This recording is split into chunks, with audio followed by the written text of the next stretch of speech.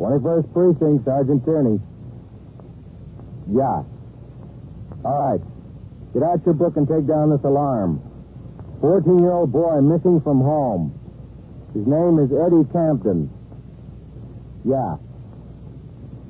Yeah, that's right. 5 feet, 4 inches. You are in the muster room at the 21st Precinct, the nerve center. A call is coming through. You will follow the action taken pursuant to that call from this minute until the final report is written in the 124 room at the 21st Precinct. All right. Just keep your eyes open for him. Yeah, that's right. Missing from home.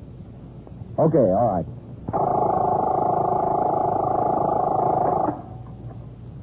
21st Precinct. Just lines on a map of the city of New York. Most of the 173,000 people wedged into the 9/10 of a square mile between Fifth Avenue and the East River wouldn't know if you asked them that they lived or worked in the 21st. Whether they know it or not, the security of their homes, their persons, and their property is the job of the men of the 21st Precinct. The 21st, 160 patrolmen, 11 sergeants, and 4 lieutenants, of whom I'm the boss. My name is Kennelly, Frank Kennelly. I'm captain in command of the 21st. I was working my night tour, 4 p.m. to 8 a.m. When I came into the station house at 3:35 p.m., I went around the desk to sign the blotter. Lieutenant Gorman, who would be desk officer during the forthcoming tour, was already there and getting a summary of patrol conditions in the precinct from Lieutenant Snyder, who was working the 8 to 4. I walked into my office where I found a message to call the district surgeon of the department.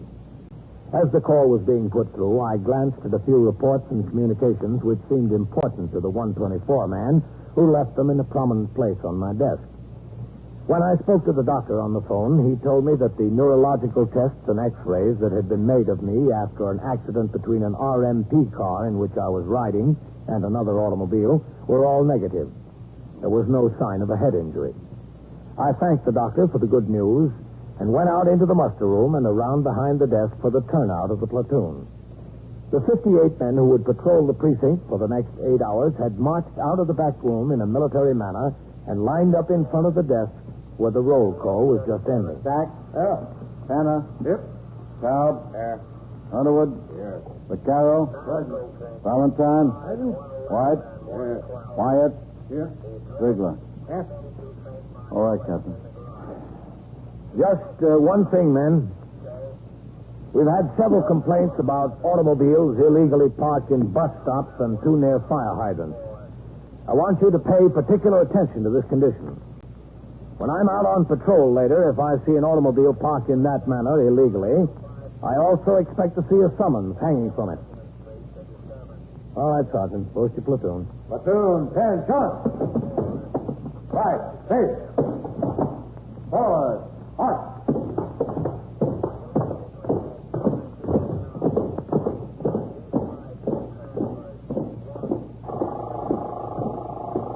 Okay, Red. Just a second, Captain.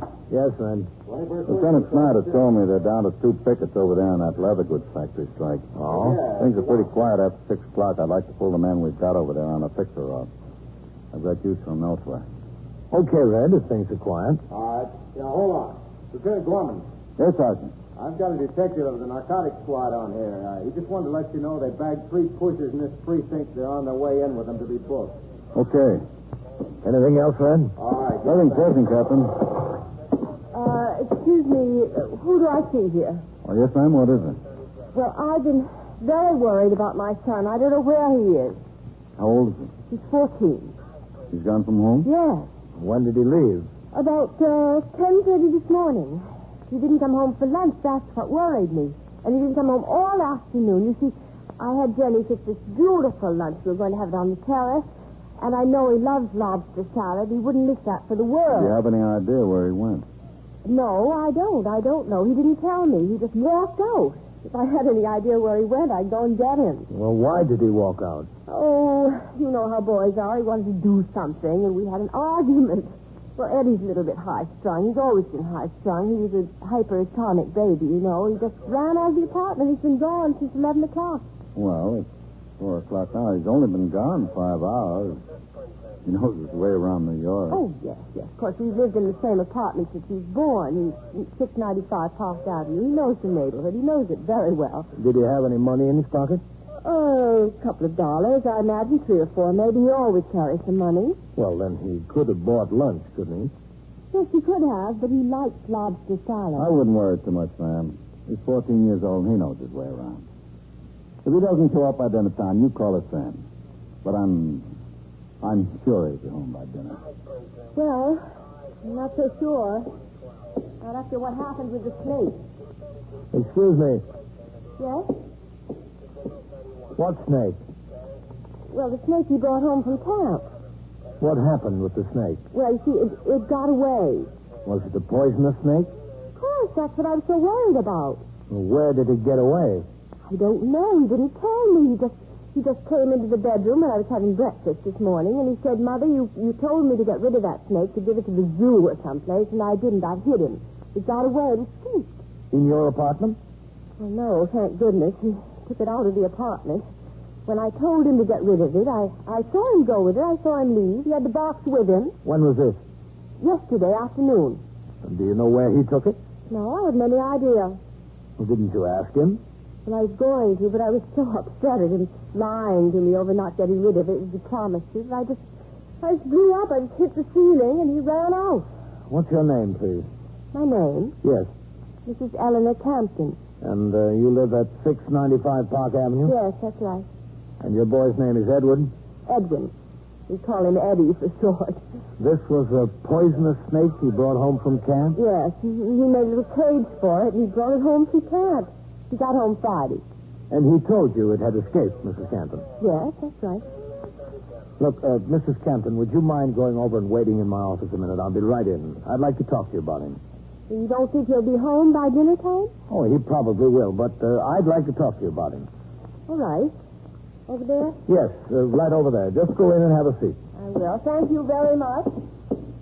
Ring upstairs to the detective's friend. Yes. If that boy had a poisonous snake, we'd better start looking for him. Have somebody come down to my office. Yes, sir.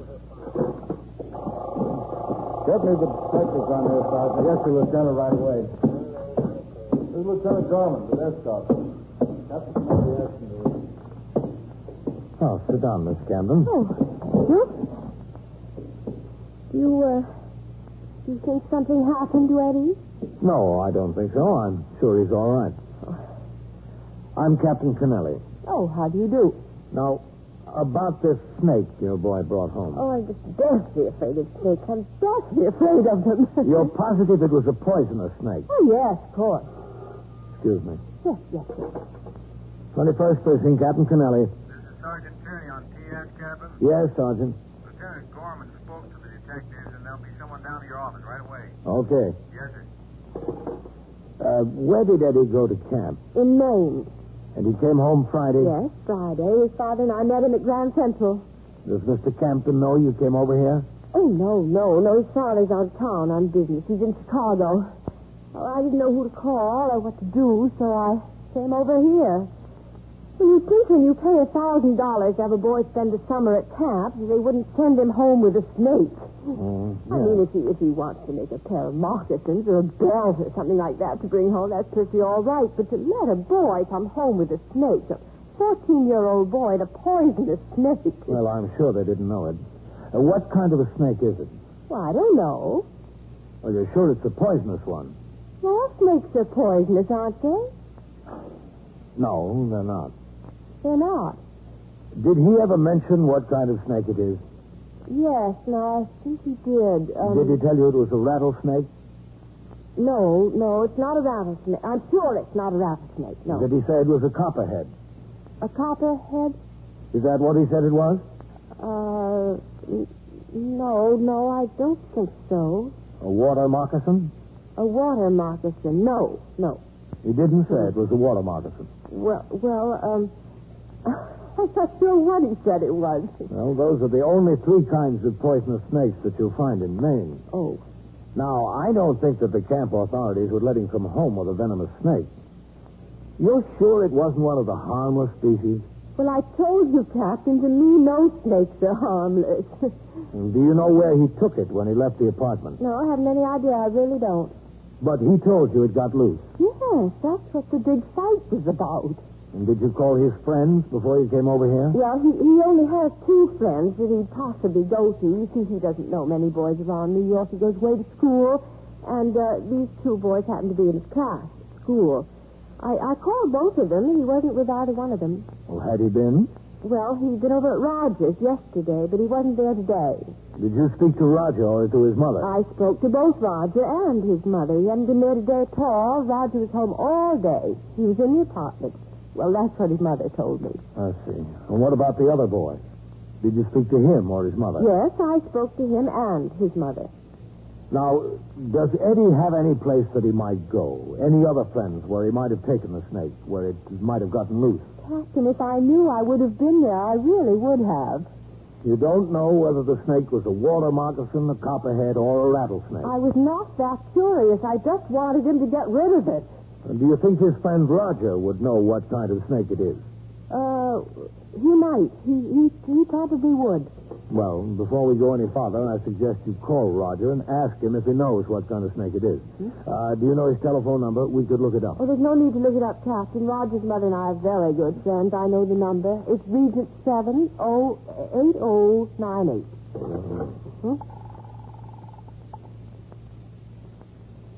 21st Precinct, Sergeant Tierney. Sergeant, would you get Regent 78098? Yes, sir. Here you are, Mrs. Campton. Sure. Come in. Oh, hello, man. Everyone was tied up, so I came down myself. Good, man. What have we got? Mrs. Campton, this is Lieutenant King, commander of the 21st Detective Squad, Miss Eleanor Campton. How do you do? Captain? Did Red tell you what this was all about? Yes, sir, Captain. Hello, Mary. It's Eleanor. She's calling one of his friends to find out if the snake was poisonous. No. No, he didn't come home yet. No, not yet. Well, I haven't any idea, Mary. I wish I knew. Darling, you're sure Roger doesn't know more than he's telling? Uh-huh. Yes, I see. Well, I'm at the police station. Would you Oh, ask for the boy, No. Mrs. Campton? Yes, May. Yes, may I talk to Roger, please? I just have to ask him something. Well, the policeman wants me to ask him something. Well, it's nothing, really. It's just a little information. All right, thank you, May. He has to know everything that's going on. He just has to. Would this boy know whether the snake is poisonous or not? Well, he should. He's almost as bright as Eddie. And he's a very good friend of Eddie's, too. He's really... Oh, hello, Roger. No, not yet. Not yet, Roger. I'll let you know as soon as he does. I'll tell him to call you. Listen, Roger, darling, did Eddie ever tell you what kind of snake that was? Yes? Yes. Oh, he did? Well, what kind of snake did he tell you it was? I see. All right, Roger, darling. Yes. Thank you very much. Will you tell your mother I'll call her this evening? No, I don't have time to talk to her now. I'll call her as soon as I get home.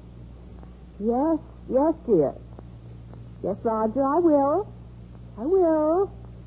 Goodbye. Well... What kind of snake was it, Mrs. Campton? Well, Roger says that Eddie told him it was a copperhead. Oh? Now, that's one of the bad kind, isn't it? Yes, it is.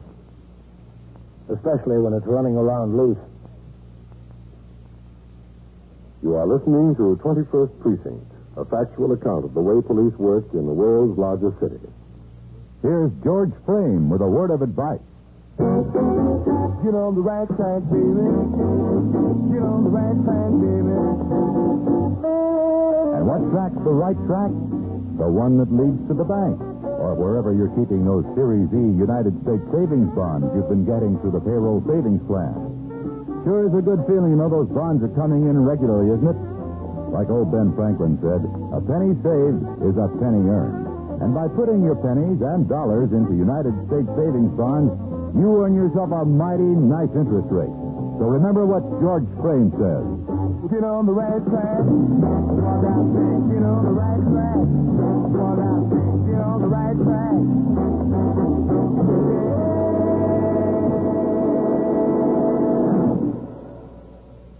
Now back to 21st Precinct and Captain Kennelly. There was very little doubt in the minds of either myself or Lieutenant Matt King, commander of the 21st Detective Squad, that the 14-year-old boy, Eddie Canton, would return to his home before long. My concern at this time was not so much the boy, but the fact that it was he alone who knew where a venomous snake was loose. As anyone under the age of 18 who was reported missing from home for any reason can technically be considered a missing persons case, the investigation was undertaken on that basis. Lieutenant King assigned 2 detectives to start work immediately to locate the boy. Lieutenant Gorman, the desk officer, notified the Missing Persons Bureau. The Communications Bureau was also notified, and a description of the boy was put out on the teletype circuit which reaches every precinct house in the city. In the meantime, as each patrolman on post and those on radio motor patrol in the 25th First made his hourly ring into the station house from call boxes scattered throughout the precinct, he was given a description of the boy by Sergeant Tierney on telephone switchboard duty. The adjacent 19th and 23rd precincts and the 22nd precinct, which covers Central Park, were notified and requested to give similar alarms to patrolmen on post. By 6 p.m., when I went out on patrol, there was no sign of the boy. I toured the entire precinct in sector car number 2 with Patrolman Paul Vaccaro as operator, and at 20 minutes after 7, we were driving north on Madison Avenue in the 70s. 675, 24, 37. Take a turn up to 86, Vaccaro. Yes, sir. Then we'll come back on Lexington. Yes, sir. But stop at the next call box. I want to ring in. Yes, sir, Captain.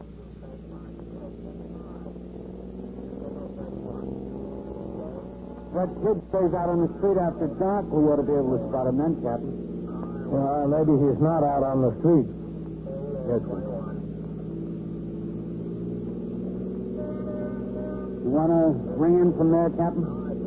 Yeah, that's all right.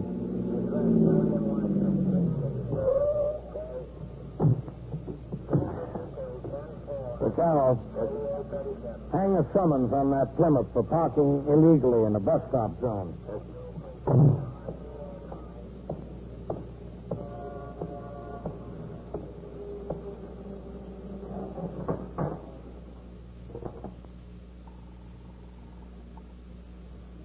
First precinct, Sergeant Pierce.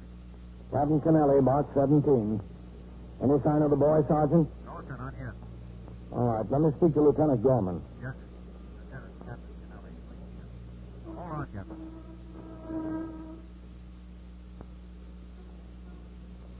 First precinct, Lieutenant Gorman. Captain Kennelly, what's going on, Red? Nothing much, Captain. Just quiet tour. Did you talk to the detectives? Any sign of that boy? Yes, sir, I spoke to him. I spoke to Lieutenant King. There's got no line on him at all. Nothing. All right. I'll be in the house in about 10 or 15 minutes. Just a second, Captain. Yes, Sergeant? Yeah? Yeah? Where? We've got him, Captain. The boy? Yes, sir. Where? Jacoby's right here. You saw the kid sitting on a bench outside the front wall at 76. Is he sure of the kid's identity? Just a second, Captain. Sergeant, is he sure that's the boy? Yes, sir, Captain. Sure. I'll send a car to bring him in. That's all right, Red. I'll go. We're right close to that. Okay, Captain. Notify his mother we've got him.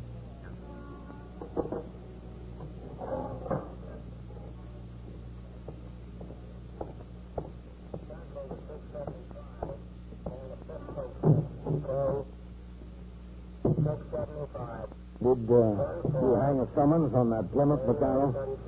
There's one on it already, Captain. Oh, good. 76th and 5th, Vaccaro. Jacoby located the boy. Oh? That's good to hear. He was sitting on a bench outside the park wall. The kid say where the snake was? Jacoby was just ringing in when I did. We're going over to get him now. Yes, sir. I don't know what that kid would want with a snake on Park Avenue. Have you got any brothers and sisters, Captain? No. Dog would be better than a snake. Well, we better go out. But everybody to their own place, I guess. I had a friend who raised hamsters. He could just sit and watch them for hours. I can never see him personally. What good are they? Running around a cave. There they are.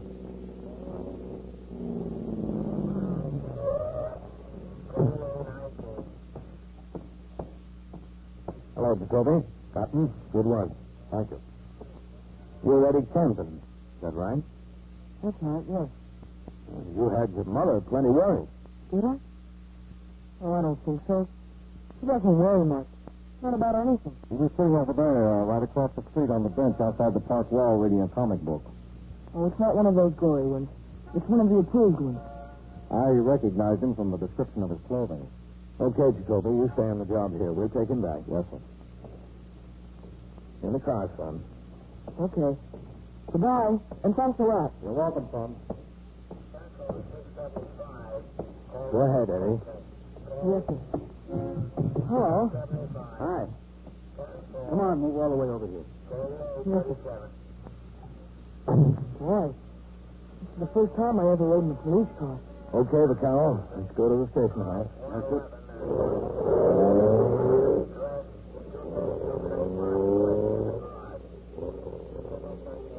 Where's the siren? Where's the button that's supposed to make the siren blow? Right there, right on the floor. This? No, don't touch it. Oh, I won't. Eddie, where did the snake get loose? Hey, can you blow the siren anytime you want to? Where did the snake get loose, Eddie? I'm sorry. I can't tell you. You can't or you won't? I won't.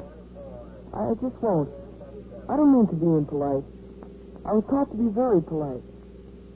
I won't tell you. I won't because you'll go there and kill him. Don't you think we ought to get a copperhead that's running around loose? There's a lot worse things running around loose. A lot worse things.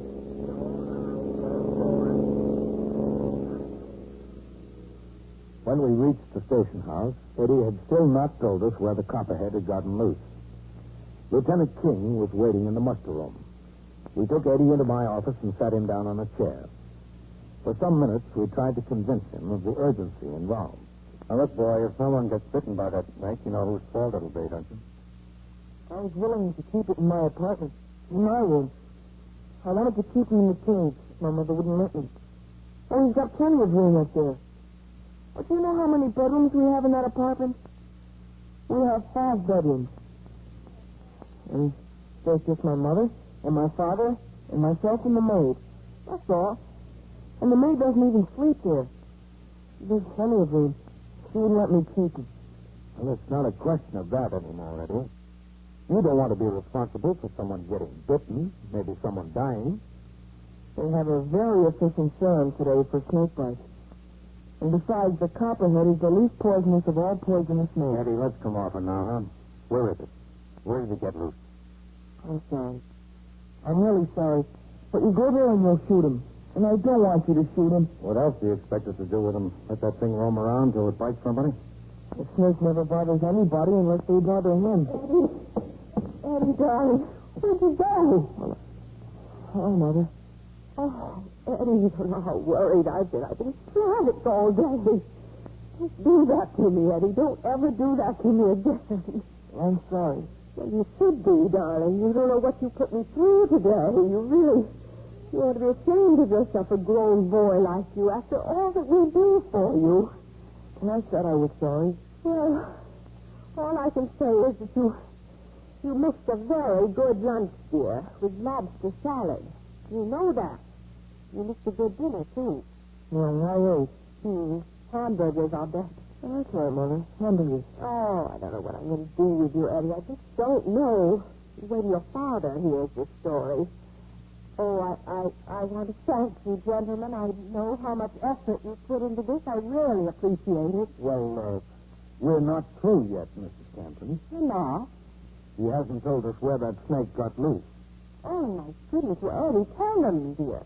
I can't. They'll kill it. Of course they'll kill it. That's what they should do. Eddie, you should never bring those things home. I refuse to let you have another animal in this house. I don't want another pet. I don't want another snake. I don't want a dog. I don't want a turtle. I don't want anything in the house. Nothing. Now, do you understand that? Yes, I understand it, Mother. Mrs. Camden, would you mind waiting outside for just a few minutes? Why?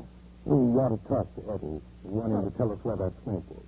Well, Eddie, tell them. Would you wait outside, please? Just outside the door. It'll be all right. Well, he's my boy. I'm entitled to be in here. We'd appreciate it, Mrs. Camden. Well, I don't know why I can't be in here. Matt, would you shut the door? Yes, sir. It's right there is all right, Mrs. Camden. All right, Eddie. Like your mother says, you're a big boy now. Where did that snake get loose? Eddie, now we're going to stop playing games. You brought a snake into the city of New York in violation of the law. A venomous snake. It's loose someplace, and it's a danger to the lives of I don't know how many people. I want you to sit down and think about it. I want you to sit there and think about that for a minute. You know what you've done. You kill him. I don't want you to kill him. What do you expect us to do? Let some people get killed? Now, where is he? Look, would you let me capture him and give him to the zoo? I can handle snakes. I know exactly what I'm doing and how to do it. When I caught him, all I need is a fork stick. If you'll get me a fork stick, that'll be fine. I'll kick him just like I caught him up in Maine. Where does he get loose? Can I do it? Can I capture him myself and take him over to the zoo? Just tell us where he got loose. I'll be glad to tell you if you'll promise me you won't kill him. That's what you're going to do. Kill him, isn't it? Where is he? Promise me you won't kill him. Now, look, boy, I could promise you we won't, but I want you to tell us without my making you a promise, because I can't promise you anything. That copperhead is a menace to human life. Now, I want you to tell me where he is. All right. Where is he? In the basement of my apartment house. He got loose in the basement there. That was this morning? Yeah, it's about 10:15. Something like that, anyhow. My mother told me to take him out of the house yesterday afternoon. And I did. I took him down to the basement. I went downstairs this morning to see him. I opened up the box and he got loose. Well, he just got out. And I couldn't find him. I looked all over. So I went up to tell her. She got very excited, so I left. Well, you'll have to understand, Eddie. I don't think she likes snakes. Yeah, I understand. I don't think she likes much of anything. Matt, let's call the ASPCA. Maybe they've got a forked stick. 21st Precinct, Sergeant Tierney. What do you mean he's missing? Missing from where? Yeah. Yeah. Well, how long ago did he leave? Uh-huh. And so it goes. Around the clock, through the week, every day, every year. A police precinct in the city of New York is a flesh and blood merry-go-round. Anyone can catch the brass ring, or the brass ring can catch anyone. 21st Precinct. A factual account of the way the police work in the world's largest city is presented with the official cooperation of the Patrolmen's Benevolent Association, an organization of more than 20,000 members of the Police Department, City of New York. Everett Sloane in the role of Captain Kennelly, Ken Lynch as Lieutenant King. Featured in tonight's cast were Catherine Bard, Santos Ortega, Bill Quinn, Lawson Zerby, and Charles Taylor. Written and directed by Stanley Niss. Produced for CBS Radio by John Ives. Art Hannah speaking.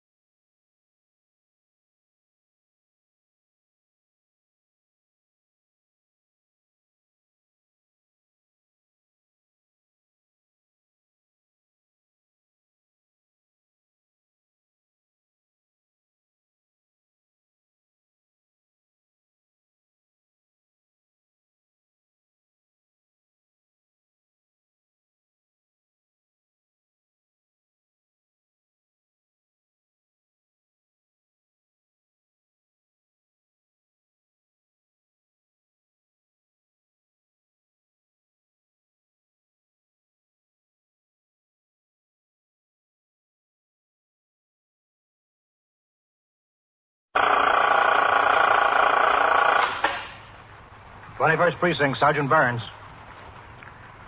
What do you mean, robbed lady? Held up? Oh, burglars. Well, when did this happen? Was during the night? Yeah. Yes, ma'am. You're in the muster room at the 21st Precinct, the nerve center. A call is coming through. You will follow the action taken pursuant to that call from this minute until the final report is written in the 124 room at the 21st Precinct. All right, I'll send the officers right over there. Yeah, they'll be there right away. You just wait for them. What? Oh, yeah. You're welcome. 21st Precinct. It's just lines on a map of the city of New York. Most of the 173,000 people wedged into the 9/10 of a square mile between...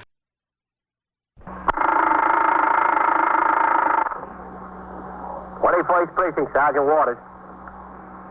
The shooting where? Yeah? Yeah? Who shot? Who? You are in the muster room at the 21st Precinct, the nerve center. A call is coming through. You will follow the action taken pursuant to that call from this minute until the final report is written in the 124 room at the 21st Precinct. All right. Stay right there. I'll send the officers right over. And an ambulance, too. Yeah. Right away. Don't worry. 21st Precinct, transcribed. It's just lines on a map of the city of New York. Most of the 173,000 people wedged into the 9/10 of a square mile between Fifth Avenue and the East River wouldn't know if you asked them that they lived or worked in the 21st.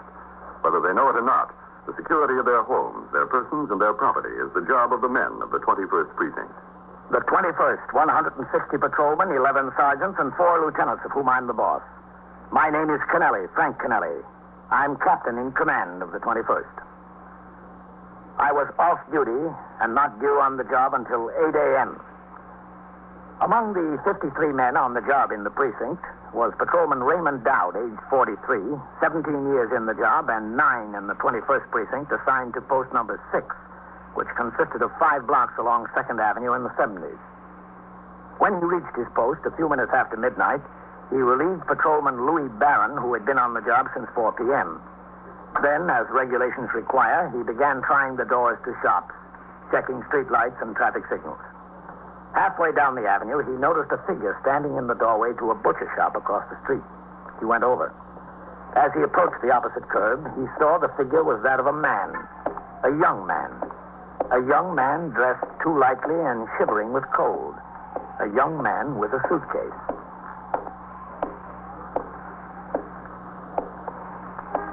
What's the trouble? There's no trouble. What are you standing out here in the cold for? I'm waiting for my brother. He's supposed to drive by and pick me up here. Where do you live? Downtown, Avenue A. What are you doing up here? Oh, I was just visiting somebody. Friend of mine. What's in that suitcase? Huh? Oh, a tuxedo. Yeah? I borrowed it from my friend for New Year's Eve. Yeah? What's your name? Elliot? Elliot what? Elliott's my last name. Jack Elliott. Has he got any identification, Jack? Oh, what do you mean? Like a driver's license? That'll do, yeah. Oh, sure. I got a driver's license. Let's see it a minute, huh? Well, I'm just waiting for my brother. Let's see the license. Okay. I think I got it in my wallet. That's where Okay, get back there. Now, look, boy. Stand back there. I'll kill you, I swear. Give me that gun. Get back. Give it here. Get away from me. I told you. I told you I would. Hold up. Hold up. Boy, hold up.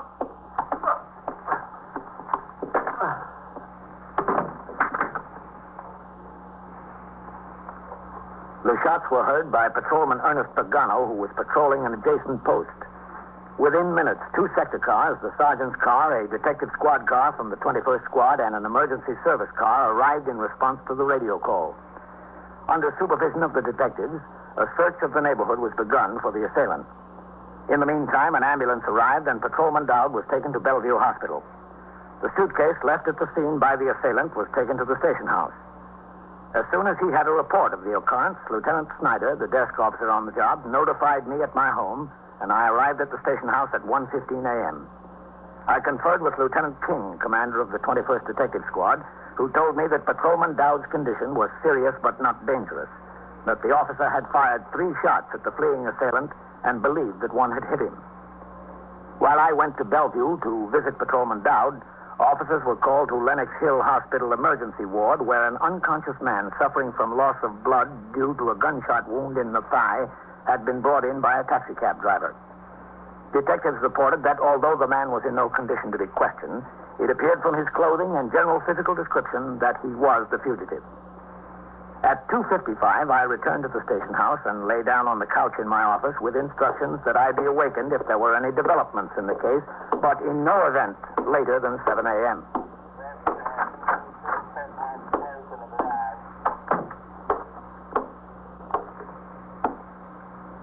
Captain. Hey, Captain. Yeah? It's 7 o'clock, Captain. Oh, thank you, Sergeant. Some nice. Yeah. We got some hot coffee going. That's good. As soon as I wash my face. Yes, sir.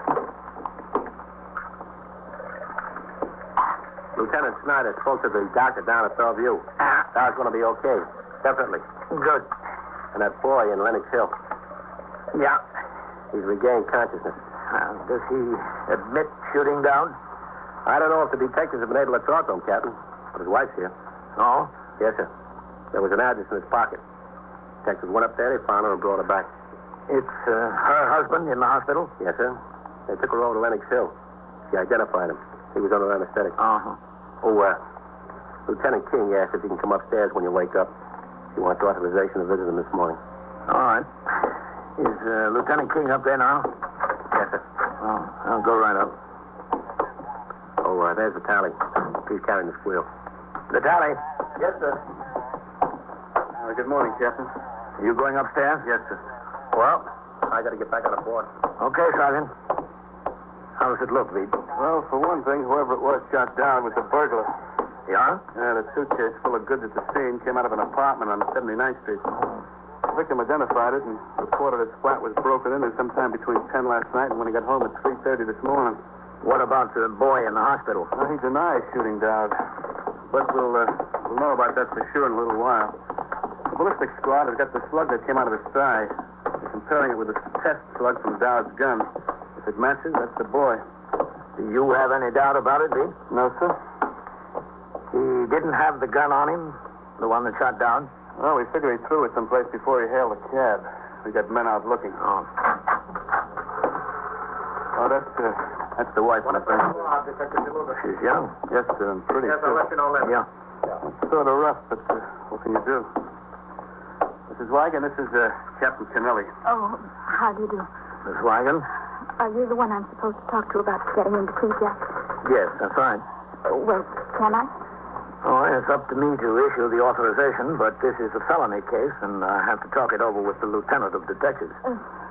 What does that mean, felony case? That your husband is suspected of a serious crime.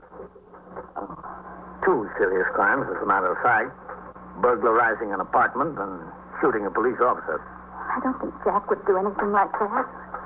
Are you sure about it? I mean, he never said anything to me. Well, it seems that'd be the last thing he would do. Say something to you. I guess so. Would you tell me something? If I can, sure. I don't know anything about the police or what's supposed to be done. What happens to him now? Well, he's in a private hospital under a police guard. He'll be taken to Bellevue Hospital prison ward as soon as he can be moved. Doesn't he get a trial or something?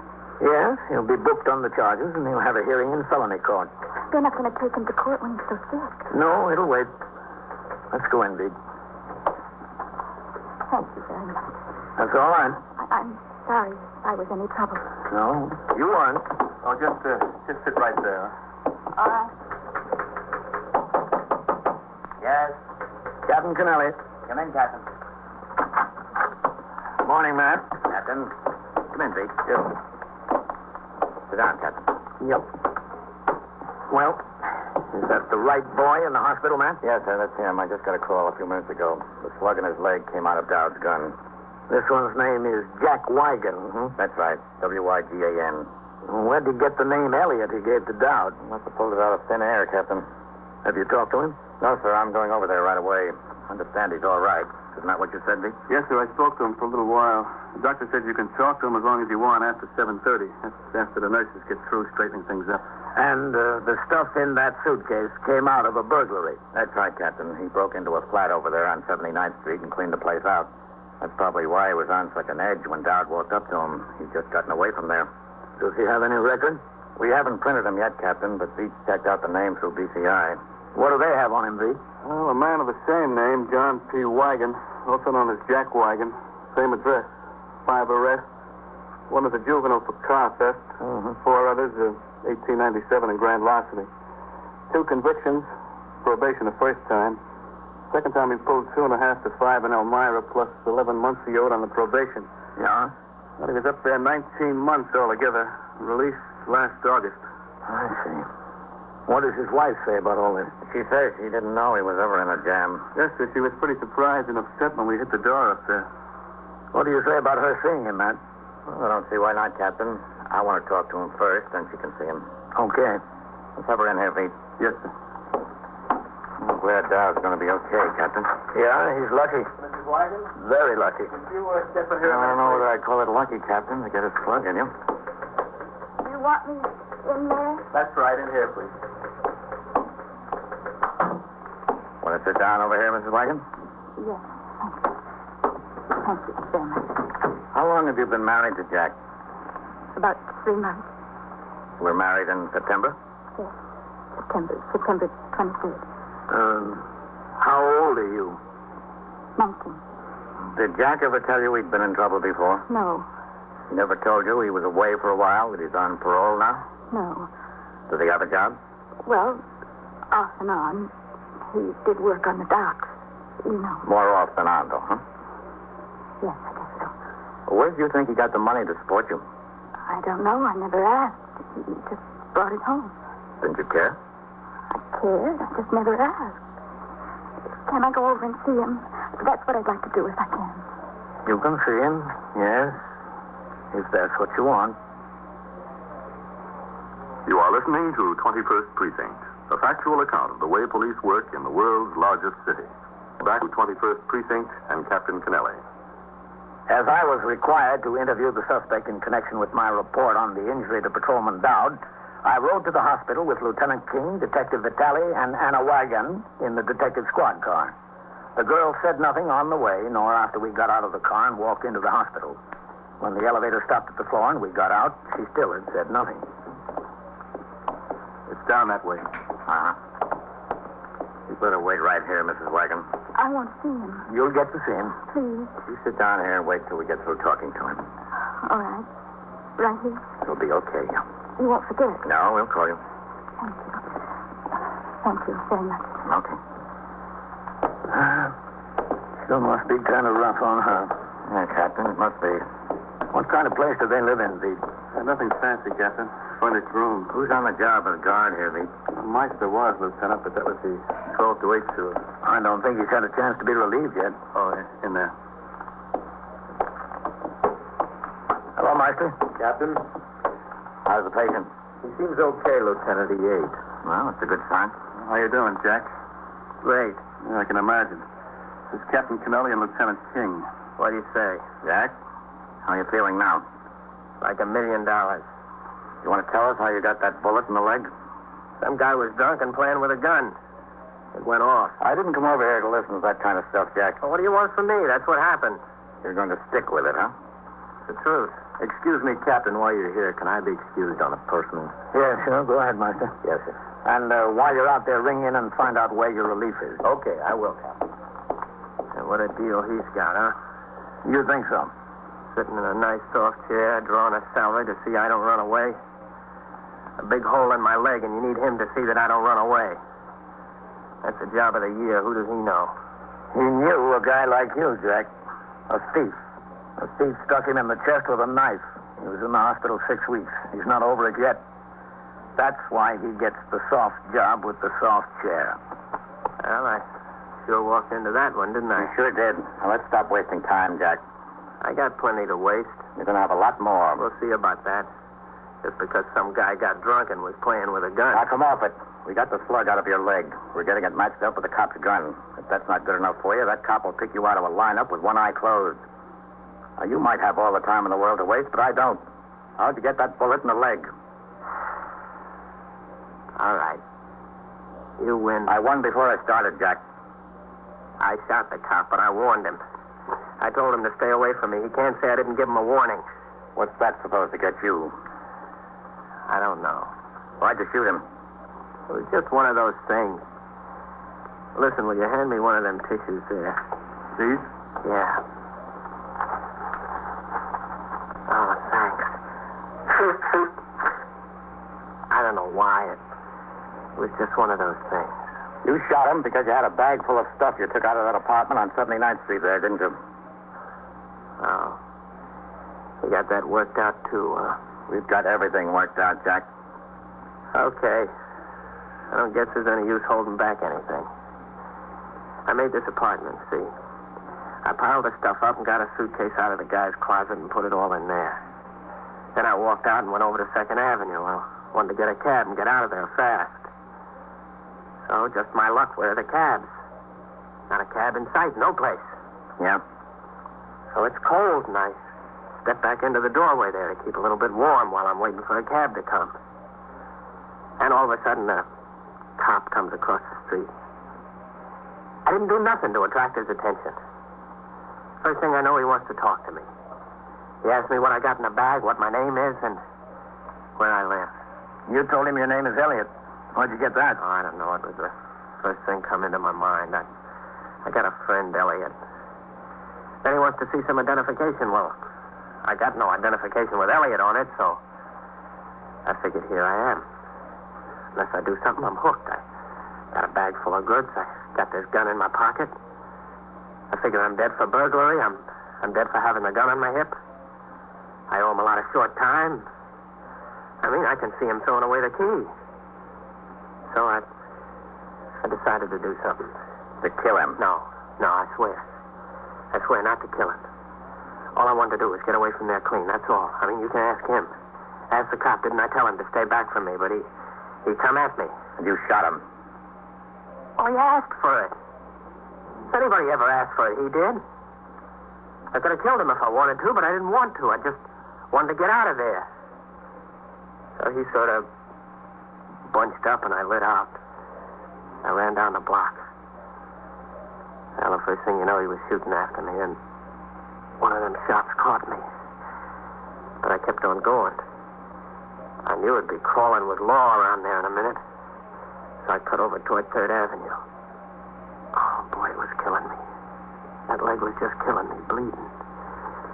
Just bleeding like crazy. What'd you do with the gun? I don't know. I threw it someplace.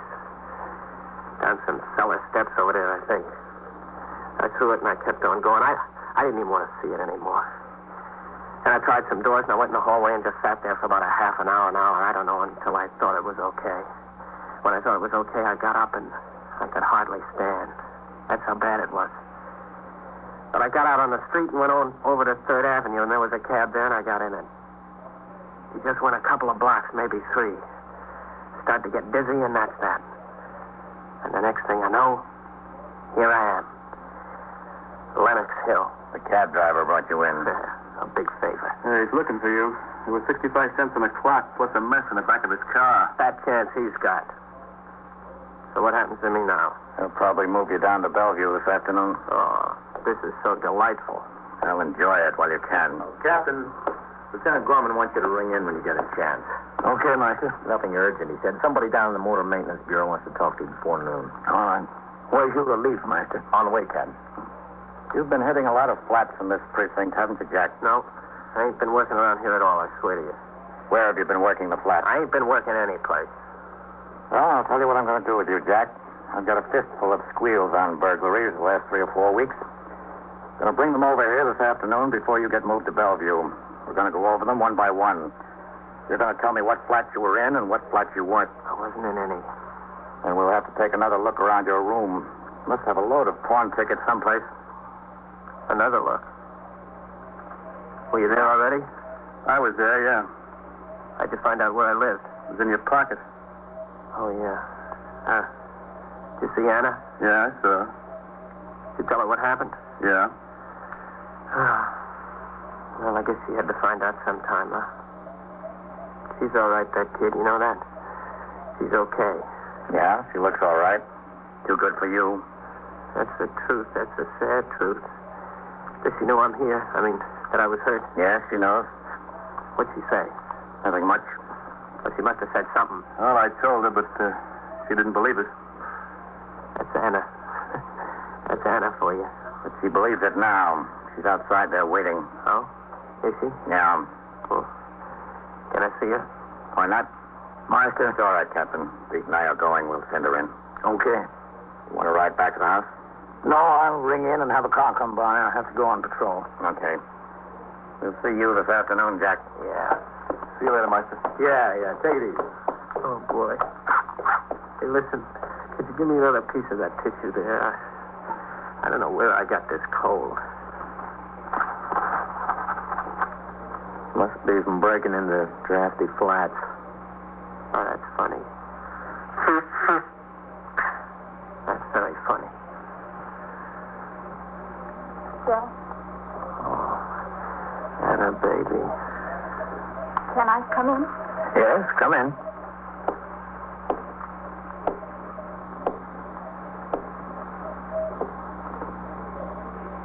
Hello, Jack. Oh, honey. I was worried to death. Oh, I'm all right. It's nothing. It's only in the leg. It won't take any time at all. I wasn't worried so much about you being hurt, being in trouble. I knew you'd get well. Well, that's the way things go. You should have told me, Jack. You should have told me all about yourself. Shouldn't you have, Captain? Well, I don't know whether he should have or not. He just should have stayed out of trouble. I can't say it wouldn't have made a difference to me, Jack, but it wouldn't have made that much of a difference. We could still have gotten married. That would have been okay with me. Well, I just didn't want to take the chance, that's all. Does it hurt? Your leg, I mean? Yeah, it hurts a little, but it'll be all right, baby. Don't you worry about it. I won't. Please, can I talk to him alone? No, you can't, lady. Why can't you? It's just not permitted, that's all. Well, what kind of a rule is that? A guy can't even talk to his own wife alone. I don't know what kind of rule it is, but it's there. What are they going to do to you, Jack? Nothing, Nate. They can't do a thing to me. I'll be out of here in a week, baby. Less than a week, maybe. They said you shot a policeman. They told you that, huh? Yes. Now, how do you like that? Did you do it? It couldn't be helped, Anna, baby. It was just one of those things. And that you were in a lot of trouble before we were married. That you were away. Listen, what's the idea of telling her all these things? Man's got a right to keep something to himself. Has he? You bet your life he has. A man has. But I don't guess a wife. What do you mean? Can I see him alone just for a few minutes? Baby, what's on your mind? I want to see you alone. Well, don't worry about it. You'll get plenty of time to see me alone. I'll be home in a week. You know that's not true. You're going away again. You're going away for a long time. All right. I'm going away. Don't bring up the subject every 2 minutes. I don't like to think about it. Mrs. Wagon, would you step over here for a minute? Why? Would you step over to the bureau for just a minute? All right. Hey, who'd you come to see anyway? All right, Jack, take it easy. Yes? What have you got in that purse? What do you mean? You've got something in that purse that you want to give Jack. That's why you want to see him alone, isn't it? No. Open the purse and empty it on the dresser. I don't have to do that. I think you ought to. Hey, what's going on over there? Lay back, will you? Open it up. I don't think I care to. I want you to open that bag and empty the contents on the dresser right now. If I have to. All right.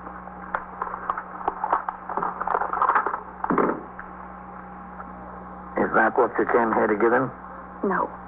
Why did you bring it? It wasn't for him. Listen, let me in on all the secrets. I'll take that. You put everything else back in the bag. All right. Well, he's not the only one in trouble now, Anna. I know. Let's go out in the hall for a minute. Yes. Hey, where you going now? We'll be right in, Meister. Yes.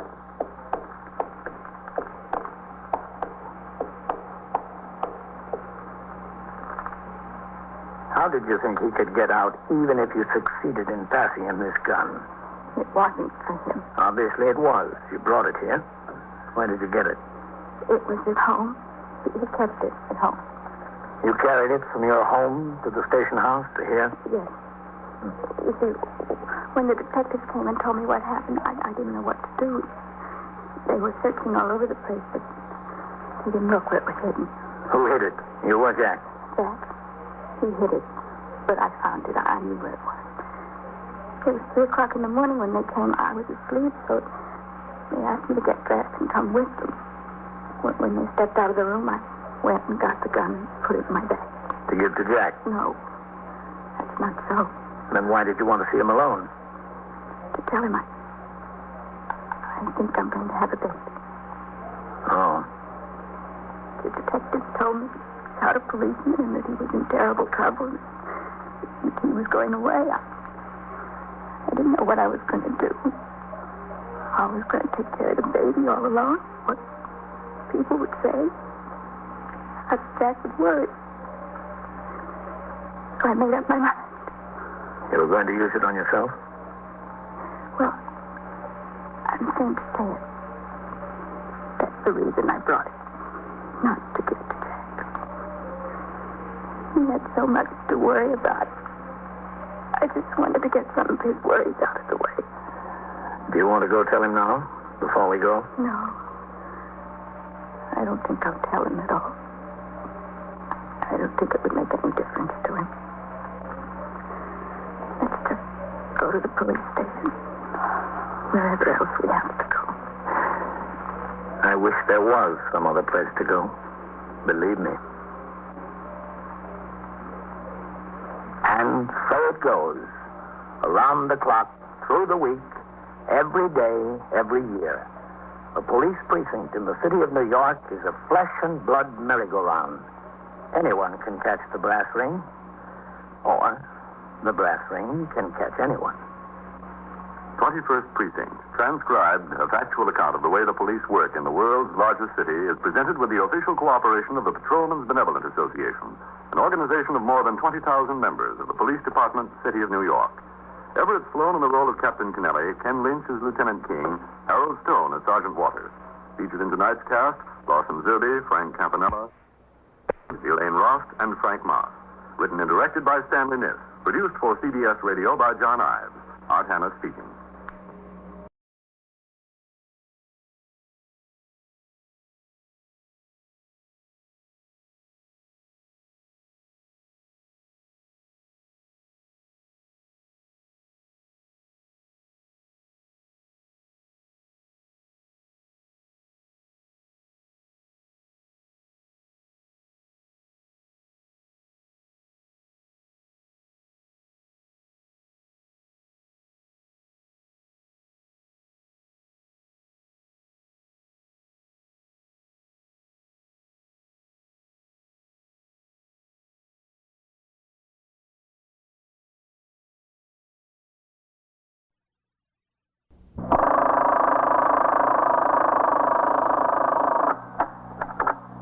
First Precinct, Sergeant Waters. Yeah, that's right. Armed robbery in the 24th. Well, we don't know much about it here. We got the car, that's all. It was parked over there on 2nd Avenue. It was in the alarms. Last night sometime. You are in the muster room at the 21st Precinct, the nerve center. A call is coming through. You will follow the action taken pursuant to that call.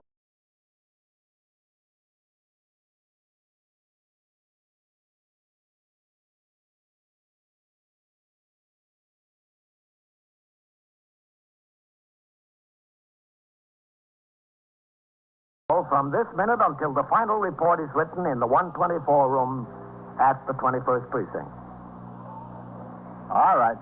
Yeah. We'll hold them here. Yeah. We got them. Okay. Yeah.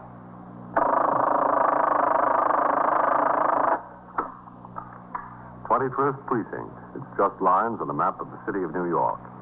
Most of the 173,000 people wedged into the 9/10 of a square mile between Fifth Avenue and the East River wouldn't know if you asked them that they lived or worked in the 21st. Whether they know it or not, the security of their homes, their persons, and their property is the job of the men of the 21st Precinct. The 21st, 160 patrolmen, 11 sergeants, and 4 lieutenants, of whom I'm the boss. My name is Kennelly, Frank Kennelly. I'm captain in command of the 21st. I was working my night tour, 4 p.m. to 8 a.m. Before midnight, things were quiet in the precinct, and I had the opportunity to remain in my office and clean up much of the paperwork that had accumulated. After I turned out the 12 to 8 platoon at midnight, I instructed Lieutenant Gorman, the desk officer, to have a car come by the house to take me on patrol of the precinct. In compliance, the Communications Bureau was requested to put out a radio call for sector car number 3, which, on receiving the broadcast, stopped at the nearest police call box. The car's recorder, Patrolman Vaccaro, was instructed to take over a foot patrol post, and the operator, Patrolman Farrell, drove the car to the station house to pick me up. During the course of my patrol, we first toured the northern end of the precinct, and then, on my instructions, Patrolman Farrell headed the car downtown. At 12:50 a.m., we were driving south on 2nd Avenue in the 80s. As we slowed down to stop for a signal, I saw a man concealing himself in the doorway of a closed bakery. At a glance, the man appeared to be a policeman. I told Patrolman Farrell to pull into the curb.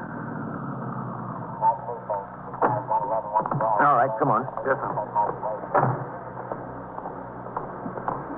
It is a policeman. Who is it? Meister? Yes, sir, Meister. What are you doing in there? See that Ford parked down there, Captain? Yeah? What do you say, Meister? Oh, hi, Farrell. Well, what about the car? I saw it on the alarms before the turnout, Captain. It's wanted in connection with the armed robbery of a liquor store up on Upper Broadway. When was this? In the evening before midnight sometime, Captain. I didn't make a particular note of the exact time, only the description of the car. Farrell. Yes, sir? Take your car and pull it around the next corner there. Okay, Captain. And wait there. Yes. Did you ring in with it, Meister? Yes, I did, Captain. The lieutenant said stay here and keep my eyes on it. He's notifying the detectives. What did the alarm say? Did you give the registration numbers? No, only the last 2 numbers, Captain. 80. It said a 1950 or 51 Ford, 2-door, black, right rear fender dented and taillight smashed. Oh, that fits all right. Yes, sir. When I spotted the car, I felt the hood. The motor was still warm. Anything inside of it? The doors were locked, Captain. I put my light in it. I didn't see anything. Did Lieutenant Gorman say the detectives were on their way? He said just to wait here for them, sir. Okay. Good work, Meister. Thank you, Captain. We better stay back in the door. Yes. You, don't know anything more about this robbery? What time it was or where? No, sir. I read that alarm along with the others that were on the board and put the description in my book. I think it was uptown on Broadway, a liquor store. That's the only thing I recall for sure. Uh-huh. Couldn't have happened too much before midnight because it was the latest alarm on the board. Hold it. There's a man coming to the car, I think. No, I don't think so, Captain. Looks like he's going to cross the street. Yeah. He's going to get in on the driver's side. Come on. Yes, sir. Right with you. He's looking for his key. You take this side, I'll go around. Okay, Captain. Wait a minute, mister. Me? Yeah, you. Just stay out of the car. What's the matter? Okay, Captain? Come here, Meister. Yes, sir. You're the owner of this car? Sure. What's the trouble? What's with the gun? Get away from that pocket. Wait a minute. Don't get touchy. I was just going to show you my registration. Lean up against the car there. Put your hands on the top of it. Look, Cap, I don't know what this is all about. I'll tell you what it's all about. This car is suspected in an armed robbery. Now lean up against there and make it snappy. All right, I will. Don't get excited. Okay, Meister. Yes, sir. I hate to say it, but you guys got the wrong office someplace. Well, he's clean, Captain. Where'd you expect me to be? Look in the car, in the glove compartment. Yes, sir. All right, move over, mister. There's nothing in there. We'll see about that. I'm telling you, you got the wrong office, Cap. There's nothing, Captain. What's your name? McLeese. Joe McLeese. You have the registration for this car? Yeah. And your operator's license? Yeah, sure. All right, let's see him. I got to go into my pocket to get him. Go ahead. All right, I just wanted to make sure. What have you been doing tonight, Joe? Nothing. What was I supposed to have been doing? Where were you? Was having a few drinks. Here's the registration. Take it, Meister. Yes, sir. And here's my driver's license. Okay. Now, listen, what's the deal? Let me ask the questions. Where are you coming from? Just now, you mean? Yeah. I was over the pub there, Jeremy's. Where's that? Down there, 2 blocks down 2nd Avenue. How come you parked up here? Because when I parked the car, it was early. There wasn't any place near to park. What's your birthday, Joe? June 4th. What year? 1919, like it says on there. Well, these things check out, Captain. Yeah. Put them back in your pocket, Joe. Yeah. Take this one, too. What time did you park here? I don't know. 9 o'clock, 9:30, something like that. You sure about that? Sure, I'm sure. That's when you went to the bar? Yeah. And you've been there since? Sure, I've been there since. Go ask Jerry. Ask anybody in there. You didn't leave at all? Well, I went out for a few minutes to get a little air, you know. All that smoke in there could get your eyes if you don't get some air. The detectives are here, Captain. Oh, it's DeLuca. What do you need detectives for? You got him, Captain? Yeah. Got me for what? What do you say, Meister? This is the car, Lud. What car? And this is the guy. Say, if you're a detective, solve me a mystery, will you? What's this all about? Come on, Lud. I'll show you the back of the car. Okay, Captain. What's this all about? That's what I like to know. We'll find out in good time. Well, this looks like the car, all right. Well, that's why I took some time getting over here. I rang up to the 24th to get some more information than what was on the alarm. What time was this robbery? About 10:25. This fella claims he's been in a bar since 9:30. Was this stick-up man all alone? That's what the witnesses say, Captain. Fella double parked on Broadway up there. Went into the liquor store and boosted the clerk. Clerk started out the door after him. The man took a couple of shots, hit him in the arm, and ran to the car. I got plenty of witnesses that saw both the car and the man. Now, this one here, says he's been in the bar from 9:30 on. That's what he says, yeah. But Meister felt the hood when he spotted the car. It was still warm. Well, let's find out what it's all about, huh? Look, nobody's asking you to take my word for it. All right, Joe. Tell it to the detectives, will you? I'm asking you, just go in the bar and ask Jerry, that's all. Ask any of the guys in there. They'll tell you I was sitting at the bar there. They'll even tell you the flavor of the beer I was drinking. Ever been arrested, Joe? What's that got to do with now? When was the last time you were arrested? Last time I wasn't arrested. They had me in because they wanted to talk to me about something. Oh, who was that? Downtown, down 9th Precinct. What do they want to talk to you about? Who knows? Who knows what they want to talk to you about? Somebody did something. When was this? Like around Christmas. Ever do any time, Joe? Sure, I did some time. There's no secret about that. For what? It was what they call grand larceny. That's got nothing to do with this. And what are you going to do? Hold it against me every little thing because I did a bit once? It don't mean I was into this thing. No, it doesn't, Joe, but you got to admit it sure drops the odds. The suspect and his automobile were taken to the station house, and I walked around the corner where Patrolman Farrell was waiting in sector car number 3 to continue on patrol of the precinct. At the station house, Patrolman Meister took the suspect upstairs to the 21st Detective Squad office to await arrival of detectives from the 24th Precinct in which the armed robbery had occurred. In the meantime, Detective DeLuca drove to the bar and grill where Joe McLeese said he spent the entire evening. It was now nearly 1:30 in the morning, and business had tapered off.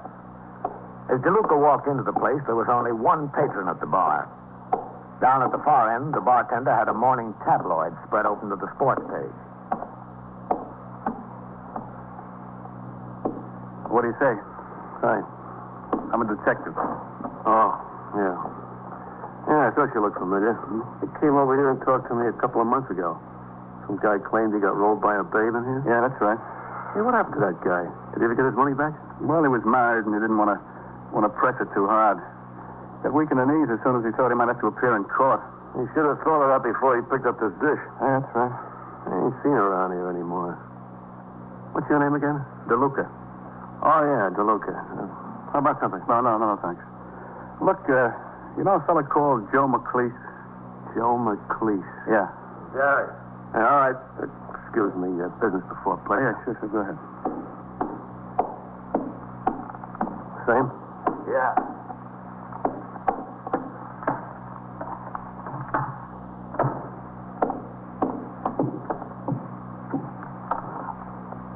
There you go. Take it off here? Yeah.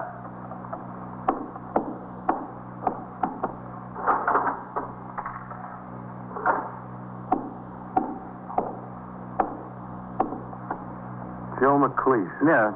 He's a fellow about my height, about 35 years old. He's got a little bit of a little mustache. Oh, yeah, Joe McLeish. Sure, I know him. He was in here tonight. Oh, yeah? What time did he come in? Let's see. What's the matter with him? Getting a jam? No, we're just checking up on something. Oh, well, let's see. I had the basketball game on. It goes on about 9:30. I think he was in here when it began, yeah. Mm-hmm. He was having a discussion with Quinny about the starting lineups. Quinny was saying the Knicks would be better off if they started so-and-so. Joe didn't think so. How long did he stay? Well, he stood through the whole game at least. Mm-hmm. Yeah, they had a couple of bets going on between them, Joe and Quinny and one or two of the other guys. He didn't move. What time was the game over? Well, let's see. It was after 11 o'clock. Yeah, a couple of minutes after, because when the game was over, one of the fellows said, switch over to the 11 o'clock news and let's see what the Russians are doing. I switched over and the news was already on a couple of minutes, yeah. What time did he finally leave, Jerry? Oh, some babe came in here. She took him over to the booth and they sat down and talked a minute. He left with her and he came back a little while later. Came back alone. What time did she come in? Well, I couldn't say exactly. 11:30, like. Oh. How long was he gone? Oh, a half hour maybe. You know this girl? Well, yeah, she comes in here once in a while. What's her name? Ellie something. Ellie what? That's on the tip of my tongue. Ellie Kurt, yeah. Ellie Kurt. Good night, Jerry. Take it easy. Look, you know where she lives? Yeah, I think so. I cashed a paycheck for her once and the bank sent it back. She didn't endorse it like it was made out exactly. I had to go over there and get her to endorse it again. I don't remember the number, but you walk around a corner and it's in the building with the shoemaker there. She lives upstairs. Okay, Jerry, thanks. Listen, Mr. DeLuca, I don't want to be anybody's friend. I hope Joe isn't in any jam. I don't like to make any trouble. Well, look, just don't worry about it. If he's got trouble, he made it for himself. You are listening to 21st Precinct, a factual account of the way police work in the world's largest city. Before leaving the bar, Detective DeLuca telephoned the 21st Squad and spoke to Lieutenant Matt King, his immediate superior. After relaying the information he had obtained, he was instructed to walk around the corner and attempt to locate the woman, Ellie Kurt, to see what light she could shed on the case. In the meantime, I was still out on patrol in sector car number 3 with Patrolman Farrell as operator. At 1:50 a.m., we had left the precinct and driven to the 22nd Precinct, which is on the 86th Street Transverse in Central Park, in order to fill the car with gasoline and have the oil checked. As Patrolman Farrell was signing the MT9 receipt for the gasoline, I sat in the car. My attention was suddenly brought to the radio speaker when I heard the CB dispatcher put out a call for car 681, which is the departmental number for sector car number 2 of the 21st. The recorder in car 681 responded and gave his location at 73rd Street and York Avenue. CB then instructed 681 to make a run. A police officer shot, ambulance responding. I tapped on the horn as a signal for Patrolman Farrell. He hurried to the car, and we rolled on the call, proceeding out of the park, across 84th Street and down 2nd Avenue with the siren wide open. In dispatching men to the scene of a serious crime or an emergency, specific instructions are given by the Communications Bureau to only one car. In addition, however, the sergeant's car and all other departmental vehicles within a radius of 5 blocks must respond irrespective of sector, precinct, or division boundary lines. When we neared the scene, I could see that there were already 4 cars on the job. Sector cars 1 and 2 from the 21st, a car from the traffic precinct C, and the sergeant's car. All right, give him a hand on the sidewalk here, Farrell. Yes, sir. Come on. Sergeant. Sergeant Waters? Oh, Captain. What is it? Who shot? It's not a policeman, Captain. Oh?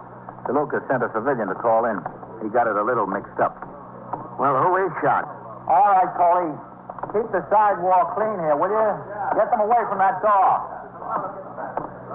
DeLuca went up to talk to some woman here. Guy inside the apartment started shooting at him. Second floor, Captain. Well, is the man shot? Yeah, Captain. He looks dead. All right. Fogle, get those people back inside their flats, will you? Okay, Sergeant. Okay. Did anyone notify the desk officer and CB that it wasn't a police officer shot? Yes, sir. That's where I've been. I just rang in. What about the ambulance? It's on the way, Captain. The detectives? Well, DeLuca's here. In the front there, Captain. And Lieutenant King. Get those people away from the door, huh? Right. Okay, Captain. Come on, move out of here. Hold on, Captain. Yeah. He looks like he's had it. Yes, sir, but he almost gave it to me first. Yeah? Where's Lieutenant King? He's in the bedroom there talking to the woman, it's Ellie Kurt. What happened, Lud? Well, it was on the same deal with the car Meister spotted. I was checking out this Joe's story, so I went to the bar and grill. Bartender bore him out almost 100%. The only thing is, he told me a woman came into the place about 11:30 and Joe left with her. And he came back alone about a half hour later. Woman was this Ellie Kurt. She lives here. Yeah? Well, I walked on over here and came upstairs to talk to her. I knocked on the door and I could hear some whispering going on inside, so I was set. She opened up the door and let me in, and I started to talk to her about Joe. And this here fella came out of the kitchen. He had an old 32 nickel-plated Spanish make in his hand and started after me. Oh, you see in the wall there are two of the shots. Yeah. But I was ready for him now. Well, you didn't hit any wall, Lud. No, sir. How about that ambulance, Sergeant? Down away, Captain. I don't think the ambulance is going to do him any good, sir. He, looks about right for that stick-up, wouldn't you say? Yeah, that's the guy, all right, Captain. And what does this Ellie have to say? I didn't get much of a chance to talk to her. She was pretty hysterical until Lieutenant King started to talk to her. I had a tough time keeping her quiet. Mm-hmm. How'd the call get mixed up? It came over police officer shot. Oh, yeah. Neighbor down the hall came out, and I told him I was a police officer and there'd been a shooting, and for him to call the police. Well, he was a bit excited, and his English wasn't too good, so he got the whole thing upside down. Yeah. Well, I'll go on in here.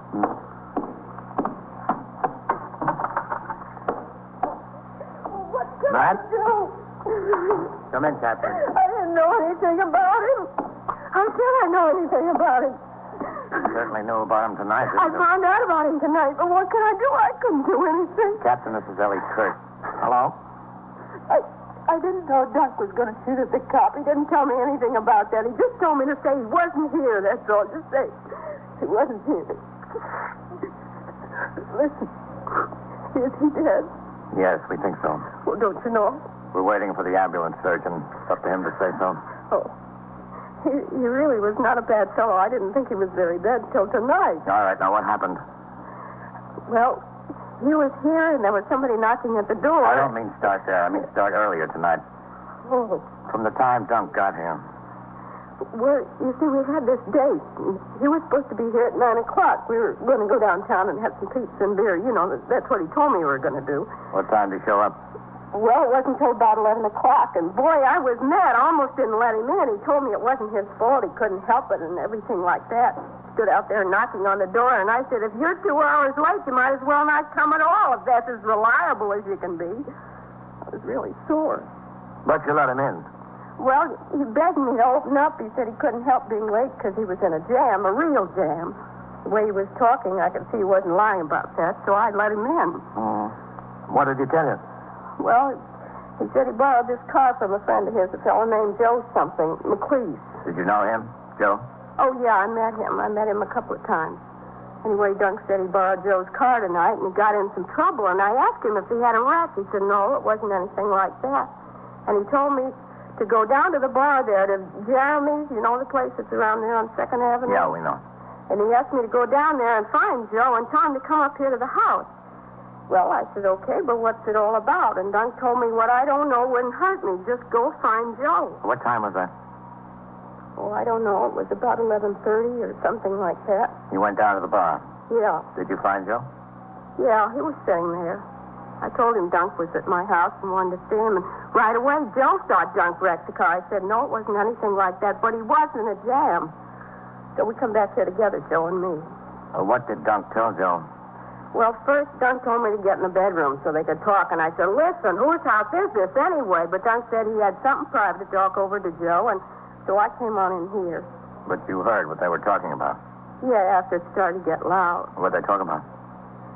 Well, you see, Dunk had told Joe he wanted to borrow the car to go pick up a vacuum cleaner or something like that he bought for his mother. And Joe lent him the car if he'd fill it up with gas. Anyway, Dunk told Joe instead of picking up the vacuum cleaner, he used the car in a stick-up, and there was some shooting and all that. Did you hear where the stick-up was? No, I didn't, but I'm telling you, my heart sunk right down to the floor. I didn't know Dunk was mixed up in anything like that. You know, I didn't think he was no perfect angel, but I had no idea there was anything like stick-ups with him. Well, what did Joe have to say? Well, I'm telling you, he was plenty burned up. He was really mad at Dunk for taking the car under false pretenses like that and putting a lot of heat on it. He was steaming. Then why did Dunk tell him anything? Why didn't he just return the car? Well, to tell you the truth, he was a little bit worried that someone saw the car and got the license numbers and all that. So he told Joe if anyone came asking any questions for Joe not to say anything about Dunk borrowing the car. What did Joe say to that? Well, he told Dunk he was out of his mind. Well, I can see his reasoning. Then Dunk said he didn't think anyone saw the license number, but he just wanted to make sure, and Joe said he was crazy. If the cops came in, what was he going to tell them? Well, how'd they settle it? Oh, they settled it all right. How? Well, they were arguing back and forth, and finally Joe says to Dunk, how much did you get? And Dunk says, how much did I get and what? And from the boosting, Joe says. So Dunk told him $180. So Joe says, all right, give me half. I won't say anything. Well, Dunk didn't want to go for that, but in the end he did. He gave him half. You overheard all of this? Well, they were screaming so loud I couldn't help it. I couldn't sit in here and twiddle my thumbs, could I? Then Joe left? Yeah. Where'd he go? I don't know. He just left. Dunk gave him back the keys to the car, and he just left. Did you say anything to Dunk about what you heard? Are you kidding? You think I wanted to get involved in something like a stick-up? Not me. Dunk stayed here? Yeah. I wanted to go out and get the pizza like he promised, but he just wanted to sit around. The whole thing was bothering him. A stick-up? Oh, no. Giving the half to Joe, I think. Well, what happened when the detective knocked on the door? Well, Dunk said, ask who it is. And I asked, and the detective said it was a detective. So Dunk says, don't say anything about him being here. And he went out in the kitchen. So I let the detective in, and he started asking a lot of questions. And I wasn't going to lie to him, and Dunk must have heard this. So he come down with that gun, and believe me, I was scared. I was scared to death. I knew somebody was going to get killed. Oh, that's the way these things can wind up. Somebody getting killed. You know it, and I was afraid it was going to be me. Within a few minutes, an ambulance from Metropolitan Hospital arrived at the scene, and the ambulance surgeon pronounced Dunk Sipton DOA. Pursuant to the manual of procedure, the medical examiner was notified. So were the homicide squad and the district attorney's office. It is not the province of the police department to pass judgment, only to investigate and present the facts. The death of a human being at the hands of another is always homicide. And it's up to other authorities to say whether a homicide is justifiable, excusable, or felonious. It was not until after 3 o'clock that I was able to return to the station house. I walked around the desk to sign the blotter.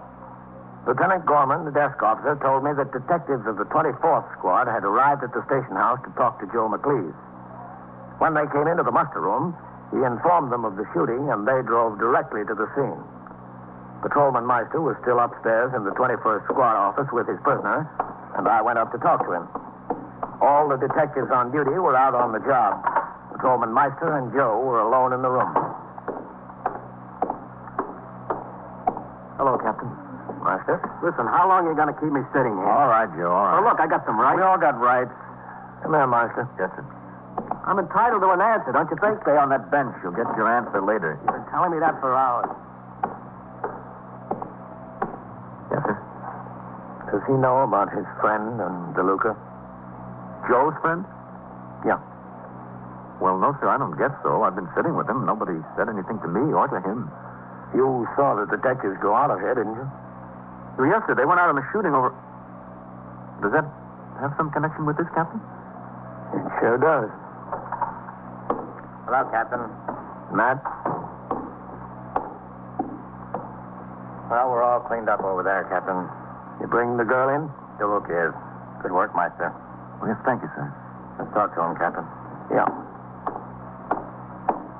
Oh, Joe. You still here? Not because I want to be. Look, Captain, I was in that bar all night. I don't know anything about any stick-up. You know how many cars there are like mine? There must be 10,000 in the city of New York. Yeah, maybe there are. I'd hate to have to count them, I'll tell you that. What do you say? Let's call it a night, huh? Up to now, I didn't mind it because I want to help you out if I can, but fair is fair. I don't know anything about what you want to know. Now, Joe, that's a great big lie, isn't it? Why should I lie to you? I got nothing to lie about. You know where I was, Captain. Tell him. Yes, I know where you were, Joe. So that settles it. And I know where you're going to be, too. Where? Well, when you're down there and the judge says 10 years, ask him for half.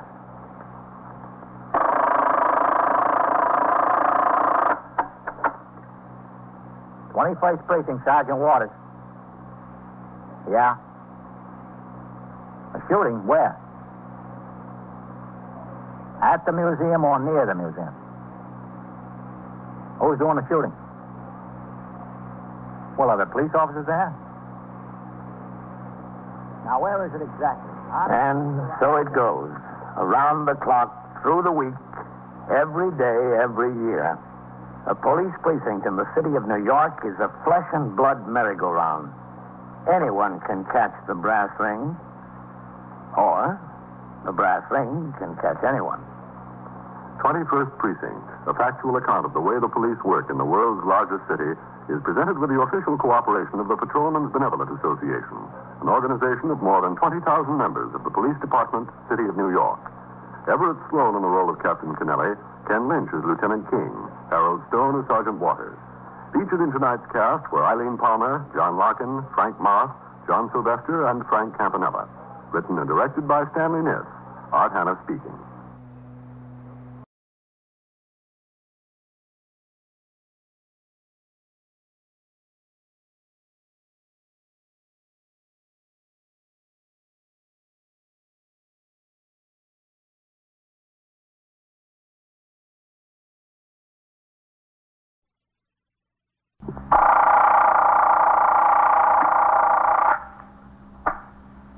"21st Precinct, Sergeant Klein.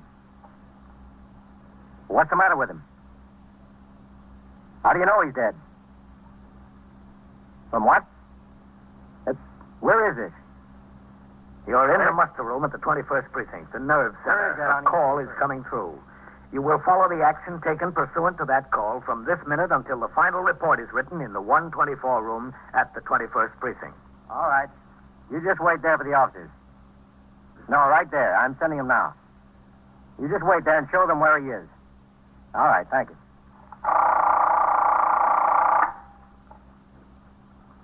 21st Precinct. It's just lines on a map of the city of New York. Most of the 173,000 people wedged into the 9/10 of a square mile between Fifth Avenue and the East River wouldn't know if you asked them that they lived or worked in the 21st. Whether they know it or not, the security of their homes, their persons, and their property is the job of the men of the 21st Precinct. The 21st, 160 patrolmen, 11 sergeants, and 4 lieutenants, of whom I'm the boss. My name is Kennelly, Frank Kennelly. I'm captain in command of the 21st.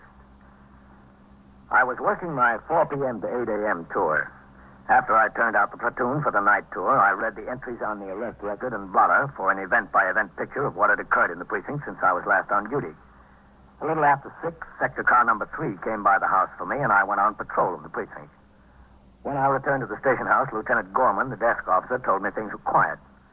I walked around the corner to a spaghetti house for my meal, which I finished at 8:40.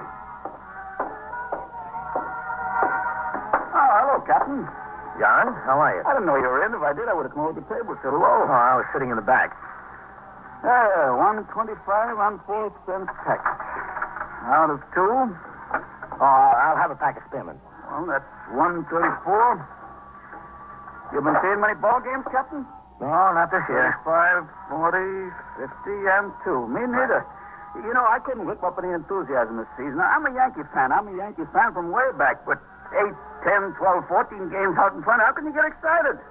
Guess the point where they're the whole league. Yeah, it's got to be close to be interesting. But at least the series might be interesting. Who do you pick? I think the Brooks will take them. You do? They never have yet. Well, that's some ball club. Well, yeah, they look like a ball club in their league, but wait till they get up against some competition. Well, wait, I'll walk out with you. I want to get a peek. Ralph, keep your eye on the front, huh? I just want to take a look at the box scores. They clinched the pennant, you know, but there's no harm in checking on the batting averages. Yeah. You going to see any of the series games, Captain? It's a little bit too rich for my blood. Yeah, that's $10 a reserve seat routine. That's a little rich for anybody's blood. Yeah. Hey, look at that fella. He's turning a fire alarm. Hey, you. Hold up there. Wait a minute. You, wait a minute. I'm not going anyplace. Where's the fire? There isn't any fire. What'd you pull the hook for? Because I wanted to. Where's the fire, Captain? There isn't any fire. I'm a police officer. What's your name? Brighter, Hal Brighter. Don't you know it's a criminal offense to turn in a false alarm? I know it's a criminal offense. Captain, you want me to run around the station house? You want to get some help? He doesn't need any help. No, John, they'll be here. Don't worry about it. Why'd you pull the hook? Come on, look at me. Talk to me. Why'd you pull the hook? Because I want to go to jail, that's why. I want to go to jail. You will, mister. You can count on it. The essential factors in fighting a fire are the promptness of discovery and the speed at which firemen arrive on the scene. But speed has its hazards. As many or more firemen are killed and injured in accidents occurring while responding to alarms as in the course of fires themselves. During the last calendar year, there were 13,981 false alarms in the city of New York. And to each of these, no less than 4 pieces of fire department apparatus and 2 police cars responded. In this case, the offender, Hal Brighter, made no excuses, nor would he offer any reason for his act. He was questioned for some minutes on the street by myself, by other police officers on the scene, and by the fire captain in command of the apparatus which responded. After the fire apparatus left, he was taken around the corner to the precinct house, where, as arresting officer, I booked him in. How do you spell that? B-R-I-D-E-R.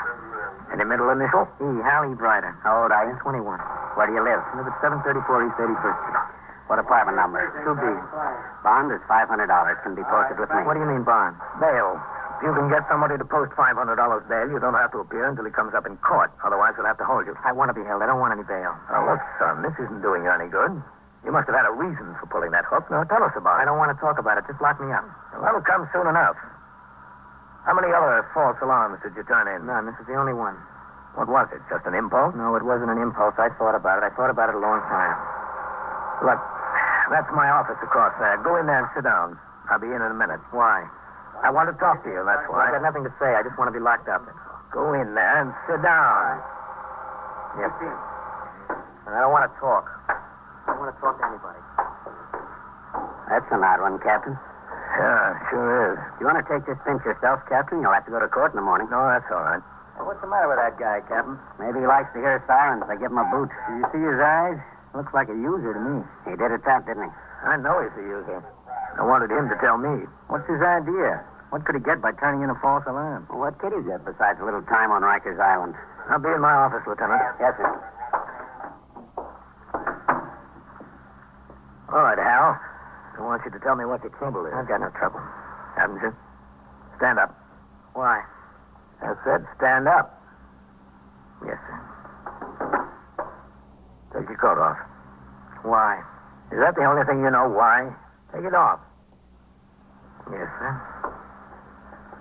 Put it on that chair there. Roll up your sleeve. Oh, what are you trying to find out that you don't already know? Let me see your arm. How long have you been on the habit, Hal? Long enough. All right. Sit down. Why'd you pull the hook on that firebox? A long story. You wouldn't be interested. Well, who said I wouldn't? Well, I'm not interested. Look, you locked me up.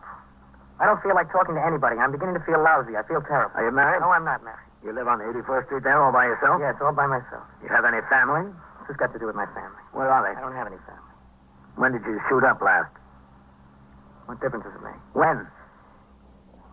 Yesterday morning, not since then. Who's your connection, Hal? I've got no connection. Well, you must have been getting it someplace. Where? I don't know anything. If you don't know anything, Hal, we'll teach you a lot around here. Who are you calling? 21st Precinct, Sergeant Klein. Sergeant, ring upstairs to the detective squad and see if we can locate Lieutenant King. Yes. And ask him to come into my office for a minute, will you? Yes, sir, Captain. What do you need him for? If you're a narcotics user, Hal, it's his job to find out who sold it to you. Why'd you pull that fire alarm? I don't think you'd understand. Maybe I would. Why don't you try me? I told you it was a long story. It's cold in here, you know that? It's awfully cold in here. Now, I'm beginning to feel terrible, really terrible. I'm sick. Put your coat on. Yeah, thanks. That ought to help a little. You work, Hal? You got a job? Yes, I did have. I did have until the day before yesterday. What happened? I got fired. Why? Why do you think? How'd you get the habit? You should have known better than that. You look like an intelligent boy. I'm very intelligent. Top 10 in my class. A big deal. How'd you get hooked? Well, it was this girl. What's her name? It doesn't have anything to do with it. I thought I could kick the habit anytime. First it was just once in a while and maybe 2 or 3 times a week, and then it got to be a regular fix every day. Every day. Where is this girl? I don't know where she is. I lost track of her someplace down the line. I don't know what happened to her. Haven't seen her in 5, 6 weeks, a couple of months. Listen, I gotta loosen my tie, Captain. It's getting awfully warm in here. You don't mind if I loosen my tie? No? Go right ahead. Thanks. But I was buying 2, 3, 4 caps a day. See, I had a good job. It was beginning to cost me $40, $50, $60 a week to support the habit. It was too much. It was way too much. And it was getting so I couldn't get halfway through the day. I imagine you couldn't. And when they fired me, there I was with no money, owing everybody, not a chance in the world to get another job. And it kind of brought me to my senses. Did it? So I told myself, Hal, you're going to kick the habit. You're going to kick it right now. So I went home. You know what I did? What? I went to the drawer and I got the works. You know, the needle and the cotton and everything. Mm-hmm. Well, you know what I did with them? I broke them up and I threw them down the toilet. I said, Hal, that's all, boy. You're through. That's all. So I started to sweat it out. I stayed around the house. I didn't leave. And then I started to dry up. Just dry up. This cold turkey is awful. You know how sick I got. I told myself I was going to sweat it out, and I was sweating, too. I really was. Anyway, I had a bottle of whiskey there. I thought maybe that would help, you know, get me over the hump, so I soaked it down. And I soaked it down. Anyway, I got stinking passed out drunk. I just passed... Listen, is there a window open, Captain? There's an awful draft in here somewhere. No window open. Well, I don't know. Maybe it's just my imagination. I guess I'm just getting sick again. Anyway, I flopped down in the bed, and it was 11:30 in the morning before I woke up, and I wasn't feeling too sick, so I said, Hal, maybe you're over the hump. Maybe you're there. Well, didn't you eat anything? No, I wasn't hungry. I wasn't hungry at all. I just would get into one chair, and I moved to the next one, and I'd take my shoes off, and I put them back on, but I was going to sweat it out. I made up my mind I was going to sweat it out. But you didn't. No, I didn't. I shot up about 8:30 last night. Well, that was last night. What about today? Well, I didn't give up the idea of kicking the habit. I figured I'd make it because it cost me my last $6 for the 3 caps the night before. See, I didn't have a cent left. So... Anyway, I didn't care how sick I got. I really stuck it out. I really stuck it out till about 8 o'clock. And then I thought I'd better go out and get some air. See, that's what I needed, some air. So I went down the street and I started walking, and it was getting worse all the time. It was just worse and worse. And I walked by where my connection hangs out. I just walked by. See, I didn't even stop. You didn't have the money. Well, that's true, but I went right by him anyway. See, I was feeling terrible. It was real bad. And I walked down the street and I saw this car. And you know, it was in the back seat. There was a fur coat. And all kinds of things kept going through my head. Hal, get the coat, put it in soak, get money for a fix. Well, you know, I walked around the block 3 times past that car, and the last time I stopped, and I was just about to open the door, see, and I stopped, and I said, Hal, what's the matter with you? You know what you're doing? This is what you said wouldn't happen to you. You're not going to be a thief like everybody else on the habit, so I just walked some more, and I thought, Hal, if you're in jail, it's cold turkey, and there's no questions asked. So you pulled the hook on the fire alarm? Yeah, that's right, I pulled the hook. To get in jail? Yes, sir, to get in jail. Well, Hal, that's the only thing you were right about. Upstairs together to wait arrival of detectives from the narcotics squad who would interrogate the boy in an attempt to learn his source of the drugs. At 9:30, a car came by the precinct house and took me down to 86th Street and York Avenue, where one of the candidates for mayor in the forthcoming election was speaking to a rally.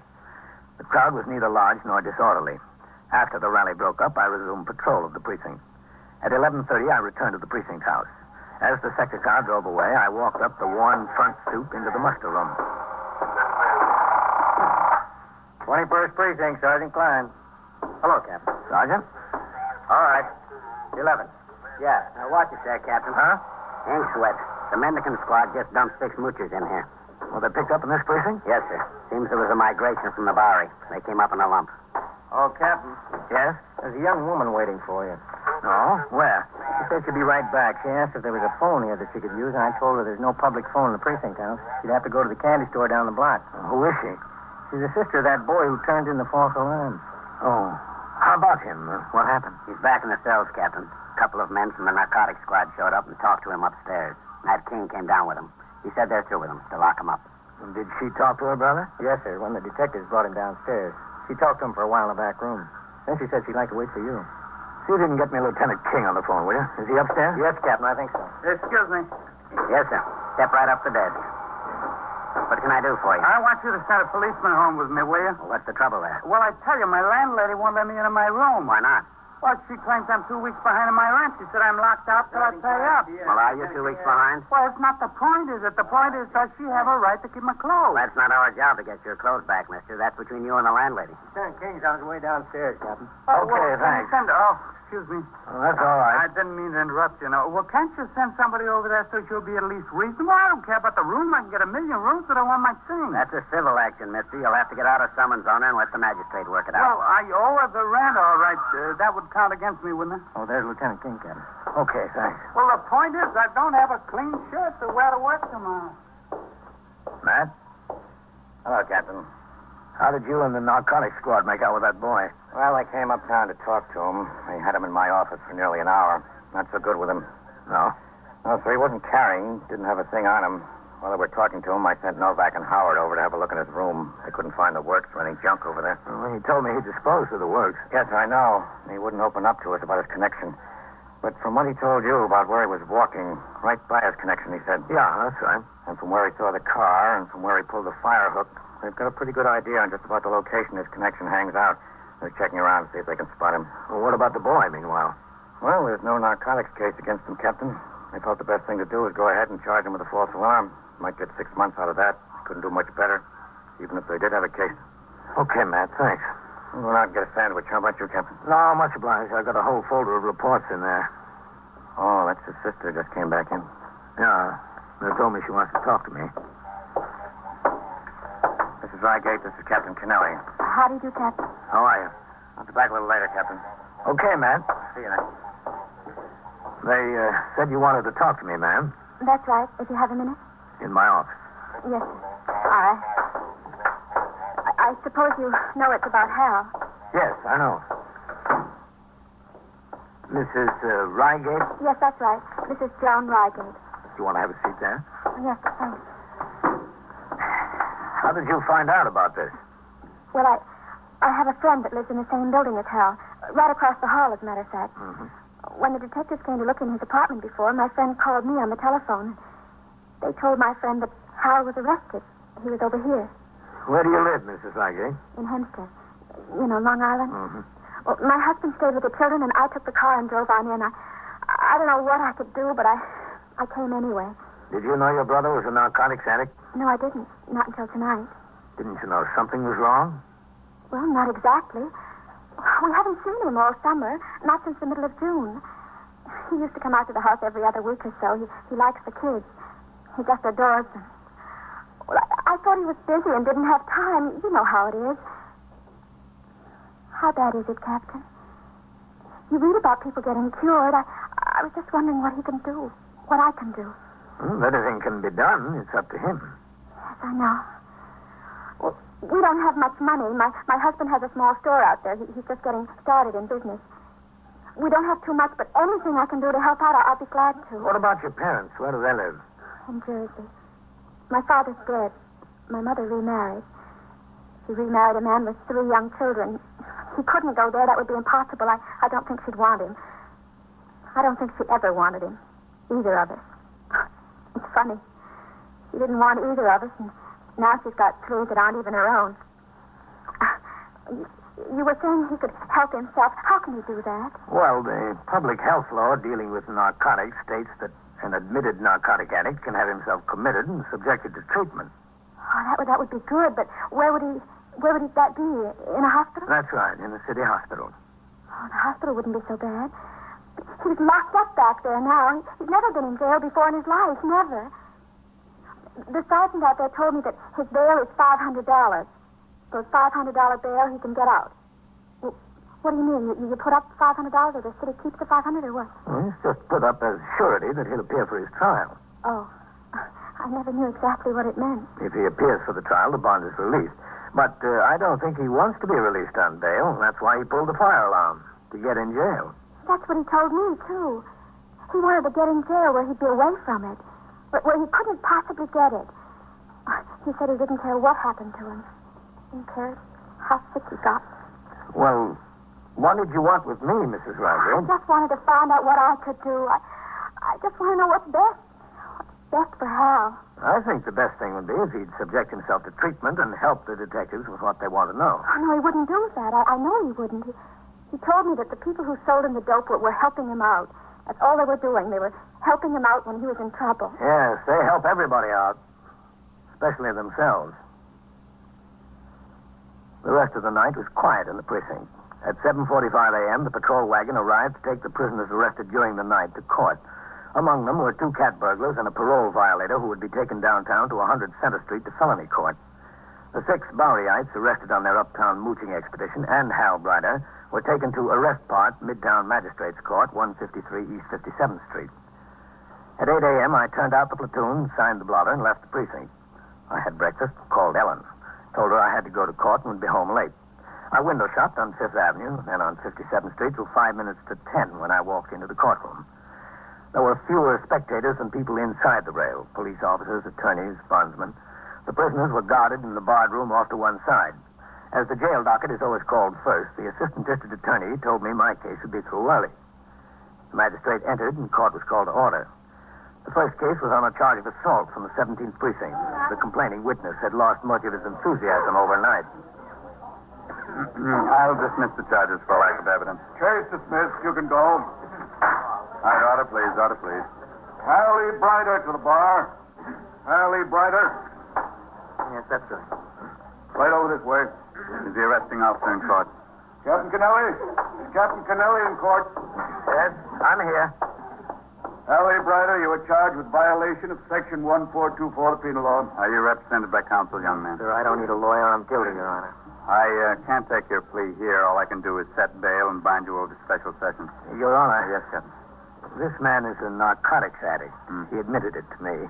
I think the district attorney would be willing to go along with a suspended sentence if he'd allow himself to be committed for treatment. Is that true, young man? No, sir, I'm all right. I don't need treatment. I don't want it. Now, look, boy, get some sense, will you? Look, there's only one place to kick it. That's jail. That's where. If you think that's easy... I know it's not easy. You think I'm having an easy time now? I'm sick now. I'm sick already.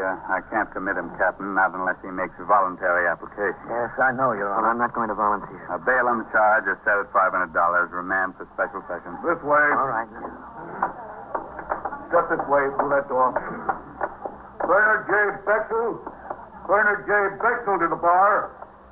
As a result of his failure to make the $500 bond, Hal Brider was taken to the Tombs to wait his trial in Special Sessions Court on charges of turning in a false alarm.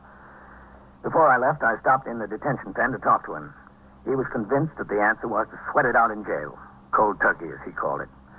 Symptoms typical of the withdrawal from narcotics had overtaken him. His eyes were watery. His head hurt. He was alternately hot and cold. He was genuinely ill, but he was determined. I left the court building and got a subway for home, not due back on the job until 8 the following morning. When I got to the precinct house the next day, I signed the blotter and turned out the platoon for the day tour. There was a teletype communication addressed to all precinct, division, and borough commanders to report in the lineup room at police headquarters, 240 Center Street, at 10 o'clock that morning. The meeting concerned police assignments in connection with the registration of voters and the subsequent election of city officers. The meeting lasted until 12:15. On the way uptown, just as we were entering the 21st, a signal 32 came over the air. The address, 734 East 81st Street, ambulance responding. I told my operator to make the run. When we pulled into the block, I saw the 2 sectors car, the sergeant's car, and the ESD car were on the job.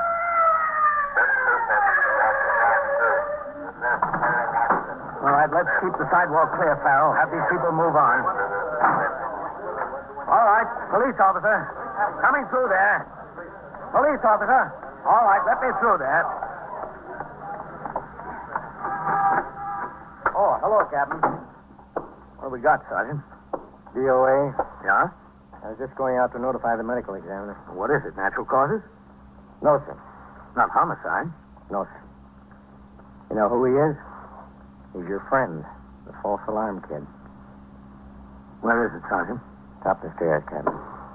I'll walk up with you. Lieutenant King is here. Oh? Is he? Yes. How did it happen? Lieutenant King says it looks like an overdose. There was a hypodermic needle and 4 or 5 empty capsules around.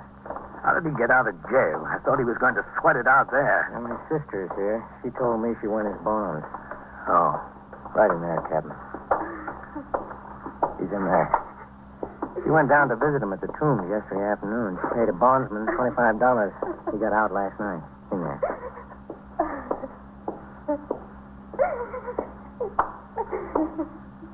Hello, man. Captain. What's it look like, Matt? An overdose? Yes, sir. It's pretty obvious. He wanted to make up for a little lost time. He's lost plenty of time now, hasn't he? He sure has. Did you find him, Matt? No, sir, but I was on my way over here. We got his connection during the night. I called down to the tombs. They told me the boy was released on bail. So I was on my way over to see if he'd help us make a stronger case against the shover. How was he found? His sister came to see him. She promised she would at noon. She knocked on the door. There wasn't any answer. She got the super to open up. This is what they found. He wanted to kick the habit. Seems like the habit kicked him. All right, I'll go talk to her. You better notify the ME, Sergeant. Yes.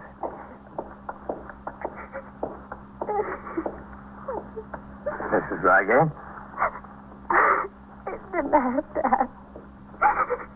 It didn't have to happen at all. You wanted to stay in jail. You wanted to sweat it out. I couldn't stand to see him in jail. Not Hal.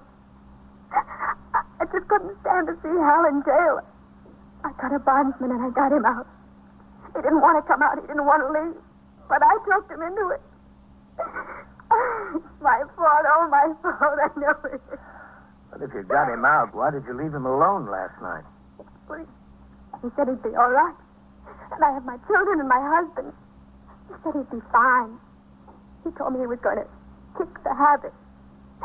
He said he'd never touch the stuff again. He won't. He's kicked the habit. He's kicked it for good.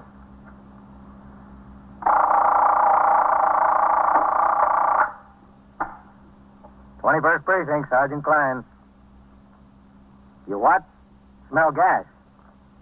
Where is this? E71? At what floor? You haven't found where it's coming from." "That's right.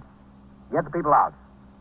See if you can locate where it's coming from." And so it goes. Around the clock, through the week, every day, every year. A police precinct in the city of New York is a flesh and blood merry-go-round. Anyone can catch the brass ring, or the brass ring can catch anyone. 21st Precinct, a factual account of the way the police work in the world's largest city, is presented with the official cooperation of the Patrolmen's Benevolent Association, an organization of more than 20,000 members of the Police Department, City of New York. Everett Sloane in the role of Captain Kennelly, Ken Lynch as Lieutenant King. Featured in tonight's cast were Robert Reddick, Lawson Zerby, Jack Orison, Bill Smith, Raymond Edward Johnson, and Madeline Sherwood. Written and directed by Stanley Niss, produced for CBS Radio by John Ives. Gaylord Avery speaking.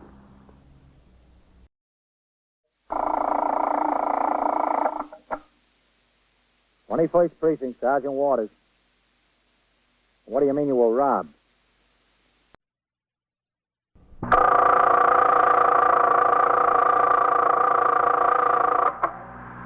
"21st Precinct, Sergeant Waters." "He caught a thief or he saw a thief?" "Yeah? Yeah? Well, where is this? Where are they holding him?" "Oh, it's a woman. Where has he got her?" "Yeah?" You're in the muster room at the 21st Precinct, the nerve center. A call is coming through. You will follow the action taken pursuant to that call from this minute until the final report is written in the 124 room at the 21st Precinct. "Yes, sir. I'll send the officers right over there." "That's right. Yeah. You stand out on the sidewalk and show them where to go." "All right. Okay." 21st Precinct. It's just lines on a map of the city of New York. Most of the 173,000 people wedged into the 9/10 of a square mile between Fifth Avenue and the East River wouldn't know if you asked them that they lived or worked in the 21st. Whether they know it or not, the security of their homes, their persons, and their property is the job of the men of the 21st Precinct. The 21st, 160 patrolmen, 11 sergeants, and 4 lieutenants, of whom I'm the boss. My name is Kennelly, Frank Kennelly. I'm captain in command of the 21st. I was working my day tour, 8 a.m. to 6 p.m. After I had turned out the platoon and attended to other matters in the station house that required my attention, sector car number 3 came by the house to take me to 84th Street and 5th Avenue, where a large crowd was expected at the reopening ceremonies of a remodeled wing of the Metropolitan Museum of Art. Although the museum itself is in the 22nd or Central Park Precinct, 3 patrolmen from the 21st had been detailed to handle the traffic on 5th Avenue. On arrival, I determined that the congestion was not nearly as heavy as anticipated, and I returned to the car with the intention of inspecting other conditions in the precinct. During the course of the patrol, we had occasion to drive downtown on 2nd Avenue in the 70s. There, I spotted the sergeant's car double parked at the corner a block ahead. As we approached, I saw a group of pedestrians peering into the window of a small neighborhood drugstore. I instructed the operator of my car to stop. I got out and crossed the sidewalk to the store. Coming through there, please. Coming through. Hello, Captain. Oh, Carol, what do we got? I don't know. The sergeant posted me here, sir. Sergeant? Hello, Captain. Oh, what do we got? I'm trying to find out, Captain. We just got here ourselves. It's the first time anything like that ever happened to me. This is Mr. Crowe, the druggist, sir. Captain Kennelly. Captain, how do you do? Mr. Rose? I didn't mean any harm. I really didn't. Oh, we were riding by, Captain. I saw the disturbance on the sidewalk, and we got out to have a look. The nerve of her. He went right into the showcase. He took a hypodermic syringe and a needle. Right into the showcase. I didn't mean any You harm. didn't mean any harm. You stole my merchandise, didn't you? She comes in here. The telephone rings. I go in back. She thinks I can't see her, but I can. Right in the counter, like she knew just exactly where I keep the hypodermic. She knew what she was after. Is that true, man? I guess so. Yes, she ran out of the door. Then I hung up the phone and I followed her out into the street and I grabbed her. She tried to get away, but lucky the sergeant was right there, running on the spot. She had the needle and the syringe in her hand, didn't she, Sergeant? Yeah, that's right. She had them. I didn't mean any harm. What's your name, miss? Kitty. Kitty what? Kitty. Where do you live? Well, where? No place. Well, now, you must live someplace. I don't live any place. Is it that you don't live any place, or is it that you don't want to tell us where you live or what your name is? I'm not telling you. We'll find out. If you do that, it's up to you. I'm not telling you. Did you ever see her in the store before, Mr. Crowe? Well, I don't know. Maybe. She looks familiar, but she's not a regular customer. Well, do you think she lives in the neighborhood? She couldn't prove it by me, Captain. Your first name is Kitty, isn't it? Well, I'll call you that anyway. I don't care. Call me what you want. Why did you want a hypodermic syringe and needle? Just wanted it. Are you a narcotics user? Yeah. Let me see your arm. Roll up your sweater. No. Look, kid, you're in a lot of trouble now. There might as well be a little help. Roll up your sleeve. Let me see your arm. All right. Now, let me see the other one. Why did you tell me you were a user when you're not? You thought I was? I guess I didn't want to disappoint you. What did you want the needle and syringe for? I just wanted it. You sure must have wanted it. You had to go all the way in back of the counter for it. It's not for you, is it? It is for me. Is it for a friend of yours who's a user? Yes, it's for a friend of mine. Who? It's a friend of mine. Did she have a purse, Sergeant? No, sir, I didn't see any. Did you notice that she was carrying one, Mr. Cruz? I don't remember. Why don't you ask me? I could tell you. I wasn't carrying any purse. I never carried a purse. Well, then you're not very far from home, are you? What difference does that make? I could be 1,000 miles away. I still wouldn't carry a purse. I don't like to carry them. How old are you, Kitty? Don't care for purses, that's all. I'm entitled not to carry them, don't you think? How old are you? 19. I've got a pocket in my sweater. That's all I need. I carry the money I want to carry in the pocket. See, I got $1.80. What do I need a purse for? $1.80. You want to count it? If you want to count it, it's all there. It's $1.80. Put it back. Well, I guess you better take her on in, Sergeant. Let the detectives figure it out. Yes, sir. Take me in where? Into the station house. I don't want to go. Well, I don't think you have any choice in the matter. We'll have to take this needle and syringe along for evidence, Mr. Crowe. Well, that's all right. It's all right with me. Will I get them back? The detectives will be around to talk to you. You'll have to appear against them. In court, you mean? Yep. How can I get away from the store in the daytime? It's hard for me to get away. You'll get that straightened out with the detectives. Come on, miss. I don't want to go. Look, honey, don't give us any more trouble now. I don't want to. I can't. You better go along, Kitty. I can't go. I can't. You want me to pick you up and carry you? No. Well, then come on.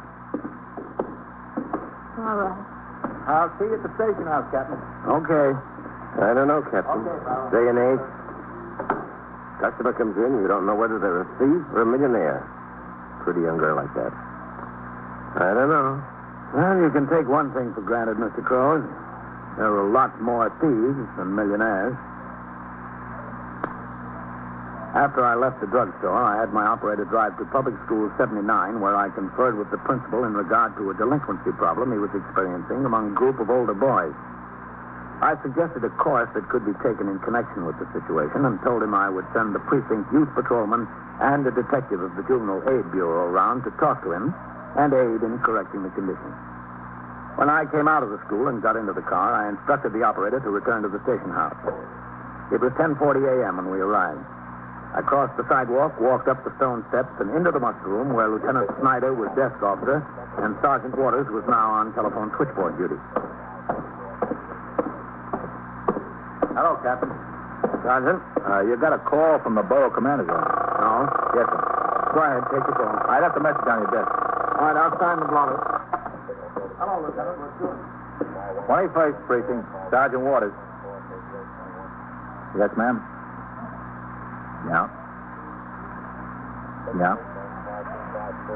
Well, we can't stop them from building the building, lady. Yeah. Well, they need rivets to hold the girders together. They can't help the noise. It's the machine they use. Yeah, I understand. But it'll only be a couple of more weeks and they're through, lady. Well, and after the steel workers come the bricklayers. They work quietly. Yes, ma'am.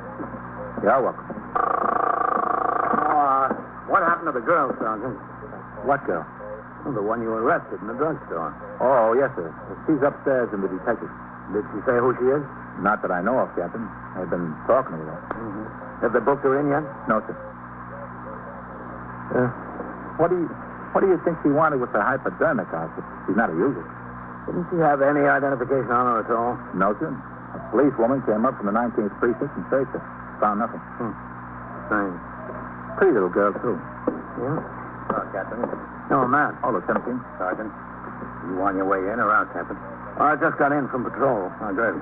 Got time to talk for a minute? Yeah, sure, man. What's on your mind? Well, let's go in my office.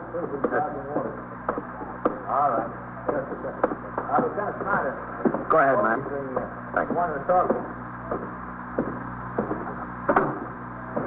Have a seat. I just want to wash some ink off my hand. That pen we've got out there is like a sieve. Hey, you find anything out about that girl with the hypodermic syringe and needle? What'd you say, Captain? I said, you find anything out about that girl with the hypodermic syringe and needle? Who is she? Hasn't said a word yet, Captain. Nothing? No, nothing.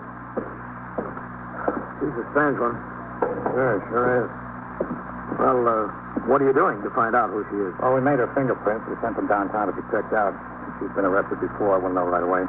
Well, what if she hasn't? Well, they put out a general appearance description on a teletype, checking through the alarms.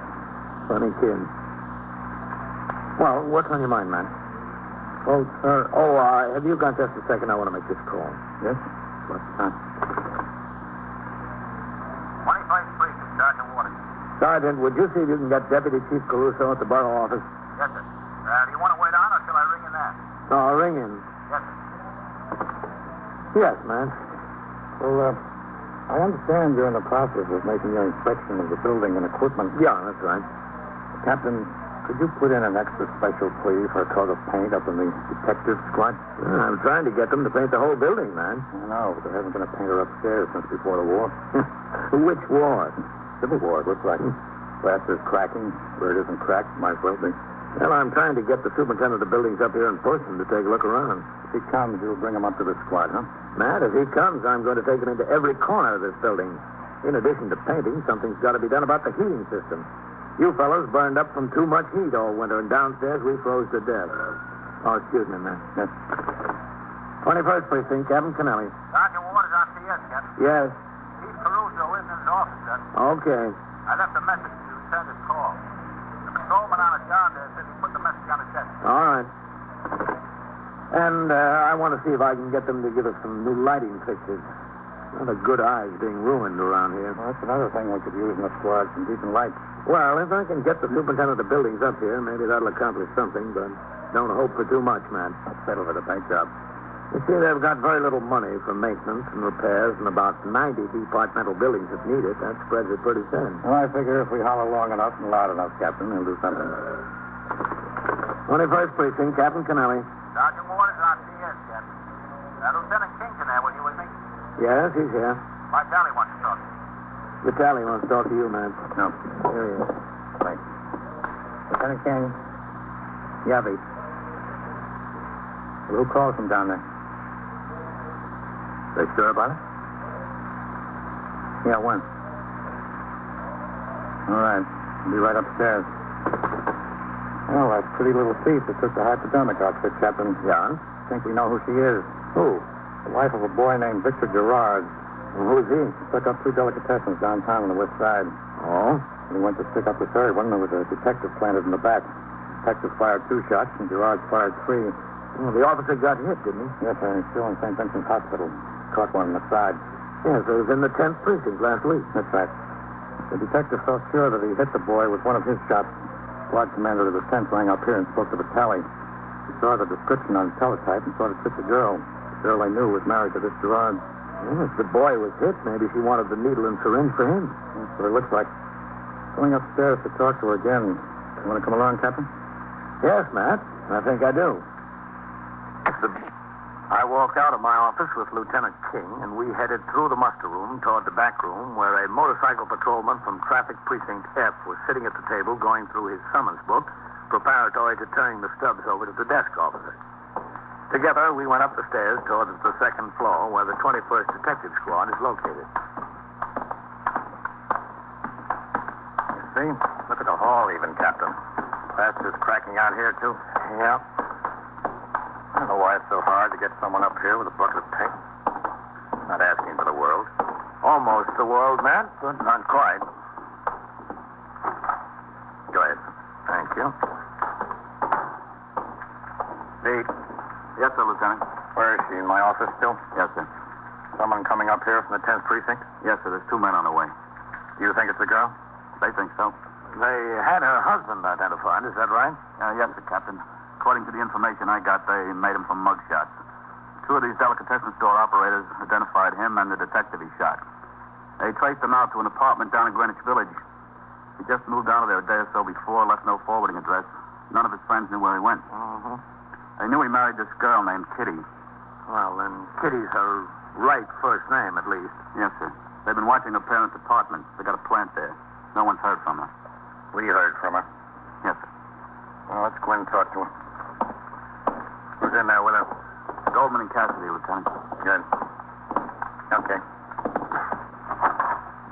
Hello, Captain. Hi, Captain. Goldman.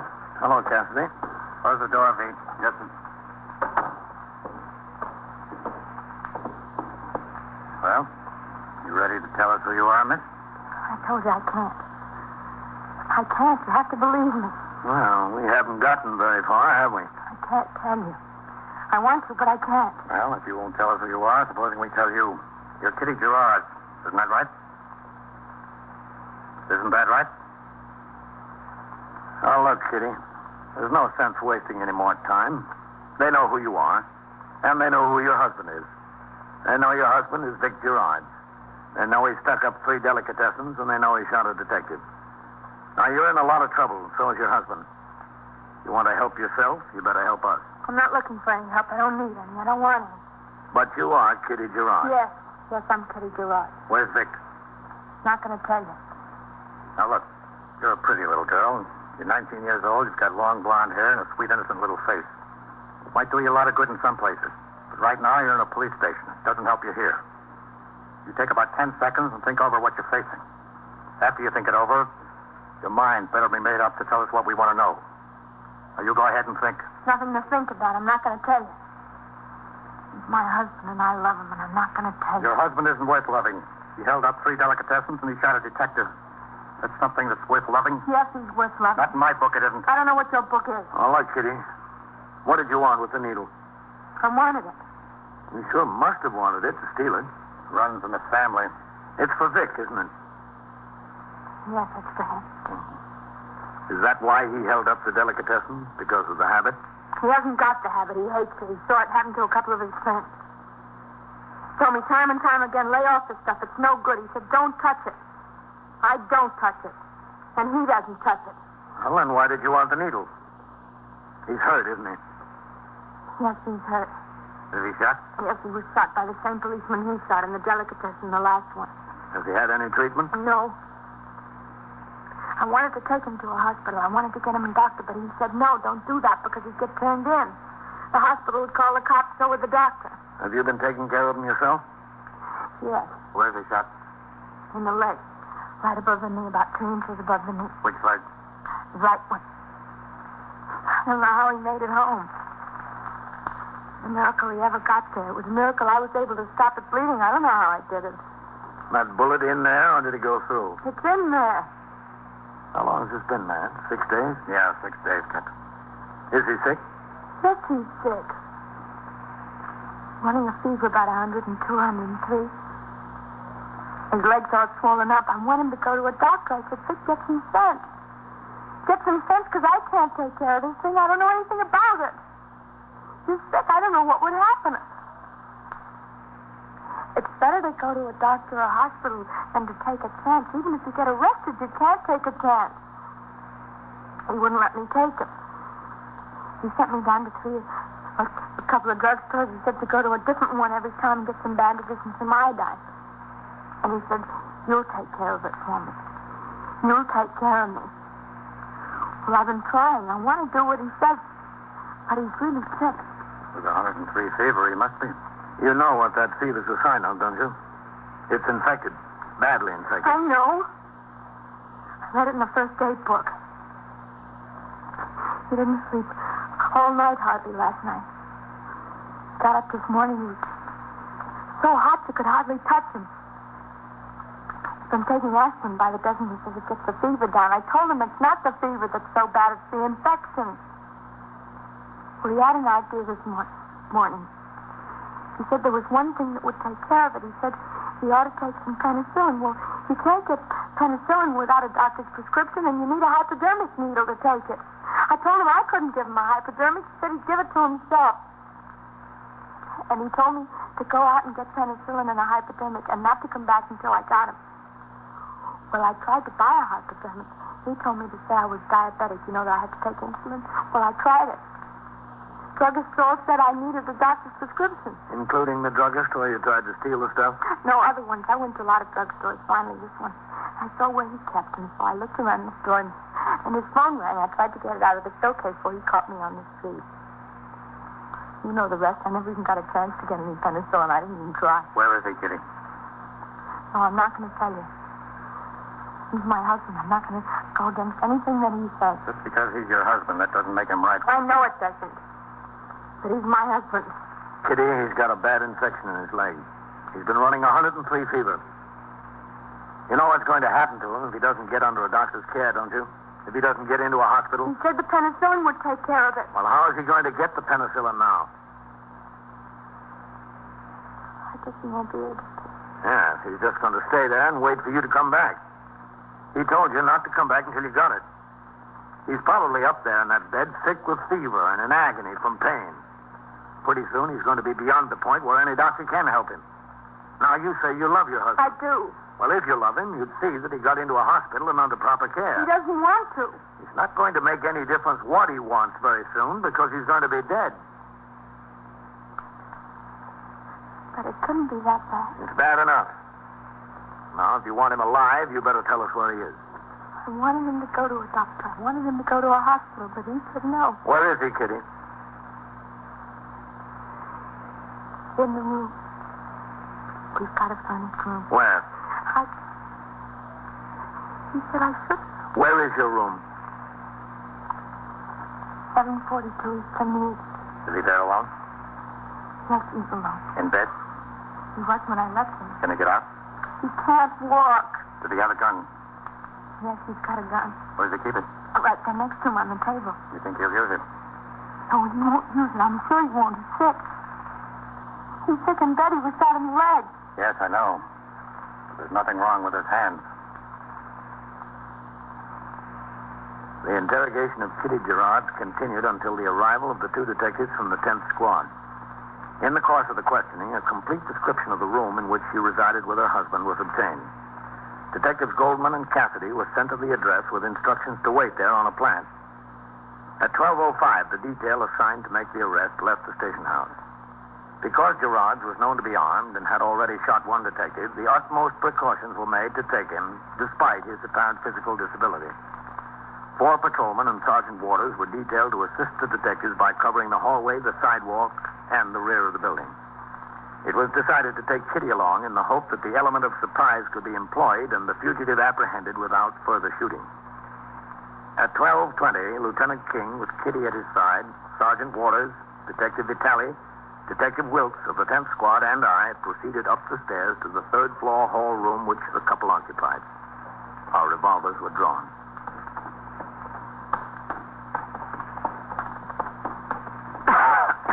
One more flight up. Yes, I know. Hold it. All right, Kitty. Let's make sure you know what you're supposed to do. I know. Let's get it straight. What? When we get there to the door, you're going to tell me to use the key and open it. Yes. After I get these officers placed where I want them. If Vic says anything, I'm supposed to answer. That's right. I'm supposed to act natural. You won't hurt him, will you? Please don't hurt him. It's up to him. It's up to you. All right, let's go.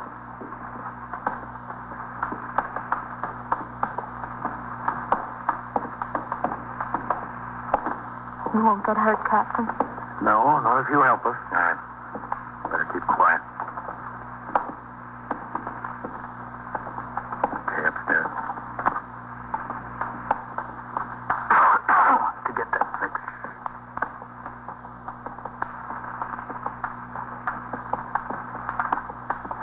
Okay.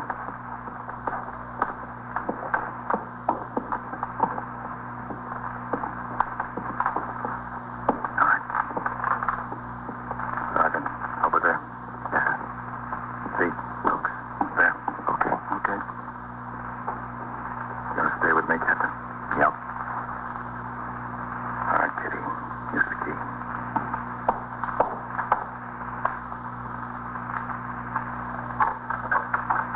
Oh.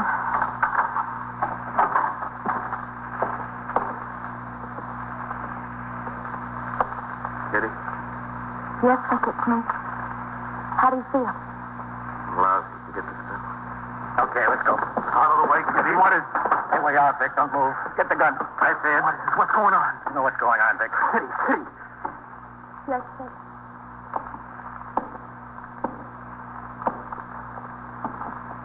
I'm right here.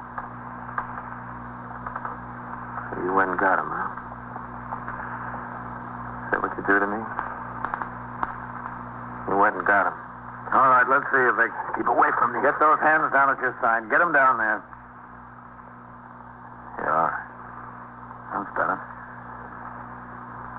Yeah, he's burning up, all right. Well, what'd you expect? I got a bullet in my leg. What'd you expect me to be cool as a cucumber? Sergeant. Yes, sir. You better go down and ring in for an ambulance. Yes, sir, Captain. Right away. Who's got the gun? Wilkes. Wilkes, bring the gun over here. Yes, sir, Lieutenant. Here you are. Thanks. What did you expect to accomplish with this, Vic? I don't know. Shoot another cop? What do you want me to do? The cop was shooting at me. I know what I wanted you to do. Kitty. Yeah. Tally, what'd you do it for? Please, Take a look Vic. around the place, will you? Yes, sir. What'd you do it for? What'd you turn me in? I was arrested in the drugstore, Vic. I was arrested taking a needle. You'd be so stupid as to get caught. I ask you to get a little thing like a hypodermic needle, some penicillin, you get caught. How could you be so dumb? All right.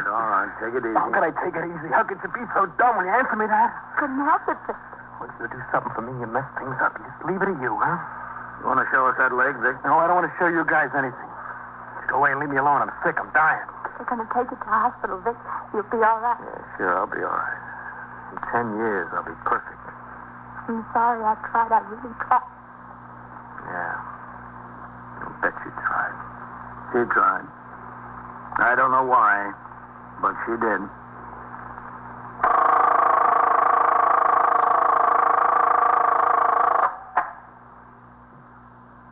First Precinct, Sergeant Waters. Who's shooting? A cop is shooting or a cop is shot?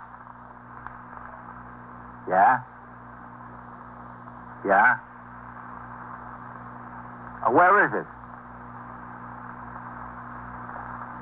75 or 79?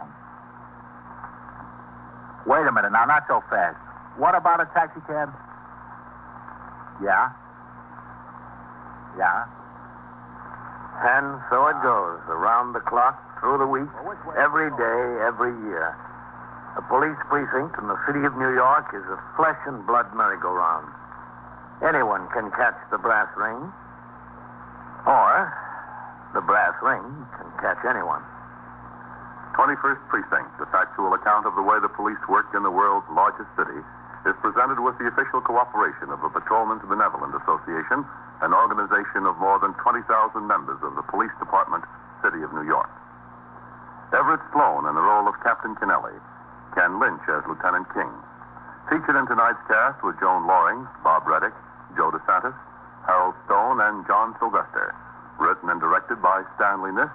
Produced for CBS Radio by John Ives. This is George Bryan speaking.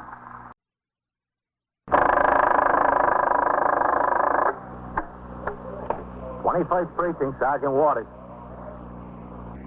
Yeah? Well, who is it, his wife?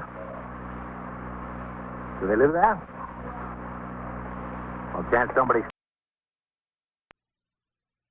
You will follow the action taken pursuant to that call from this minute until the final report is written in the 124 room at the 21st Precinct.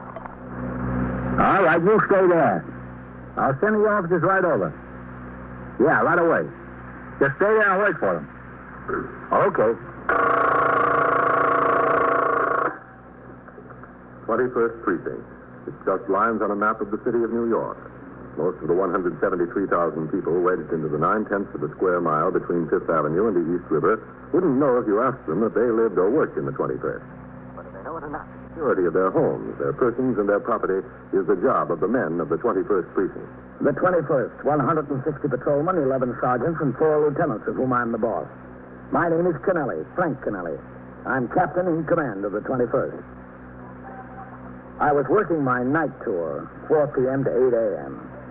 At 10 o'clock, after having been on patrol of the precinct for 3 hours in sector car number 3, I returned to the station house where Lieutenant Snyder was desk officer and Sergeant Tierney was on telephone switchboard duty. As I walked from the front door toward the desk to sign the blotter, I saw Lieutenant King, commanding officer of the 21st Detective Squad, and another man come out of the back room. Captain? Yes? You got a minute, Captain? Yeah, sure, man. This is Detective Kagan of the Manhattan West Homicide Squad. Kagan? Please meet, sir. Oh, what have we got, man? 21st Precinct. Bill Waters on the job tonight. Yeah, he's working this store. 17. What's the trouble? Kagan. Well, a liquor store on 8th Avenue was stuck up. Clerk shot tonight. Yeah? The boys ran down the street. A civilian witness saw one of them throw something into a DS trash basket. The officers searched the trash basket when they arrived, and it was a revolver. Well, what's that got to do with Sergeant Waters? It's his gun. Oh. Sergeant Tierney? Yes, sir. Where's Sergeant Waters? On patrol, Captain. You want to talk to him? Yes, sir. All right, I've got to sign the blotter. You wait in my office, and I'll have a radio call put out for him. Yes, sir, Captain. Sergeant? Yes, sir, Captain. Have Sergeant Waters ring in here, will you? Yes, sir. Oh, you got a couple of messages here, Captain. All right, I'll sign the blotter and be with you in a minute. Yes, sir.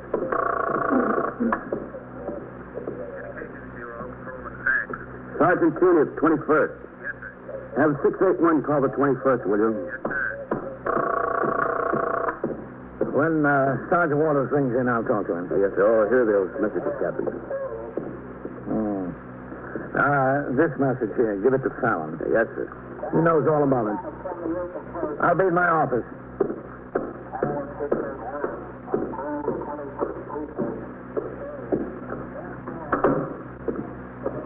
Oh, sit down, Matt. Kagan. Yes, sir. Thank you, Captain. Sergeant Waters spent the first 4 hours of the tour on TS, and he's been out on patrol since 8 o'clock. Oh, there's no suspicion he's involved, Captain. The 2 young men, about 20. Oh? Had he reported the theft of the gun? Or its loss? No, sir. He's got a son about that age, Captain. Oh, yes.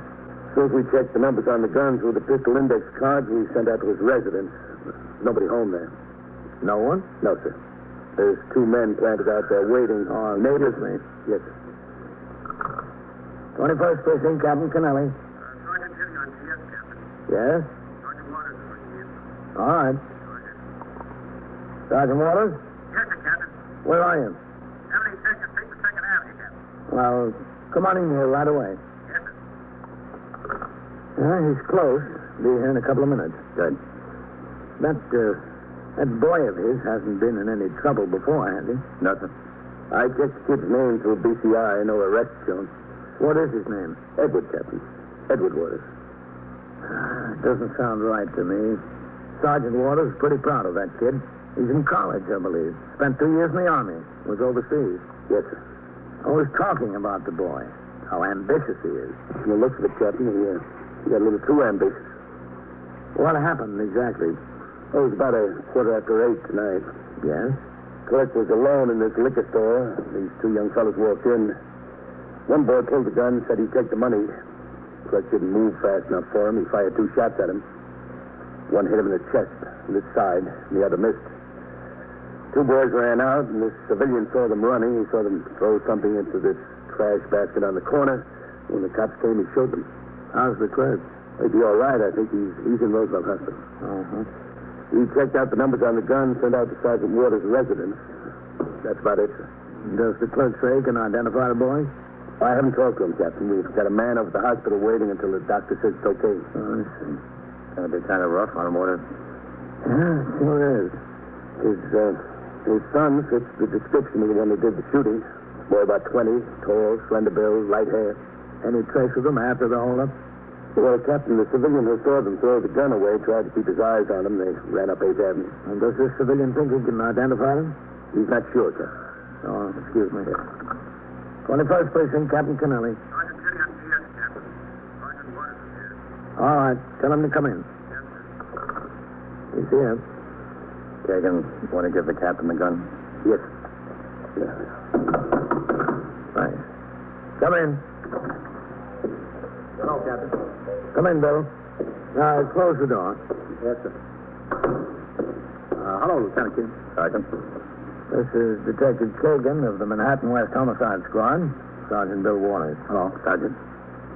Bill, is this your gun? I've got one just like it, Captain. Where do you keep it? At home. Locked up in a cabinet. That is when I'm not carrying it. I carry it occasionally when I'm off duty and feel like wearing a shoulder holster. What's the trouble, Captain? This is your gun. Is it? The numbers check out with what's listed in the pistol index cards. What you doing here? The gun was used in a stick-up tonight, Bill, on the west side. I'm sure my gun's at home, Captain. It was a liquor store. Clerk was shot. He's in serious condition at Roosevelt Hospital. Oh. Well, that's too bad. The gun was thrown in the Department of Sanitation trash basket on the street there by the boy that used it. Have they got the boy? No. Not yet, sir. He's described by a witness as about 20 years old, tall, slender build, light hair. Another boy about the same age was with him. A little heavier, a little darker. When was the last time you saw the gun where you generally keep it, Bill? When I was swinging last Saturday. I cleaned it. You think my boy is involved. Is that the idea? That's what it looks like, Sergeant. He lives at home, studying. He goes to Queens College. He's not at home, Bill. There's no one at your home. Are you sure? You've got a man planted there. Oh. Where's your wife? Well, since I was working tonight, she decided to visit her sister in Hempstead. Are you sure that he's not home? He should be. I know he's got some tests coming up. He wanted to study. Nobody's home. Captain, I know that boy. He's a good kid. Has he ever been in trouble, Bill? No. He's never had a day's trouble in his life. He's been all right. He's worked hard in school ever since I can remember. And he made good marks. How long has he been home from the Army? He got out in January. Where was he? In the Army? Yeah. In Germany. That's where he wound up. Spent a year there, more. What did he wind up as? PFC. He had no ambition to get any place in the Army. Did he get an honorable discharge, Bill? Yes, sir. Of course. When he got home, did he enroll in the college right away? He enrolled right away. Yes, sir. But he didn't start until the new term began in February. So he went to Florida for a couple of weeks. Kid was entitled to it, don't you think? 2 years in the service. And he had a little money saved up. He was entitled to it. There's no argument about that, Bill. I'm sorry, Captain. I understand. That's all right. Take my word for it. He's all right, Captain. He's not that kind of a kid. He never was. Sure, he's had his problems since he got home, but who wouldn't after 2 years in the Army?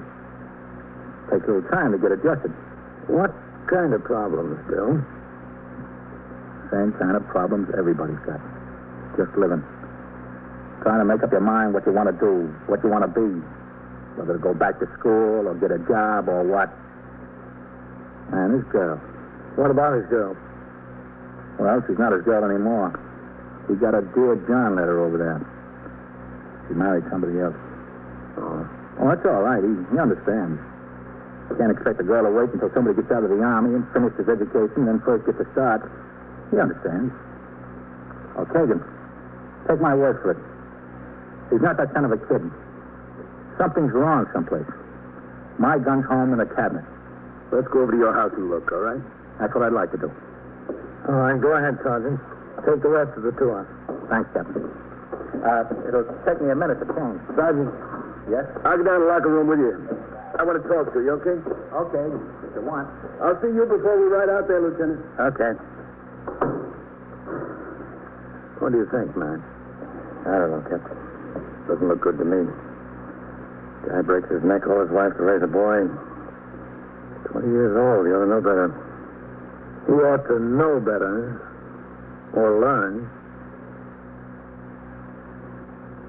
You are listening to 21st Precinct, a factual account of the way police work in the world's largest city. Back to 21st Precinct and Captain Kennelly. As soon as Sergeant Waters changed to civilian clothes, he left the station house with Detective Kagan. They got into Kagan's car and drove across the Triborough Bridge to Queens. It was 10:45 p.m. when they pulled to a stop in front of the house in which Sergeant Waters lived. Detective Kagan spoke to another detective who was planted there. No one had entered the house. Then he and Sergeant Waters walked up the front steps to the small porch.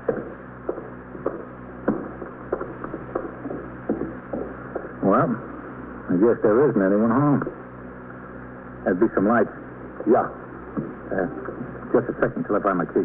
Sure, okay. It's not so. Can't be. Go ahead. Yeah. I'll get the light. Yeah, it's a nice place. 18 years we live here. You own it? Oh, yeah. Practically. Must have bought it right. Let me turn on the light from here. Yeah. 18 years ago, you could buy anything right. It looked like a lot of money at the time. My wife's father had just died, and she had some insurance money, $2,000. So all we needed to put down. You expect her home soon? I don't know. I told you she's out of her sister's. Yeah. She goes out there for an evening once in a while when I'm working nights. But she usually gets back before I do. Well, you're a little early tonight. Yeah. Carl, you want to show me where you keep the gun? Yeah. In here. In the dining room, I've got a cabinet in there. Now, wait till I get the light. Okay. That's it. You keep it locked, huh? That's right. And the key in the drawer? I've been keeping the key in the drawer for 10 years. Nobody's disturbed it yet. I'm not worried about my family. Only if a prowler breaks in. That's where you usually keep the gun? Yeah. Well, I guess there's no mistake about it, Sergeant. That revolver was yours. I guess it was. Kid's known that gun was there. I don't know how many years he's known it. Why would he do it? He wouldn't do anything like that. You don't have any idea where he is, huh? He's supposed to be home, study. Think your wife would know where he is? I don't know. Well, I guess we ought to go in and sit down, huh? Might have a long wait. Yeah. It's like getting hit on the head. You don't know what's coming. Then you're in a daze. Sit down, Kagan. Yeah, thanks.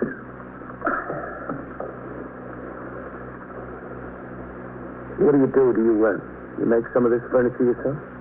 Smoke. Yeah, some of it, like the tables. I got a few power tools downstairs. I fool around with them. That's nice, huh? Very nice work. Thanks. Would you like some coffee? No. I'll put some coffee. No, thanks. Won't be any trouble. That's all right. I make all the coffee around here. You don't have to bother, thanks. Okay.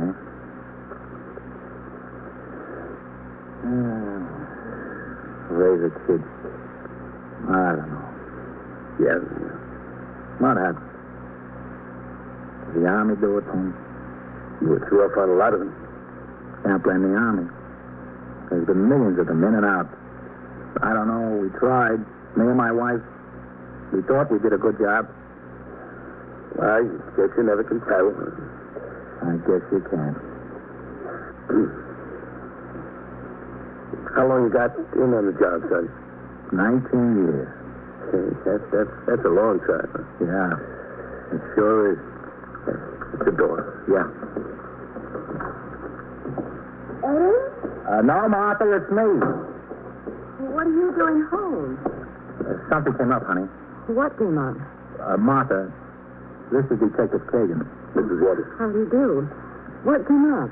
Martha, do you know where Eddie is? Where's he home? No. He said he was going to stay home and study.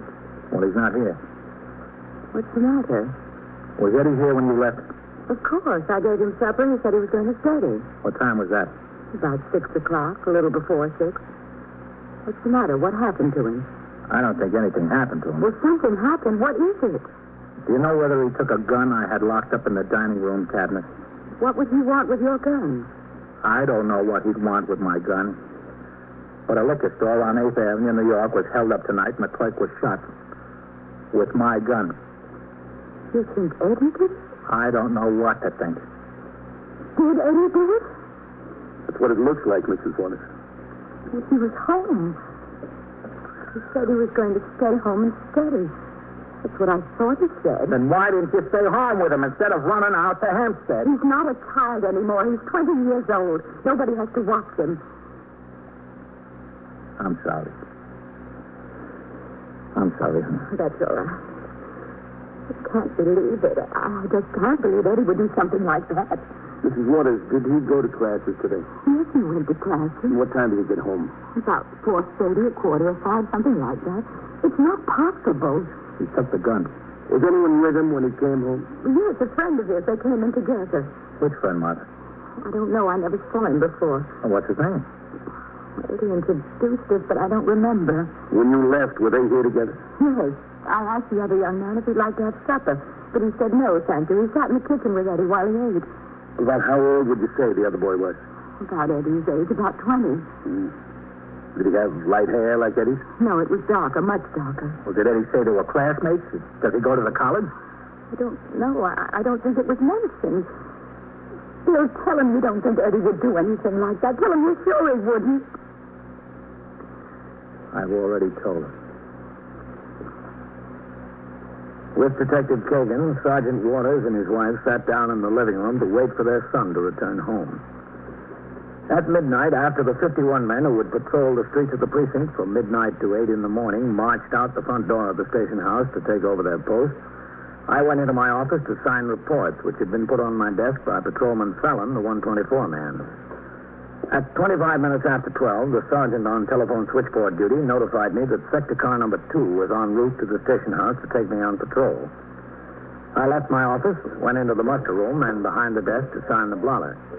Then I walked toward the door to the street to wait for the RMP car.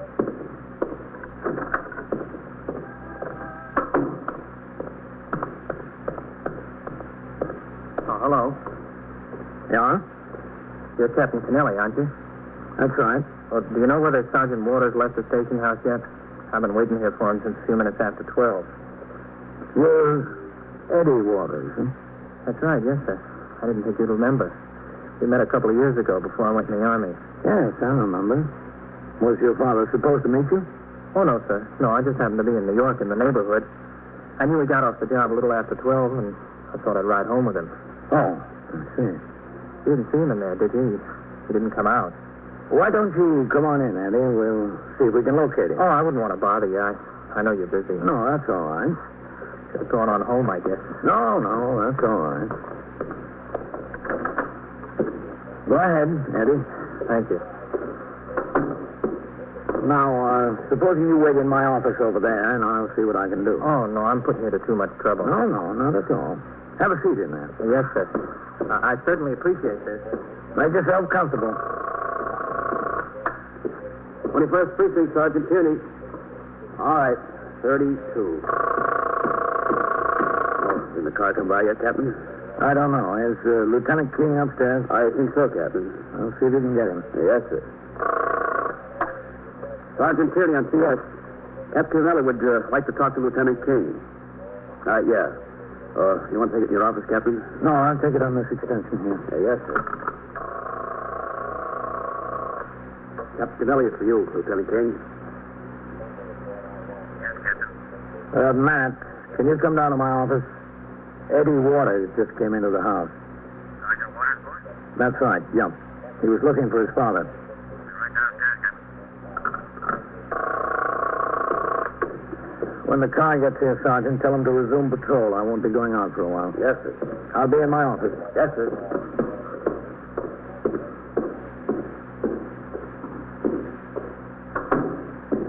Oh, did you see him, Captain? No. Oh, well. I don't want to be any trouble. Sit down, Eddie. Oh, I don't want to miss him if he's down in the lockers. You won't. It's very nice of you, Captain. I wouldn't say that. Oh, yes, sir, it is. Come in. Is that him? Come in, Matt. Yes, sir. You want to shut the door? Sure. Eddie, this is Lieutenant King in charge of the detectives here. Eddie Waters, Sergeant Waters' boy. I'm glad to know you, Lieutenant. Yes, same here. Haven't seen my father around, have you? No, he went out home about 10:30. He did? That's right. What's the matter? Was he sick? No. There's nothing wrong with my mother. She's all right. Yes, she's all right. I just spoke to your house on the phone about 20 minutes ago. Well, then, what's the matter? What time did you leave your house, Eddie? I don't know, about 6:30. Listen, what's the matter? I'll tell you what's the matter in a minute. Just answer my questions. Yes, sir. That was how long after your mother left for her sister's? Oh, about half an hour, I guess. As soon as I finished dinner. Who is this friend you had at the house? What's he got to do with it? What's his name? Joe Purley. P-U-R-L-E-Y? Yes, sir. Where does he live? Near us. Knowing him long? For years, I went to high school with him. When you left the house, you leave together? Yes, sir. Captain, I'd like to know... Just answer the questions, Eddie. Where'd you go? We walked to the subway together. Come to New York. Eddie, why did you come to New York not a half hour after you told your mother you were going to stay home and study? I didn't tell her that. What'd you tell her? I didn't tell her anything. Why did you come to New York? I had an appointment. Where? On West 77th Street, 409. With whom? A man named Carnwood and Mrs. Carnwood. They run a summer camp for boys up in Maine. I went to see him about a job. What time was your appointment?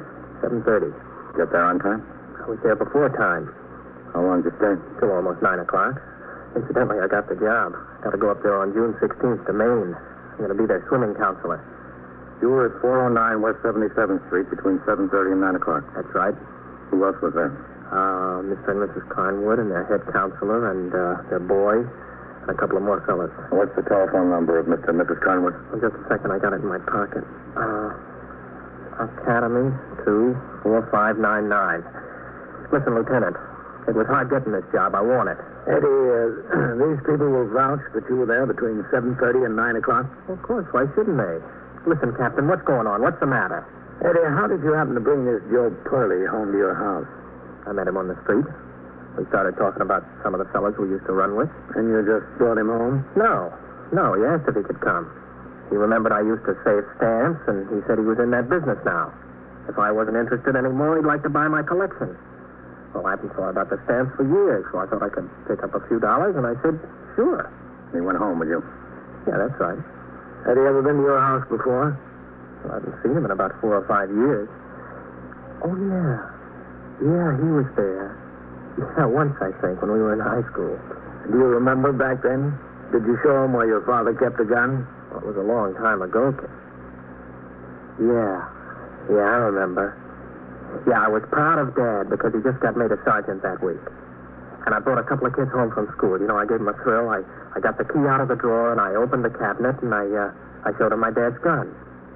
Yeah, I think Joe was one of them. Yeah, he was. Listen, did Joe done something? Did you leave him alone in the house tonight? Yes, sir. He waited in the living room while I got ready to go to the appointment. Alone? Yes, sir, all alone. Has he done something? It looks like he stole your father's gun. Oh, no kidding. What was he doing in New York tonight? Why'd he come? Said he had to meet another fellow about some stamps. We rode over together. He got off at Times Square. I went on uptown. Now, how do you like that? I thought there was something screwy. I showed him my stamps. He said they weren't worth anything. Well, they were worth something, all right. Just to get the gun. The place was held up and a man shot. Oh, brother. I'd like you to come upstairs with me, Eddie. Sure, Lieutenant. Hello, Sergeant. Would you ring the residence of Sergeant Waters? Are you calling my father? That's right, yes. Well, would you tell him I'm here? They're probably wondering what happened to me. I'll tell him. Yes, Eddie. Do you know where Joe Purley lives? Well, I know where he used to live. I think he still lives there. Oh, I'll see you before I go when I capture him. Yeah, sure. That way, Eddie. 21st Precinct, Captain Kennelly. Sergeant City on TS, Captain. I got Sergeant Waters for you. Okay. Go ahead. Hello, Captain. We've got Eddie here, Bill. Is he all right? Sure. You better tell Kagan to ring in to Lieutenant King. I'm sure everything's going to be all right. You mean Eddie didn't have anything to do with it? Don't act so surprised, Sergeant. You're the only one who knew it all the time.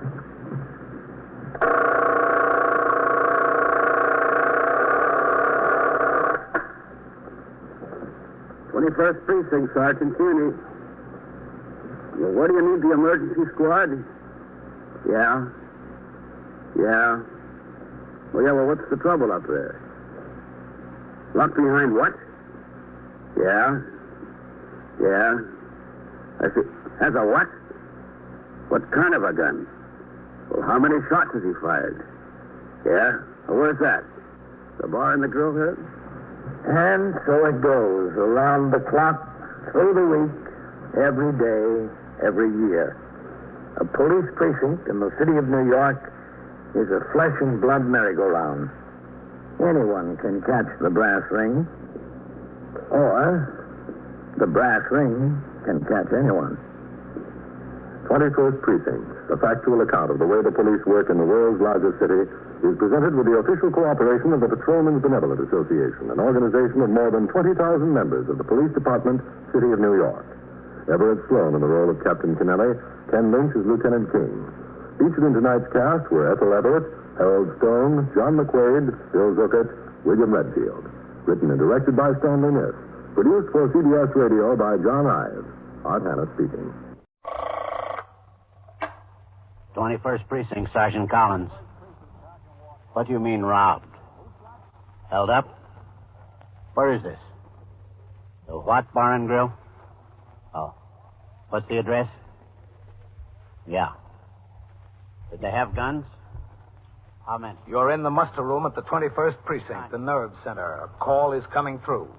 You will follow by transcription the action taken pursuant to that call from this minute until the final report is written in the 124 room at the 21st Precinct.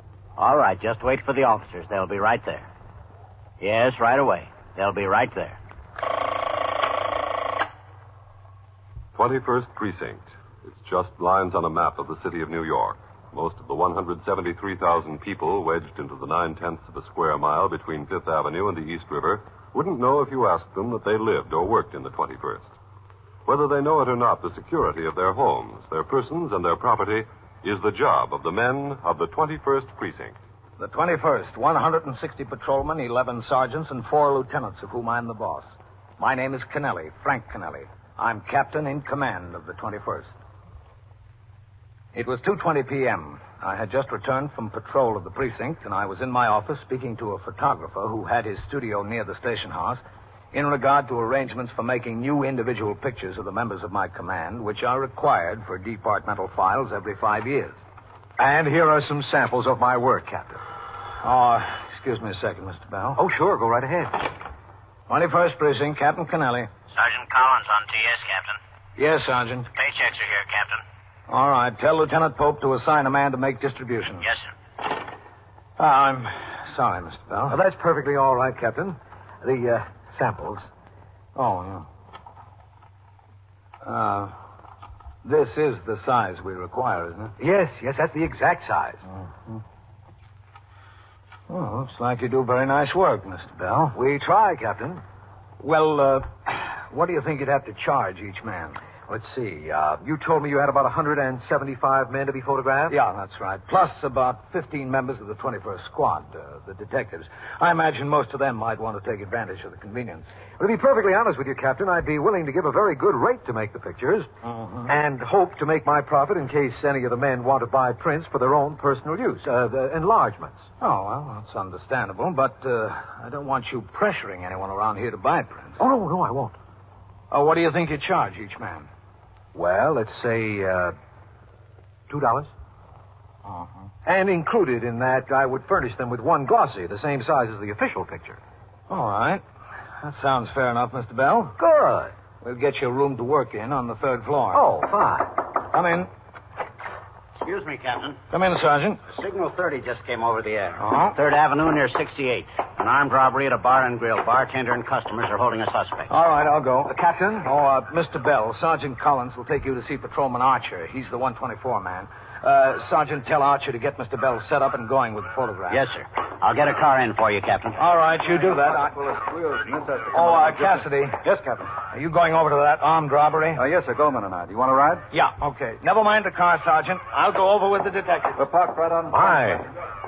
You certainly move fast around here, don't you? When things happen fast, you move fast. Well, I guess that's life. Yep. Life and then some. We were at the scene of the holdup within 5 minutes. Patrolmen Owen Kenny and Ernest Pagano in sector car number 3, the first to arrive in response to the radio signal, had taken custody of the suspect being held by the bartender and 2 customers. She was a young woman, hardly 20 years old. The victim and witnesses had told Sergeant Waters and other officers that the young woman, in the company of 2 men, also in their 20s, came into the place shortly after 1 o'clock and ordered drinks. When the lunch hour rush had dwindled to 2 patrons, the men got up from their booth, walked to the bar, flashed a gun, and held up the place. They took $230 from the cash register and fled, leaving the young woman, who said her name was Edith Hargrave, seated in the booth. Detectives Cassidy and Goldman began the investigation, and Edith Hargrave was taken from the scene of the holdup to the 21st Squad, where Detective Cassidy was in the process of making her fingerprints. All right, honey, it's not that bad. Just hold the handle limp and let me do the work. Don't stiffen up like that. I'm trying. That's it. Limp. Now give me the whole hand. Limp, that's it. Relax. Okay, that's all. Wash up over here. Where? Over here, Edie. Yes. There's soap and there's towels. Yes, sir. What about the lieutenant? Is he still tied up? Yes, he is. Just plenty of that soap, Edie. That stuff comes off hard. Yes, sir. But very hard. Want to change your mind about anything, Edie? What do you mean, change my mind? There's towels. I mean about how you told us you were never arrested before. I never was. Use the towels. Your hands will get chapped. Never was. Honest. All right, we'll see. Honest. Well, like for everything, there's always got to be a first time in there. In the trash basket. Okay, Edie. Come on. Yes, sir. Oh, I can take my purse, can I? Sure, bring it along.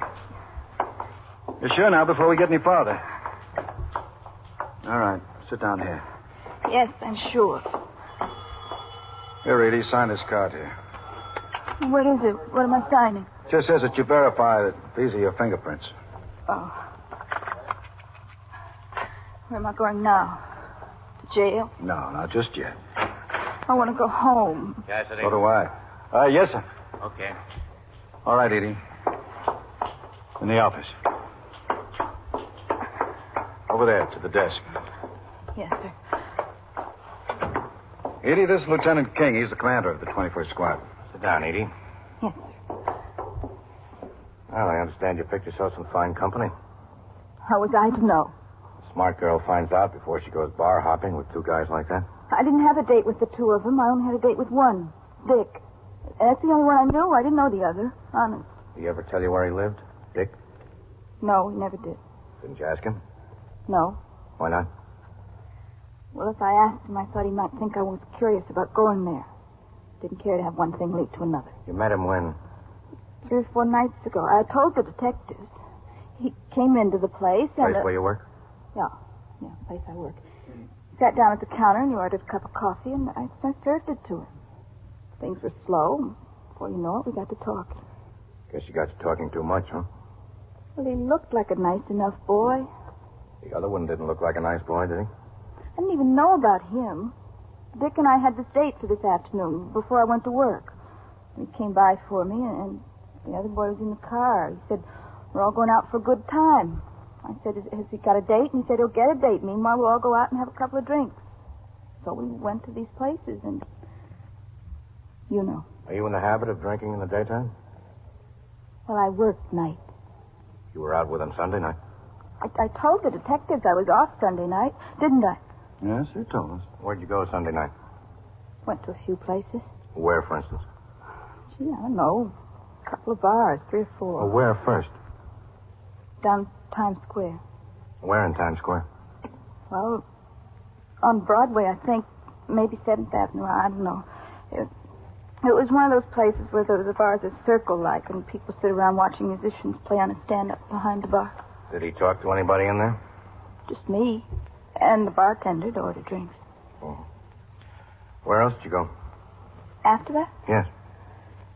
To another bar near there. We had a couple of drinks there, too. I think I had a sandwich also. The only place he talked to somebody was much later. A man. Somebody he knew? Oh, yes. Where was this? Another bar. In Times Square, too? No. No, as a matter of fact, it was up around here someplace, because I remember we came uptown through Central Park in his car, and we came out of the park at 65th Street, you know? I remember that. It wasn't far from there, on Lexington or 3rd Avenue, something like that. I had a few drinks. Well, who was it he talked to? Friend of his. Nellie. I remember Nellie. Thought you said it was a man he talked to. Nellie was a man. That's how I remember. I thought, how funny, a man named Nellie. Isn't that funny, a man named Nellie? What? I don't know. I didn't hear. You're going to have to help us more than this, Edie. Those 2 boys are wanted for robbery. I didn't have anything to do with it. I don't know anything about it. Well, you know something about it now. I hope it's not long before we all know a lot more about it. I returned to the station house at 4 p.m. in time to turn out the platoon for the night tour. Lieutenant King was waiting in the muster room for me.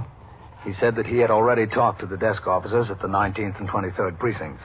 He would like a description of the man Nellie announced at each of the turnouts in the precincts on the Upper East Side in the hope that some patrolman on post was acquainted with Nellie or had heard of him.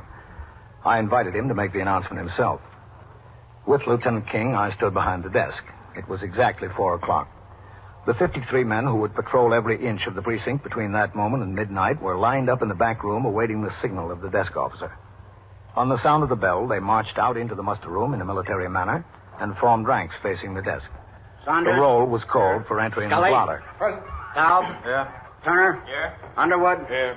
Weber. Yeah. Weeks. Present. Wolf. Present. Ziegler. Here. All right, men. A couple of things. We've had 3 or 4 complaints about peddlers annoying people on the streets to purchase toys and flowers. If you see any of these peddlers on your post, I want you to stop them and examine their license. If they have no license, give them a summons. Or if they're causing too much of a nuisance, bring them into the station house. I want these complaints to stop. Also, beginning tomorrow and for the next 2 days, the photographer will be on the 3rd floor to make official photographs for the department files before and after the 8 o'clock and 4 o'clock turnouts. Details are on the bulletin boards. Lieutenant King has something to say to you. Pay close attention. Lieutenant? We had an armed robbery in the precinct this afternoon. In the course of the investigation, we've developed the information that one of the suspects is acquainted with a man who hangs around a bar someplace on the east side. Perhaps in this precinct, perhaps in the 19th or 23rd. We'd like to locate the acquaintance in the hope he could lead us to the suspects.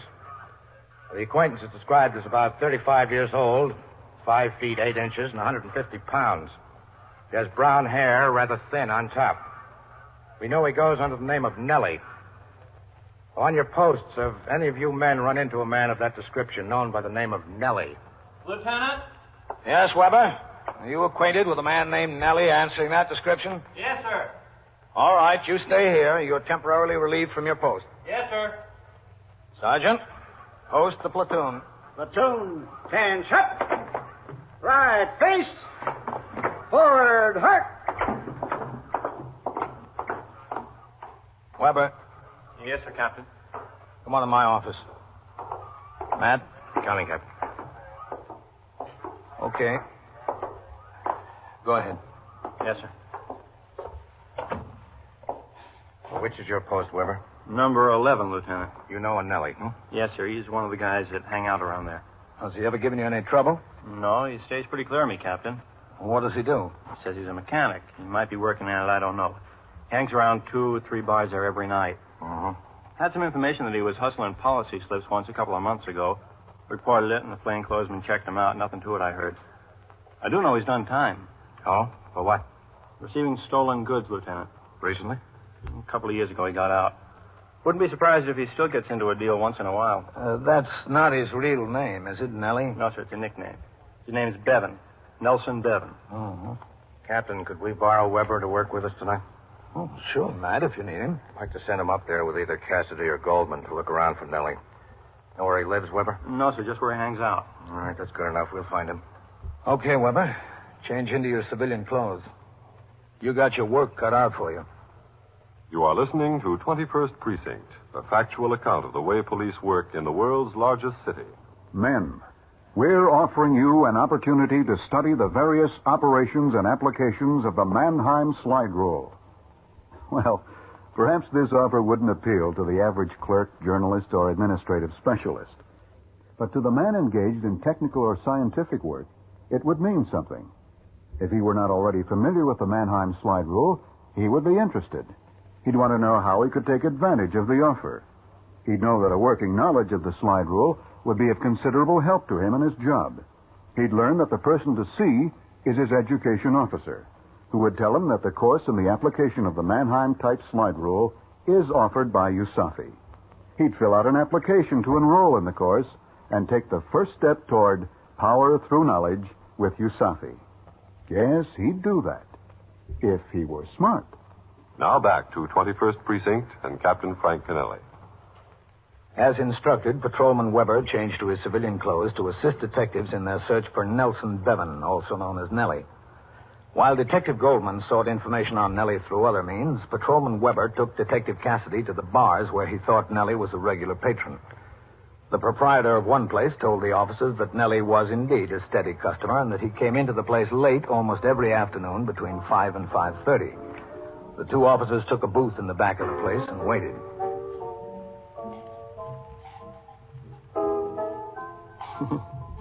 Sure beats walking a post. Yeah, I guess it does. Hey, Cassidy, how many years you got in the job? 12. And in the brains? Almost 9 now. Yeah. How'd you make it? Well, I made a good collar. I almost had my head blown off. No kidding. I was walking a post. It was late to a dark and cold. The only thing open on the block was this drugstore on the corner. I rang in for a personal. Well, I figured I'd go in there and warm up a little bit and maybe sneak a smoke. So I started into the drugstore. There were these two guys in there, and the doc had his hands high in the air. Wow. So I get out my gun. I don't ask any questions. They start shooting at me, and as soon as I come in the door, but I dropped one of them with my first shot and hit the other one with about the fourth or fifth. One of them was dead by the time the ambulance got there. The other's still in Sing Sing. Just got a letter from him last week. That was some collar. Yeah. Old Commissioner Valentine showed up at the station house at 4:30 in the morning. Patted me on the back and made me a detective on the spot. Mayor LaGuardia had me down to City Hall the next day. For tea. Well, I'm trying to make it the other way. I'm going to Delahanty's now, studying for the sergeant's examination, and that's Nelly. Yeah? He just stepped up to the bar. Brown overcoat. Uh-huh. All right. Let's go talk to him. Okay. Keep it social for now. Let me spring it on. Okay? Okay, sure. Hello, Nelly. Oh, how are you? Patrolman Weber. Sure, I know you. Patrolman Weber, sure. You're not working tonight, huh? Yeah, I'm working. No blue suit? Not tonight. Nelly, this is Detective Cassidy. Glad to know you. Yeah. Where you been keeping yourself, Nelly? I haven't seen you around. Oh, busy.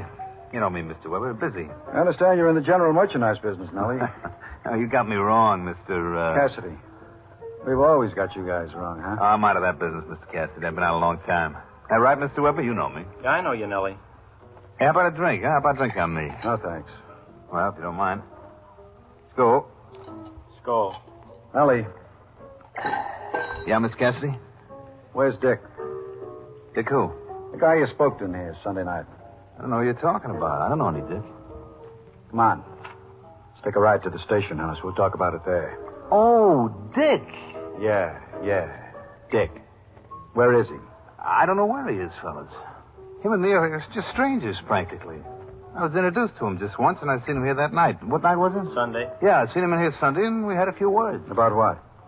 Time of day. We just passed the time of day. Is that all? Yeah, you know. Hello, how are you? What's new? That's all. Come on, Nellie. Wait a minute. Where is he? I don't know where he is. That's the honest to goodness truth. I don't know a thing about him. I don't even know his last name. What do you want from me? What did he want from you? You know the kind of reputation I got. He had a ring and a watch he wanted to realize something out of. I told him I wasn't in that kind of business anymore, and that was that. How did you meet him? Some guy pointed him out to me. What guy?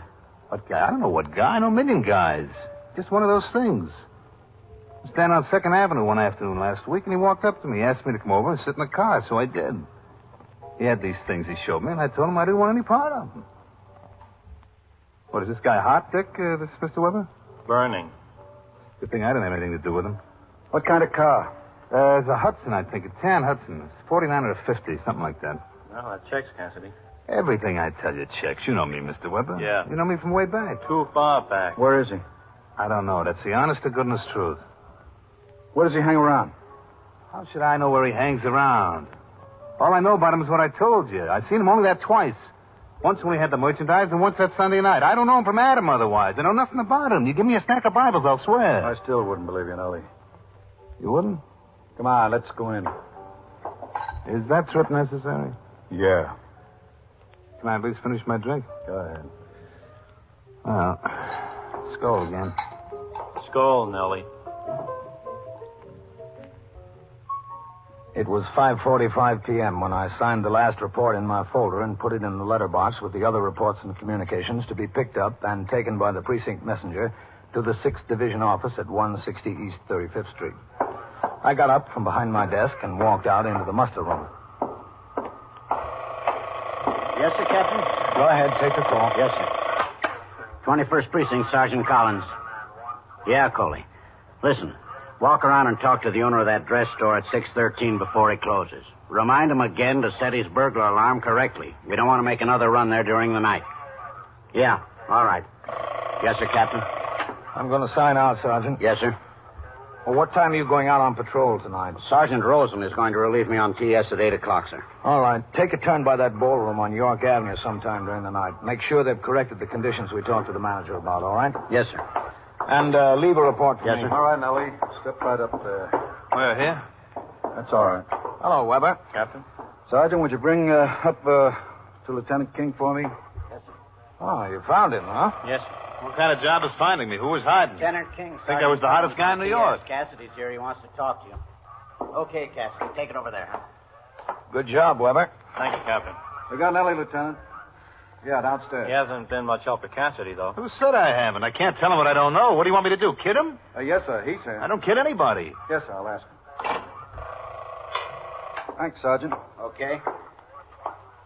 Captain, Lieutenant King wants to know if you've got a minute. Well, what's the trouble? Didn't say. All right, I'll come up. Okay, Nellie, let's go. Till it a post. I'm going to the detective, Sergeant. Yes, sir. So I get shoved around. Till it a post. We'll try to make it post to pillar, Nellie, just so things don't get dull.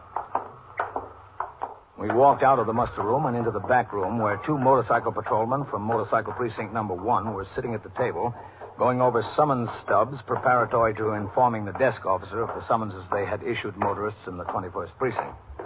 Then we climbed the rickety stairs to the 2nd floor and walked into the 21st Squad office. All right, Nellie. Sit down right there on the bench. Listen, Mr. Cassidy, you got any idea how long I'm going to be here? Why? I got a business appointment. What kind of business? On a bench, huh? Yeah. Sit down. That's what you want.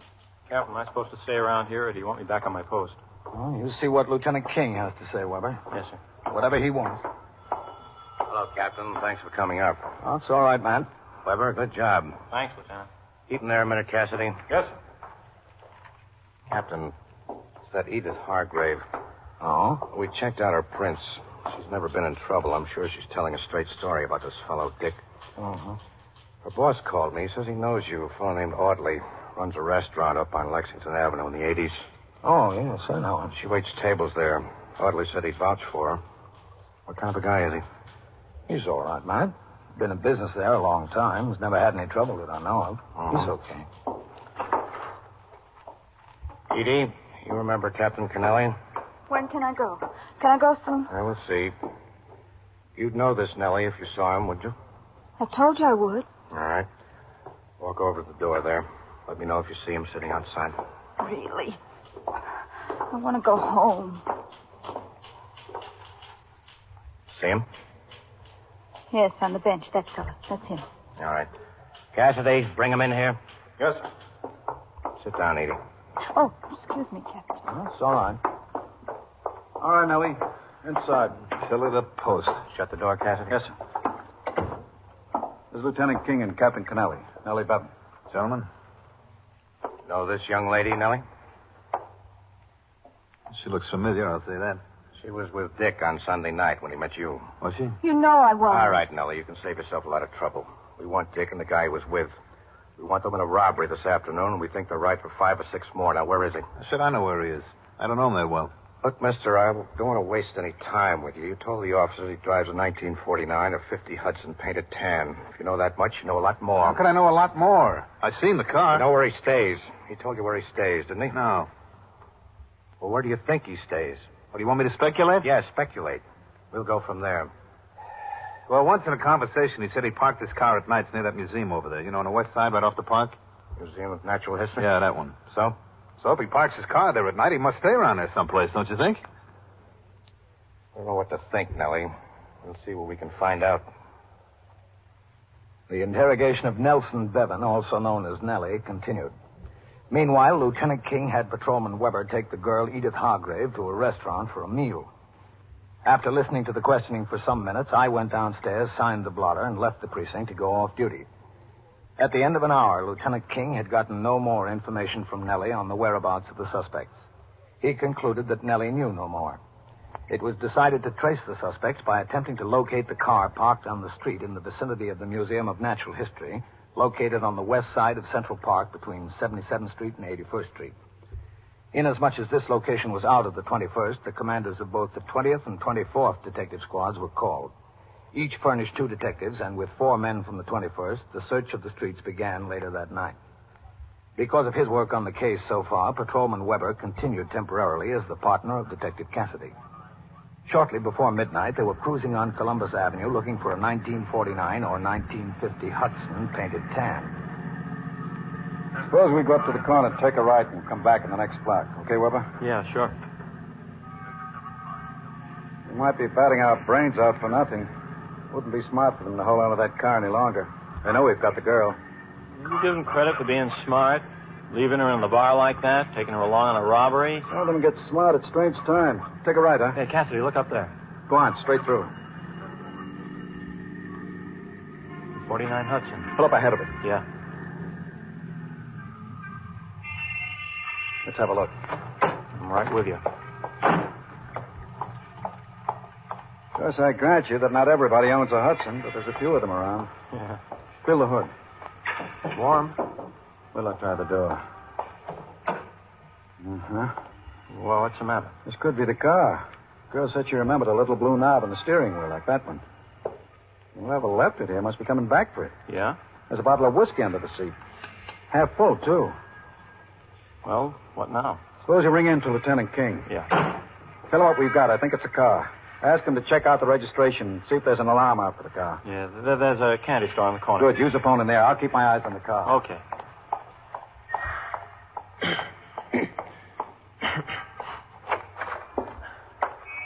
Good evening. Good evening, Pop. Yes, sir. Something? Yeah, for the telephone, please. For the telephone. Stay open all night. What do I get? Telephone customer. The telephone. On the wall. Yeah, thanks.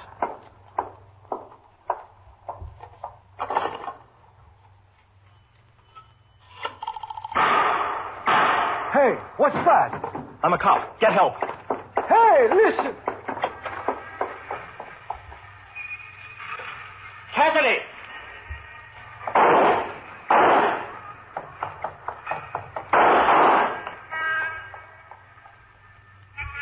Cassidy? Here. I'm the cop. Get that one's gun. How is he? Through the neck. Don't bother with that other one. I got his gun. You hit? Yeah. Not bad, I don't think. Here, let me see. In the shoulder, that's all. They came back as soon as you went inside. They started blazing away. You sure handled them, though. Yeah. Well, here I go again. Tea with the mayor. 21st Precinct, Sergeant Collins. What is it? A kid? Who's the driver, you? He was what? Riding a bicycle? And so it goes, Where around the clock, through the week, every day, every year. A police precinct in the city of New York is a flesh and blood merry-go-round. Anyone can catch the brass ring, or the brass ring can catch anyone.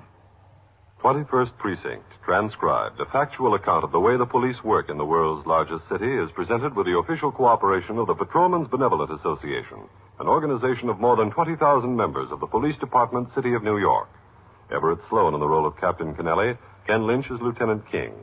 Featured in tonight's cast were Elaine Rost, George Petrie, Jack Orison, Santos Ortega, Mandel Kramer, and Michael Dreyfus. Written and directed by Stanley Niss. Art Hanna speaking.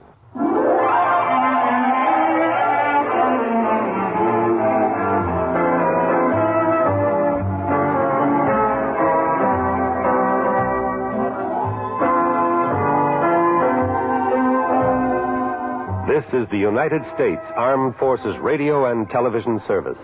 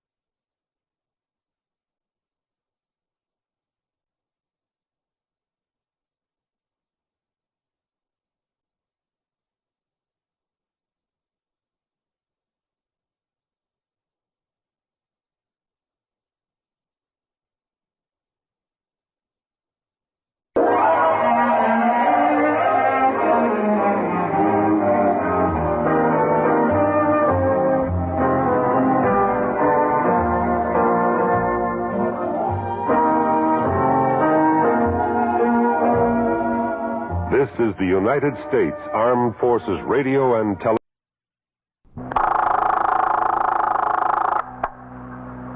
21st Precinct, Sergeant Waters.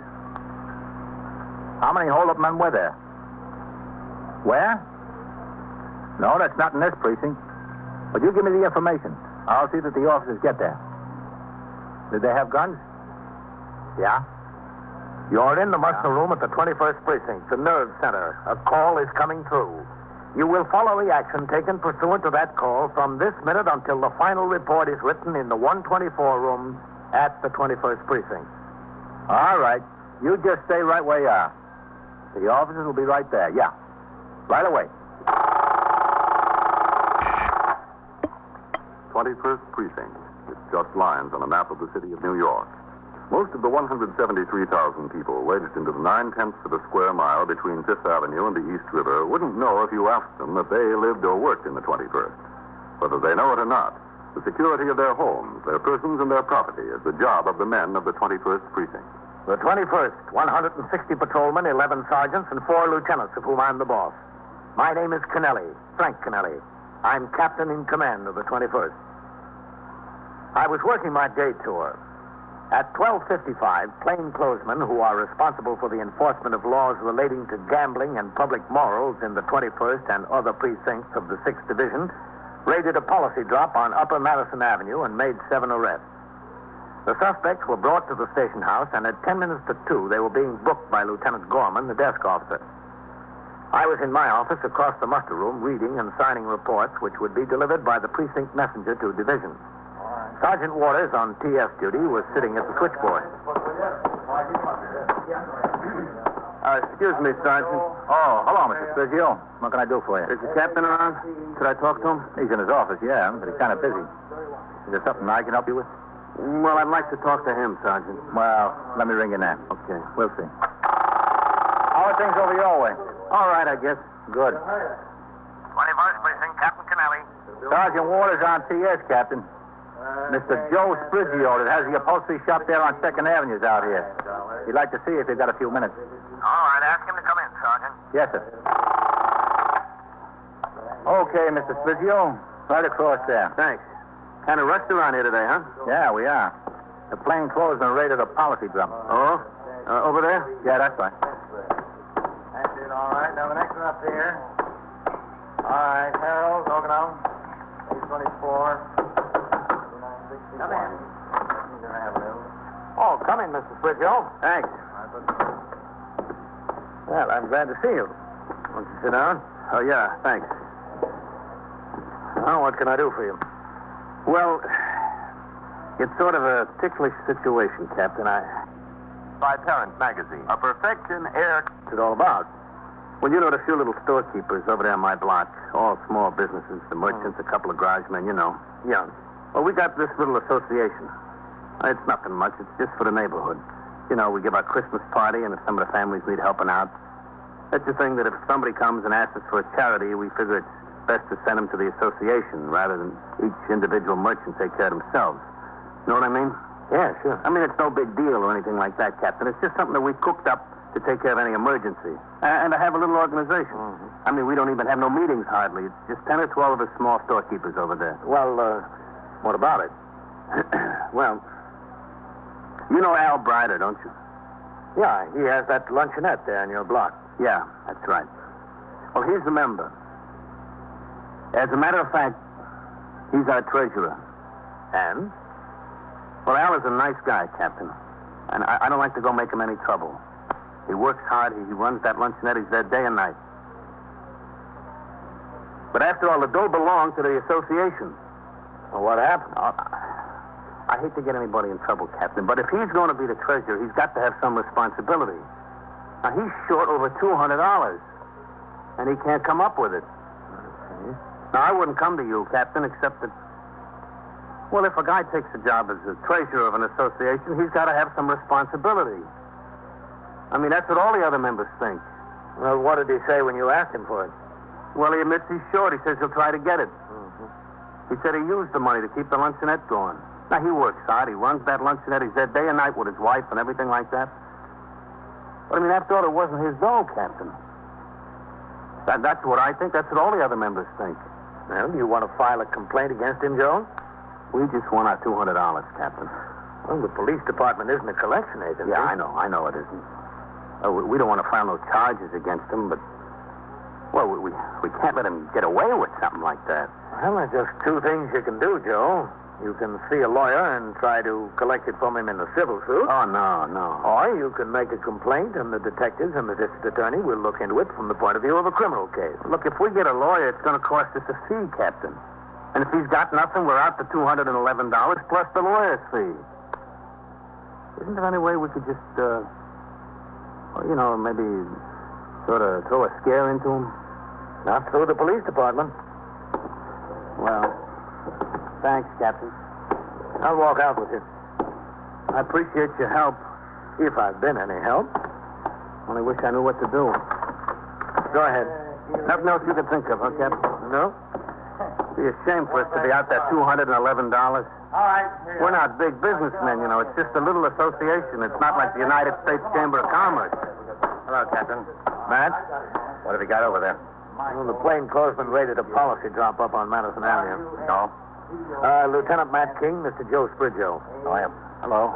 Mr. Sprigio runs the upholstery shop over there on 2nd Avenue. Oh, yeah. Lieutenant King is in command of the 21st Detective Squad. Oh, I'm glad to know you. Well, I won't take up any more of your time, Captain. I'm sorry I couldn't help you. That's all right. I guess this is a problem we have to work out ourselves. I think it is. Well, so long. Bye. Glad to have met you, Lieutenant. Yeah, same here. Social Security card. I hear that fellow does nice work, Captain. He's cheap. Yeah. My wife wants some slip covers made. I think I'll send her in there.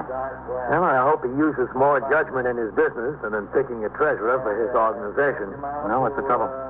Well, the treasurer is short $200. Oh. And out of all the members, they picked the one guy who's done time for being a thief. Who's that? You know, Al Bryder that runs the luncheonette over there. Oh, yeah. He doesn't know any short time, does he, this Bryder? No, he got finished up last year, I think. Lieutenant King. Yes, Sergeant. Matt and I bring you down from the squad. He wants to talk to you. All right. Take it to my office, Matt. Thanks, Captain. I'll take it in here, Sergeant. All right, we'll take this. Help yourself, man. Yes. 21st Squad, Lieutenant King. Yeah, Mac. Yeah.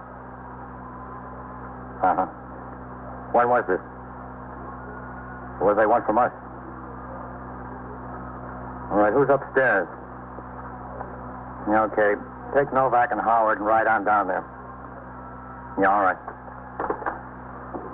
Well, that's a big one, Captain. Huh, what? The payroll on a construction job in the 9th Precinct. 3 boys walked into the office shack and made the paymaster raise up. Got over $26,000. Oh. The borough office called and asked me how many men I could spare. I'm sending Novak, McInerney, and Howard down to give them a hand. $26,000, that's a good touch. Yes, sir. Especially tax-free.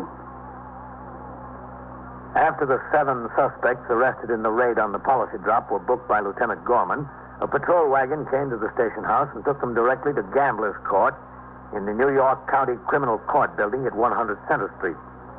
Shortly afterwards, the alarm came through on the teletype concerning the payroll holdup in the 9th Precinct. It described 2 armed bandits who entered the construction company's shack, held up the paymaster and 2 assistants, and escaped with $26,000 in cash.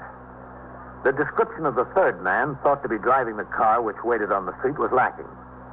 The payroll, which included more than $1,000 in silver, had been delivered by an armored truck only 30 minutes before the robbery. I signed the blotter to go off the job at 6 p.m. At the subway, I bought the evening papers. The story of the robbery was played in big headlines. There had still been no break in the case by the time I came into work at 3:40 the next afternoon to begin my night tour. Lieutenant Gorman was desk officer and Sergeant Waters had PS duty. Hello, Captain. Sergeant? You've got a visitor. I told him to wait in your office. Go ahead and take the call. I'll sign the blotter. Yes, sir. 21st Precinct, Sergeant Waters. Oh, man, let's do it. Okay, 22. Well, who's the visitor, Sergeant? Oh, it's Joe Sprigio again. Yeah? He called the first thing this morning.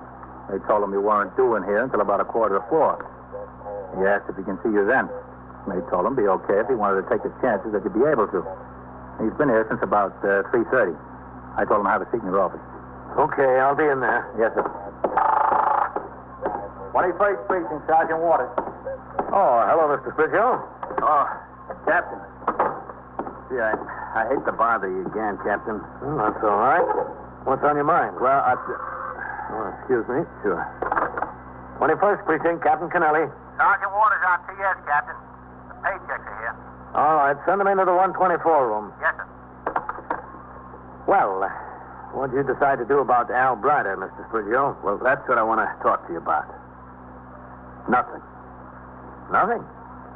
You were pretty steamed up at him yesterday. Yeah, I know, but he came into my store last night. He said he wanted to see me. He said to come into his luncheonette after I closed up. So I went in there. You know what? He gave me the money. $211. $211. Every cent he was short. That's so. You could have knocked me over with a feather. So, I guess we'll just kind of forget about it, huh? Well, it's up to you. But we're making him resign as treasurer. That's the least we can do. Here he was all the time complaining to us about how he spent the money in his business and he didn't have a nickel and all that. And he comes up with $211 all of a sudden. Well, I guess it's a good thing you didn't make a complaint yesterday. Yeah, I guess it is, Captain. But, Captain, it don't do a guy any good that's got a little business if he gets a reputation like that. You know what I mean? Mm-hmm. I mean, I thought I ought to come over and just get it straightened out with you. Well, I'm glad you got your money. And so are we. Even if it almost took a truck to carry it home. What do you mean? Well, out of the $211, nearly $60 was in small change. Oh, was it? Yeah, I said, what are you doing, Al? What's the idea? He said it was just change he took in over the counter. Change he'd been saving up. Oh. Telling you it'll take a long time to get $60 in change in that luncheonette. But I don't know. Don't make any difference as long as we got the money. It's a real load off my mind, I'm telling you. I want to thank you again, Captain. Oh, that's all right.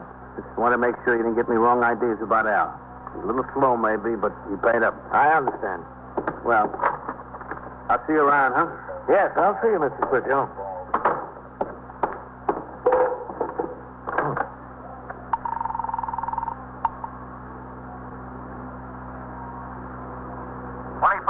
Sergeant Waters. Would you ring upstairs to the detectives? Yes, sir.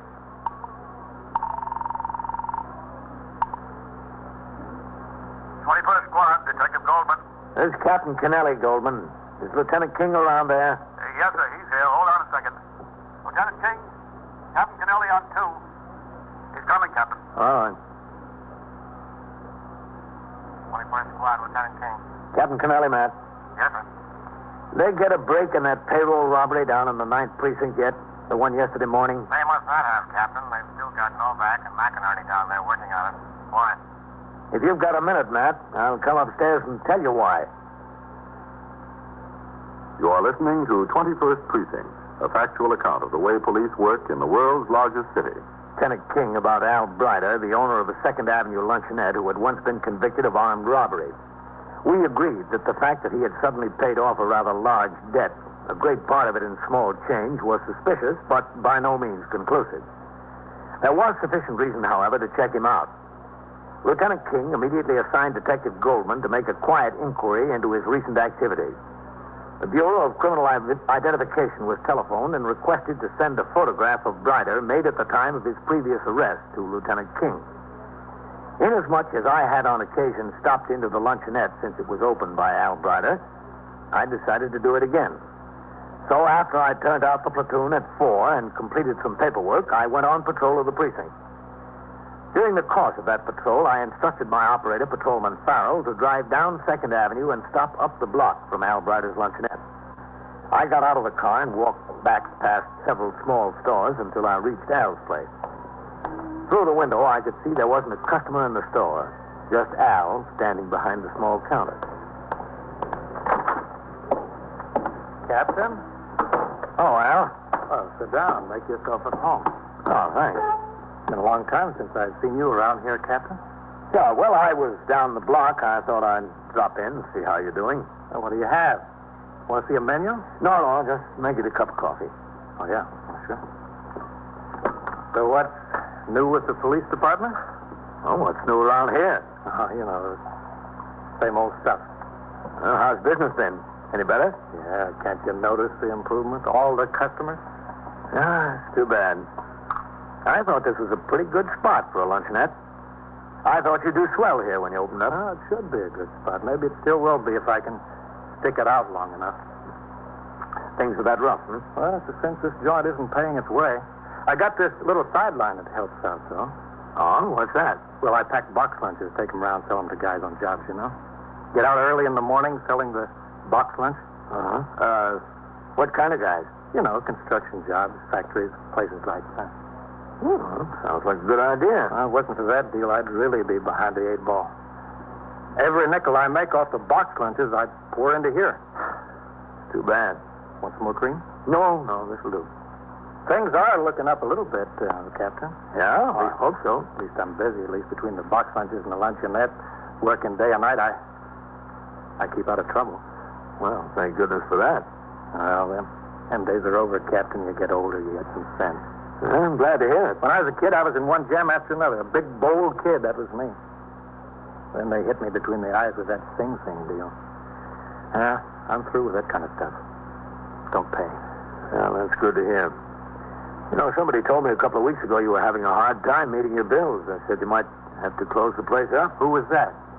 Oh, I don't remember. Somebody around here. No, there's nothing to that. I don't think so. Well, I'm glad. I like to see somebody make a success out of a business. Well, it's not exactly a success as yet, but it will be. I get a pretty big crowd for lunch. I give them a good sandwich here. You can't beat it any place in the neighborhood. How about a hamburger? I'll show you. No, thanks. I had a late lunch. Well, stop around sometime, Captain, when you're hungry. What do you do with those box lunches? Just sell them to places around here? Yeah, I sell them all around. Well, how far do you go? Well, I don't mess around much on the west side. I've got a few steady customers downtown, got a few uptown. Most of them are around here. Factories mostly, huh? Yeah, factories, and like I said, construction jobs. You know, these construction workers are making so much money these days, they're getting too high class to carry their lunch from home on the subway. Keeps me stepping. I can imagine. But I've got plans, Captain. I figured on getting some more help in here, maybe a cook and a waitress, then I can put in a little more time developing the box lunch business. If I can expand that a little bit and keep the luncheonette going, I'll be doing all right. Well, all that takes money. I'll manage, Captain. I talked to Al Brider until I finished my coffee. When I left, I got into the car and I instructed Patrolman Farrell to return to the station house. Lieutenant King and his detectives had already begun the investigation that might link Al Brider to the payroll robbery. I told him about my conversations. I went off the job at 6, and when I returned at 3:30 the following day for my night tour, there was a message that Lieutenant King wanted to see me. I went upstairs to the 21st Squad. I saw Lieutenant King sitting in his office with Detective Goldman. I walked over. Matt? Come in, Captain. Goldman came up with a few things. Will you shut the door? Yeah, sure. Hello, Captain. Goldman? Go ahead, Dan. Well, there's a couple of interesting things. Most interesting, Al seems to have gotten his hands on a good deal of cash in the last couple of days. In addition to the $211? Yes, sir. He owed a pretty big meat bill to a butcher around the corner from him there. Meat for the luncheonette. He sure got prosperous suddenly. Oh, when I was in there, he told me that things were pretty rough. But he did say that he had prospects that they'd get better. Well, the prospects seem to have come about pretty fast, Captain. Well, Captain, that's not the best of it. Yeah, tell the Captain about the other, Goldman. This is a clincher to me, Captain. That box lunch business he has. Yeah? Well, from the description I get, he's been stopping down at that construction job where the robbery was every morning with 6 or 7 orders. Now, he's got one customer in the office there, one of the assistant payroll clerks. Oh? He's had plenty of opportunity to look it over and know exactly what goes on in there. Well, but he doesn't answer the physical description of any of the bandits. No, but he could have been driving the car. Yeah, he could have. Captain, I'd say he did. Yeah, I guess you're right. Good work, Goldman. Thanks. You too, Captain. Well, what are you going to do about it? You going to pick him up? I'll have to call down to the commander of the night squad. It's their case. Yeah. Oh, do you have any idea who he's been running with, Dan? Well, that's pretty hard to say, Captain. I haven't had much time to check, but I found out his wife's brother has a record as long as your arm. Oh, who's that? A fellow named George Vantella. One of the neighbors where Al lives told me about the brother-in-law. He said Al and his brother-in-law are always together. I called down to BCI, and they checked out the name. Guy's got 5 or 6 arrests and 2 convictions for armed robbery. Goes all the way back to when he was a kid, 17. Oh. From the way it looks, right up to the day. Lieutenant King, after seeing that Al Brider was put under surveillance, went downtown to the 9th Squad to inform the detective commander who had jurisdiction over the case of the information that had been obtained. Detectives of the 9th Squad joined those of the 21st in the plant on both the luncheonette and Al Brider's house. Pictures of Al Brider and his brother-in-law, George Van Teller, were obtained from the Bureau of Criminal Identification. And later that evening, Detective Goldman and Detective Michael Donahue of the 9th Squad drove out to a small residence in Rego Park, Queens, where one of the payroll clerks, a Mrs. Mickleton, resided. Someone coming. Yes? What is it? Mrs. Mickleton? Who is it? We're police officers, Detective Goldman and Detective Donahue. Oh, all right. Detectives who? I'm Detective Goldman of the 21st Squad, and this is Detective Donahue of the 9th Squad. Come in. Yeah, thank you. Thank you. I've been trying to fry some potatoes in there for an hour. First my daughter gets me on the phone, and then the next door woman comes in. I'll never get those potatoes fried. I'm sorry. That's all right. It's no reflection on you. Just that I work all day and have to come home and try to fix supper, too. Gets to be a terrible rush. Well, I hope we don't have to keep you too long, Mrs. Mickleton. Oh, my potatoes. Come in the kitchen, please. My husband likes them just so. Not too done and not too undone. You know how men are, don't you? Yes, we know how they are. You see? Just let me take them off the fire. Now, what can I do for you? Must be something about the robbery. If it wasn't something about the robbery, you wouldn't be here. Yes, it's something about the robbery. You caught those men. I bet you caught them. No, not yet, Mrs. Mickleton. Oh, that's a shame. Then what is it? Well, you said you'd recognize them if you saw them again. Oh, yes, I'd recognize them. Two, that is. I'd recognize the third one also, except he was sitting in the car and I didn't see him. I'd recognize anybody. I've got a very good memory. A very good memory, Detective... Donahue. Detective Donahue. I've got a couple of pictures here, Mrs. Mickleton. Pictures? Yes, photographs.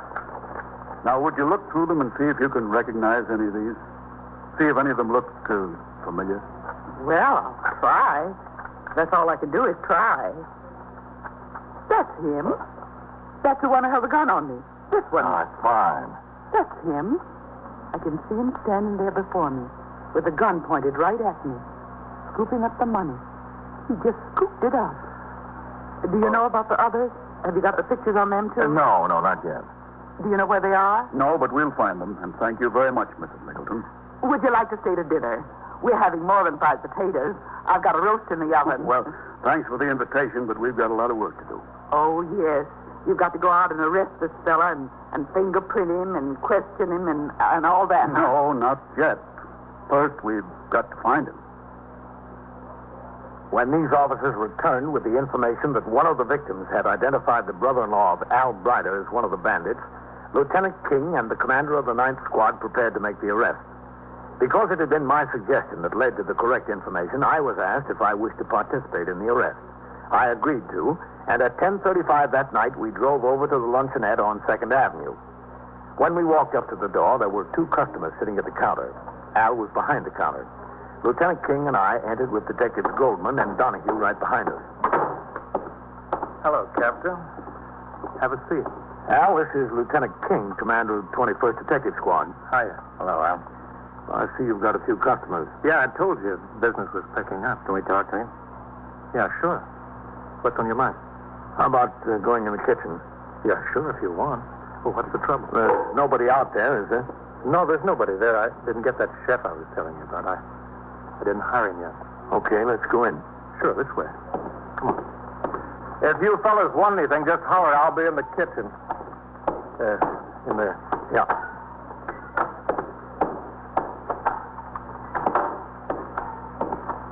Well, what can I do for you, gentlemen?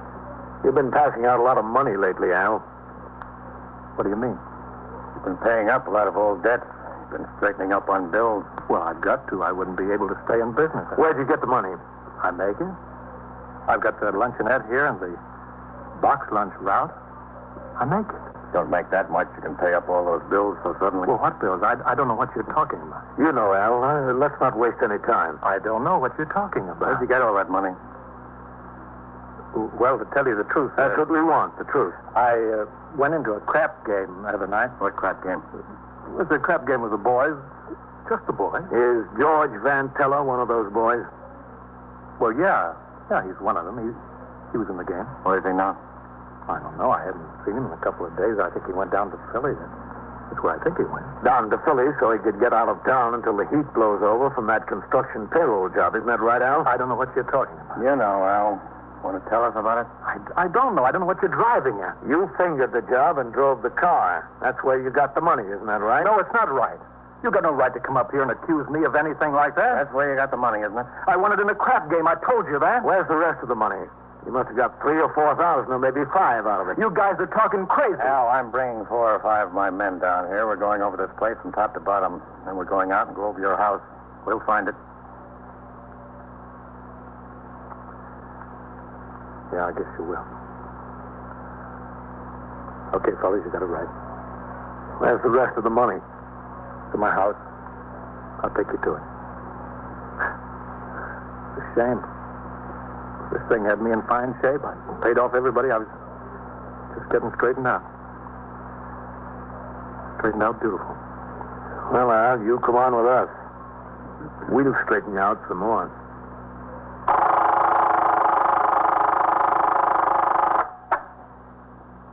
"21st Precinct, Sergeant Waters." Yes, EB. No, the call was for a car to go to 71st and 1st to meet the officer and bring in a prisoner. He counted a boy carrying a loaded revolver. Yeah, that's right. 681 will be okay. And so it goes. Around the clock, through the week, every day, every year. A police precinct in the city of New York is a flesh and blood merry-go-round. Anyone can catch the brass ring, or the brass ring can catch anyone. 21st Precinct, a factual account of the way police work in the world's largest city, is presented with the official cooperation of the Patrolmen's Benevolent Association, an organization of more than 20,000 members of the Police Department, City of New York. Everett Sloane in the role of Captain Kennelly, Ken Lynch as Lieutenant King. Featured in tonight's cast were Gladys Thornton, Harold Stone, Mandel Kramer, Wendell Holmes, Bill Smith, and Don McLaughlin. Written and directed by Stanley Niss. Produced for CBS Radio by John Ives. Art Hanna speaking.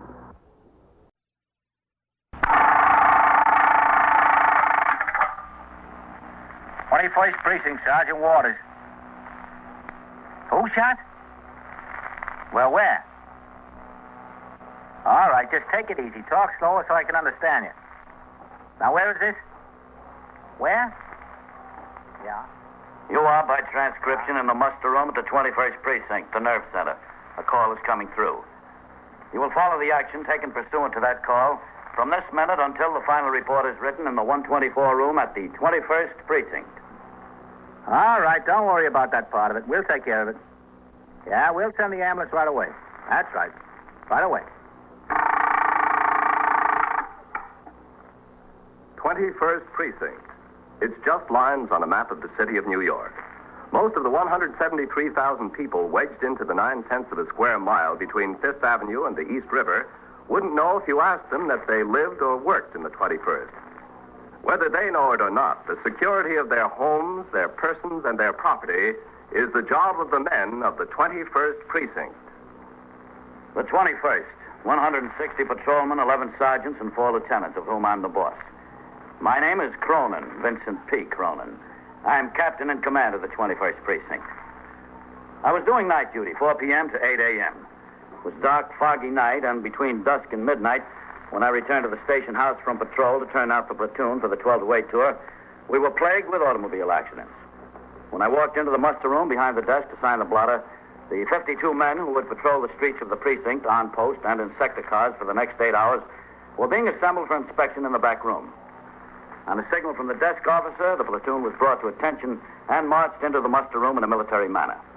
There, as they faced the desk, the official roll was called for entry in the blotter, the event-by-event record of occurrences in the precinct. Yes.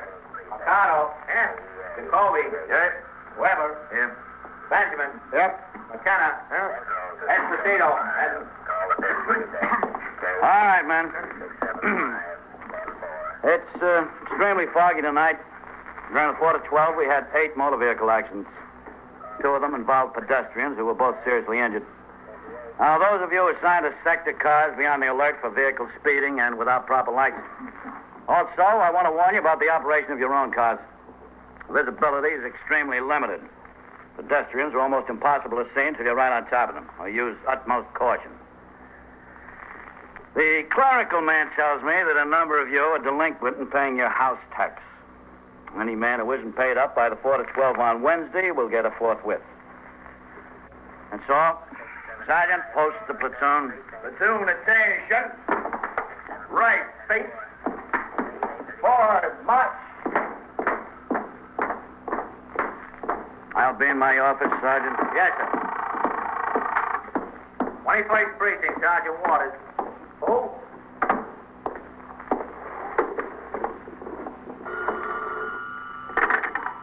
Twenty-first Precinct, Captain Cronin. Sergeant Waters on TS, Captain. We got a report of a policeman shot at 104th Street and Park Avenue. I'll be right out. Yes, sir.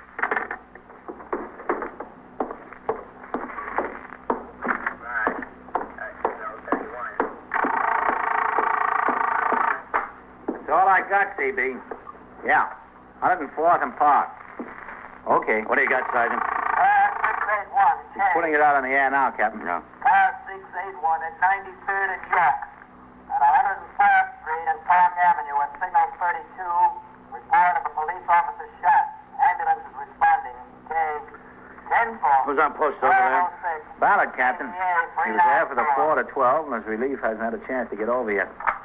I better notify the detectives. Go ahead. This is Sergeant Waters on TS. We've got a report of a police officer shot at 104th Street and Park Avenue.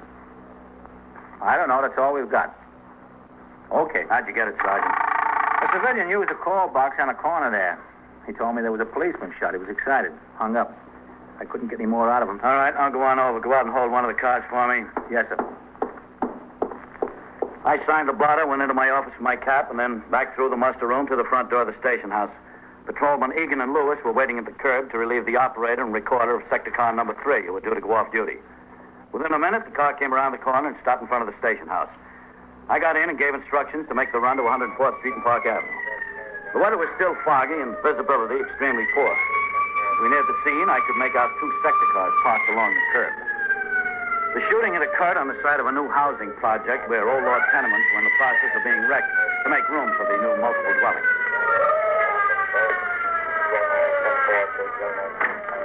You two get on the job? Watch it, Skipper. Watch those loose stones. Over here, Captain. Sergeant? Where are you? Sergeant Kenny? Over here, Captain, with the light. Okay. Some of you men take a look at that pile of bricks over there. You, Vaccaro, Barron. What is it, Sergeant? Who shot? We don't know yet, Captain. He's unidentified. Well, he's not from the 21st? No, sir. He wasn't a cop. Oh, no. Nothing over here, Sergeant. Not a thing. Well, look on the other side there. Well, who is it? Policeman shot a thief. Ballard. Oh. Over there, Captain. He's pretty bad. All right. Watch your step on these loose stones. They're treacherous. Yeah. Civilian he sent to ring in got it all mixed up, I think. Watch it. Watch it. Real rough walk here. Yeah, especially on a night like this, you can't see anything. Okay, Captain. We never did get over this far, Sergeant. All right, well, look the other way, then. What are you looking for, Sergeant? The gun the boy had. Oh, wasn't it right with him? No, sir. Just watch it here. Yeah, did he have a gun? Well, Ballard said there were 3 shots fired at him. All right, let the captain in there. Let him in there, huh? Put your light on him there. Uh-huh. See? Pretty bad, Captain. Did he say anything? No, sir. He was unconscious when I got here. Vaccaro, Barron.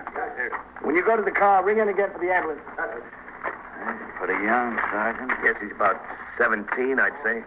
Maybe 16. How many shots did he fire at Ballard? 3, Captain, according to Ballard. Any identification on him? Yes, he had a wallet in his pocket. Says he's Harry Malenky, 733 East 107. How many times was he hit? Just once, it looks like. That's all I can see. Get Ballard over here? Yes, sir. Ballard, you two stick with him until the ambulance comes in. Ballard! Yes, Sergeant. Come on over here. Where? Over here. The captain wants to see you. Yes, sir. Who was next on the scene after Ballard, Sergeant? Well, I was, Captain. My operator and I, Underwood. And what did you find? Well, we stopped the car on the street out there. Saw a flashlight back in here. And I called, Ballard answered, and I came on back. He was over there trying to do something for the boy. Did he tell you what happened? Yes, sir. He said he jumped him trying to break into a parked car. Chased him back in there. There was some shots fired at him, and he fired back. Uh-huh. Sergeant, is that you? Yeah, right here. Hello, Captain. Ballard? Any sign of the gun? No, sir. You better go help him look for it, Sergeant. Yes, sir. Right away. And, Sergeant. Yes, sir. Check on that ambulance again. Yes, sir. Is anyone taking a look over here? Huh? What happened, Ballard? Well, I was walking my post, Captain. It was just about 12 o'clock, almost exactly. I turned the corner on the park. Yes? There was this car parked on the street about 35 or 40 feet from the corner. I saw this fellow standing right at the door there. Looked to me like he was trying to pry open the vent window. 35 or 40 feet? Yes, sir. How could you see that far ahead in this fog? Well, the car was parked right under a street lamp. It was that one there, Captain. I could see what he was doing. All right, and? And I saw him, but he didn't see me, so I figured I'd get up on him and catch a thief in the act, so I started to him. Yes? Well, he spotted me when I got within 15 or 20 feet of him, and he took off. Yeah. I hollered at him to hold up, but he kept on going. He cut right into here, into the rubble. Yeah. I came after him. Well, I didn't see exactly which way he went at first, then I spotted him again. He was hiding over and around here someplace. So I called to him to stand up. And he stood up all right. Stood up and he fired 2 shots at me. I thought it was 3 shots. Well, it was 3, Captain. See, I had my gun out and I fired at the flashes. The fog was so thick that that's all I could see. I started to come in on him, and then I saw him up on the top of that pile of bricks over there. Yes? And he took another shot at me from there, see, the third one. Oh. So I fired 2 shots back at him, and then I heard him scream. So I examined him. He looked pretty bad. I looked around for the gun. I looked on his person and on top of the pile of bricks. Wasn't anywhere around. So I left him. I ran back out the street, and I stopped the first civilian I saw. I told him to go to the call box and ring in. Hey, that must be the ambulance. Yeah, must be. Ballard, when you spotted him working on the car window, didn't you see how young he was? Well, it was pretty hard to see anything, Captain. You saw enough to convince you he was trying to break into the car, didn't you? Yes, sir. And you didn't see how young he was. No, sir. You chased him off the sidewalk and into here, over this rubble. Yes, sir, that's he right. turned, fired 2 shots at him. Yes, sir. And it wasn't until after he fired the first 2 shots that you returned the fire. No, sir. When he got to the top of that pile of bricks, he fired a shot again. Yes, sir. And you fired 2 more shots. That's right, Captain. There's no possibility you could be mistaken about him firing the shots. No, sir. It's not possible that what you thought were shots were in fact an automobile on Park Avenue back behind. Sir, I saw the flashes. All right. Let's go over. Yes, sir. He was shooting at me all right, Captain. Come on, Underwood, McCarroll, Barron. Let's have a little help getting him on the stretcher. Get his legs. He was shooting at me, Captain. There's no question about that. All right, now watch the front. Watch it there. Left, that's it. Is it clear up ahead there? Yeah. All right, go ahead. Now watch the loose stone. Take it easy with him now. Take it. Okay, go ahead. I sure hope that kid makes it, Captain. You better hope for something else, too, Ballard. You better hope we find that gun. You are listening to 21st Precinct, a factual account of the way police work in the world's greatest city. How slick can a sleuth be? Well, frankly, it would be difficult to find a detective with more savoir-faire than that mystery-solving mastermind, Johnny Dollar, who moves along from clue to clue with an impressive amount of ease. Right now, yours truly, Johnny Dollar, is looking into a baffling little matter of, shall we say, mischief?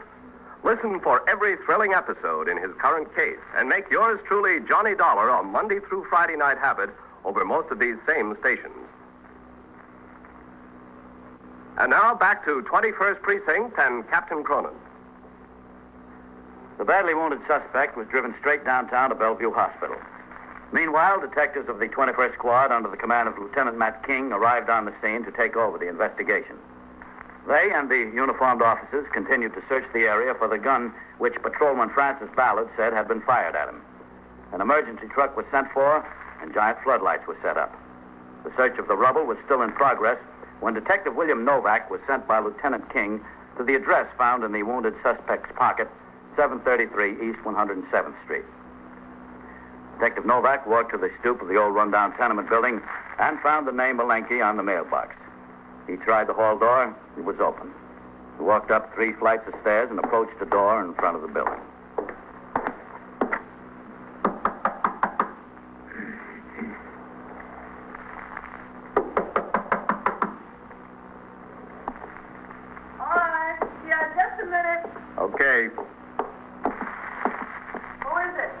I'm a detective. Who? Police officer. Oh. Does Harry Malenky live here? Yeah. Yeah, I'm his mother. Can I come in? What is it? What's the matter? Did he do something? What did he do? Let's sit down, Mrs. Malenky. We'll talk about it. What did he do? He was stealing from cars. Oh, no. No, not Harry. No, it couldn't be. Suppose we sit down and talk about it. Not my Harry. And he got hurt, too. Hurt? Yes.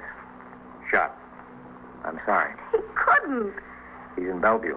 Not my Harry. My Harry's asleep in there. I heard him come in. Did you? I was in bed. Not asleep, just in bed. I heard him come in, go to his room. I'll show you. Not my Harry. Yeah, I'd like to see. He's asleep. I'll show you. Harry. Harry. What is it, Ma? George. Where's Harry? How should I know? Harry isn't here? What's this all about? Who are you? It's my son, my other son, George. Harry's hurt? Shot? Where? In Bellevue. Oh, no. No. All right, Mrs. Malenky. Why don't you sit down? Huh? My poor Harry. My poor Harry. Sit down. Is he all right? Tell me. Don't lie to me. What happened to him? He's dead, isn't he? No, he's not dead. He's hurt pretty bad, but he's not dead. Oh, no. Will you tell me what's going on here? You answer a few questions first. You live here? I used to. Hey, Ma, cut it out, huh? He'll be all right. I know. He won't. He won't. You don't live here now? Where do you live? In Jersey. I live over there with my aunt. I work there. Hey, Ma, cut it out. My poor Harry. My poor... Bellevue. Can I go? Can I go to him? Yes, you can go there. If you work in Jersey and live there, what are you doing here? I come here and stay once in a while. When I'm in New York late. Huh, Ma? Don't I? Don't you what, George? Don't I stay here when I'm in New York? Yeah, you stay. It must have been George come in. I thought it was Harry. That's what I thought. How bad? Very bad? Pretty bad. Oh, my Harry. My poor Harry. Hey, listen. What happened, huh? He was shot. Oh. Yeah, I know that. But how? A police officer caught him breaking into a car. He ran and fired a couple of shots at the officer. Not my Harry. No, Harry wouldn't do that, would he, George? How should I know, Ma? How should I know what he'd do? He wouldn't. Not Harry. I'm sorry, Mrs. Malenky, but it looks like he did. While the mother and her other son got dressed to go to Bellevue Hospital, where Harry Malenky was in a critical condition, the search for the weapon continued at the scene of the shooting. While the fog had lifted somewhat, the gun could not be found. And at 2:15 a.m., more than 2 hours after the original call, the search was abandoned for the night. A patrolman was assigned to a fixed post to guard over the scene until detectives could resume their search in the daylight. I returned to the station house with Patrolman Ballard. It was 2:30 a.m. when we walked into the muster room. Ballard? Yes, sir? You talk to the desk officer, give him all the information on this? Yes, sir. As soon as you finish with that, report to me in my office. Yes, sir. Oh, Captain. Yes? Can I call down to the hospital and find out how the boy is doing? You go talk to the desk officer. I'll let you know how he's getting on. Yes, Captain. Hello, Skipper. Sergeant, you hear from Bellevue on that boy? Yes, sir. What about him? Not so good, Captain. That was right through the back and into the stomach. They got him on the operating table now. What about his family? The mother's been notified. Novak was up there. You know, he told me ahead of time making the mother believe it was her boy. Yeah?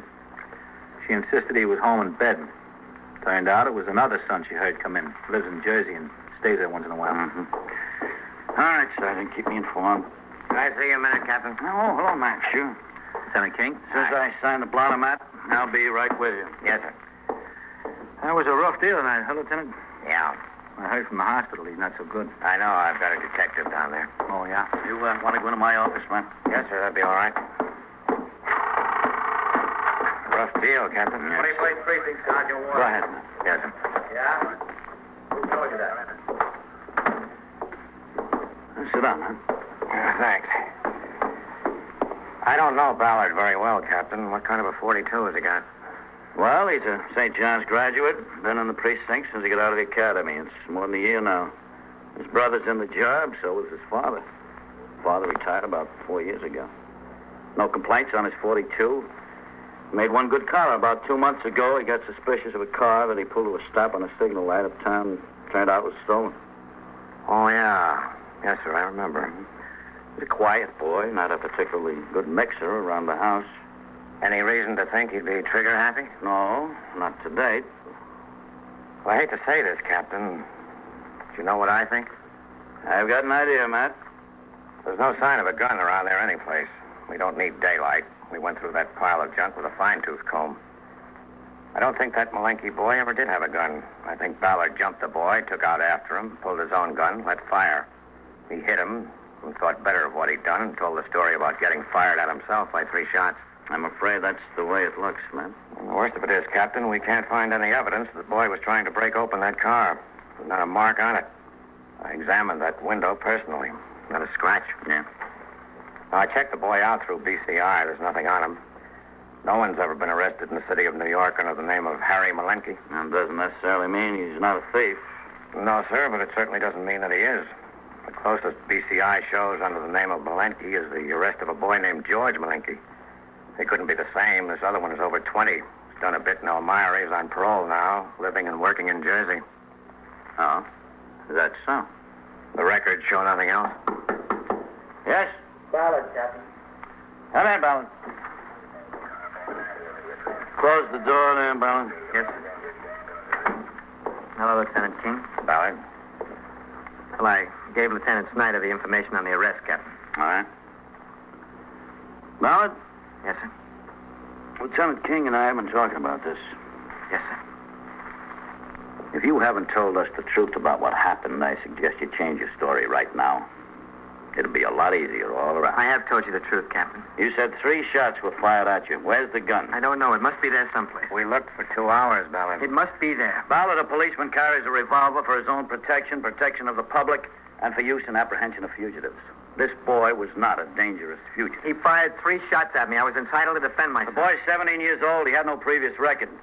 You say you jumped him trying to break into a car. There's no evidence that the car was tampered with. We can't find the gun.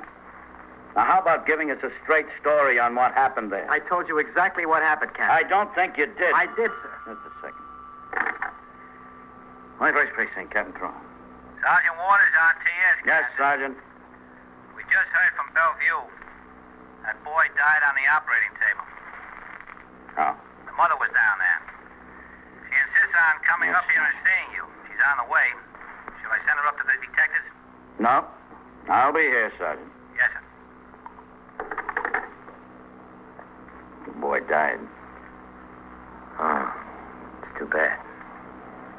I'm sorry, Captain. You should be, Ballard. The mother's on her way up here now. What am I going to tell her? I don't know, Captain. Neither do I. Lieutenant King and I spoke to Patrolman Ballard further in regard to the events leading to the death of 17-year-old Harry Malenky. He stuck to his story without a variation. After a few minutes, Lieutenant King left my office to return to the detective squad upstairs. I instructed Patrolman Ballard to take a chair across from my desk and wait. As I tackled some of the paperwork that had accumulated on my desk, he sat looking straight forward out the open door leading to the muster room. It was a long wait. 25 minutes to 4 in the morning, Patrolman Ballard saw the front door of the station house open and Mrs. Malenky walk in. Captain. Yes? I think the mother just came in. If it's her, we'll know about it. Yes. 21st Precinct, Captain Cronin. Sergeant Waters, Captain. Mrs. Malenky is out here. Ask her to come in, Sergeant. Yes, sir, right. Just a second, Captain. What? Well, who is he? Oh. She has her elder son with her, Captain. She wants to bring him in, too. All right, Sergeant. Yes, sir. Yes, sir, Ballard. Yes, sir. He still fired 3 shots at you? Yes, sir. Come in. Go on, Ma. You don't have to be afraid of him. I'm not afraid. Now, Mrs. Malenky. Yes. How do you do? This is Patrolman Ballard, and I'm Captain Cronin. Mrs. Malenky? I came here so you could tell me what to do. My boy is down there. Down there, dead. What am I going to do? I don't know. Cop shot him. Is that what a cop is for, to go around shooting boys? Is it? What am I going to do? I don't have any money to bury him, even. Poor Harry. Poor boy. I don't know. You tell me. A young boy like that. Don't worry, Ma. You'll get this taken care of. There's laws about something like this. What about those laws? We're making a thorough investigation, Mrs. Malenky. I understand you're Mrs. Malenky's oldest son. That's my George. He's the only one left now. First my husband, now Harry. It's only my Georgie. Oh, George. Hi. You live at home, George? No. He lives in Jersey over with an aunt. But maybe you'll come home now. Won't you, George? Will you come home now? I'll think about it, Ma. I told you I'll think about it. Is this a cop that shot Harry?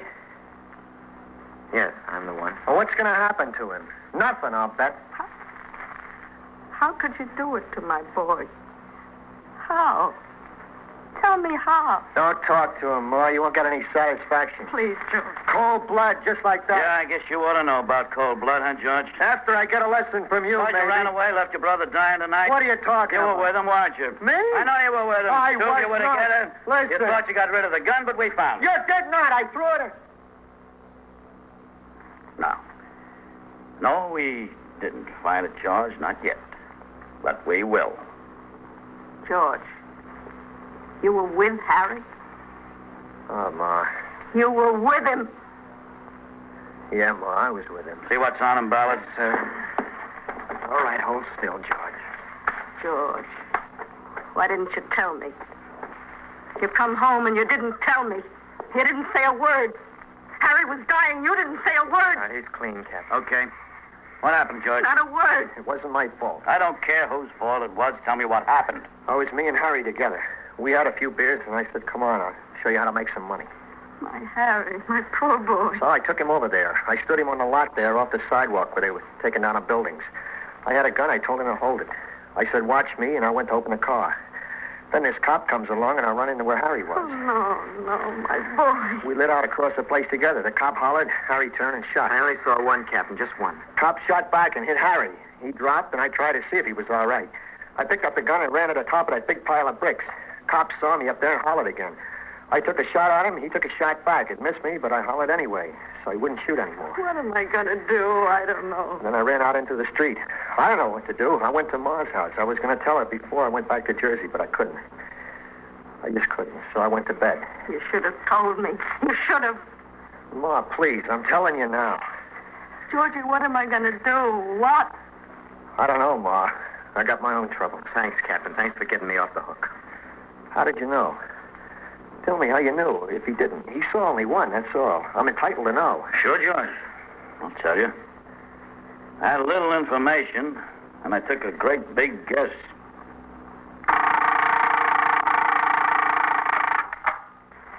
"21st Precinct, Sergeant Waters. What kind of a ring? A diamond? Yeah. Yeah, I understand. Well, how do you know she's a thief? Yeah, I see. 21st Precinct, transcribed. A factual account of the way the police work in the world's largest city is presented with the official cooperation of the Patrolmen's Benevolent Association, an organization of more than 20,000 members of the Police Department, City of New York.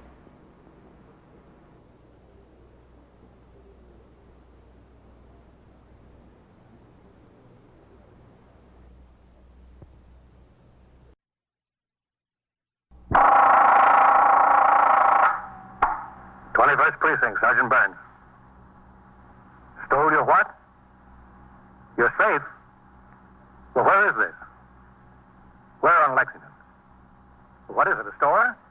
You're in the muster room at the 21st Precinct, the nerve center. A call is coming through. When did you discover? You will follow the action taken pursuant to that call from this minute until the final report is written in the 124 room at the 21st Precinct. All right, the officers will be right over there.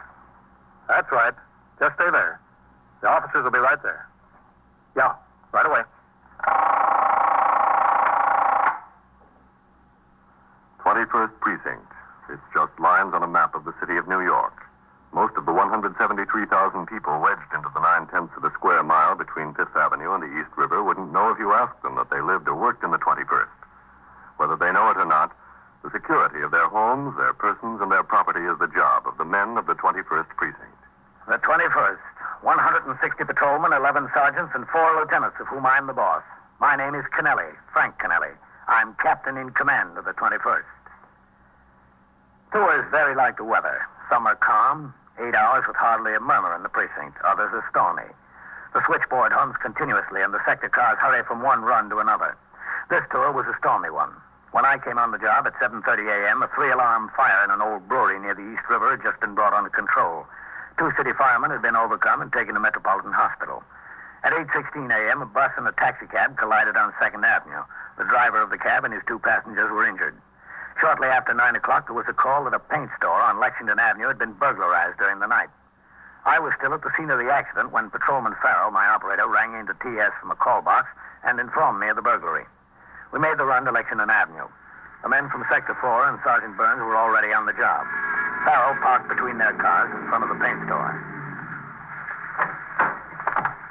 You stay with the car, Farrell. Oh, hello, Captain. Well, what do we got, Ross? Safe job, sir. Yeah? Says they hauled it away. They just rolled it out the front door and carried it away. All right. Oh, watch the door, Captain. That's the way they got in and out. Okay. Sergeant Burns says the detectives might want to try it for fingerprints. All right. Stay on the job here. Keep the sidewalk clear. Yes, sir. What time do you usually open the store, Mr. Heelis? The same time, 9 o'clock. 9 o'clock every day. Hello, Sergeant. Captain. Mr. Heelis, this is Captain Kennelly. How are you? Some mess to come to work to. Some mess. Mr. Heelis is the proprietor, Captain, Mr. George Heelis. He opened up this morning and found the place had been burglarized during the night. The whole safe they took. The whole safe. Well, you'd think the safe would be safe. The whole thing. Did you notify the detective, Sergeant? Yes, sir. I rang in as soon as I saw what it was. T.S. called upstairs to Vitaly, who was catching. He notified the safe and loft squad. He's on the way over here himself. Where was the safe? Right back here, Captain. Right back here in plain view. With a light on it. I always make a practice to leave a light on it. Yes, right here. In between brushes and wallpaper. What kind of safe was it, Mr. Heelis? A black one. No, I mean, do you know the name of the manufacturer and the style number? Oh. Well, tell you the truth, no. Well, when did you buy it? Well, let's see. I had it when I removed to this location. Had it about a year then. I've been here 9 years, so I got the safe about 10. It's important that the detectives have a description of the safe. Don't you have the manufacturer's name and the model number written down someplace? Well, yes, to tell you the truth, I think I do. I think I got the original invoice from when I bought it. Well, good. That's all they'll need. Where is this invoice? In the safe. That figures. How was the entry made, Sergeant? The street door was jimmied, sir. It was a neat job. They got a bar in between the door and the frame and just snapped off the latch.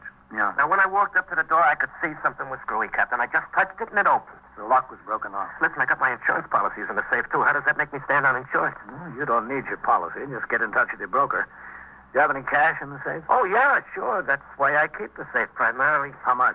Oh, $600-700. Your receipts from yesterday? Well, most of it. $450 is the receipt from yesterday. The rest is extra cash I keep around. Why?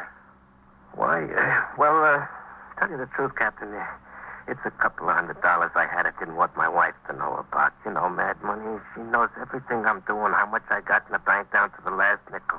You see, I'm the president, and she's secretary and treasurer of this little corporation we got here, Paints Incorporated. And she takes her job seriously, and I figured I'm entitled to a couple $100 she don't know anything about. What is it, $600 or $700? I've got to have them definite for a report. Well, between, I don't know. I have to check the register and so forth. Well, what else did you have in there, Mr. Heelis? Oh, a couple of dollars in stamps.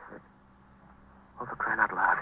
My war bonds. My war bonds was in there. Well, you won't lose anything there. You have a record of the serial numbers. Oh, yeah. Also in the safe. Well, you sure had a lot of faith in that safe, Mr. Heelis. Well, who would have thought, you know?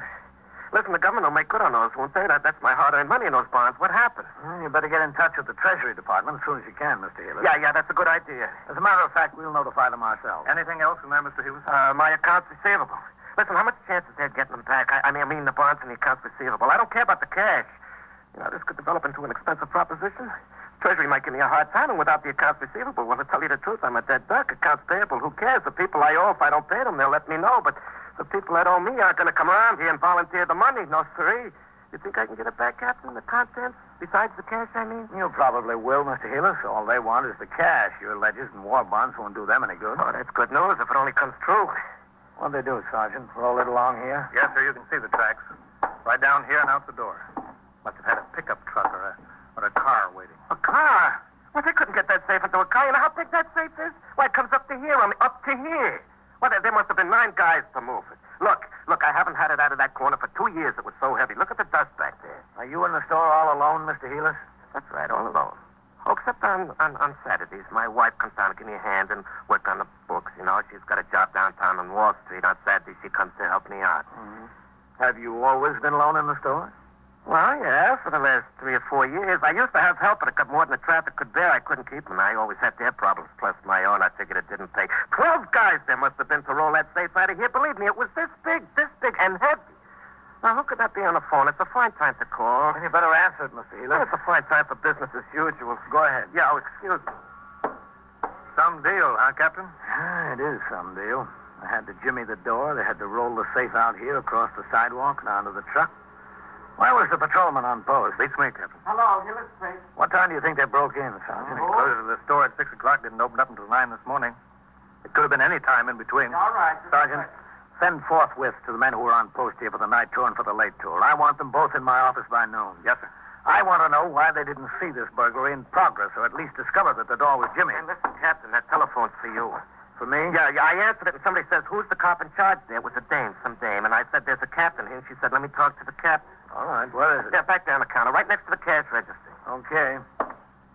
You don't need all those men here, Sergeant. Get some of them back on patrol. Yes, sir. All right, Captain Kennelly. Are you in charge of the cops there? Who is this? Well, that's not important now, Captain. And if you want to talk to me, it's important. Well, look, if you really want to know who it is, I'm the guy that got the safe from there. Is that so? Yeah, that's so. I want to make you a little proposition. Well, I don't know whether I want to talk about a proposition with you. Well, whatever we talk about, let's make it fast. I don't want to give you a chance to find out where I'm calling from. All right, I'll make it fast. What do you want? I want the combination. You don't want much, do you? Look, we've been trying to get into that thing all night. We've been trying to rip it. We've been using a torch on it. All we want's the dough, that's all. Well, that's very nice of you. The deal is you give it the combination. I know he's got a lot of other stuff in there he wants besides the money. But that's all I want, the money. Well, what's your proposition? Give it the combination, we'll leave the stuff where it can be picked up without getting hurt. We'll leave the whole safe. And if you don't get it? If we don't get it, the safe winds up the bottom of the river, and Helis never sees anything else he's got in there. That's fair, isn't it? How fair can you get? All right, just hold the phone a minute. No, I don't hold the phone. I'll call you back. Captain who? Captain Kennelly, 21st Precinct. I'll call you back there. Hello. Hello. What's the trouble, Captain? That was the burglar. The burglar? Did you say that was the burglar on the phone? Well, that's who he said he was. Well, what does he want? He wants the combination to the safe. Well, that's a lot of nerve. What does he think he is? He can't get it open. He said if he gets the combination, you'll recover everything else in the safe except the money. All he wants is the money. If he doesn't get it, the whole thing goes to the bottom of the river. You mean I could get my accounts receivable and my war bonds back? Well, that's what he said. Well, who cares about the money? I'm covered with insurance for that. I'll go along with him. I'm inclined to do that. Well, I don't know whether I am, Mr. Healer. Now, look, whose stuff is it? I got a lot to lose. We'll talk it over with the detectives. We'll see what they want to do about it. I've been a long time in this job, Captain. I never heard of anything like this before. You learn something new every day, Sergeant. Every day in the year. Within a few minutes, detectives of both the 21st Squad and the Safe Loft and Truck Squad, the central office specialists who handle safe burglaries on a citywide basis, arrived at the scene. Sergeant Burns gave them such information as he had collected, and I told them of the phone call from the man who purported to be one of the burglars. The detectives took over the investigation, and Sergeant Burns instructed his men to resume patrol. I returned to the precinct house. Lieutenant Gorman told me he had sent forthwith to the homes of Patrolman Coley and White. These were the men who were on post number 6, which included the burglarized paint store during the preceding night and late tours. Both men were en route from their homes. I went into my office to read and sign reports and communications which had accumulated since I was on duty previously. At 20 minutes after 10, I had almost finished with the paperwork when I looked up and saw Lieutenant Matt King, commander of the 21st Detective Squad, and another man standing in the door. You got a minute, Captain? Yeah, sure, Matt. Come in. How are you, Captain? Fine, Matt. This is Detective Andy Sawyer of the Safe and Loft Squad. Oh, I'm glad to know you, Sawyer. Yes, sir. Sit down. Matt, sit down. Thank you. Pull that chair over. Well, that was an odd one this morning, wasn't it, Captain? Yeah, it sure was. How do you figure it, Sawyer? You fellas ever heard anything like that before? No, sir. It's new to us. Guy must be a psycho trying to swing a deal like that. Well, it didn't sound much like a psycho over the phone, Matt. How have you fellas got it figured? Well, there are a couple of things, Captain. One, Mr. Healer said it was a woman on the phone when he answered. You picked it up. It was a man. Yeah, that's right.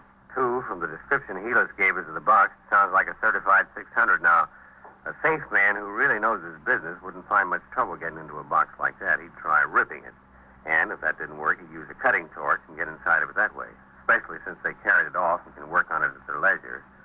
They aren't red-hot ironmen, that's for sure. Whoever they are, I don't think they've been long on trade.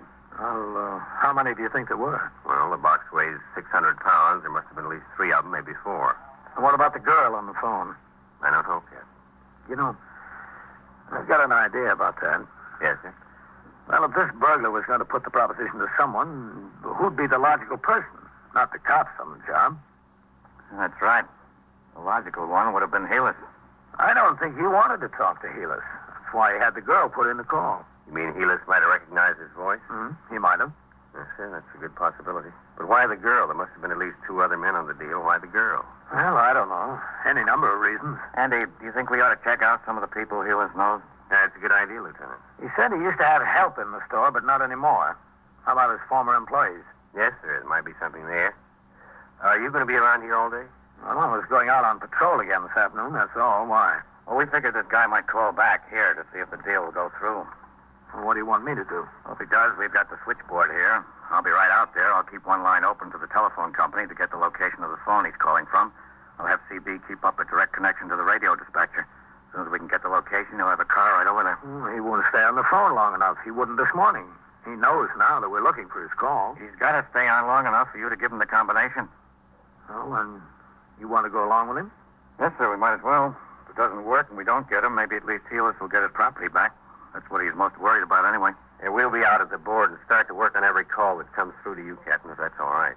Yeah, that's all right. If you'll take just a few seconds longer to get to the phone than you normally do, we might have a chance. If he calls again. Well, Captain, he's got the safe. We've got the combination. If he had moxie enough to carry that safe out across the sidewalk, he's got enough to make another telephone call. Squad stationed himself next to the telephone switchboard, ready to use another line to trace any subsequent call from the safe burglar. He got head starts on 2 callers who asked for me, but both of them turned out to be ordinary police business. At 11 o'clock, Patrolman Coley, who had worked the 4 p.m. to midnight tour on the post where the safe burglary occurred, came into the precinct house as ordered. I questioned him thoroughly regarding his activities on post during the previous night.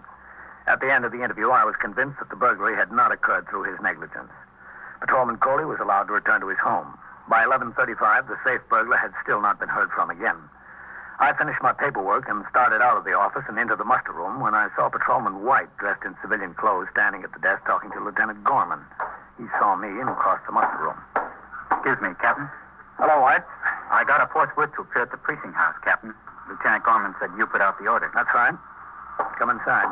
Yes, sir.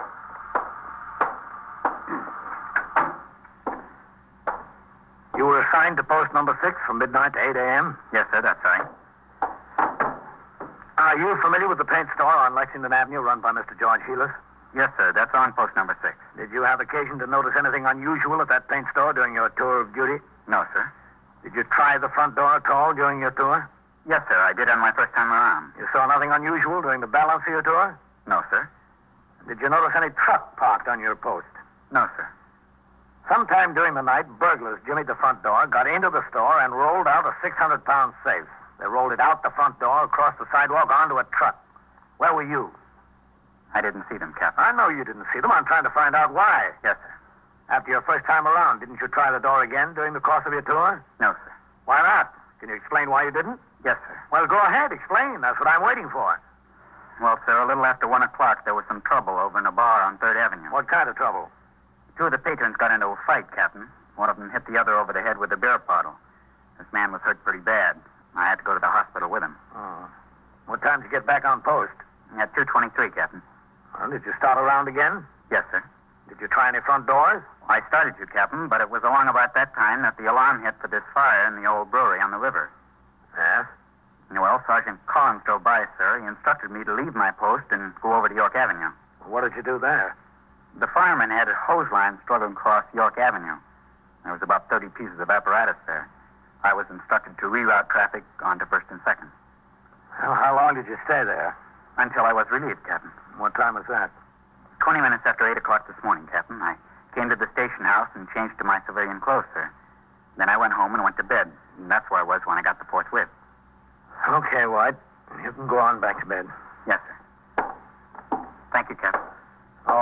White. Yes, sir, Captain. How long have you been in the job, White? I'm 4 months out of the academy, Captain.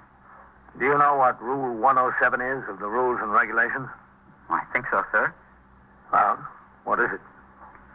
Charges will be preferred against any patrolman who shall, through neglect of duty, fail to discover, report, and take appropriate action in connection with any act or conditions on his post requiring police attention during his tour of duty. Good. Don't forget it. No, sir, I won't. Okay. Go on home. Yes, sir. Thank you, Captain. Leave the door open. Captain Kennelly. Sawyer, Captain, there's a call coming through for you. I think it's our boy. Oh, all right. If you'll hang up, sir, let it ring 3 or 4 times. All right.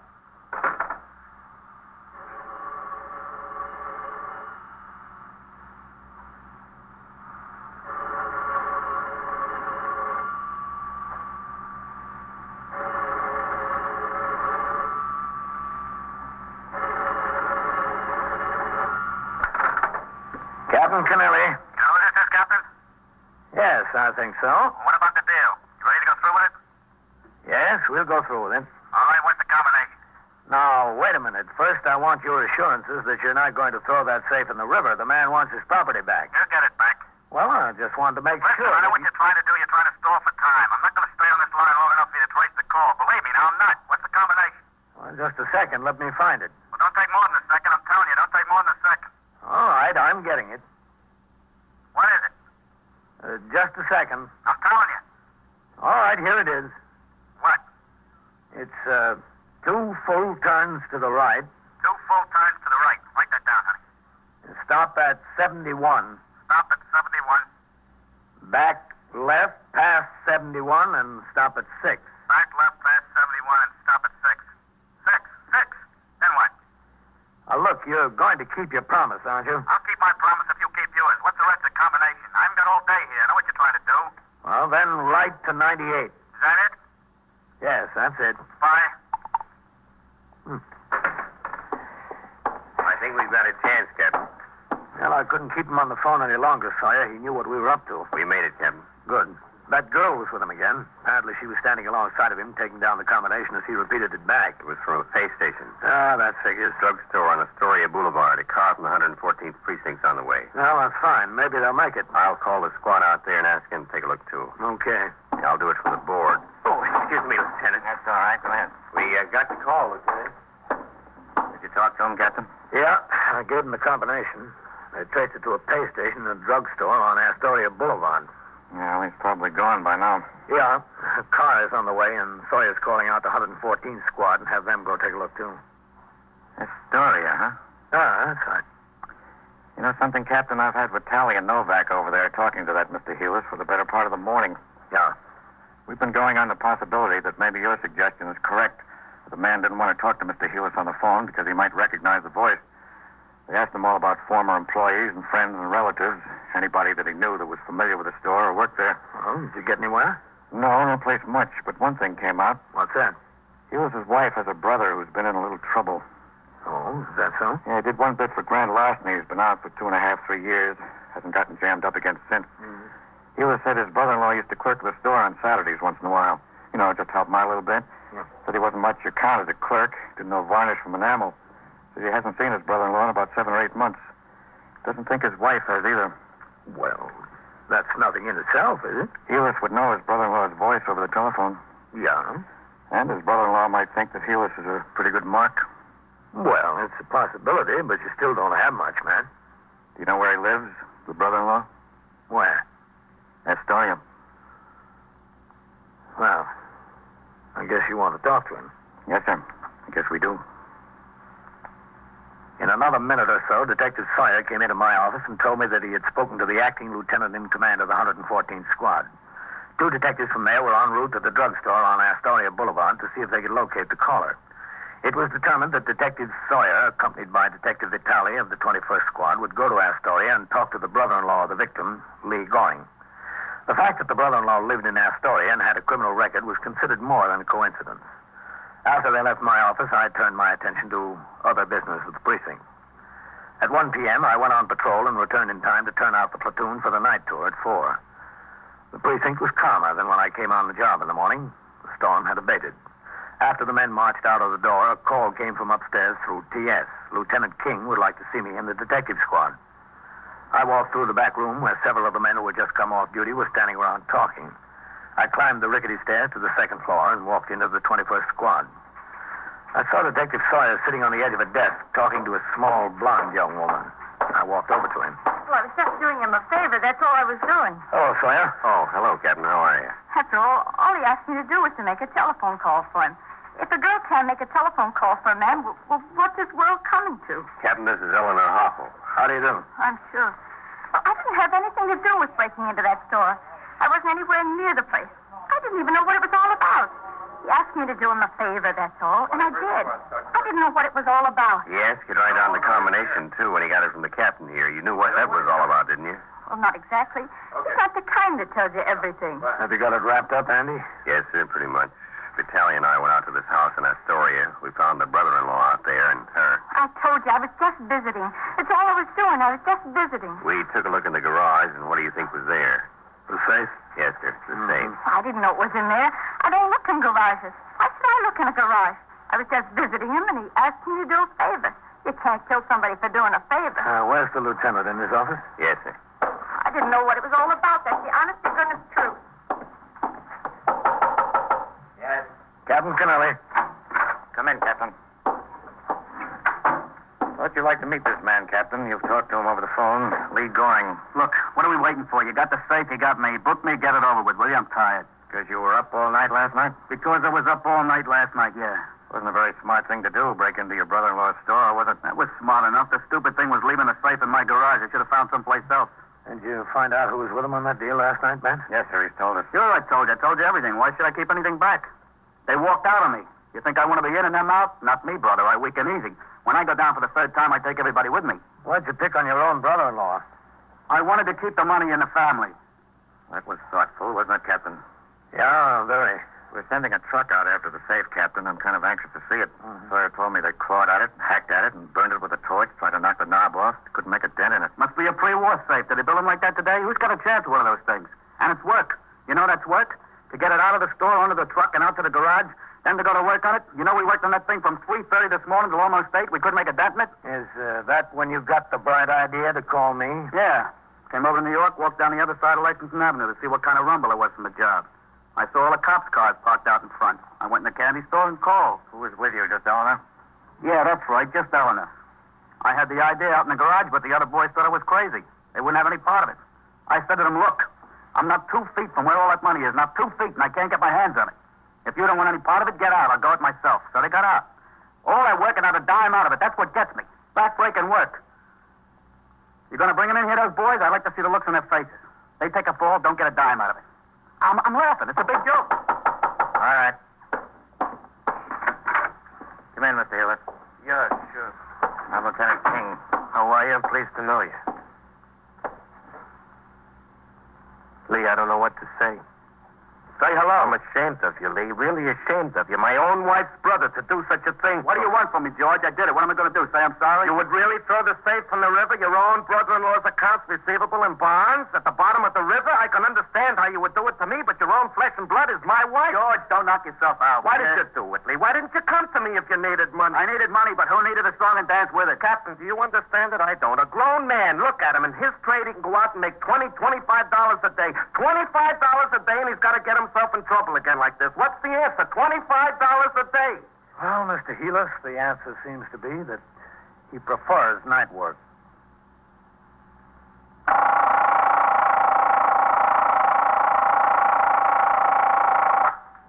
'21st Precinct, Sergeant Burns. Well, who got bitten? How old? 4? Well, where's the dog? Is the dog there? Well, where is the dog? Where's that? Oh, I see. Well, what's the name of the girl who was bitten? W-E-A-L-D. And so it goes. Around the clock, through the week, every day, every year. A police precinct in the city of New York is a flesh and blood merry-go-round. Anyone can catch the brass ring. Or the brass ring can catch anyone. 21st Precinct, a factual account of the way the police work in the world's largest city, is presented with the official cooperation of the Patrolmen's Benevolent Association, an organization of more than 20,000 members of the Police Department, City of New York. Everett Sloane in the role of Captain Kennelly, Ken Lynch as Lieutenant King. Featured in tonight's cast were Larry Haynes and John Sylvester, Scott Tennyson, Wendell Holmes, William Flatley, and Joan Morgan. Written and directed by Stanley Niss. Produced for CBS Radio by John Ives. Art Hanna speaking.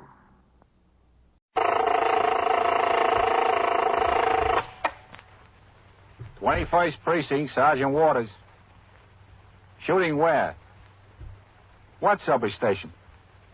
Or what is it, a robbery? A what? Who is this? You're in the muster room at the 21st Precinct, the nerve center. A call is coming through. You will follow the action taken pursuant to that call from this minute until the final report is written in the 124 room at the 21st Precinct. All right. Tell them I'm sending more officers in the ambulance. Yeah, that's right. The ambulance and more police officers. They'll be right there. Yeah, right away. 21st Precinct.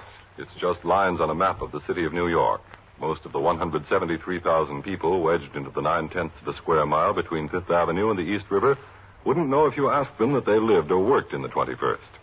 Whether they know it or not, the security of their homes, their persons, and their property is the job of the men of the 21st Precinct. The 21st, 160 patrolmen, 11 sergeants, and 4 lieutenants, of whom I'm the boss. My name is Kennelly, Frank Kennelly. I'm captain in command of the 21st.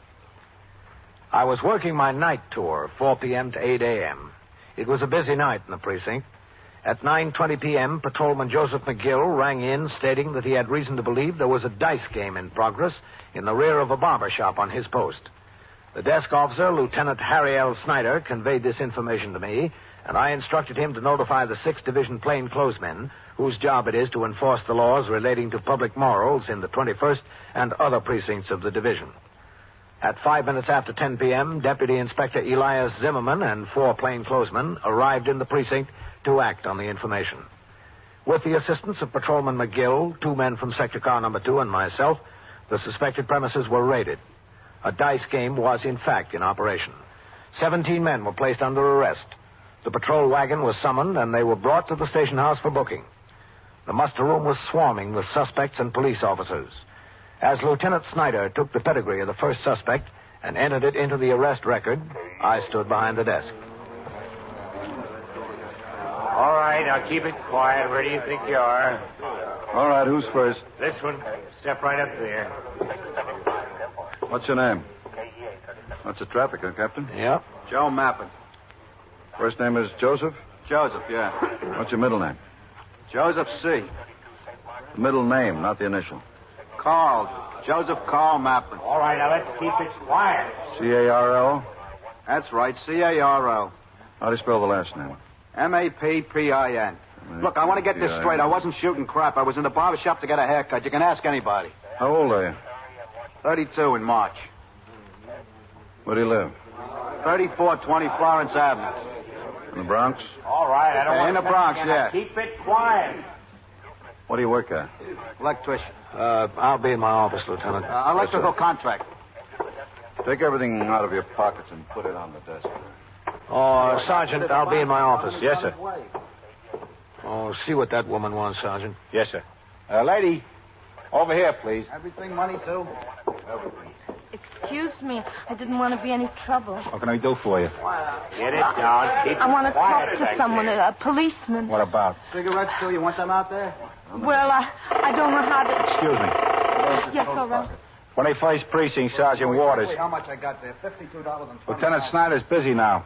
What'd you find there? Yeah? All right. Wait just a second, will you? It'll be just a minute, lady. All right, don't worry. Keep it quiet. Captain, would you mind handing me that aided card on the desk there? Which one? That's it, sir, right there. Here you are. Thanks, Captain.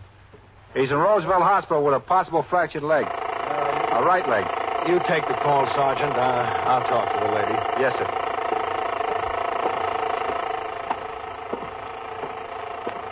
I'm Captain Kennelly. How do you do? It's awfully busy here. Supposing you step into my office, All right. My wife lives in the 67th Precinct. Hold on a minute. I don't mean to be any bother. 21st Precinct. In here, please.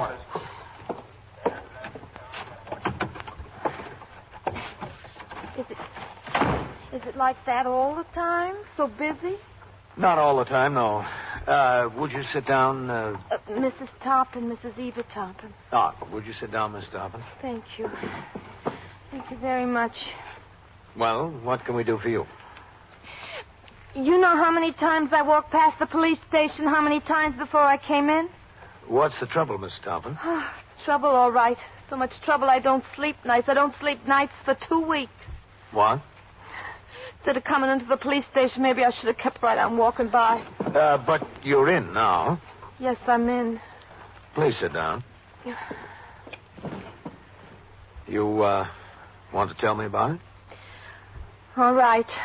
But I'm married 15 years, going on 16. If I tell you, I might as well move out. If I don't move out, I'll get kicked out.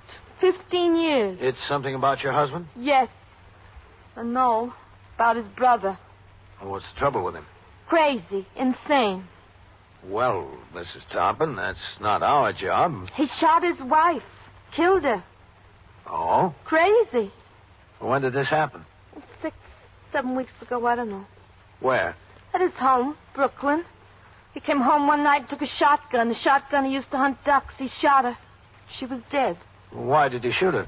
No reason. He's crazy. Well, he must have thought he had a reason. Well, he said she was running around. He said she ran around with all different men. He said it for years. Was she? No, nothing. She stayed home all the time. A nice woman. Just scared all the time. Scared he was going to kill her. And he did. What's his name? Who? My husband? His brother. Oh, just like my husband's Toppin. My husband's John. He's Fred. Where is he now? Fred? Yeah. I don't know right now. Well, wasn't he arrested? They didn't catch him yet. Are they looking for him? Oh, sure, yeah. They knew right away it was him that killed her. It was his gun. The lady downstairs from them heard the shot. She came out in the hall. He was running down the stairs.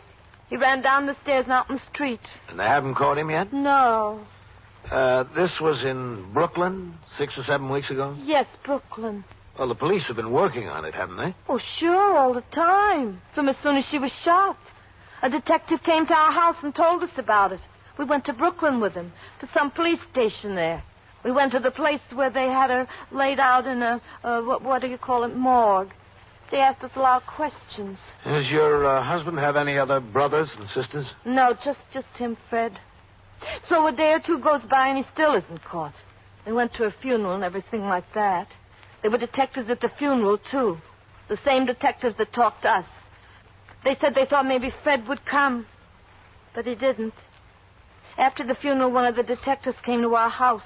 He waited there, and then another detective came and also waited. Have they still got detectives planted at your house, Mrs. Toppin? Planted? What do you mean planted? Well, are they still waiting there?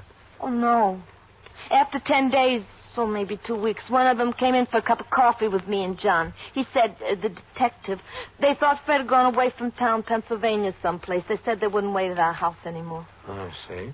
Well, what's the problem now, Mrs. Tompin? The problem is John heard from Fred. Oh? Fred called John on the telephone at his place of business 2 weeks ago. Didn't John call the detectives? No. Well, why didn't you? I didn't know. I didn't know till the day before yesterday. I went to put money in the savings account. I saw $200 was taken out. $100 once and $100 again. When John came home, I showed him the bank book. He told me his brother called him on the job and told him he needed money. He called him twice for money, and twice he went to the bank and got it out. $100 each time. Why didn't he get in touch with the detectives? He wouldn't do anything against his brother. Oh, but you said he's out of his mind. I say he's out of his mind, yes. The detectives say he's out of his mind. Everybody says he's out of his mind. Everybody except John. John don't believe it. He sticks up. His brother could kill 3 wives and rob 4 banks, and to John he'd still be all right. It's a loyalty. Stick up for the family. Doesn't he realize that his brother's liable to get violent with him? How could he realize that if he don't realize he's crazy? Yes, I see your point. I can't mention it around the house. One word that anything is wrong with Fred makes John mad. He thinks it's a reflection on him. He thinks people will say it runs in the family. He's insane, too. He should realize it. I asked him who's kidding who. Wasn't Fred in Harlem State Hospital for 2 years? I asked him why did they send him there. He said to get a rest. What are you going to do with something like that? You can't even talk to him about the subject. Well, why didn't you come and see us or call the Brooklyn detectives before?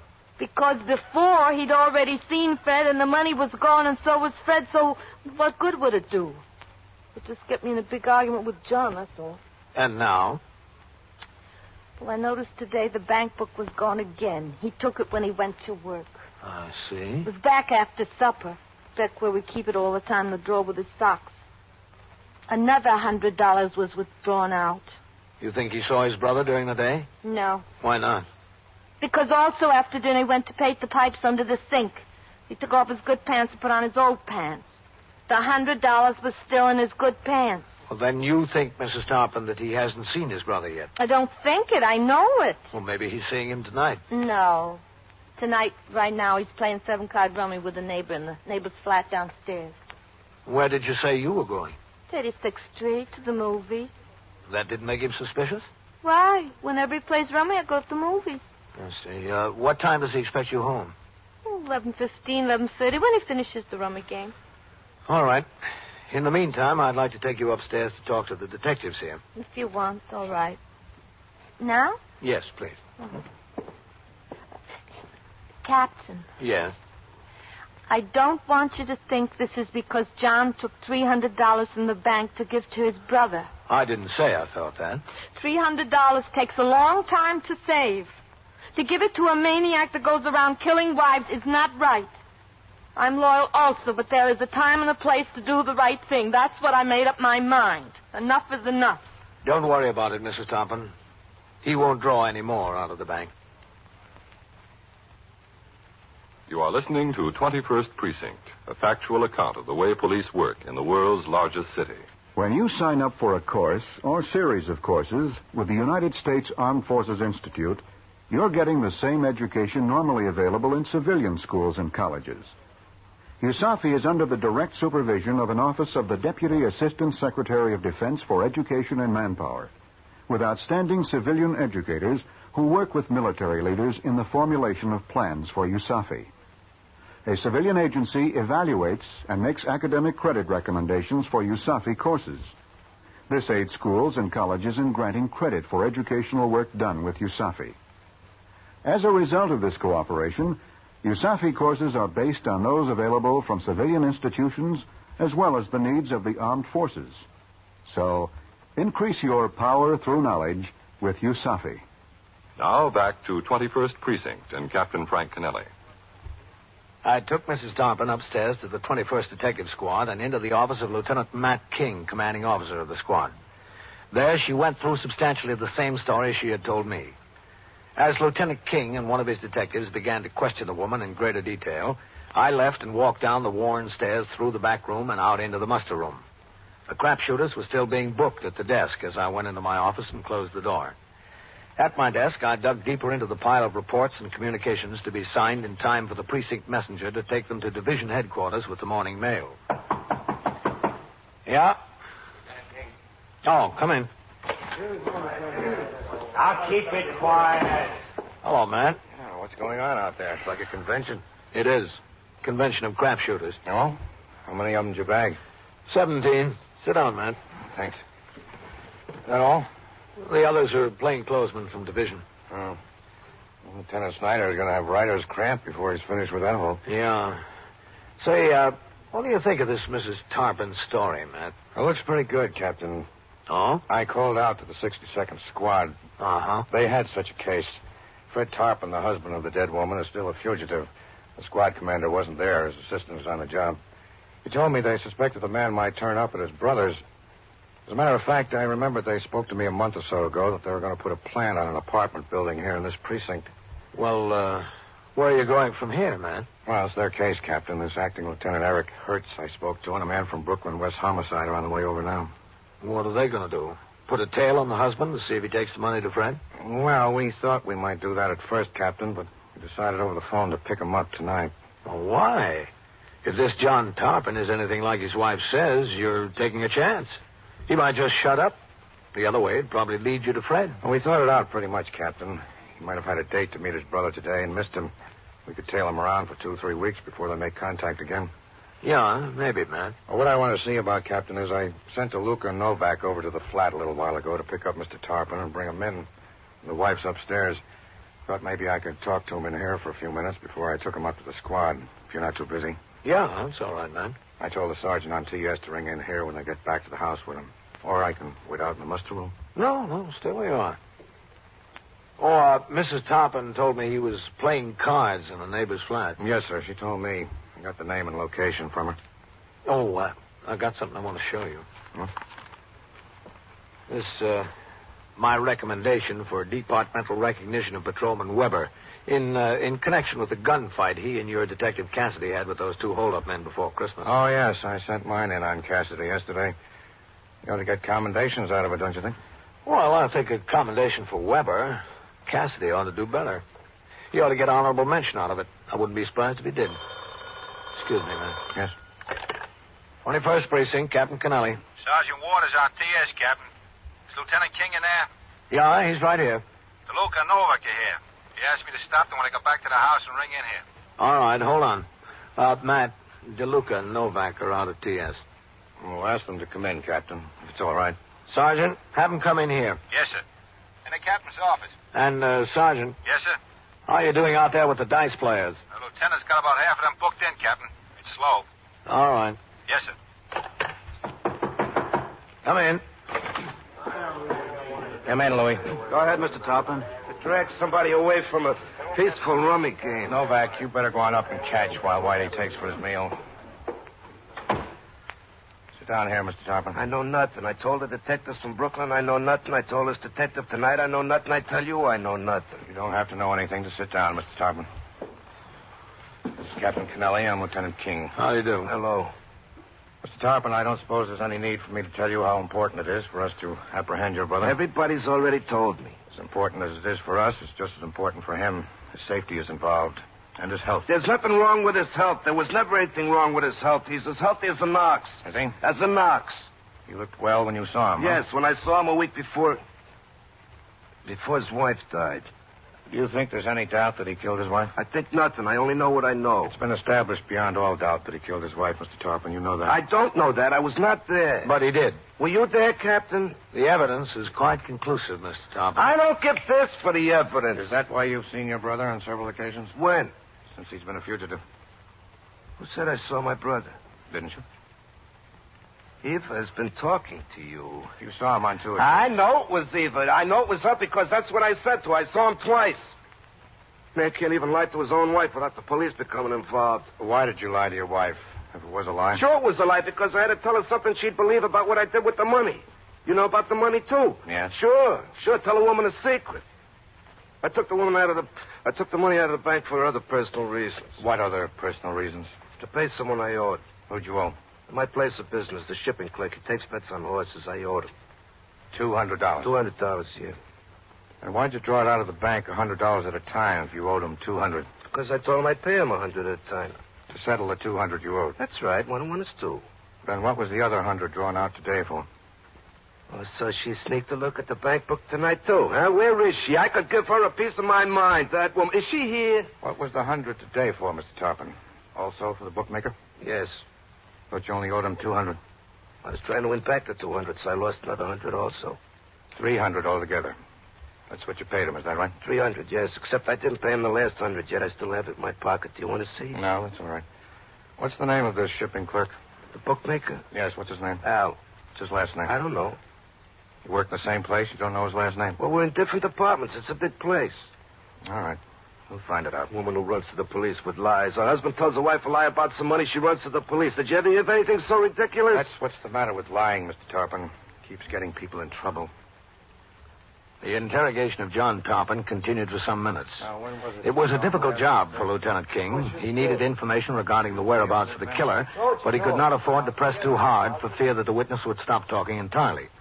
He skirted the subjects that were touchy to John Tarpon and kept going over and over the ground previously covered in the hope that the witness would be hopelessly caught in the tangle of his own lies. It didn't work. At 11:15, Lieutenant King and Detective DeLuca left my office with John Tarpon and took him out into the muster room where the process of booking the gamblers was continuing. I stood in the doorway of my office and watched them go into the back room, up the stairs to the second floor on their way to the office of the 21st Detective Squad. All right, Mr. Tarpon, inside. I have to be at work at 8 in the morning. I hope you're not... Eve. Family secrets. Family secrets, you tell them, huh? Family secrets about a wife killer? All right. Family secrets. About a maniac? The maniac part and the wife killer part don't bother. All right, let's settle down. It's the money, the $300. You are crazier than he Mr. is. Tarpon. He is not crazy. Louis. Just get it through your head. Mrs. Tarpon, I got please. enough through my head already. He is not crazy. Now, Mr. Tarpon. Now, let me go. I can talk to my own wife. Your wife, yes, but not for long. What do you mean, not for long? I mean not for long. Only for as long as it takes me to pack my clothes and go to my sister. After 15 years? After 15 years. Why? Because I can't live with a man who don't know right from wrong. Even after 50 years. It's right. I know it's right. How do you know what he's doing? Maybe he's killing somebody else. Maybe right this minute. Eva, please. Please, not after 15 years. Sit down, Mr. Tarpon, please. I'm not going to sit down. Sit down, Eva, please. I'll talk to him. I'll tell him. All right. If you'll tell him, I'll sit down. I met him, yes, twice. He called at my place of business, and he said he needed some money. I went to the bank and got it. And he called again, more money. Where's he living? I don't know. I didn't ask. You have more money for him now, don't you? Yes, he called on the telephone yesterday, another $100. I took it out of the bank today. When are you supposed to give him that? Tonight, midnight. Where? He told me to be on the subway platform, the 77th Street station. He's to get off the train and meet me at midnight. You'll be met. He's got a gun, a pistol.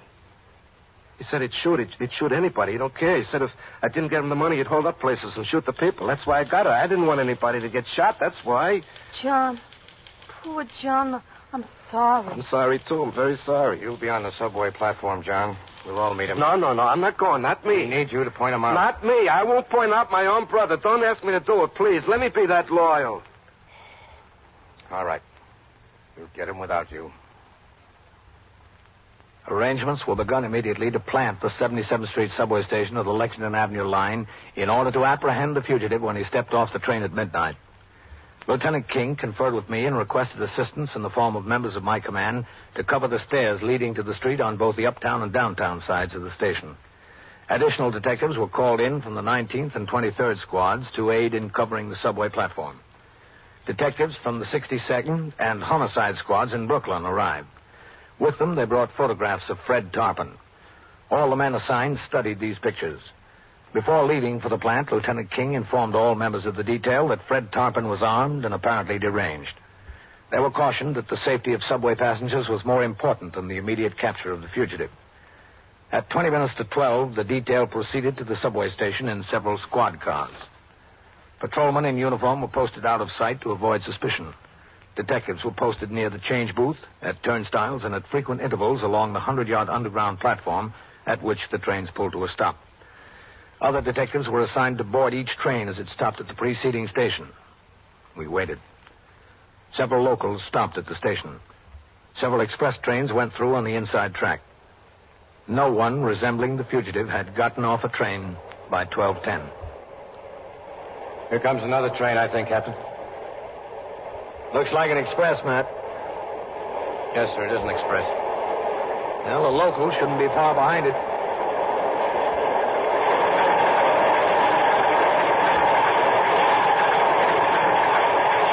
Minutes after. What? It's 12 minutes after 12. Oh, yeah. Think he's going to show? It beats me, Matt. Well, it would beat me worse if John wasn't telling the truth. If he was supposed to meet his brother some other time in some other place. Wait a minute. Here comes the local. Yes.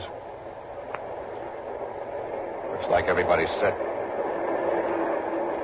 Better be on this one or the next one if he's coming.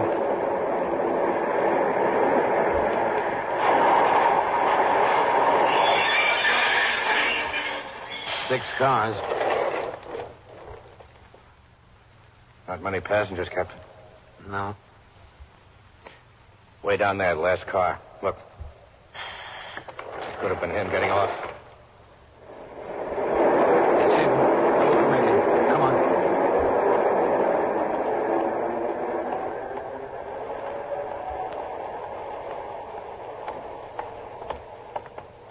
He's going to talk to him. Crying out loud. Lou, watch it! Come on. There he is. That way. On the track. He jumped on the track. Lou, you all right? You got me with one in the neck. Ring in for an ambulance. Come on, Captain. Ring in for an ambulance. Ring in for an ambulance. He's on the track. Look out, jumping down, Captain. All right. Watch the third rail. Okay. There he goes. Hold up there. Hold up. Crossing over. Watch it. Hold it, Matt. I'll see if I can stop him. Get out! Get out! He's on the downtown side. Come on. There he is. Hold up, mister. Let's cross over, Matt. Train coming. Train coming. Train coming. Watch it, Captain. Downtown Express. You see him? There he is, across the tracks. Get out of the way. Watch the train.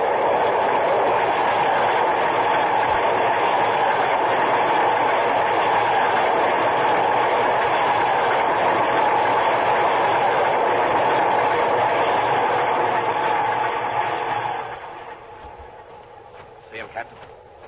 No. There he is. Come on. Get away from me.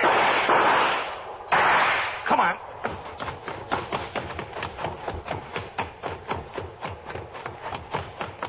Sergeant? There. There he goes. Down the track. Down the track. Fred, hold up. Get off the tracks. He's going to hit the third rail. Oh, my God. Where is he? He's down.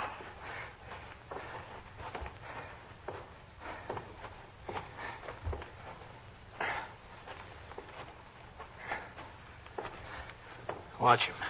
You see that spark? I saw it. Yep. Threw him 10 feet. How'd you make it so fast, Sergeant? Across the track up above. Watch him now. Grab his gun. Got it. Fred. Fred. He's had it, I think. How is it? Everything okay? It's okay. Well, at least one thing, Matt. What, Captain? He did his brother a favor. He won't have to plead insanity in court.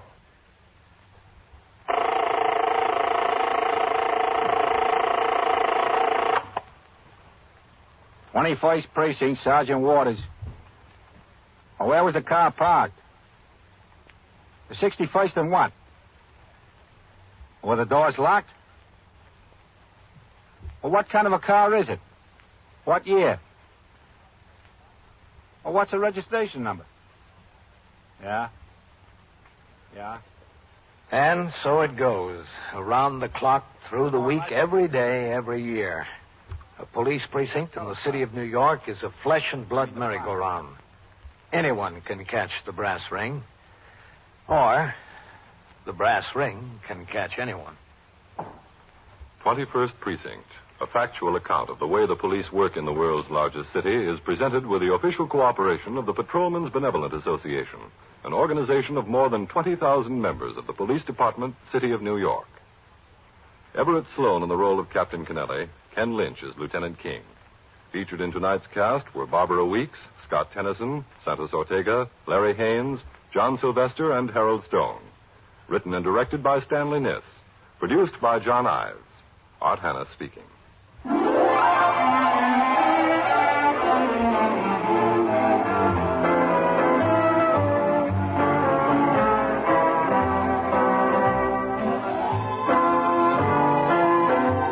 This is the United States Armed Forces Radio and Television Service.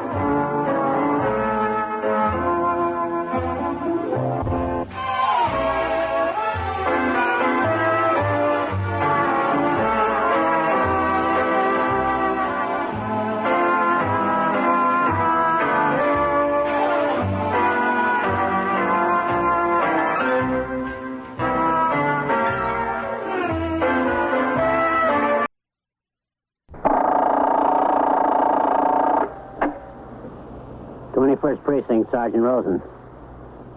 What happened to it? Was it stolen? Yeah. Well, where'd you keep it? You are, by transcription, in the muster room at the 21st Precinct. How long? The nerve center. A call is coming through.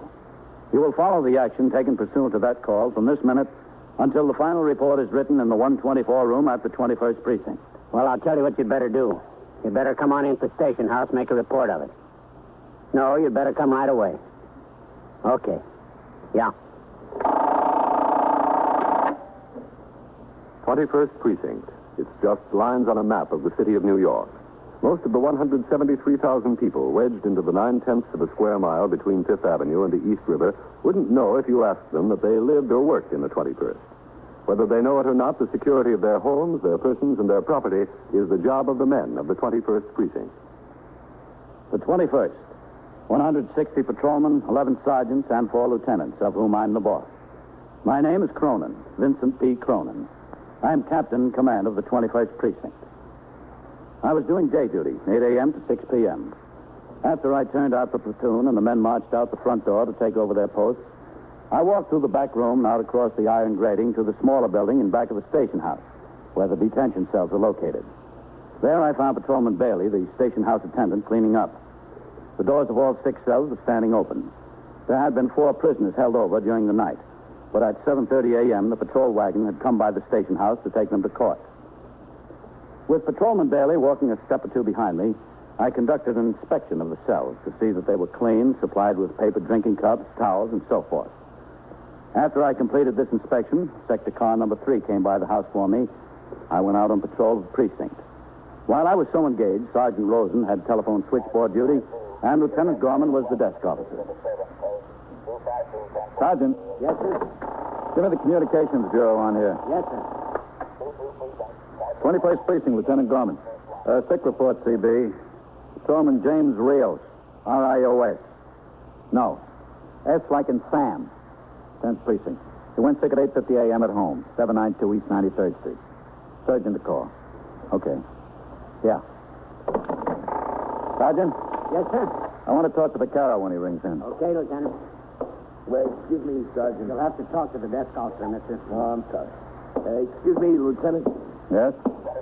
I'm John Froud. I own the package store at 284 East 75th Street. Oh, yeah, Mr. Froud. What can I do for you? Well, Lieutenant, I got a license to keep a gun in the store. I had 3 stick-ups since I've been there. I got this license. Yeah, what about it?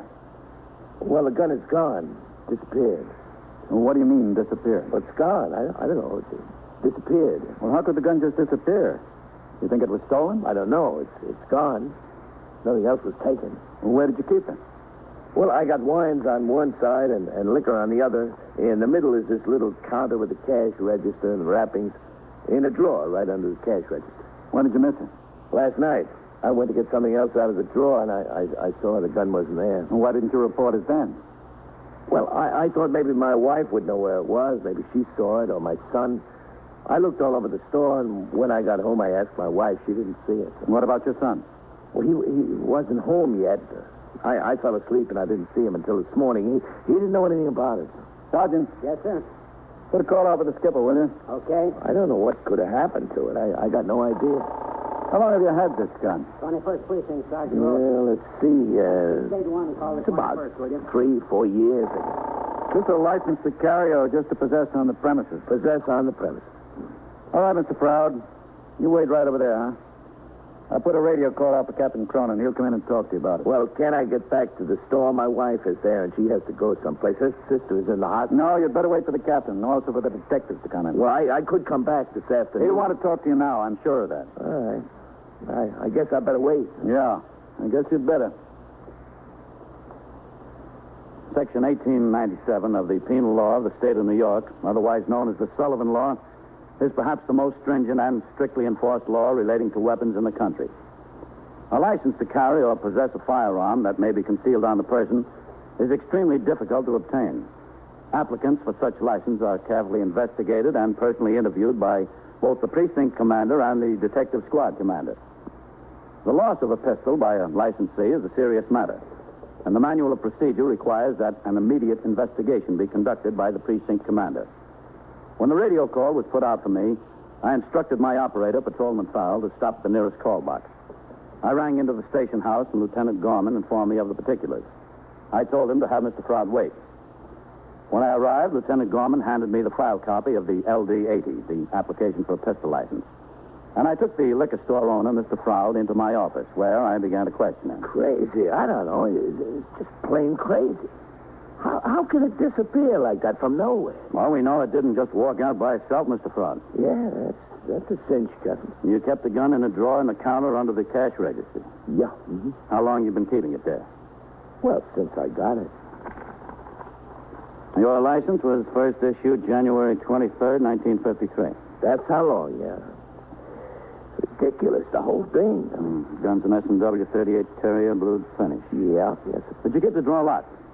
Well, I locked it when I closed up the store at night, Captain, but, well, when the store was open, I didn't lock it, because what would be the sense of locking the drawer if suddenly I needed the gun? I was stuck up there 3 times, in 10 years. Who knew when it was going to happen again, man? Mm-hmm. When did you last see the gun? Yesterday morning when I opened the drawer, when I unlocked it. You're positive it was there then? Oh, yeah. Yeah, I keep in there also my bank books, deposit slips. I saw it in there when I went to get them out. And when did you miss it? Last night, 10 o'clock, when I closed it. You had no occasion during the day to go to the drawer, see whether the gun was in there? No, sir, no. No occasion. How many employees do you have, Mr. Froud? Employees? Yeah. Well, he's not really what you'd call an employee. Who's that? Joe. Joe who? Joe Aguada. He's the fellow that comes in every morning. He sweeps up, he unpacks some goods for me. And when I got a delivery in the neighborhood, he makes it. He does the same thing for Delicatessen around on 3rd Avenue. Cleans up, makes deliveries. We sort of, we share his time, half and half, like. How long has he been working for you? Oh, a long time. I don't know, 3, 4 years. Did you ever miss anything out of the store prior to this? Nothing, no. Not a thing. I don't think Joe would do anything like this. Did he know you had a revolver on the premises?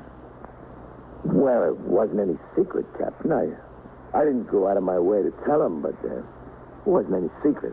Was he in the store yesterday between the time you saw the revolver in the morning and when you missed it at night? Yep. Yeah, several times. He was in and out all day. Were you able to observe his actions on each of those occasions? Well, I didn't see him do anything suspicious, if that's what you mean. No, I don't think he'd steal anything, Captain. I really don't. You have any other employees? No, sir, no. You're open from about 10 a.m., 10 p.m.? Yeah, about. Were you there all that time? No, I live on 75th on the other side of 2nd Avenue. My wife comes for about an hour when I go home to eat lunch, and then she comes again at supper time. Mm-hmm. You say your son helps you out in the store once in a while, too? Yeah, once in a while, Captain. He goes to CCNY, and he's in the store maybe, well, like one night or 2 nights a week. So Ella and I can eat supper together, maybe taking a picture, something like that. What's the boy's name? John, too. We call him Bud. Was Bud in the store last night? He was there, yeah, for a little while. When I came back from supper, he was there with Ella, my wife.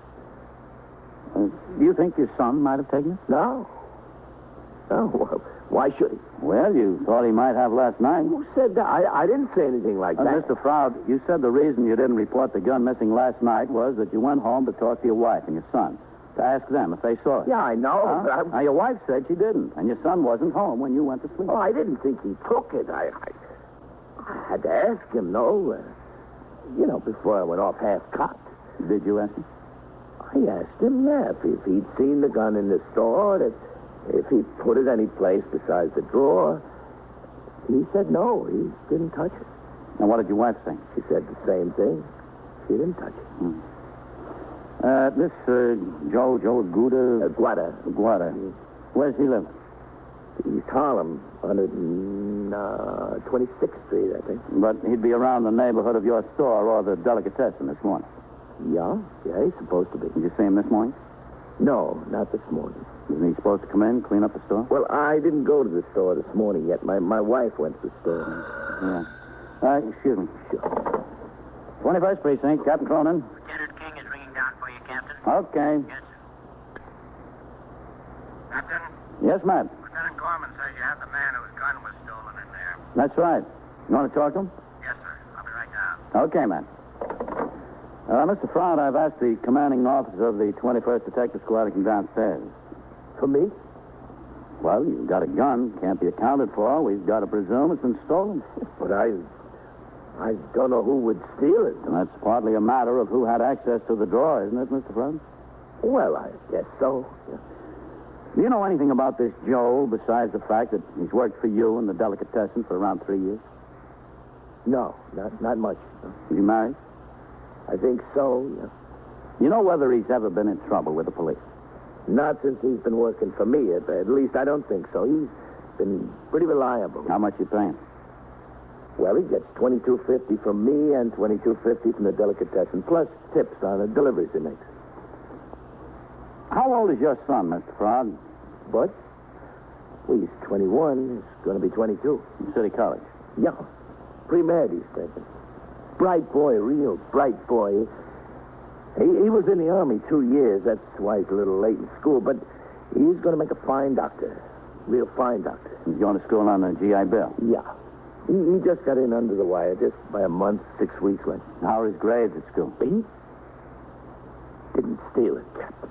Not Bud. I don't want you to accuse... I'm not accusing anyone, Mr. Froud. I'm telling you. All right, we'll make sure. You don't have to make sure. I'm telling you. I just don't want you thinking he did because he did. Mr. Froud, apparently you're the one who thinks he might have. Seems to be on your mind. No, he didn't. I'm telling you. You were suspicious enough to want to talk to him before you came here. I just wanted to ask him if he'd seen it. You having any trouble at home with Bud, No. Mr. Froud? No, well, I mean, he's a boy, he's a boy like any other boy. He's got ideas. 21 years old. He's been in the Army. It's not much of a boy anymore. What makes you think he took the gun? I don't think it. Now, look, Mr. Froud, if he has got it, you better help us get it back from him before he gets in worse trouble. What kind of trouble? The kind of trouble a gun can bring. Do you think he took it? Yeah, I think so. But I don't know. He says he didn't, but I think so. Now, why do you think he took it, if he did? Who knows why? Who knows why he does anything? Why he wants to quit school, why he wants all kinds of money, why he wants to get married. Who knows why a kid does anything? Well, maybe we'll find out. Because theft of the revolver was suspected, Lieutenant King assigned one of his detectives to go to City College and get the son out of class. In order to pursue my investigation, I instructed Sergeant Rosen on telephone switchboard duty to have a car come by the house for me. When it arrived, Mr. Proud and I got in. I told the operator, Patrolman Mercado, to drive us to the liquor store on East 75th Street.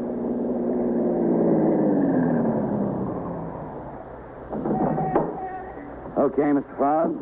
Now, something like this. Oh, wait here, Mercado. Yes, sir. We don't know that it was him, Mr. Proud. Who else?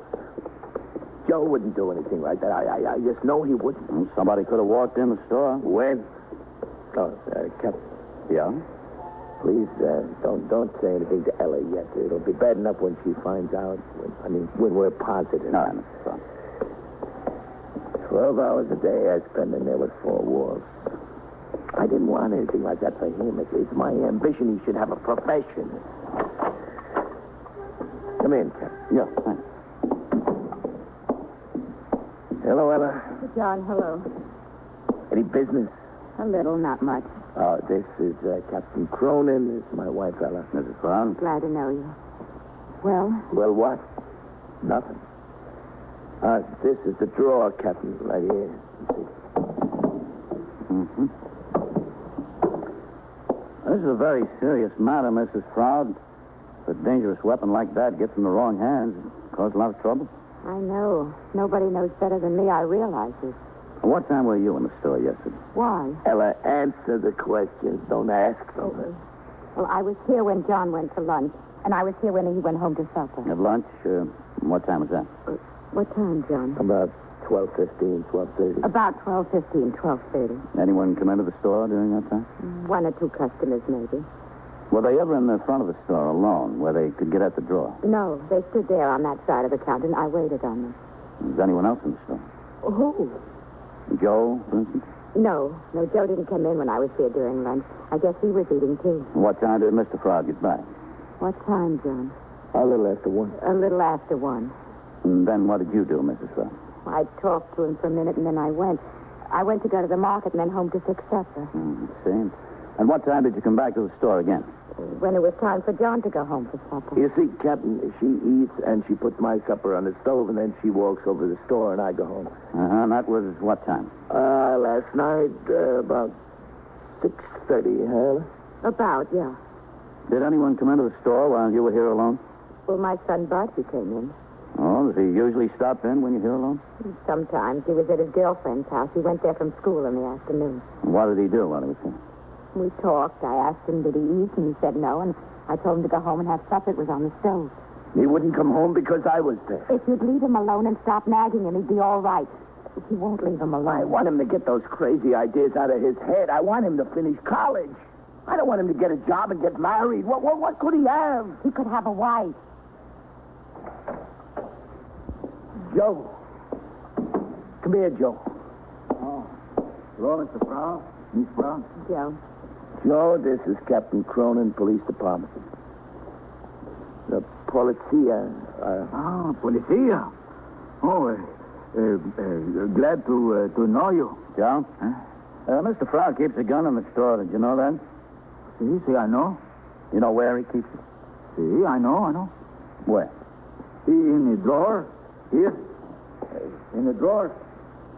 Joe, do you know why he keeps the gun? See, for robbers. Is no right, Mr. Proud, for robbers? Yeah, Joe, yeah. When did you handle that gun last, Joe? Me? Yeah. Oh, no, nothing there. No, I know, touch, not me. I don't want nothing to do with no gun. I don't like it. You afraid of the gun? No, not afraid. I just don't like it. Somebody took it yesterday, Joe. The gun? Yeah. Who took it? Well, we hoped maybe it was you, Joe. No, Now, you know that you were cleaning the drawer and you took it out by mistake. No, I no touch. No, nothing there, not me. No. I don't like it. I don't go near these drawers, senor. Never. Do I, missus? Not that I've ever seen. No, mister, do I, eh? No, Joe. No. No, I don't like guns. I don't go near the drawer. Nunca, never. You want me to take out the curtains this morning, Mr. Froud? You said yesterday... Captain Cronin is talking to you, Joe. Excuse me. That's all right, Joe. I'll talk to you later if I have to. You go on. Get back to work. See. Come on and back, Joe. No, I don't go near the drawer. Never.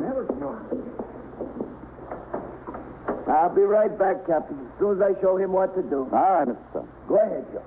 I don't like guns, senor. I don't think he did it, not Joe. Doesn't look that way. But... Maybe somebody came in from the outside while John was in the back and just took it. That could happen, couldn't it? Maybe. Mrs. Froud, how long has this trouble between your son and your husband been going on? Trouble? Oh, it's not trouble. It's just a family disagreement. How long has it been going on? Oh, since Bud came back from the army, almost.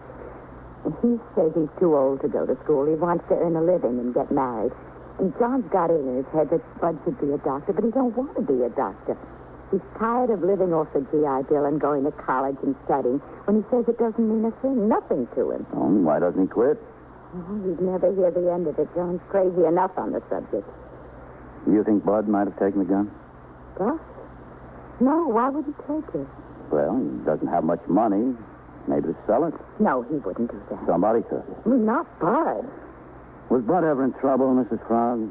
What do you mean, trouble? I mean, was he ever arrested? No.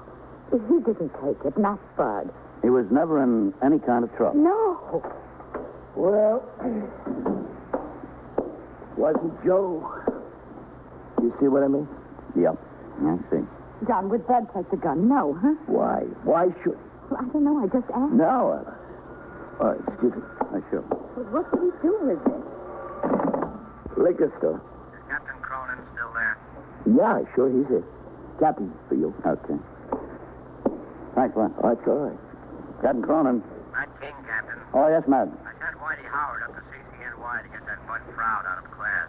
Yeah? Just rang in and said he got him out all right. He admits taking the gun. Oh, that's all. Yes, sir. Whitey's on the way in with him. Okay, Matt. Thanks. I'll be there in a little while myself. Yes, sir. Well, I've got to get back to the station house. Oh? Do you? Yeah, and I think you better come with me, Mr. Frog. Well, Captain, I was just there. And I can't stay in the store all day. I came here without making the bed sheet.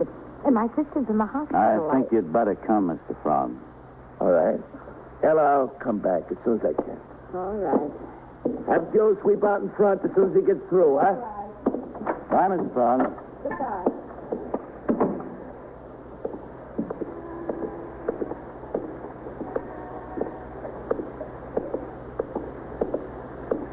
Captain. Yeah. What is it? Did Bud take the gun? Yes. Why? Why would he do such a thing? I don't know. I tried to do the best for him. Make something out of him. I spent my whole life trying to do that so he could get someplace. Well, maybe it's a good thing he didn't get too far. We got into the car and were driven to the station house by Patrolman Mikado. Mr. Froud didn't say a word all the way. He just sat there looking straight ahead. Possession of a gun by an unlicensed person is a serious crime in the state of New York. I wondered, as much as the father did, as to why the young man took the gun. There were two obvious reasons. One, to sell it. The other, to use in a robbery. A few minutes later, the car pulled up in front of the station house. Mr. Froud and I got out. I instructed Patrolman Mikado to pick up his partner and resume patrol. As the car pulled away, we crossed the sidewalk, mounted the 3 worn stone steps that led to the muster room, while Lieutenant Gorman was desk officer and Sergeant Rosen still had telephone switchboard duty.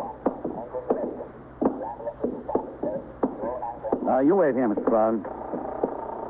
I have to go around and sign the blotter. All right. First Precinct, Sergeant Rosen. Captain? Hello, Sergeant. All right. Oh, Captain. What's doing, Lieutenant? Not a thing, Captain. Very quiet. Good. Oh, you see Whitey Howard go upstairs with the young man? Yes, sir. Just a few minutes ago. Okay. I'll be up there with the detective. Yes. Come on, Mr. Froud. All right. I'm going to go upstairs. Is that where they happened? Yeah, he's up there. I don't understand what's got into him. No, right ahead, Mr. Brown. Just don't understand. We struggled, we worked. What do we do it for him? To take a gun to hold up somebody? Now, we don't know that that's the reason. Ah, Jim, what other reason could there be? No, that's it. He never should have got that gun. Not if I had 40 stick-ups. If he'd wanted one, he'd have got one someplace. You can be sure of that. There he is, a little off. All right, now, Proud, take your time. Matt?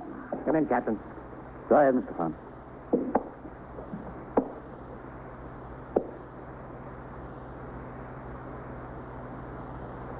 Hello, Bud. Huh? I'm ashamed of you. I'm so ashamed of you, I can hardly look at you. It's bad enough to steal, but to steal from your own father and a gun. What are you trying to do to me? Didn't you eat my heart out enough since you got back from the army? What are you trying to do to me now? Kill me, eh? I think you've got it all wrong. I got it terrible. I got it lousy. That's how I got it. Listen. Don't touch me. Leave me alone. I didn't steal the gun. You didn't? No. What did you do with it? I took it out of the drawer and hid it in a case of wine on the floor by the window. Why did you do that, Bud? Because he's been carrying on about my wanting to quit school and wanting to get married. He's been carrying on like mad. You're not going to quit. I quit already, Pa, today. And I got married last week. No, you didn't. Yeah, I did. I was going to tell you and Ma last night in the store, but I lost my nerve. I didn't know what you'd do or what you'd say, and that's why I hid the gun. I didn't want it around. You thought that I would do something with the gun? That I'd be that crazy to kill myself? I just didn't want to take the chance. Oh, but how could you think that? I know I've been a little... You got married, huh? Yeah, last week at City Hall. I'm sorry, Pa, we didn't want to keep it a secret, but I wanted to get it done. I wanted it my way for a change. My way. Well, you're right. You're right to do what you wanted to do. He's out on patrol. You got who? And so it goes. He is? Around the clock, through the week, every day, every year. A police precinct in the city of New York is a flesh and blood merry-go-round.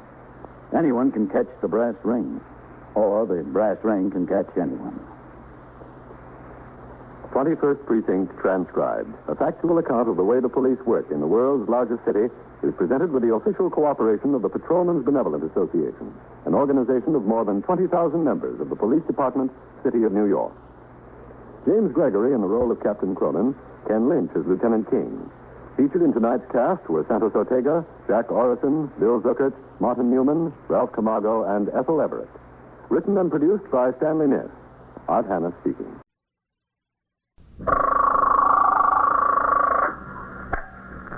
21st Precinct, Sergeant Klein. Where's this? 3361? How was he shot?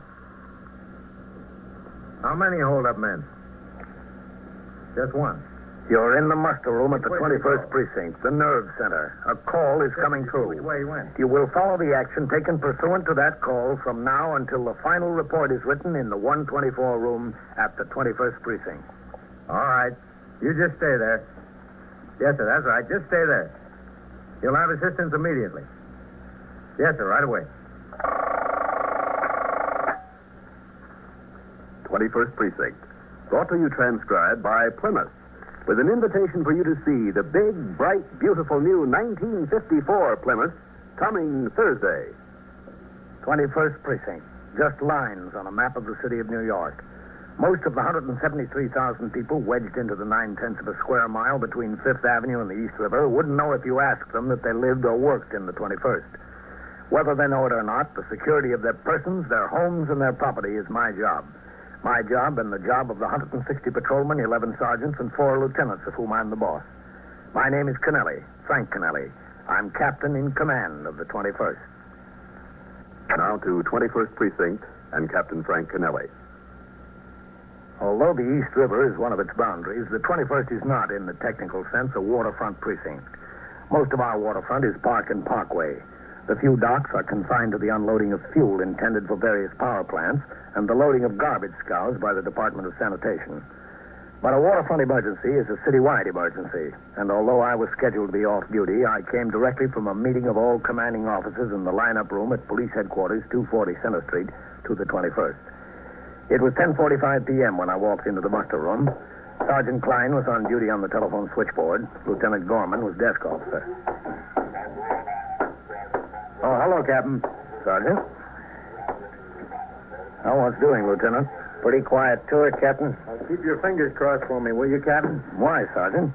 He heard that the commissioner is making 5 captains, 12 lieutenants, and 23 sergeants tomorrow. Where'd you hear that? A friend of mine in the chief clerk's office. I hope it's 12 lieutenants. I'm number 11 on the list. Just my luck, you only make 10. Then you'll be number 1 on the list. That's an honor in itself. Well, worry about it tomorrow, Sergeant. We've got other problems tonight. The emergency chart is going in. The waterfront situation? Yeah. There'll be an order coming through any minute now. You better get out the emergency call cards. Yes, sir. We'll be going on 2 platoons, 12 on and 12 off. That could be it. That is it.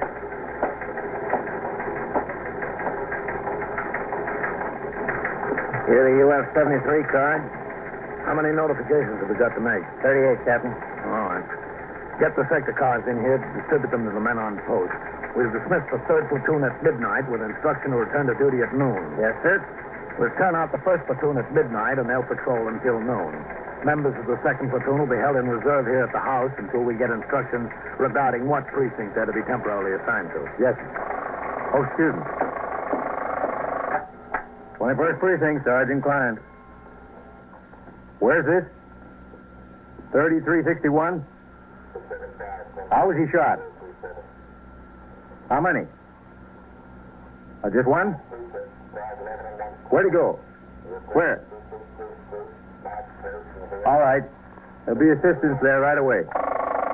Robbery and shooting, Captain. Okay, get a car to take me there. Yes, sir. Hello, CB. Sergeant Klein at the 21st. At 3361 Lexington Avenue. Now, as well as the citywide emergency, there was an emergency within my own precinct. The Communications Bureau dispatched sector cars 3 and 4 to the scene of the shooting and sent an ambulance from Metropolitan Hospital. Sergeant Klein on TS, as he was required in such cases, notified the 21st Detective Squad. He was told that Lieutenant Matt King, commander of the 21st Squad, was on patrol with 2 detectives and had undoubtedly responded to the radio signal. While I waited for sector car number 1 to come by the station house for me, I gave my instructions regarding the distribution of the UF-73s to the 38 members of the force residing in the 21st. These notification to report cards would be given to the sector men and men on post for delivery to the homes of members of the force attached to other commands. The car came by and drove me to the scene of the robbery and shooting, a small all-night luncheonette. Despite the lateness of the hour, a considerable crowd had been attracted by the presence of 3 police cars and an ambulance. Come in, Captain. What have we got, Sergeant? A stick-up. 1 man. He shot and killed the counterman. Mm-hmm. The victim's name is Ventella, Louis A. The hold-up man went around behind the counter to get the money. Ventella started to fight with him.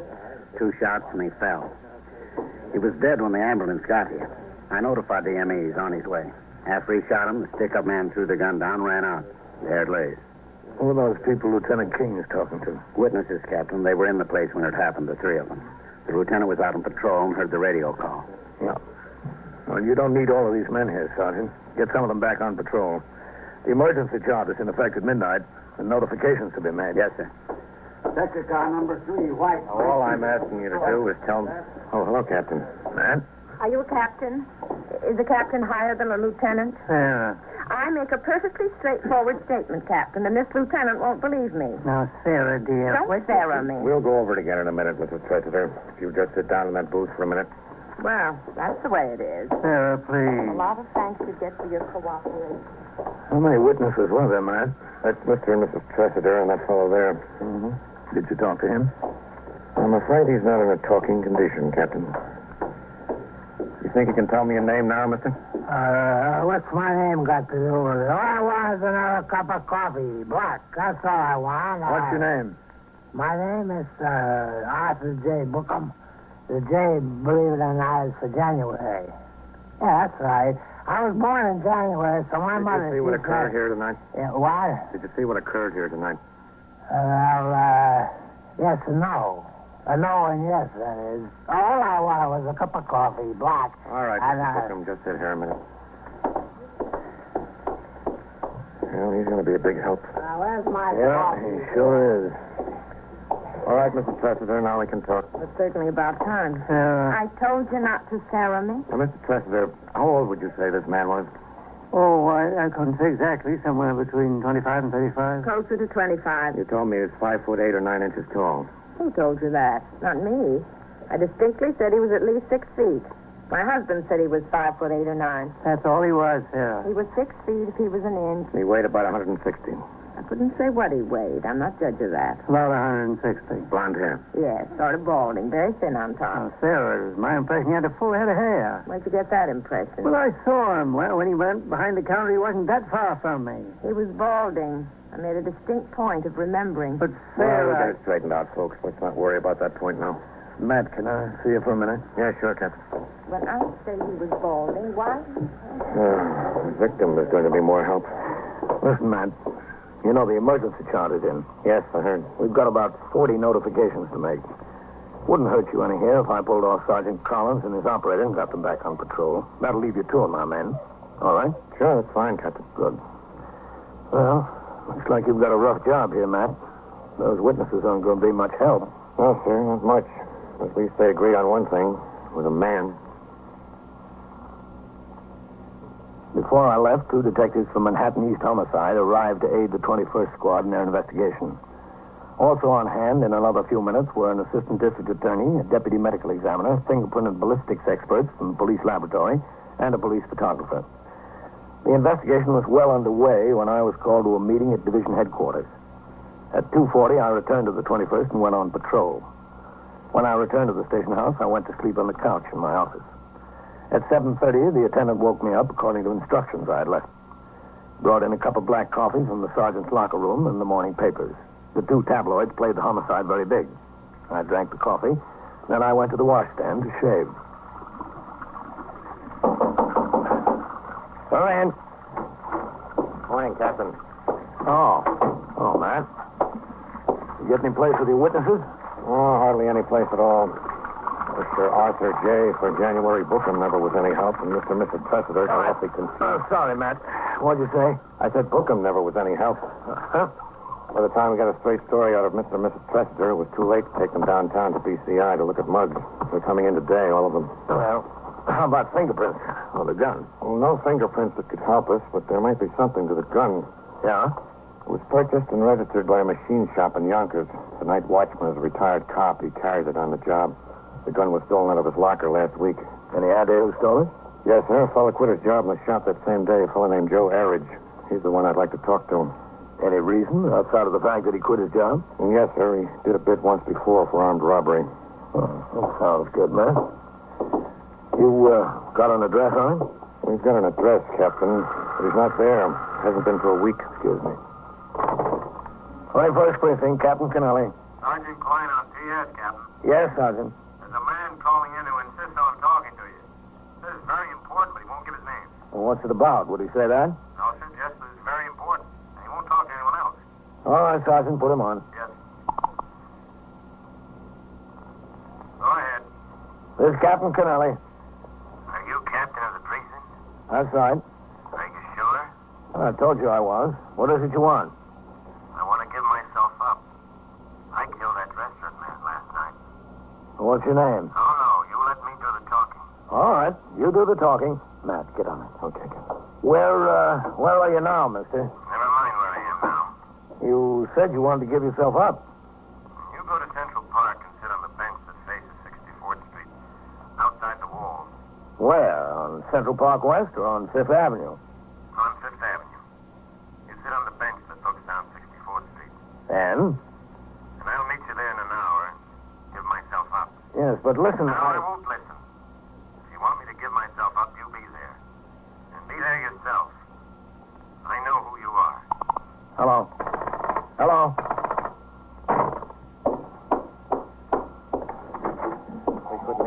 started, Captain. Well, I tried to keep him on the phone. Who was it?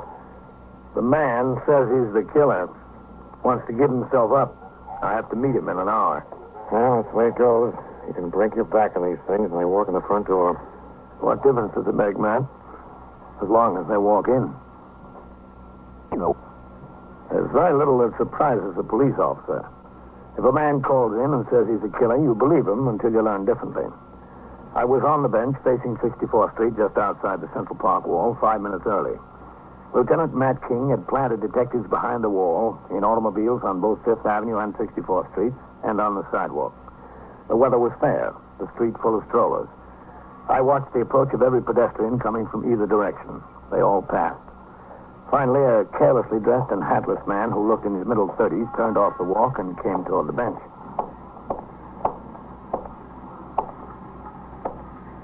Excuse me. Yes? Do you mind if I share this bench?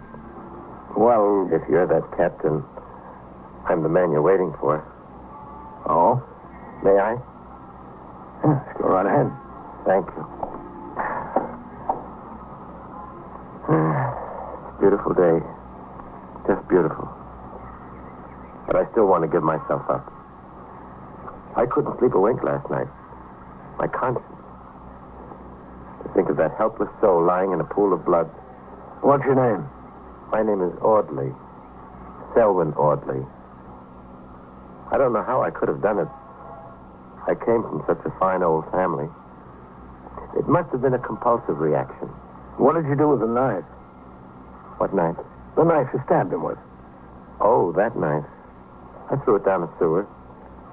I don't remember where. I haven't any idea. You remember how many times you stabbed him? Several times. Again and again and again and again. I don't know. You should remember. Who are you waving to, please? Oh, just some friends of mine. I stabbed him again and again and again. I was covered with blood from head to foot. Everything okay, Captain? Yeah, just fine. How do you do? Matt, this is Mr. Selwyn Audley. How are you? He says he stabbed that counterman to death. In cold blood. I belong in jail. Oh?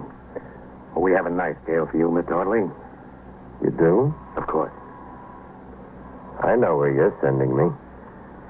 You're not sending me to jail. You're sending me to Bellevue. Well, we'll go talk it over, Mr. Audley. I proved to them I was all right. I proved to them I was fine. You can't fool me. I've been there before. Oh, that's good, Mr. Audley. You know your way around. Well, the police are always interested in help from citizens, but sorting the useful information from the irrelevant often takes hundreds of man-hours of investigation. On the way back, Lieutenant King told me he had obtained mug shots of the principal suspect, Joe Erridge, from the Yonkers Police Department and had sent for the 3 witnesses in the case for a further interview. Detectives of the Homicide Squad and the 21st Squad had paired off and were now at work trying to locate the suspect. At the station house, I walked around behind the desk to sign the blotter. How long do you think they'll keep the emergency chart in, Captain? Well, until the trouble gets settled. Thank you, Captain. Did those promotions come through yet, Sergeant? No, sir, not yet. Well, it's early. You don't think they'll hold them up because of the emergency, do you? They might. You got any idea where you'll be attached if you're made? No, sir, I haven't any idea.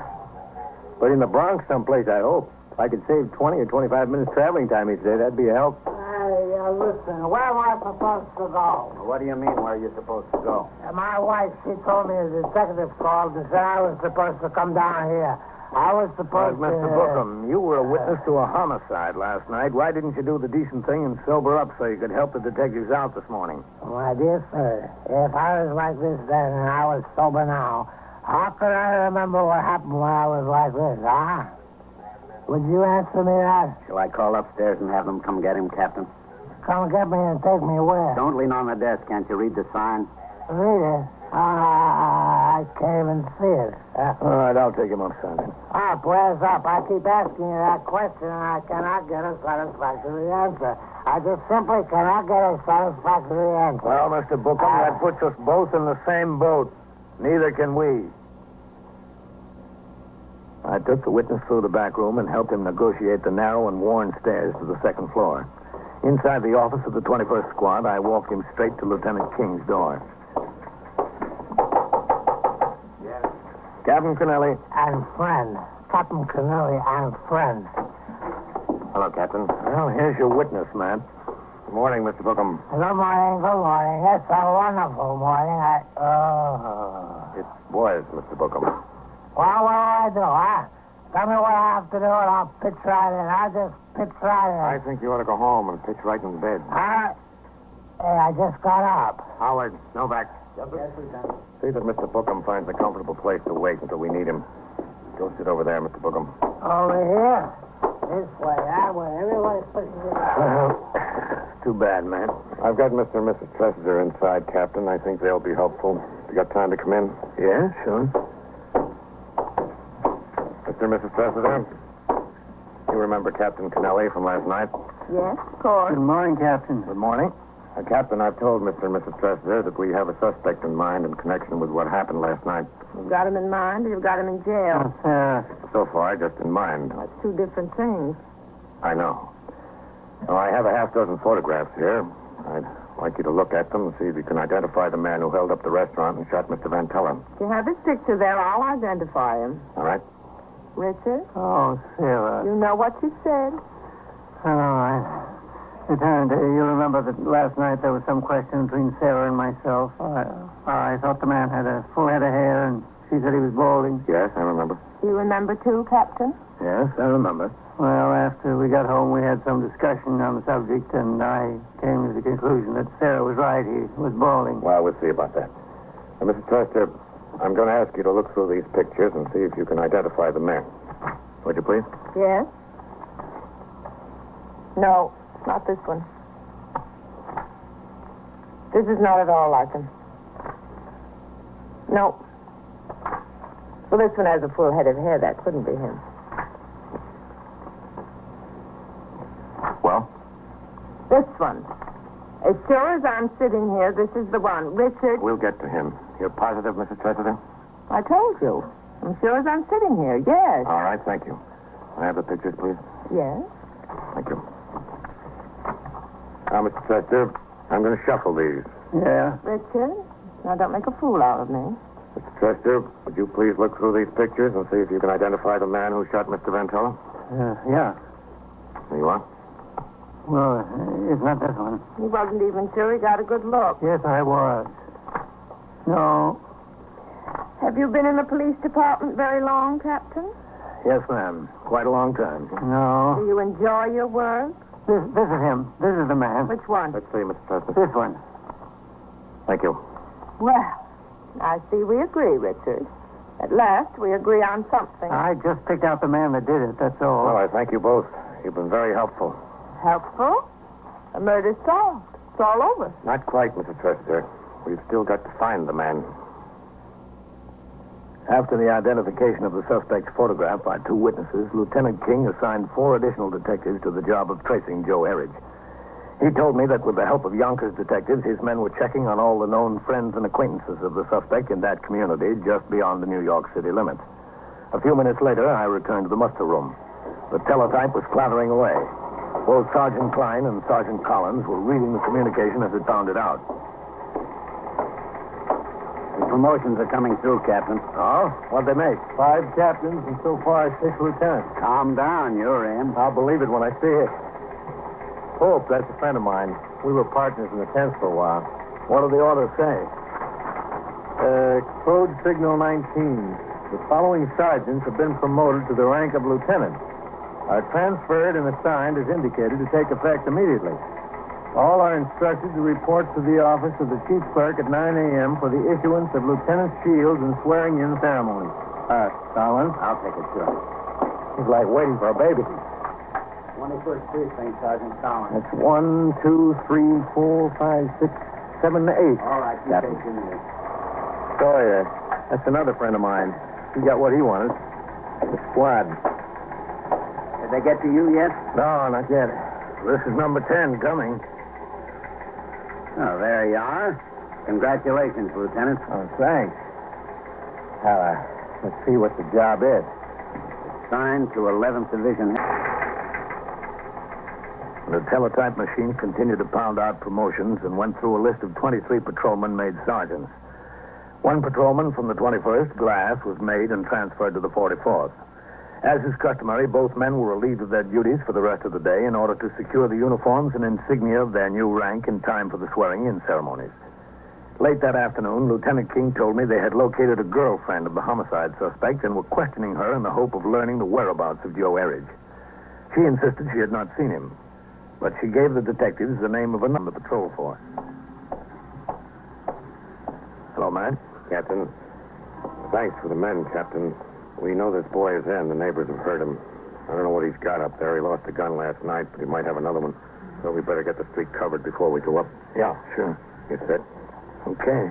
I've got men around and back, and 2 went up to the roof of this building. They'll have the street covered. All right, let's go. Yes. Okay, Lieutenant. Captain. Thanks. Second floor front, Captain. Klein got made a lieutenant. Yes, sir, I heard. I hate to lose him. He's a good man. This is it.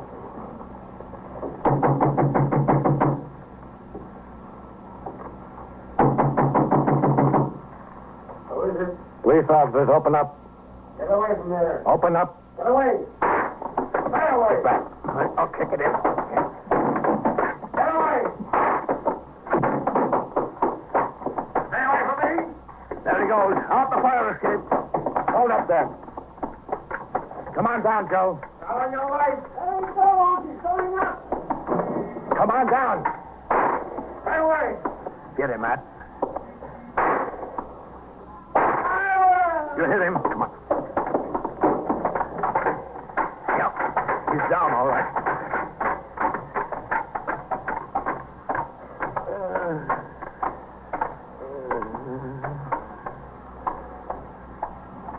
Joe? What do you want? What do you want from me? Have you got him? Where's him? Where you hit, boy? Inside. Right inside. What a deal. How'd I ever get in such a deal? Sergeant Collins? Yes, sir. Bring in for an ambulance. Yes, sir. Don't pay. Just don't pay. Yeah, you're right. The only trouble is, you found it out a little late.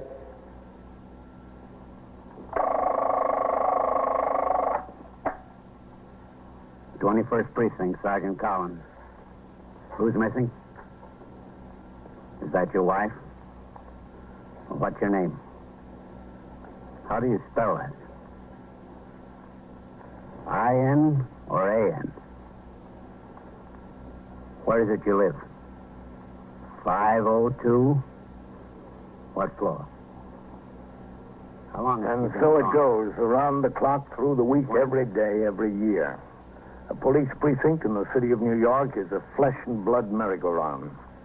Anyone can catch the brass ring, or the brass ring can catch anyone. First Precinct, transcribed in New York. A factual account of the way the police work in the world's largest city is presented with the official cooperation of the Patrolmen's Benevolent Association, an organization of more than 20,000 members of the Police Department, City of New York. Everett Sloane in the role of Captain Kennelly, Ken Lynch as Lieutenant King. Featured in tonight's cast were Lawson Zerby, Jack Orison, Edgar Staley, Bob Dryden, Joe DeSantis, and Barbara Weeks. Written and directed by Stanley Miss. Produced by John Ives. Gaylord Avery speaking.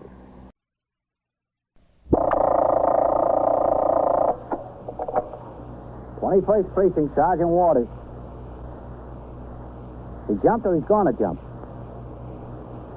Where is he? On a ledge. Where is it? East 70 what? You are by transcription in the muster room at the 21st Precinct, the nerve center. A call is coming through. You will follow the action taken pursuant to that call from this minute until the final report is written in the 124 room at the 21st Precinct. All right, I'll send assistance right away. You just stay there. Wait for the officer. Yeah. Wait right there. 21st Precinct. It's just lines on a map of the city of New York.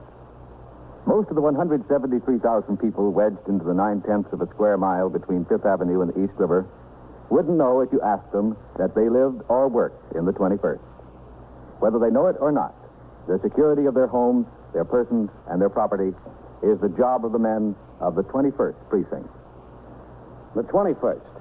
160 patrolmen, 11 sergeants, and 4 lieutenants, of whom I'm the boss.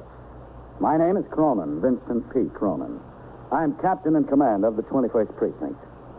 I was doing day duty, 8 a.m. to 6 p.m. When I returned from patrol of the precinct at 2:20 p.m., the desk officer, Lieutenant Gorman, told me he'd received word from the district attorney's office that 9 of my men, Sergeant Collins and 8 patrolmen, had been instructed to appear before the New York County grand jury at 10 the following morning. All the men had been present at the scene when a gang of 5 safe burglars were apprehended in the act 3 weeks earlier. I took the teletype communication concerning this matter and went upstairs to the 21st Detective Squad on the 2nd floor, discussed it with Detective Dan Goldman, then came back down to the muster room. Captain. Yeah, Red, what's doing? Got a piece of bad news. Yeah? What? A woman called in here. She said she was a neighbor of Sergeant Waters and his wife. Yes? She said that Mrs. Waters just got a telegram from the Army. Her boy was stationed at Fort Devens. He was killed in an accident this morning. Oh. Oh, Red, that's just bad. Neighbor said she was calling from his house. The doctor's there for Bill's wife. I think he ought to come home right away. Where is he? On patrol, Captain. All right, Red, you better call him out. Yes, sir. Sergeant, put out a call for Sergeant Waters. Okay, Lieutenant. Sergeant Collins at the 21st. Did you have 651 call from? How'd it happen, Red? Did they know? No, sir. Just a telegram notifying him so far. Neighbor said it didn't say much. And how old was the boy? About 19, 20. His only child, wasn't he? Yes, sir. His name was Bill, too. William Jr. Always talking about that kid. They loved to fish together. That's all he used to do when he was swinging and working on the night tour. Go fishing with his boy. I hate to be the one to tell him. Have him come into the house, Red. I'll talk to him. Yes, sir. 21st Precinct, Sergeant Collins. Yeah, fellow. Captain? Yeah? It's Detective Goldman. He checked. They don't need any of our men for the grand jury tomorrow. Okay. That was some deal, wasn't it? Yeah. Some deal. Sergeant Collins. Hold on, will you? Lieutenant Gorman, Sergeant Waters ringing in. All right. 21st Precinct, Lieutenant Gorman. Box 18, Sergeant Waters. Come on to the house, Sergeant. What's doing? The skipper wants to talk to you. What's the trouble? Just come in, will you? All right, I'll be right in, sir. Yeah. On his way, Captain. Send him into my office. Yes, sir. A large part of a policeman's job is conveying bad news.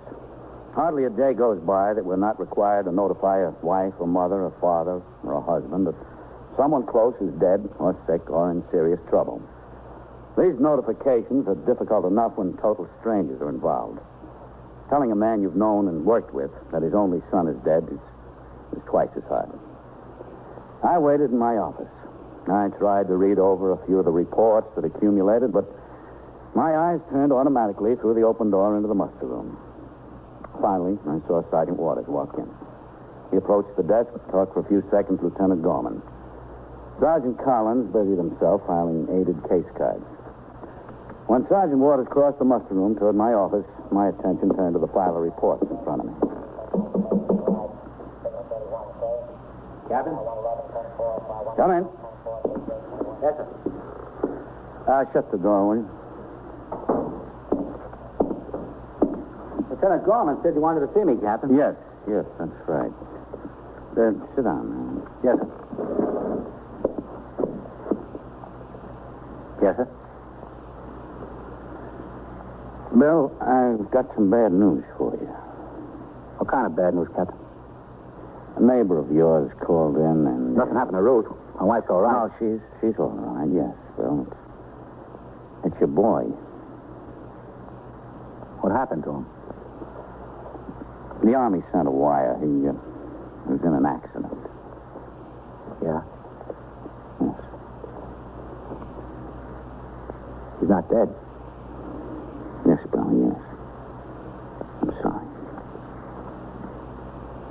Are they sure? Are they sure it was Bill? All we know is what your neighbor called in and told us. That's all. How did it happen? What kind of accident? I don't know, Bill. Dear God, what am I going to do? How am I going to tell Ruth? Oh, she knows already, Bill. The wire came to your house. Oh, yeah. Yeah. 19 years old. That's all. Just 19 years old. When he got out of the army, he was going to try and get on the police. I told him all the time, you don't want it. Get into something where there's more money. But it made me feel good that he wanted to get on the police. Like I was setting a good example. Yeah. Well. No, sit still. Thanks, Captain. Thanks. No. You stay in here, huh? Poor Ruth. Well, there's a doctor with her, Bill. I think she'll be all right. Oh, that's good. It's going to be kind of rough on her. Got nobody else besides me and him. That's all she's got. Just me and him. Just me now. Just me. You stay in here. Or, you want me to stay here with you? No, sir, that's all right. You don't have to stay. Fine. All right, whatever you want. What I want, I can't have. I'll be outside. Yes, sir.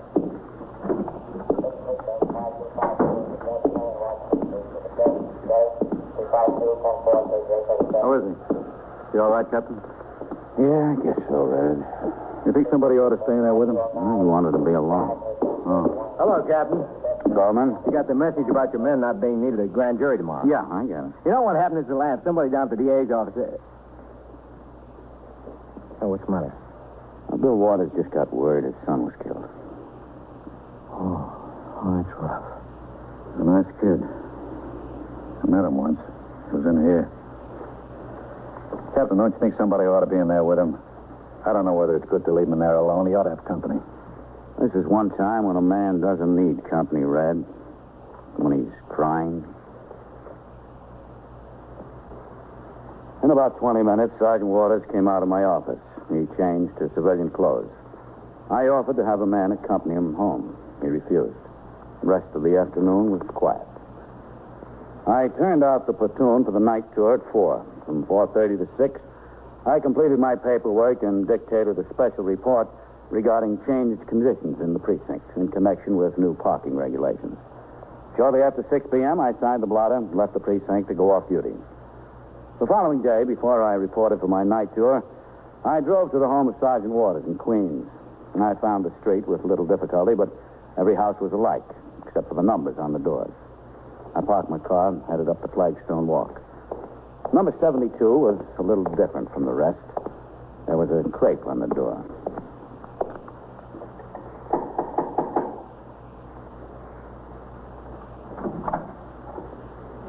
Hello, Bill. Oh, Captain. Come in. Thanks. I hope you'll excuse the way things look around here. Sure.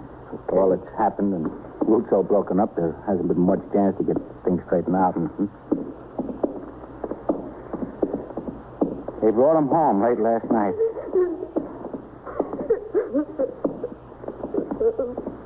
For a while, she's all right, Captain. Then, you know, I can't blame her. I feel that way myself. I understand, Bill. Rose, this is Captain Cronin. You have my deepest sympathy, Mrs. Waters. Oh. Yeah. Yes, ma'am. Captain.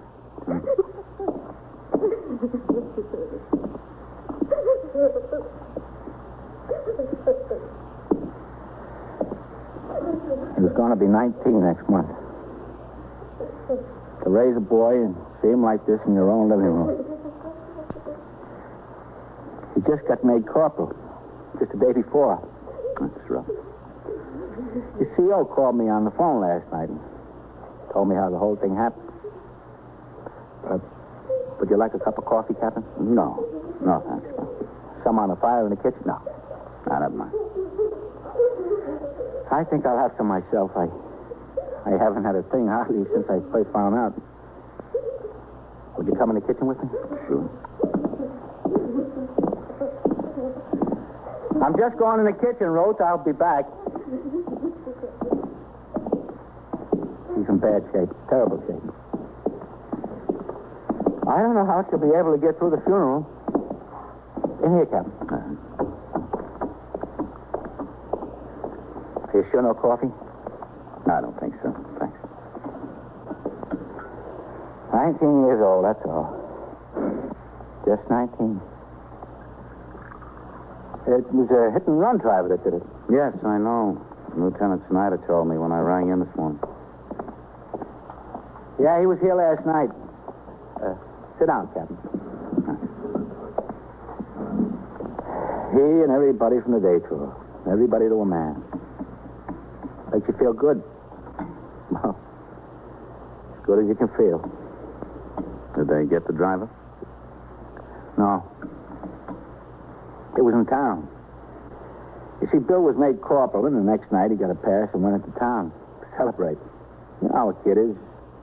Everything calls for a celebration. Yeah, I know. Had this other soldier with him, and they went out and celebrated. I guess they had a beer or two. I don't know. He wasn't much of a drinker. Just a beer or two. That's all he'd ever touched. Anyway, they were walking back to get the bus for camp. Guess he stepped out into the street, and this car came along fast around the corner. The other boy got out of the way all right, but Bill didn't. Did the other boy happen to get a look at the car? Yeah, he got a look at it. Said it was a black two-door. That's all he could see. Oh, the only thing he did say is he thought it was a soldier driver. Couldn't even be sure of that. They're working on it. MPs and state police up there in Massachusetts. I hope they get the guy. Are you sure no coffee, Captain? No. Thanks. I hope they get him. I raised that kid from nothing to 19 years old. I put about half of me into what's laid out there in that living room. Whoever it is, I want him to pay. I wouldn't want him to do that to another man's son. I want him to pay hard. I talked to Sergeant Waters for a few minutes more. And finally, his wife came out into the kitchen. He seemed a little better. He stayed out until Monday. When he reported back on the job for the night tour, I talked to him in my office for several minutes before I turned out for platoon.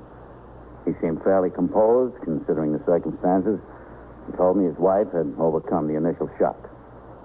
After I turned out for platoon, I met with a committee of 3 Lexington Avenue merchants who complained of high-pressure solicitation of funds by little-known charitable organizations. I referred them to the Department of Welfare, then phoned and made an appointment for them to see the deputy commissioner the next day. At 5:30, I went on patrol, returned to the station house at 7:10, signed the blotter, and walked over to TS where Sergeant Waters was on duty. A couple of messages for you, Captain. Yeah? And there's someone waiting for you. Huh? What? He said he was... first ticket. Yes, sir. 21st Precinct, Sergeant Waters. But where's that? Yes, ma'am. We got a call on that from someone else a few minutes ago. There's an officer on the way over. He'll be there any minute. You're welcome, then. Oh, that's right. Family argument over at E67. No? Who is it waiting for me? Well, Lieutenant Narrated, Captain. He says he's with the 1st Army Military Police, RD. Narrated? Where is he? I asked him to wait in your office. I told him you were back in the house in any minute. He's back in there. Okay, Sergeant, thanks. Yes. I'll be in my office. 21st Precinct, Sergeant Waters. All right. 27. Lieutenant Narrated? Yes, sir. I'm Captain Cronin. How do you do, Captain? Lieutenant Richard Narrated, 1st Army MP, RD. Glad to know you. Sit down. Thank you, sir.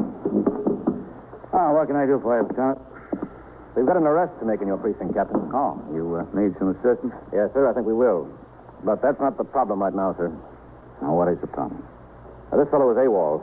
We've had the house staked out since last night. His wife's apartment, that is. We're 90% sure he's up there, but nobody's shown their head out of the place since we've been watching. Yes? Well, we thought either he or his wife would come out today. We'd like to wind it up, but we don't have a warrant. And being federal officers, we can't go in there without a warrant. We can't go in there either, Lieutenant, not under these circumstances.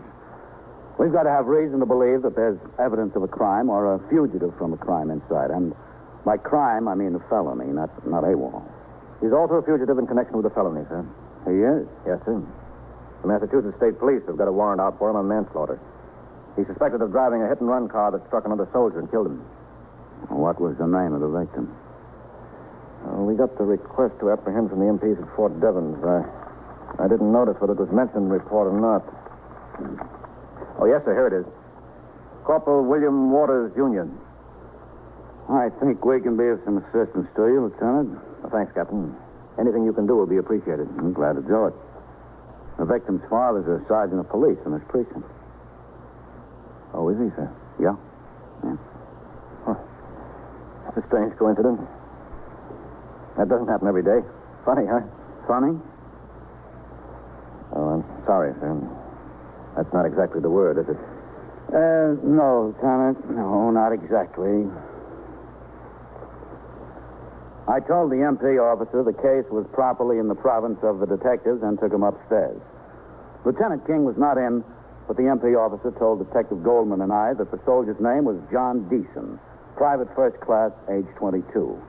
He said that Deason had a 24-hour pass on the same night Corporal Waters was run down, and he'd failed to report for duty the following day and had been AWOL ever since. This information had been forwarded to the 1st Army Military Police by Fort Devens MPs with a request that Private Deason's listed residence be checked. I assigned Sergeant Waters to the raid detail. He appeared to accept his instructions as he would in connection with any other duty assigned. We left the precinct house for the East 76th Street address at 10 minutes to 8. MP Lieutenant Nayet spotted the two men he had planted watching the buildings. He signaled for them to join us. The detectives, Lieutenant Nayet, Sergeant Waters, and myself, would lead the way up the stairs to the 4th floor. Two MPs right behind us would proceed straight up the stairs to the roof of the building to block an escape that way. The other officers would remain on the 3rd floor landing.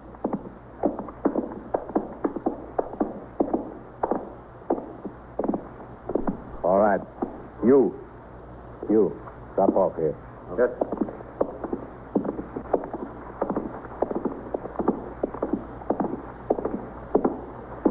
Let the detectives and the MPs handle it, huh, Bill? We'll stay in the background. Yes, sir. All right. We'll keep away from them, boy. Yes, sir.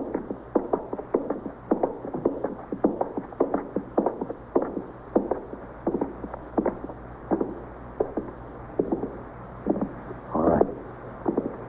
Up quietly now.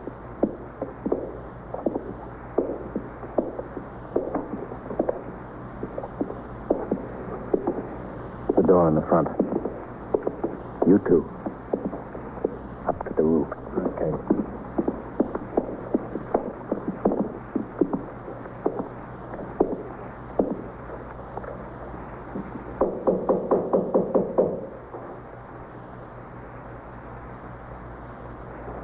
They're in there. I hear them.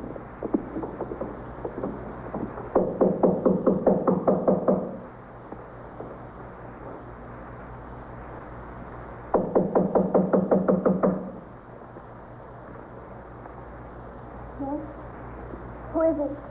I want to talk to John. I'm a friend of his. John isn't here. And I want to talk to you. Open the door. I'm a police officer. What do you want? Open up. Open up. All right.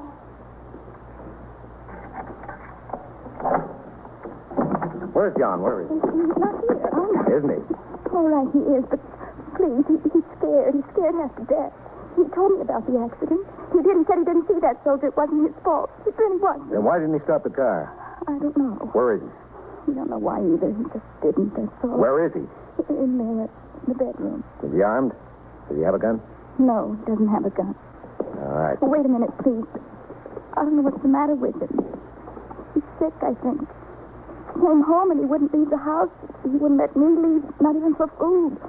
He hadn't had anything to eat all day. He's sick. I know he's sick. All right.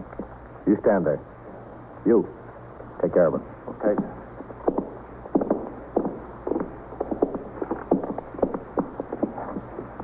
Let's get him. John, open up. No. Stay away from there. Open the door. Stay away. I'm telling you. He said he'd jump out the window. That's what he said. John. All right, let's kick it in. Give us a hand, huh? Sergeant, give us a hand here. Yes. Together. Stay away. Again. Once more. Don't come any closer. Get out of that window, boy. What are you trying to prove? Don't come any closer. I'll jump. I swear it. That's 4 floors down to the street. I know what it is. Don't come any closer now. I'm warning you. Don't. Now, look, John. Stay where you are. Jump. He really will. He said he would. We can stay here all night, John. We got all the time in the world. You can stay there if you want. But if you come any closer, I'll jump. I swear I will. Bring in for the emergency truck and an ambulance. Tell them what we got. Come out of that window, boy. Get some sense. No, I'm not coming out. This isn't so bad. It's not worth dying over. Isn't it? Can I talk to him, Captain? Sure. Well, go ahead, son. Listen, son. I'm not listening. Don't try to con me. All right. You're in a little trouble. Everybody's been in a little trouble. Stay where you are. I'll go out, I swear. That'd be a smart thing to do, wouldn't it? That's going to solve everybody's problems, huh? It'll solve mine. What about your wife? And what about your folks? Have you got any folks? Look, don't try to con me. Stay where you are now. Come on, get out of there. Why make things worse than they are? It's not that bad. Plenty bad. Not so bad. For other people, maybe. Everybody knows you're sorry about running down that soldier, and AWOL isn't anything. It's nothing. I'm telling you, stay away. I'll go out. Did you know the soldier you ran down? No, I didn't know him. Then what are you worried about? Come on out of the window. You're throwing your life away over something that doesn't mean a thing to you. You'll probably get out of the whole thing anyway. It was an accident. The kid stepped off the curb right in front of you. He did. That's what he did. I had the light with me. It wasn't my fault. I didn't even see him. I just got a little excited, that's all. Just a little excited. Come on. Let's sit down and talk about it, John. Just tell us about it. What'll I do to me? Not so much. Take my word for it. What's your guarantee? I don't have any guarantee. You'll have to take your chances. But look at the chance you're taking going out the window. All right.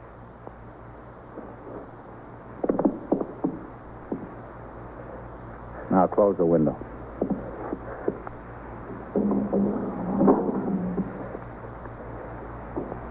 Sit down in that chair. Yeah. All right. Here's a cigarette. Thanks. Smoke and relax. Oh, that's good work, son. Thanks, Sergeant. I really didn't want to go out the window. I'm Lieutenant Narrated of the MPs. Well, that figures. He's your prisoner, Lieutenant. You're all right, Sergeant. You're okay. Thanks. I've just got away with boys. Yeah, you sure have. You must have one yourself. No. No, I don't, Johnny. No children.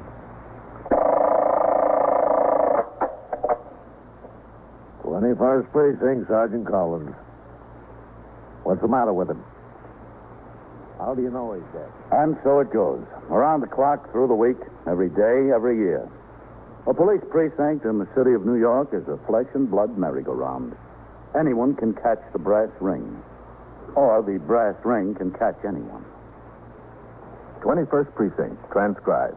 A factual account of the way police work in the world's largest city is presented with the official cooperation of the Patrolmen's Benevolent Association, an organization of more than 20,000 members of the Police Department, City of New York. James Gregory in the role of Captain Cronin, Harold Stone as Sergeant Waters. Featured in tonight's case were Santos Ortega, Lawson Zerby, Les Damon, John Aston, and Elaine Ross. 21st Precinct is written, produced, and directed by Stanley Niss. Hugh Holder speaking. 21st Precinct, Sergeant Waters. Yeah, that's right. Those are policemen working over there. What do you want to know for? Well, how does what they're doing concern you? Yeah.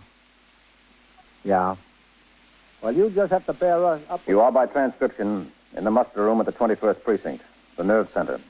A call is coming through. You will follow the action taken pursuant to that call from this minute until the final report is written in the 124 room at the 21st Precinct. All right. Yeah, we'll be through there right away, as soon as possible. Yes, sir. You're welcome. 21st Precinct. It's just lines on a map of the city of New York. 173,000 people wedged into 9/10 of a square mile between Fifth Avenue and the East River. The security of their homes, their persons, and their property is the job of the men of the 21st Precinct. The 21st. 160 patrolmen, 11 sergeants, and 4 lieutenants, of whom I'm the boss. My name is Keogh, Thomas P. Keogh. I'm captain in command of the 21st Precinct. I was doing night duty, 4 p.m. to 8 a.m. After I turned out the platoon at midnight, I went into my office to read and sign reports and communications that had piled up. Meanwhile, the men were taking over their posts, and one of them, Patrolman Daniel Mercado, walked over the prescribed route from the station house to Madison Avenue. After relieving Patrolman Edward Farrell on his assigned post, he began to try the doors to the shops along the avenue. As he was in the process of this operation, the car in which Sergeant William Waters was riding as recorder and Patrolman Joseph Ahern as operator pulled up to the curb. Okay. Stay in the car while I talk to him. Yes, sir. Mercado, Yes, Sergeant? there's a street light out down the next block. Did you report it? Farrell said it had been out for about 2 hours when I relieved him. He reported it. Okay. He said they're on the way to fix it. All right. If it's still out at the end of the tour, I'll make another report of it. Yes, sir. And they've been having trouble on this whole circuit up here the last couple of days. What's that? What's what? A knocking. I don't hear any knocking, Sarge. Stop now. There it is. It sounds like somebody hitting a window. Where's it coming from? Everything's closed in the block. What about upstairs in one of the apartments? Could be, Sergeant. Hold it. I don't think it's from upstairs. Ahern. Sounds like it's from way down that way, Sergeant. Yes, Sergeant. Come here. Yes, sir. There it is, Sergeant. Yeah, I think it's from way down that way, the next block. Yes, Sergeant. Hi, Merc. Joe? Somebody's knocking out some glass, Ahern. I don't hear it. Well, wait just a second. You will. There it is. Oh, yeah. Down the next block. What do you think, Joe? Got me. Could be coming from across the street. Hold it. Ahern. Yes, sir? We'll walk down. You be in the car. Okay, sir. Come on, Mercado. There it is. Still sounds from down that way. Come on. Keep your eyes on those apartment windows upstairs. Yeah, okay. I'll look in the stores. Why, it rings out like a bell. Sure does. There's nothing to stop it at this time of night. Hey, Sergeant! Yeah? Down here! The drugstore! Okay. Drugstore's closed. Ahern, who is it? Somebody inside! What? Somebody inside the drugstore, he said. Somebody inside! Burglars? No, Sergeant. Not burglars. Woman's locked in there.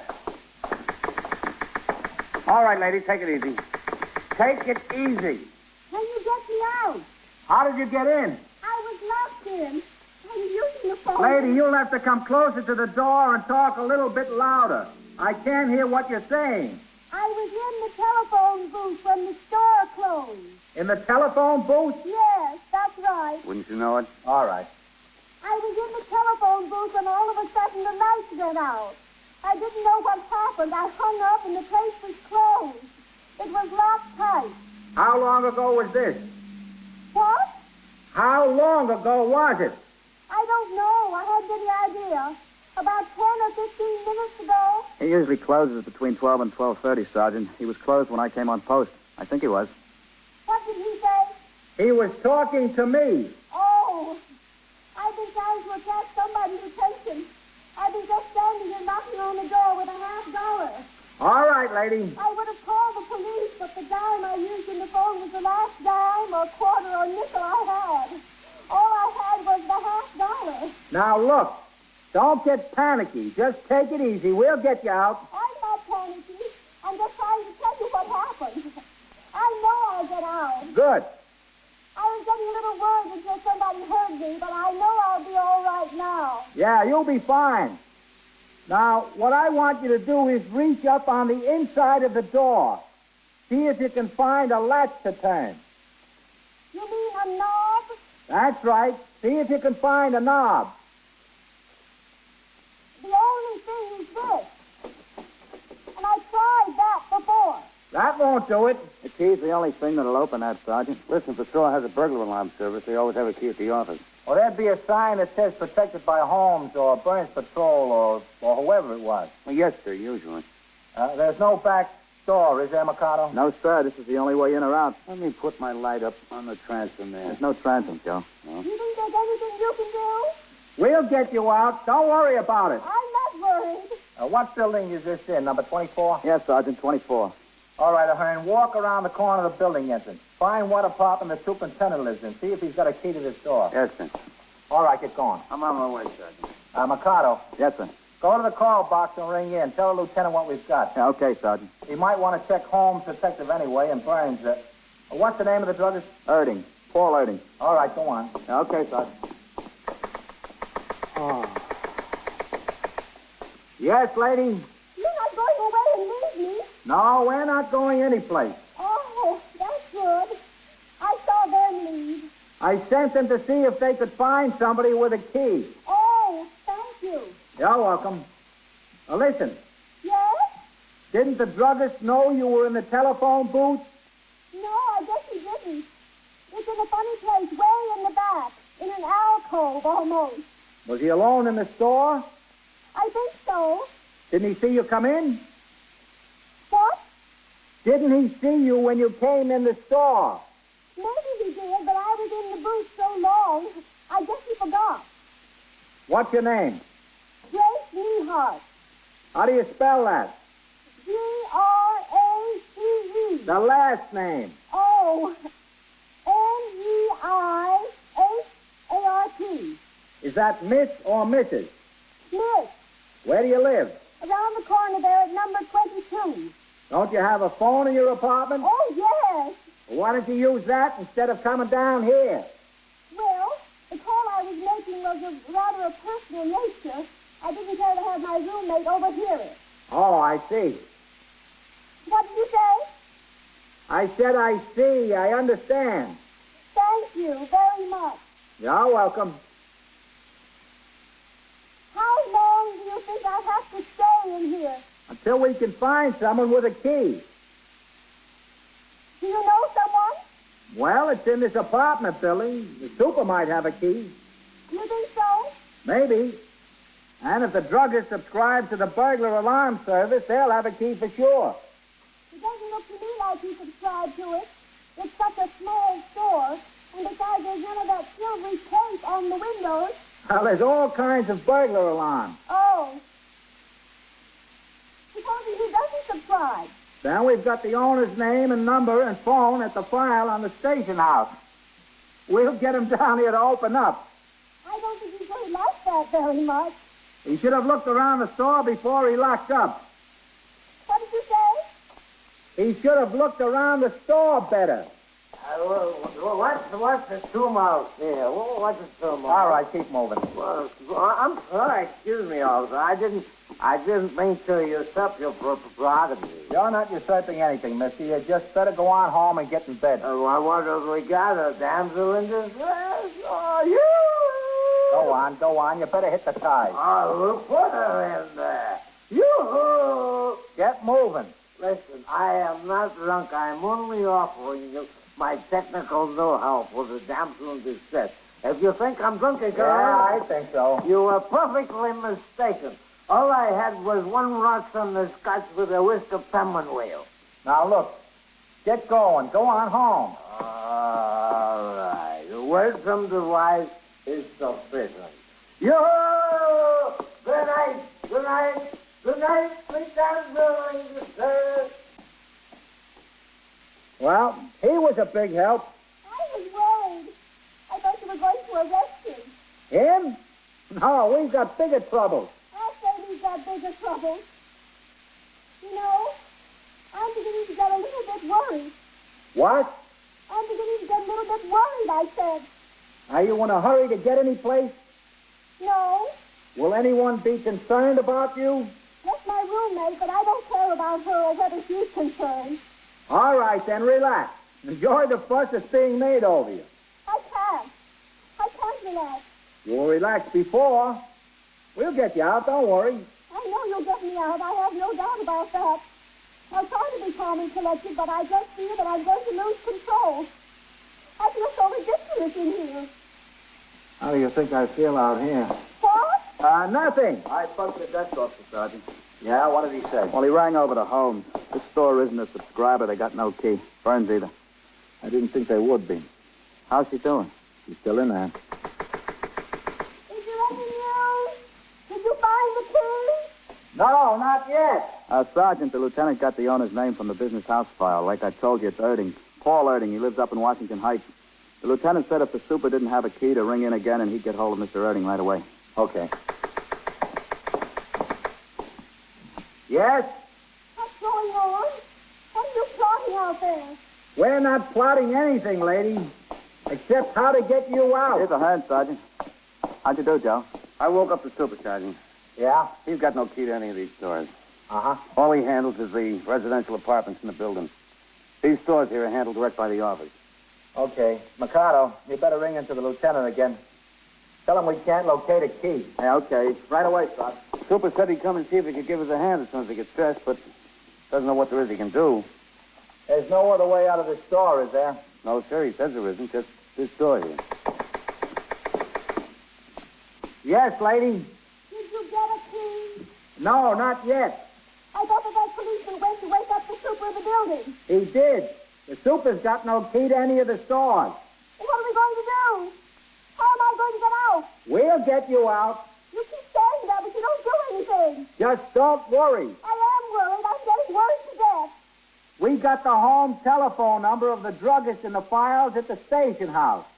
The other officer went to the call box. He's going to ask the lieutenant to phone the druggist to come down here. Do you think he'll come? He'll come, yeah. He might not feel very good about it. He might not feel very good about it, but he'll come. Well, I hope so. What's that super's name, Ahern? Charlie. He said he'd come out as soon as he got dressed? Yeah, Sergeant. He doesn't know what he can do, though. Yes, ma'am? Where did this druggist live? In Washington Heights. How long did it take him to get here? About a half hour, a little more, maybe. My goodness. What? I said, my goodness. Oh. You ring in, Mikado? Yes, sir, I rang in. The desk officer called up the druggist home. Is he coming down to open up? No, sir. His wife said he wasn't there. Well, maybe he didn't have time to get home yet. He's not coming home. He doesn't live there. His wife told the lieutenant they were separated about a month ago. Yeah? If all this concerns me, I wish you'd let me know what's going on. Just a second, lady. Well, where does the wife say he's living now? And she told the lieutenant she doesn't know. Well, she knows how to get in touch with him when she has to, doesn't she? Well, yes, sir. She knows that. Well, where does she reach him? Right here. Right here at the store. I remained occupied with my paperwork, which consisted mainly of various reports concerning occurrences in the precinct, to be endorsed by me and forwarded through channels for about 25 minutes. Then I got up and walked out into the muster room, where I saw Lieutenant Matt King, commander of the 21st Detective Squad, come in the front door of the station house. Matt? Hello, Captain. I see you're coming in when you should be going out. Why don't you go home? Well, I thought about it, Captain. I've got the line up in the morning. I just used one of the beds upstairs. Mm-hmm. Well, how about a cup of coffee? Yeah, sure. Fred, is the coffee hot? Yes, sir. There's some sugar in the drawer. Okay. What's keeping you around here so late, Matt? Go ahead. Well, Blood and Scanlon got hold of a boy who said he knew where to find that Neota kid. Oh, yeah? Here. Thanks. That's good, kid. Yeah. Any sugar? Yeah, thanks. Did you collar him? Well, this boy said Neota was staying over in a flat on West 96th Street. But he heard he had a Luger over there besides the gun he used to shoot up the liquor store. Mm-hmm. So I thought we'd better be ready for anything over there. I took Danny Goldman in addition to Ludd and Scanlon. And we picked up another couple of men from the squad over there. We went up there to hit the flat. Yeah? Well, we hit the door, and there was only this babe inside. A girl, 18 or 19. She was scared half to death. I asked her whose flat it was. Said a friend of hers, a fellow named Kenny. Kenny Numa or something. Mm-hmm. I said, are you sure his name isn't Phil Neota? No, she said, his name is Kenny. Well, she was telling what she knew, all right. Yes, coffee sure hits the spot. Yeah, it helps, I'll say that. Anyway, she described this Kenny. The way she talked, she was talking about the Neota kid. So we gave the place a good going over, top to bottom. Wasn't anything there. He said he gave her the key and told her to meet him there. He'd be home like 10 o'clock. Well, we sat down to wait. Blood and Scanlon and I. 10 o'clock, 10:30, 11 o'clock. Finally, at 11:45, there's a noise out in the hall. Key in the door. Door opened. We jumped him. But it's not the Neota boy. No. He half scared this Kenny out of his wits. Fairly close to the physical description of Neota, but that's about all. Good, hard-working fellow. So, that's how I spent the evening. Mm-hmm. Where are Ludd and Scanlon? Oh, them? They went out to find the boy that gave them this hot information. I don't blame them. Excuse me, Captain. Yes, Lieutenant. Hi, Red. Right. We got a woman locked in a drugstore on Post 14. How did she get in there? She was in the phone booth and the druggist closed up. Mm-hmm. Super of the building says she's got no key. He got out the druggist's phone number from the business file. His wife says she's separated from him for about a month and she doesn't know where he's living. Have they got a burglar alarm service? I checked Holmes, Captain. Store isn't a subscriber. Who's on the job over there? Sergeant Waters, Captain, and Mercado and Ahern. Sergeant says the woman started off kind of cool and collected when they first got there. She's getting a little panicky now. Are you making any further effort to locate the druggist? Yes, sir. He's got a mother who lives in the Bronx. According to the wife, the mother's got no phone. She doesn't think he's living with the mother, but the mother might know where he is. I got the 50th Precinct to send a man over there to talk to him. Any friends of the man or employees of the store? The wife says he's got a pharmacist working for him, a new one. She doesn't know his name. Came to work after they got separated. She used to help him out in the store herself. She doesn't happen to have the key around the house, eh? No, sir. Sergeant Waters wants to know what I thought about sending for the emergency squad to take the door off or cut the glass out or whatever they can do to get her out. Well, you better hold up on that for a while, Red. Yes, sir. I'll take a ride over there and see what it looks like. Have a car come around for me. Okay. By the way, Captain. You want to take a look, Matt? No, Captain, no thanks. I spend too much of my time now seeing people who are locked up. In a few minutes, Sector Car number 3 came by the house for me and drove me over to the drugstore on Madison Avenue, where, by this time, a few people had gathered despite the lateness of the hour. As the car pulled to a stop behind the sergeant's car, I could see considerable activity in the doorway. All right. Wait here. All right, folks. There's nothing to see. You might just as well move on. Captain? Hello, Ahern. Where's Sergeant Waters? In the doorway there, talking to her. Okay. Yes, sir. All right, let's just keep moving, huh? Sergeant? Hello, Captain. How you doing? Well, she's still in there. Miss Mehart. Yes? I sent one of the officers with the super of the building. They went to call somebody from the real estate company. We'll see if they've got a key. You getting to be an awfully long time. We'll know something in a few minutes. You've been saying that. You've been saying we'll know something in a few minutes. An awful long time has gone by. We're doing everything we can. I don't know about that. I don't know if you are. I'm still locked in here.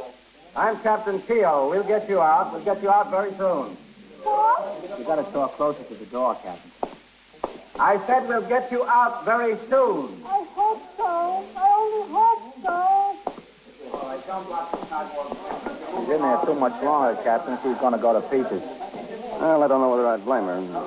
No, so neither would I. I was thinking about getting the emergency truck over here and taking that door off or the glass out or something. Well, I don't think they could take the door off. They're butted hinges. They could jimmy it open. No, that'd cause a lot of damage. The best thing might be to cut the glass out. Yes, sir. McCarter went with the super? Yes, sir. Who are they calling? Well, some executive from the real estate company that manages this building. Mm-hmm. The super says he might know where there's a key to the store. If he doesn't, he might know who to call. Mm-hmm. There she goes again. Officer? Yes? Any news? They haven't come back yet. Oh. I'm getting very thirsty. Thirsty? Yes. Very thirsty. Why don't you go behind the soda fountain and get a glass of water? Do you think it would be all right? It'll be all right, sure. If you say so. Yes, go ahead. All right, I will. Well, that'll keep her busy for a minute anyway. Yeah. Hearn. That's it. Call me, Sergeant? The captain did. Oh, yes, sir. Take a walk down to the call box. Ring into Lieutenant Gorman and see if he's had any luck in locating the druggist. Yes, sir. And tell him I'll be here until we get her out. Okay, Captain, I'll tell him. Let me know what he says. Yes, sir. The 50th was going to send a man around to his mother's place. Yeah, I know. All right, Miss Neehart. We're right here. I got my drink of water. Well, that's good. And I found this chair, too. There's no sense standing here when I can be sitting. Yeah, you'll be a lot more comfortable. It's not how comfortable I am that makes a difference. It's that I'm getting very nervous. What? I'm getting very nervous. I want to get out of here. All right, we'll get you out. I want to get out now. Right now. There's no reason why I can't get out right now. Like I told you, lady, if we can't find somebody with a key, we'll get the emergency squad over here to take off the door. I'd sure like to know when. Very soon. You've been saying that. Captain. All right. Just relax and you'll be all right. Yes, Mikado. Captain, this is Charlie, the super at number 28. I'm glad to know you, Captain. Hello. Some deal we got here. Yes. Do you have any luck? No luck at all. I went inside. I called up my boss, which is Mr. Doyle. Did he have the key? Well, Mr. Doyle's got charge of apartment rentals only, so he told me call up Mr. Matthews, which is in charge of business rentals. I said, look, Mr. Doyle, Mr. Matthews don't know me from a hole in the ground, so Mr. Doyle called up Mr. Matthews, and Mr. Doyle called me back. Did Mr. Matthews have the key? I know, sir. They said they've got no keys to any of these stores. Well, at least that's what Mr. Doyle told me, Mr. Matthews told me. I talked to Mr. Doyle, Captain. He said that Mr. Matthews assured him there was no master key to these stores in their office. The only one who had the key is the tenant. I rang into the house, Captain. Yes, I heard. Lieutenant Gorman says the 50th got back to him. They sent a man by the house of the man's mother. She doesn't know where he's living. She hasn't heard from him in over a month. Captain. Okay. Now, look, Miss Neehart, put the chair down. Put it down. No, I'm going to get out of here. We've got the emergency squad on the way, Miss Neehart. You've been saying that. Now, put that chair down. What's up, Sergeant? You better get back, Mikado. Lady. Take the rest of them back. Yes, sir. Come on, now, take it easy. Miss Neehart. Now, you better get out of the way. I think he means it, Captain. Get back. Get back. Put that chair down. We'll get you out. Get back. Come on, Captain. Miss Neehart. Captain, come on.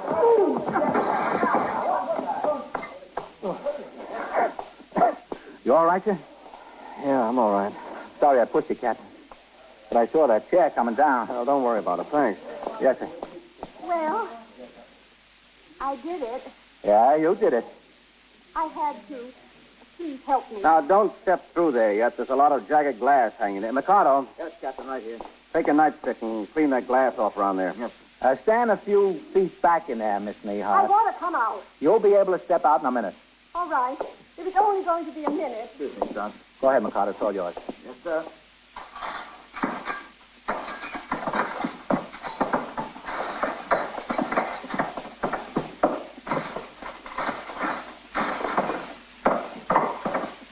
Okay, Mikado, that's good.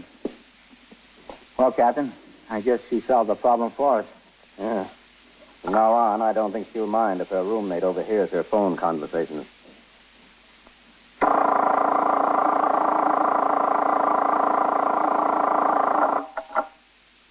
21st Precinct, Sergeant Waters.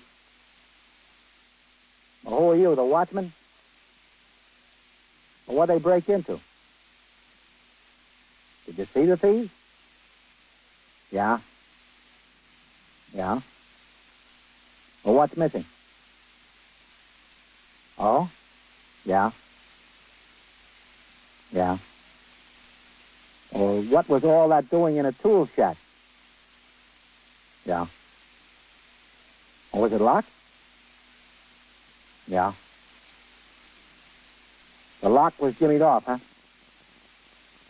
All right. I'll send the officers right over there. Yeah. Wait right at the gate. And so it goes. Around the clock, through the week, every day, every year. The police precinct in the city of New York is a flesh and blood merry-go-round. Anyone can catch the brass ring. Or the brass ring can catch anyone. 21st Precinct, transcribed. A factual account of the way police work in the world's greatest city is presented with the official cooperation of the Patrolmen's Benevolent Association, an organization of more than 20,000 members of the Police Department, City of New York. Les Gaiman in the role of Captain Keogh, Ken Lynch as Lieutenant King, Harold Stone as Sergeant Waters. Featured in tonight's cast were John Sylvester, Bill Quinn, Abby Lewis, Santos Ortega, and Lawson Zerby. 21st Precinct is written, produced, and directed by Stanley Niss. Art Hanna speaking.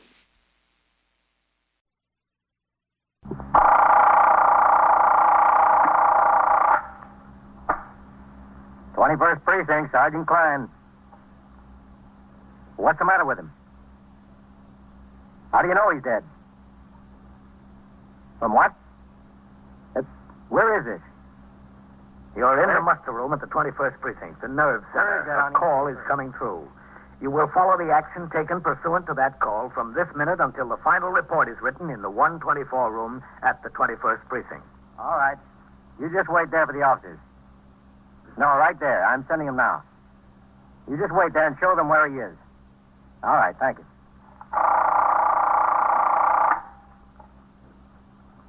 21st Precinct. It's just lines on a map of the city of New York. Most of the 173,000 people wedged into the 9/10 of a square mile between Fifth Avenue and the East River wouldn't know if you asked them that they lived or worked in the 21st. Whether they know it or not, the security of their homes, their persons, and their property is the job of the men of the 21st Precinct. The 21st. 160 patrolmen, 11 sergeants, and 4 lieutenants, of whom I'm the boss. My name is Kennelly, Frank Kennelly. I'm captain in command of the 21st. I was working my 4 p.m. to 8 a.m. tour. After I turned out the platoon for the night tour, I read the entries on the arrest record and blotter for an event-by-event picture of what had occurred in the precinct since I was last on duty. A little after 6, sector car number 3 came by the house for me, and I went on patrol of the precinct. When I returned to the station house, Lieutenant Gorman, the desk officer, told me things were quiet. I walked around the corner to a spaghetti house for my meal, which I finished at 8:40. Oh, hello, Captain. John, how are you? I didn't know you were in. If I did, I would have come over to the table. Said hello. Oh, I was sitting in the back. 125 on 4 cents package. Out of 2. Oh, I'll have a pack of spearmint. Well, that's 134. You been seeing many ball games, Captain? No, not this year. 35, 40, 50, and 2. Me neither. You know, I couldn't whip up any enthusiasm this season. I'm a Yankee fan. I'm a Yankee fan from way back. But 8, 10, 12, 14 games out in front, how can you get excited? Just the point where they're the whole league. Yeah, it's got to be close to be interesting. But at least the series might be interesting. Who do you pick? I think the Brooks will take them. You do? They never have yet. Well, that's some ball club. Well, yeah, they look like a ball club in their league, but wait till they get up against some competition. Well, wait, I'll walk out with you. I want to get a paper. Ralph, keep your eye on the front, huh? I just want to take a look at the box scores. They clinched the pennant, you know, but there's no harm in checking on the batting averages. Yeah. You going to see any of the series games, Captain? It's a little bit too rich for my blood. Yeah, that $10 a reserve seat routine, that's a little rich for anybody's blood. Yeah. Look at that fella. He's turning the fire alarm. Hey, you. Hold up there. Wait a minute. a minute. I'm not going anyplace. Where's the fire? There isn't any fire. What'd you pull the hook for? Because I wanted it. Where's the fire, Captain? There isn't any fire. I'm a police officer. What's your name? Brighter, Hal Brighter. Don't you know it's a criminal offense to turn in a false alarm? I know it's a criminal offense. Captain, you want me to run around the station house? You want to get some help? He doesn't need any help. No, John, they'll be here. Don't worry about it. Why'd you pull the hook? Come on, look at me. Talk to me. Why'd you pull the hook? Because I want to go to jail, that's why. I want to go to jail. You will, mister. You can count on it. The essential factors in fighting a fire are the promptness of discovery and the speed at which firemen arrive on the scene. But speed has its hazards. As many or more firemen are killed and injured in accidents occurring while responding to alarms as in the course of fires themselves. During the last calendar year, there were 13,981 false alarms in the city of New York. And to each of these, no less than 4 pieces of fire department apparatus and 2 police cars responded. In this case, the offender, Hal Brighter, made no excuses, nor would he offer any reason for his act. He was questioned for some minutes on the street by myself, by other police officers on the scene, and by the fire captain in command of the apparatus which responded. After the fire apparatus left, he was taken around the corner to the precinct house, where, as arresting officer, I booked him in. How do you spell that? B-R-I-D-E-R. Any middle initial? E. Hal E. Brighter. How old are you? 21. Where do you live? I live at 734 East 81st Street. What apartment number? 2B. Bond is $500. Can be posted with me. What do you mean, bond? Bail. If you can get somebody to post $500 bail, you don't have to appear until he comes up in court. Otherwise, we'll have to hold you. I want to be held. I don't want any bail. Oh, look, son, this isn't doing you any good. You must have had a reason for pulling that hook. Now, tell us about it. I don't want to talk about it. Just lock me up. Well, that'll come soon enough. How many other false alarms did you turn in? None. This is the only one. What was it? Just an impulse? No, it wasn't an impulse. I thought about it. I thought about it a long time. Look, that's my office across there. Go in there and sit down. I'll be in a minute. Why? I want to talk to you, that's why. I've got nothing to say. I just want to be locked up. Go in there and sit down. Yep. I don't want to talk. I don't want to talk to anybody. That's an odd one, Captain. Yeah, sure is. You want to take this pinch yourself, Captain? You'll have to go to court in the morning. No, that's all right. Well, what's the matter with that guy, Captain? Maybe he likes to hear sirens. They give him a boot. Do you see his eyes? Looks like a user to me. He did attempt, didn't he? I know he's a user. I wanted him to tell me. What's his idea? What could he get by turning in a false alarm? Well, what could he get besides a little time on Rikers Island? I'll be in my office, Lieutenant. Yes, sir. All right, Hal. I want you to tell me what the trouble is. I've got no trouble. Haven't you? Stand up. Why? I said stand up. Yes, sir. Take your coat off. Why? Is that the only thing you know? Why? Take it off. Yes, sir. Put it on that chair there. Roll up your sleeve. Oh, what are you trying to find out that you don't already know? Let me see your arm. How long have you been on the habit, Hal? Long enough. All right. Sit down. Why'd you pull the hook on that firebox? A long story. You wouldn't be interested. Who said I wouldn't? Well, I'm not interested. Look, you locked me up. I don't feel like talking to anybody. I'm beginning to feel lousy. I feel terrible. Are you married? No, I'm not married. You live on 81st Street there all by yourself? Yeah, it's all by myself. You have any family? What's this got to do with my family? Where are they? I don't have any family. When did you shoot up last? What difference does it make? When? Yesterday morning, not since then. Who's your connection, Hal? I've got no connection. Well, you must have been getting it someplace. Where? I don't know anything. If you don't know anything, Hal, we'll teach you a lot around here. Who are you calling? 21st Precinct, Sergeant Klein. Sergeant, ring upstairs to the detective squad and see if we can locate Lieutenant King. Yes. And ask him to come into my office for a minute, will you? Yes, sir, Captain. What do you need him for? If you're a narcotics user, Hal, it's his job to find out who sold it to you. Why'd you pull that fire alarm? I don't think you'd understand. Maybe I would. Why don't you try me? I told you it was a long story. It's cold in here, you know that? It's awfully cold in here. Now I'm beginning to feel terrible, really terrible. I'm sick. Put your coat on. Yeah, thanks. That ought to help a little bit. You work, Hal? You got a job? Yes, I did have. I did have until the day before yesterday. What happened? I got fired. Why? Why do you think? How'd you get the habit? You should have known better than that. You look like an intelligent boy. I'm very intelligent. Top 10 in my class. A big deal. How'd you get hooked? Well, it was this girl. What's her name? It doesn't have anything to do with it. I thought I could kick the habit anytime. First it was just once in a while and maybe 2 or 3 times a week, and then it got to be a regular fix every day. Every day. Where is this girl? I don't know where she is. I lost track of her someplace down the line. I don't know what happened to her. I haven't seen her in 5, 6 weeks, a couple of months.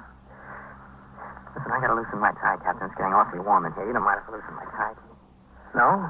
Go right ahead. Thanks. But I was buying 2, 3, 4 caps a day. See, I had a good job, but it was beginning to cost me $40, $50, $60 a week to support the habit. It was too much. It was way too much, and it was getting so I couldn't get halfway through the day. I imagine you couldn't. And when they fired me, there I was with no money, owing everybody, not a chance in the world to get another job, and it kind of brought me to my senses. Did it? So I told myself, Hal, you're going to kick the habit. You're going to kick it right now. So I went home. You know what I did? What? I went to the drawer and I got the works. You know, the needle and the cotton and everything. Mm-hmm. Well, you know what I did with them? I broke them up and I threw them down the toilet. I said, Hal, that's all, boy. You're through. That's all. So I started to sweat it out. I stayed around the house. I didn't leave. And then I started to dry up. Just dry up. This cold turkey is awful. You know how sick I got. I told myself I was going to sweat it out, and I was sweating, too. I really was. Anyway, I had a bottle of whiskey there. I thought maybe that would help, get me over the hump, so I soaked it down. And I soaked it down. Anyway, I got stinking passed out drunk. I just passed... Listen, is there a window open, Captain? There's an awful draft in here somewhere. No window open. Well, I don't know. Maybe it's just my imagination. I guess I'm just getting sick again. Anyway, I flopped down in the bed, and it was 11:30 in the morning before I woke up, and I wasn't feeling too sick, so I said, Hal, maybe you're over the hump. Maybe you're there. Well, didn't you eat anything? No, I wasn't hungry. I wasn't hungry at all. I just would get into one chair, and I moved to the next one, and I'd take my shoes off, and I put them back on, but I was going to sweat it out. I made up my mind I was going to sweat it out. But you didn't. No, I didn't. I shot up about 8:30 last night. Well, that was last night. What about today? Well, I didn't give up the idea of kicking the habit. I figured I'd make it because it cost me my last $6 for the 3 caps the night before. See, I didn't have a cent left, so... Well, anyway, I didn't care how sick I got. I really stuck it out. At about 8 o'clock. And then I thought I'd better go out and get some air. See, that's what I needed, some air. So I went down the street and I started walking, and it was getting worse all the time. It was just worse and worse. And I walked by where my connection hangs out. I just walked by. See, I didn't even stop. You didn't have the money. Well, that's true, but I went right by him anyway. See, I was feeling terrible. It was real bad. And I walked down the street and I saw this car. And it was in the back seat. There was a fur coat. And all kinds of things kept going through my head. Hal, get the coat, put it in soak, get money for a fix. Well, I walked around the block 3 times past that car, and the last time I stopped, and I was just about to open the door, see, and I stopped, and I said, Hal, what's the matter with you? You know what you're doing? This is what you said wouldn't happen to you. You're not going to be a thief like everybody else on the habit, so I just walked some more, and I thought, Hal, if you're in jail, it's cold turkey, and there's no questions asked. So you pulled the hook on the fire alarm? Yeah, that's right, I pulled the hook. To get in jail? Yes, sir, to get in jail. Well, Hal, that's the only thing you were right about. Upstairs together to wait arrival of detectives from the narcotics squad who would interrogate the boy in an attempt to learn his source of the drugs. At 9:30, a car came by the precinct house and took me down to 86th Street and York Avenue, where one of the candidates for mayor in the forthcoming election was speaking to a rally. The crowd was neither large nor disorderly. After the rally broke up, I resumed patrol of the precinct. At 11:30, I returned to the precinct house. As the sector car drove away, I walked up the worn front stoop into the muster room. 21st Precinct, Sergeant Klein. Hello, Captain. Sergeant? All right. 11. Yeah, now watch it there, Captain. Huh? Ain't sweat. The Mendicant squad just dumped 6 moochers in here. Were they picked up in this precinct? Yes, sir. Seems there was a migration from the Bowery. They came up in a lump. Oh, Captain. Yes? There's a young woman waiting for you. No? Where? She said she'd be right back. She asked if there was a phone here that she could use, and I told her there's no public phone in the precinct house. She'd have to go to the candy store down the block. Who is she? She's the sister of that boy who turned in the false alarm. Oh. How about him? What happened? He's back in the cells, Captain. A couple of men from the narcotics squad showed up and talked to him upstairs. Nat King came down with him. He said they're through with him, to lock him up. And did she talk to her brother? Yes, sir, when the detectives brought him downstairs. She talked to him for a while in the back room. Then she said she'd like to wait for you. See if you can get me Lieutenant King on the phone, will you? Is he upstairs? Yes, Captain, I think so. Excuse me. Yes, sir. Step right up to bed. What can I do for you? I want you to send a policeman home with me, will you? What's the trouble there? Well, I tell you, my landlady won't let me into my room. Why not? Well, she claims I'm 2 weeks behind on my rent. She said I'm locked out till I pay up. Well, are you 2 weeks behind? Well, it's not the point, is it? The point is, does she have a right to keep my clothes? That's not our job to get your clothes back, mister. That's between you and the landlady. Lieutenant King's on his way downstairs, Captain. Oh, Okay, thanks. Excuse me. Oh, that's all right. I didn't mean to interrupt you. No. Well, can't you send somebody over there so she'll be at least reasonable? I don't care about the room. I can get 1,000,000 rooms that I want my thing. That's a civil action, mister. You'll have to get out a summons on her and let the magistrate work it Well, out. I owe her the rent, all right. That would count against me, wouldn't it? Oh, there's Lieutenant King, Captain. Okay, thanks. Well, the point is, I don't have a clean shirt to wear to work tomorrow. Matt? Hello, Captain. How did you and the narcotics squad make out with that boy? Well, I came uptown to talk to him. I had him in my office for nearly an hour. Not so good with him. No? No, sir, he wasn't carrying. Didn't have a thing on him. While they were talking to him, I sent Novak and Howard over to have a look in his room. They couldn't find the works or any junk over there. Well, he told me he disposed of the works. Yes, I know. He wouldn't open up to us about his connection. But from what he told you about where he was walking, right by his connection, he said. Yeah, that's right. And from where he saw the car and from where he pulled the fire hook, they've got a pretty good idea on just about the location his connection hangs out. They're checking around to see if they can spot him. Well, what about the boy, meanwhile? Well, there's no narcotics case against him, Captain. They thought the best thing to do was go ahead and charge him with a false alarm. Might get 6 months out of that. Couldn't do much better, even if they did have a case. Okay, Matt, thanks. I'm going out and get a sandwich. How about you, Captain? No, much obliged. I got a whole folder of reports in there. Oh, that's his sister just came back in. Yeah, they told me she wants to talk to me. Mrs. Rygate, this is Captain Kennelly. How do you do, Captain? How are you? I'll be back a little later, Captain. Okay, Matt. See you then. They said you wanted to talk to me, ma'am. That's right. If you have a minute. In my office. Yes, sir. I suppose you know it's about Hal. Yes, I know. Mrs. Rygate? Yes, that's right. Mrs. Joan Rygate. Do you want to have a seat there? Yes, thanks. How did you find out about this? Well, I have a friend that lives in the same building as Hal. Right across the hall, as a matter of fact. Mm-hmm. When the detectives came to look in his apartment before, my friend called me on the telephone. They told my friend that Hal was arrested. He was over here. Where do you live, Mrs. Rygate? In Hempstead. You know, Long Island. Mm-hmm. Well, my husband stayed with the children, and I took the car and drove on in. I don't know what I could do, but I came anyway. Did you know your brother was a narcotics addict? No, I didn't. Not until tonight. Didn't you know something was wrong? Well, not exactly. We haven't seen him all summer, not since the middle of June. He used to come out to the house every other week or so. He likes the kids. He just adores them. Well, I thought he was busy and didn't have time. You know how it is. How bad is it, Captain? You read about people getting cured. I was just wondering what he can do. What I can do. Well, anything can be done. It's up to him. Yes, I know. Well, we don't have much money. My husband has a small store out there. He's just getting started in business. We don't have too much, but anything I can do to help out, I'll be glad to. What about your parents? Where do they live? In Jersey. My father's dead. My mother remarried. She remarried a man with 3 young children. He couldn't go there. That would be impossible. I don't think she'd want him. I don't think she ever wanted him. Either of us. It's funny. She didn't want either of us, and now she's got 3 that aren't even her own. You were saying he could help himself. How can he do that? Well, the public health law dealing with narcotics states that an admitted narcotic addict can have himself committed and subjected to treatment. Oh, that would be good, but where would that be? In a hospital? That's right, in the city hospital. Oh, the hospital wouldn't be so bad. He was locked up back there now. He's never been in jail before in his life, never. The sergeant out there told me that his bail is $500. For a $500 bail, he can get out. Well, what do you mean? You put up $500 or the city keeps the $500 or what? Well, he's just put up as surety that he'll appear for his trial. Oh, I never knew exactly what it meant. If he appears for the trial, the bond is released. But I don't think he wants to be released on bail. That's why he pulled the fire alarm, to get in jail. That's what he told me, too. He wanted to get in jail where he'd be away from it, where he couldn't possibly get it. He said he didn't care what happened to him. He didn't care how sick he got.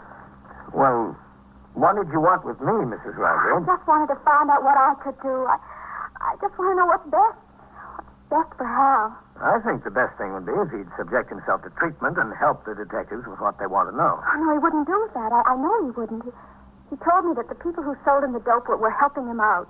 That's all they were doing. They were helping him out when he was in trouble. Yes, they help everybody out, especially themselves.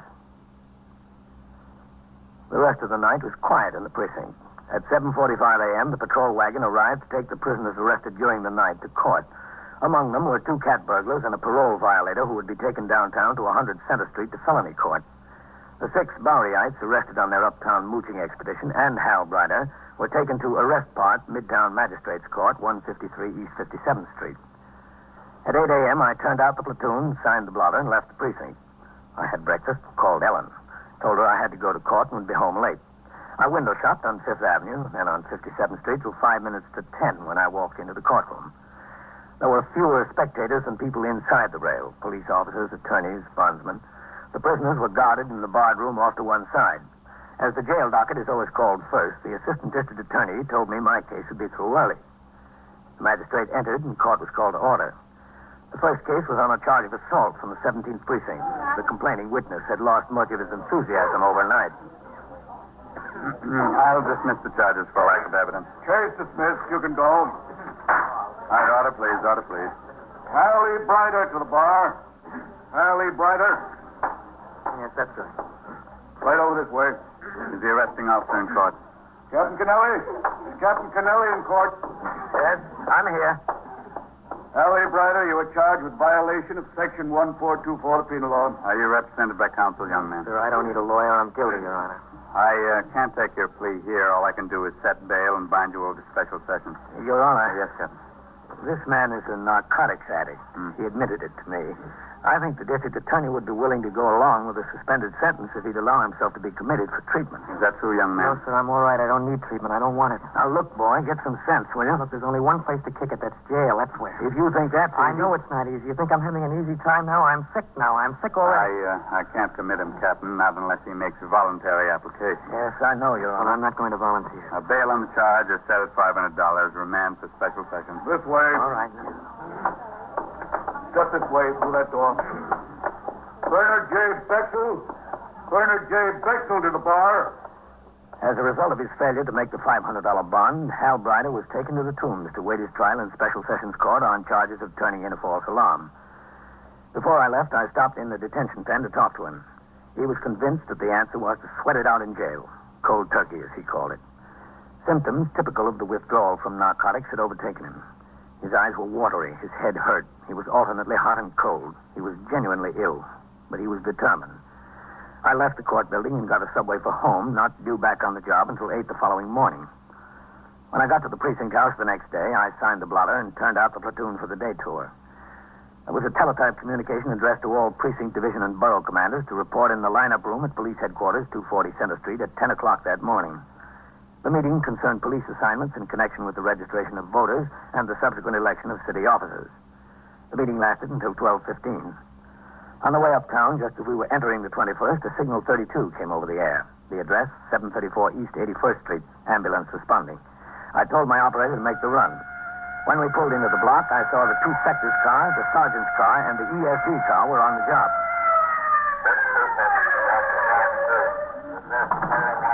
All right, let's keep the sidewalk clear, Farrell. Have these people move on.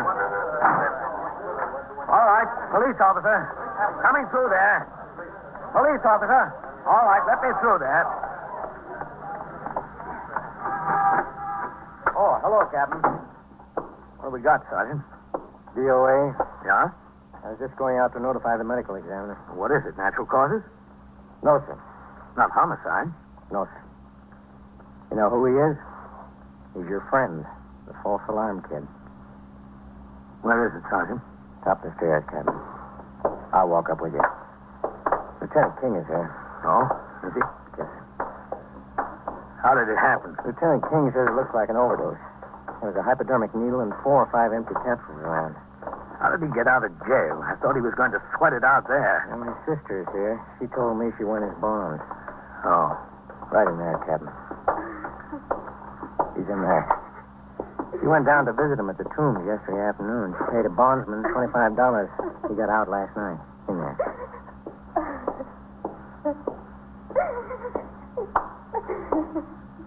Hello, man. Captain. What's it look like, Matt? An overdose? Yes, sir. It's pretty obvious. Wanted to make up for a little lost time. He's lost plenty of time now, hasn't he? Sure has. Did you find him, man? No, sir, but I was on my way over here. We got his connection during the night. I called down to the Tombs. They told me the boy was released on bail. So I was on my way over to see if he'd help us make a stronger case against this shover. How was he found? His sister came to see him. She promised she would at noon. She knocked on the door. There wasn't any answer. She got the super to open up. This is what they found. He wanted to kick the habit. Seems like the habit kicked him. All right, I'll go talk to her. You better notify the ME, Sergeant. Yes.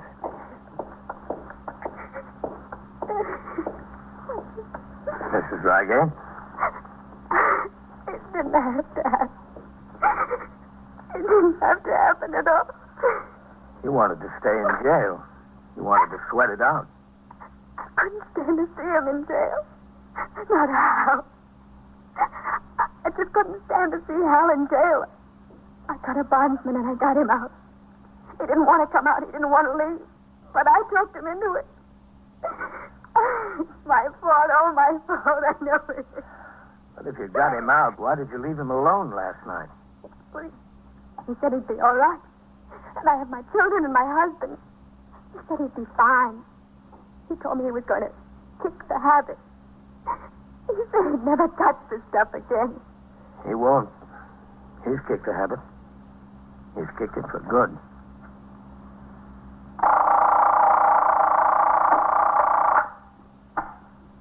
"21st Precinct, Sergeant Klein." "You what?" "Smell gas." "Where is this?" "E71? At what floor?" "You haven't found where it's coming from." "That's right. Get the people out. See if you can locate where it's coming from." And so it goes, around the clock, through the week, every day, every year. A police precinct in the city of New York is a flesh and blood merry-go-round. Anyone can catch the brass ring, or the brass ring can catch anyone. 21st Precinct, a factual account of the way the police work in the world's largest city, is presented with the official cooperation of the Patrolmen's Benevolent Association, an organization of more than 20,000 members of the Police Department, City of New York. Everett Sloane in the role of Captain Kennelly, Ken Lynch as Lieutenant King. Featured in tonight's cast were Robert Reddick, Lawson Zerby, Jack Orison, Bill Smith, Raymond Edward Johnson, and Madeline Sherwood. Written and directed by Stanley Niss, produced for CBS Radio by John Ives. Gaylord Avery speaking.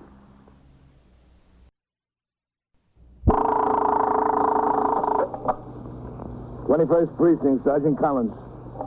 "Yes, I can hear you. What's trouble there?" "Was she all alone?"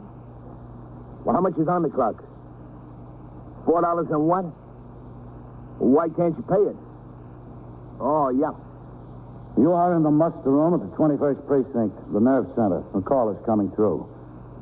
You will follow the action taken pursuant to that call from this minute until the final report is written in the 124 room at the 21st Precinct. All right, drive her here to the station house. We'll talk about it when you get here. Well, just come on over here and we'll get it all settled.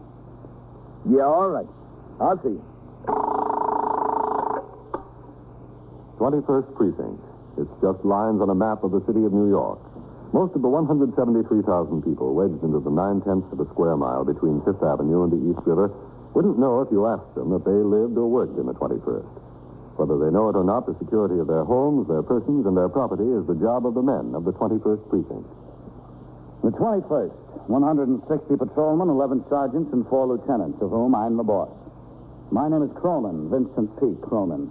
I am captain in command of the 21st Precinct. I was doing night duty, 4 p.m. to 8 a.m. At 1:55 a.m., after I'd been on patrol of the precinct since turning out for platoon at midnight, I returned to the station house where Lieutenant Snyder was desk officer and Sergeant Collins had telephone switchboard duty. As I came through the door into the muster room, I saw a hack driver and a well-dressed, very pretty young woman, about 20, standing in front of the desk. I walked around behind the desk to sign the blotter.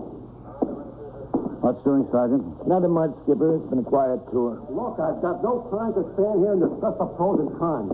There was $4.40 on the clock. All I want is my money, that's all. I'd tell you that if I had it. Skipper. Hello, Lieutenant. I told you I lost my wallet. Well, you just give me $4.40. That's all I want. She says she's lost her wallet. Well, why couldn't she look and see if she had a wallet before she got in my car in Idlewild Airport? Why did she have to wait until we got to 80th Street and Park Avenue before she found it out? It so happened I looked in my purse for a cigarette, and I noticed the wallet was missing. I told you I'd give you a check. Lady, when I turn the cab in at 7 o'clock in the morning, the boss wants cash for what's in the clock. He doesn't want checks. I don't have the cash. I lost my wallet. Oh, why do I get all the sad stories? I've never seen it to fail. Where were you going from Idlewild, miss? He said Penn Station. What's your name? Me? Yes. Elizabeth Pemberton. Do you have any identification? No, all my identification was in my wallet. I've got my checkbook, though. I am not interested. What's your name, Kevin? Calafo, Joe Calafo. Look, Joe, these things happen. But always for me. Why? Who are you anyway? He's Captain Cronin, the commanding officer of the precinct. Oh, I beg your pardon. I'd just like to know who I'm talking to. You're wasting your time here, Joe. Oh, that's not news to me. I didn't want to come here. Joe, I suggest you take the lady's check. Get back on the job. You don't want to make a complaint, go to court, do you? Got a good mind just to do that. What does that mean? Have me arrested? You know anybody around here you can call, Mass, to get the money from? I don't know a soul, not a soul. I'm from out of town. You don't want to spend the morning in court, do you, Joe? I want to spend the morning in the bed. All right, give me the check and let me get out of here. Oh, I really appreciate it. You don't know how much I appreciate it. I know. Here, do you want a pen? Oh, yes, thanks. Thanks a lot. How do you want it made up? Just the cash. That's good enough. It was $4.40. I'll make it $6. That'll be a good tip for you for all the trouble I caused. And that's up to you, lady. Yeah? No. I lost my wallet. I don't have a cent of cash. I couldn't make the check for $10 and you give me $4 change. No, you couldn't. Listen, just make it for $4.40. Just give it to me and let me get out of here and don't do me any favors. All right. What's heading on to that? I'm stuck enough already. Yes, hold on. Captain Cronin Division on the line for you. Okay. Clean up against the desk and write the check. It's all right. I'll take it here. It's him. 21st Precinct, Captain Cronin. Oh, yes, Inspector. No, sir. No, I'll be swinging on Sunday. No? No, sir. I hadn't heard about it, Inspector. All right, I'll leave the instructions for the sergeants to ride by there frequently and have a look. How's that? Yes, sir? All right, Inspector. Okay. I'm really sorry to cause so much trouble. I made it for $6 anyway. Here. Braxton, Pennsylvania. Where's Braxton, Pennsylvania? It's near Philadelphia. Did I get this pen from you? That's right. Well, thanks. Thanks a lot. You're welcome. Can I go now? Yes, go ahead. Well, I'll be seeing you. Goodbye. I can't blame him, I guess. I couldn't help it. Lieutenant Singleton is ringing in. You wanted to talk to him. You live in Braxton? Put him on Yes, sir, that's right. Near Philadelphia. 21st And Precinct. what are you doing in New York? Well, Listen, you put unidentified Oh, it's a long on the story. US 95 tag for that DOA. Miss, would you walk across into my office? I want to talk to you. Which is right. over there? That's right. Card in his pocket showed what name? And you just have a seat in there, huh? Well, how do you spell that? Yes, sir, if you want. C-L-E or T-L-E? Sergeant, did you check, see if a wallet was turned in at Idlewild? No, sir. They just came in a minute before you did. All right, give the Port Authority police a ring out there, see if they found it. Yes. Yeah, you're right. That's the way to handle it if it's registered under another name. Is this chair all right? Yeah, that's fine. It's all right. Elizabeth Pemberton. How do you spell that? Penderten. Yeah. What were you doing at Idlewild, Miss Pemberton? Well, you see, I came to New York on the train with a friend of mine. He flew to Europe. And I was going back to Philadelphia. All right, now, come on. Everything's okay. I'm sorry. I put her on the plane, and I took a cab to go back to Penn Station. When I opened my pocketbook for a cigarette, I noticed my wallet was missing. That's all there is to it. I couldn't help it. Yeah, no. Look, did you have your pocketbook open at the airport? Oh, yes, several times. I bought her a couple of magazines, and we went into the bar and had a drink. Several times. You didn't miss it before you got into the cab? No, sir, I told you I was going to smoke a cigarette. Mm-hmm. You were on your way to Penn Station to get a train to Philadelphia? Yes, sir, that's right, to Philadelphia. Well, then I'd have to change there for Braxton. It's on the other side of Philadelphia, on the main line. But I really couldn't help it. I can't blame the cab driver for being mad. He's entitled to his money, but I couldn't help it. I didn't want to lose my wallet. Yes, sure, I know. Do you have any friends in New York? There are a couple of people. Girls I went to school with. But I wouldn't know where they are exactly. Would you like to make a collect call to your home? Oh, I don't think that would be a good idea at this time of night. You see, I didn't even tell my father and mother I was coming to New York.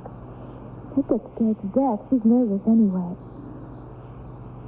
He's probably not at home. He stays in town a lot. In Philadelphia, that is. Did you ever hear of him? No, I don't think so. Charles G. Pemberton? He's a pretty big man. No. Well, if you don't call him, you'll have to do something. All I want to do is get to Penn Station and get on the train, that's all. I had a return ticket, but that was in my wallet, too. How much money did you have? Oh, I don't know, $35 or $40, something like that, not much. Yeah, excuse me, Samantha. 21st Precinct, Captain Cronin. Sergeant Collins on TS, Captain. I called the Port Authority Police at Idlewild. There's been no wallet turned in. Okay, thanks, Sergeant. Your wallet hasn't been turned in, Senator, not as yet. I don't know what I'm going to do. Look at me. I look terrible, don't I? Oh, now, come on. There's no reason for you to be crying. I'll be all right. If I just had the money to get home, that's all I need. About $10. Captain, would you cash a check for me for $10? Mr. Pemberton. $10, that's all. I could get a train home and pay the cab fare from the Braxton Station to my house. That's all it would take, just $10. Look, Miss Pemberton, if I cash a check for everybody to walk in that door... Oh, it's good. I promise it's good. Yes, I don't doubt Look, that. I'll tell you what I'll do. I'll leave my watch with you. It's a beautiful watch. My father gave it to me. 17 jewels and a gold case. You keep it until you're sure about the check, and then you can send it to me. Well, never mind the watch, Miss Pemberton. Just write out the check. I'll cash it for you. Oh, thank you. You don't have any idea how this saved my life. It really saved my life. I took the young woman's check and gave her $10 from my own pocket. She powdered her nose, thanked me profusely, and left the station house at 2:20 a.m. The rest of the tour was quiet. I turned out the platoon for the 8 to 4, signed a blotter, and left the station house to go off duty. 24 hours later, I reported back, and after signing the blotter and changing into uniform, I turned out the platoon, then returned to my office to read the reports and communications which had accumulated during my time off. These I signed while I spoke to Ezra D. Winkler, the precinct youth patrolman, in regard to his progress in organizing softball teams among the youth of the precinct. A few minutes later, I walked out into the muster room. 21st Precinct, Sergeant Collins. Oh, Ross. Walk around the 346 there and see the super. City Marshal is on his way to serve an eviction notice, and Super says the tenant might give a little trouble. He's a fighter. Yeah, that's right. Oh, okay, let me know. What's doing, Sergeant? Nothing much, Skipper. It's pretty quiet. Hey, Captain, you got a minute? Yeah, sure. Hello, man. Hi. Hello, Lieutenant King. How are you? What's the trouble, man? Listen, Captain, did you take a check from a girl a few days ago? A kid 18 to 20, honey-colored hair, very pretty. Uses the name Pemberton. Yeah, that's right. For $10. How'd you know about it? Well, somebody around here mentioned it yesterday that the girl came in the other night claiming she lost her purse. Couldn't pay the cab driver. Yeah, that's right, Matt. The special fraud squad had me on the phone this morning, told me about her. This babe has been plastering the town with those checks. Insufficient funds? No, just forgeries. Who is she, Matt? You know? Enough of her, but she's really been laying down that paper. Just small amounts. But she sure has been getting away with it. I don't see how she does it. I do, Matt. The kid sold me a bill of goods. Came in here with a real sad sob story about losing her money. Yeah, that's what she's been using, according to them downtown. The same story. She's hit about 35, 40 times, still going strong. She sold me. She really sold me. Yes, sir. Sweet, innocent, and in trouble. I can see how she was able to hang that paper all over town. She sold you, Captain. Just next time, take my advice and be careful. Yeah. You know, Matt, next time I think I'll just take the watch. Later in the day, a teletype alarm for the young woman who had forged the name of Elizabeth Pendleton on more than 3 dozen checks and passed them on various merchants and individuals in the city of New York was received at the station house. But the alarm didn't stop her. In the next few days, a dozen more such checks were refused payment by the bank in Braxton, Pennsylvania. In New York, the investigation was handled by detectives of the various precincts in which the checks were passed. And the Special Fraud Squad, one of the several organizations of specialized investigators who operate on a citywide basis from the central office. In the meantime, the tour-by-tour activities in the 21st Precinct continued. On Saturday, we had a bad homicide. On Sunday morning, a 7-year-old girl on her way to church was struck by a hit-and-run drive on First Avenue. Both of her legs were broken. I returned to the station house at 11:40 a.m. from the scene of that accident. In the muster room, Sergeant Collins was on telephone switchboard duty, and Lieutenant Snyder was the desk officer. I walked behind the desk to sign the blotter. All right. Captain, watch the pen. Oh, what's doing, Harry? Oh, nothing much, Captain, except a hit and run. Yes. I'll be in my office. I've got a few messages for you, Skipper. Yes, sir. That Mr. Thompson wouldn't leave his first name. He said he'd call back. Yeah, I know who he is. Oh, is this one Congressman Mohawk? Yes, sir, that's right. He said he'd be at that number until 2:30 p.m. All right, see if you can get the Congressman for me. Yes. I'll take it in my office. Where would I find Captain Cronin, please? Over here, ma'am. You'll have to make inquiries at the desk. That's all right, Lieutenant. I'm Captain Cronin. Oh, how do you do? I'm Mrs. Elizabeth Pendleton. Of Philadelphia? Of Braxton, Pennsylvania, near Philadelphia. You know me. Well, let's say I've heard of you. Well, I'd like to talk to you, Captain. Shall I? And here, Mrs. Pendleton. Thank you. Have a seat. Thank you. Well, somebody's been using your name in vain, Mrs. Pendleton. That's what I want to talk to you about, Captain. How do you spell your name, with a Y or an I?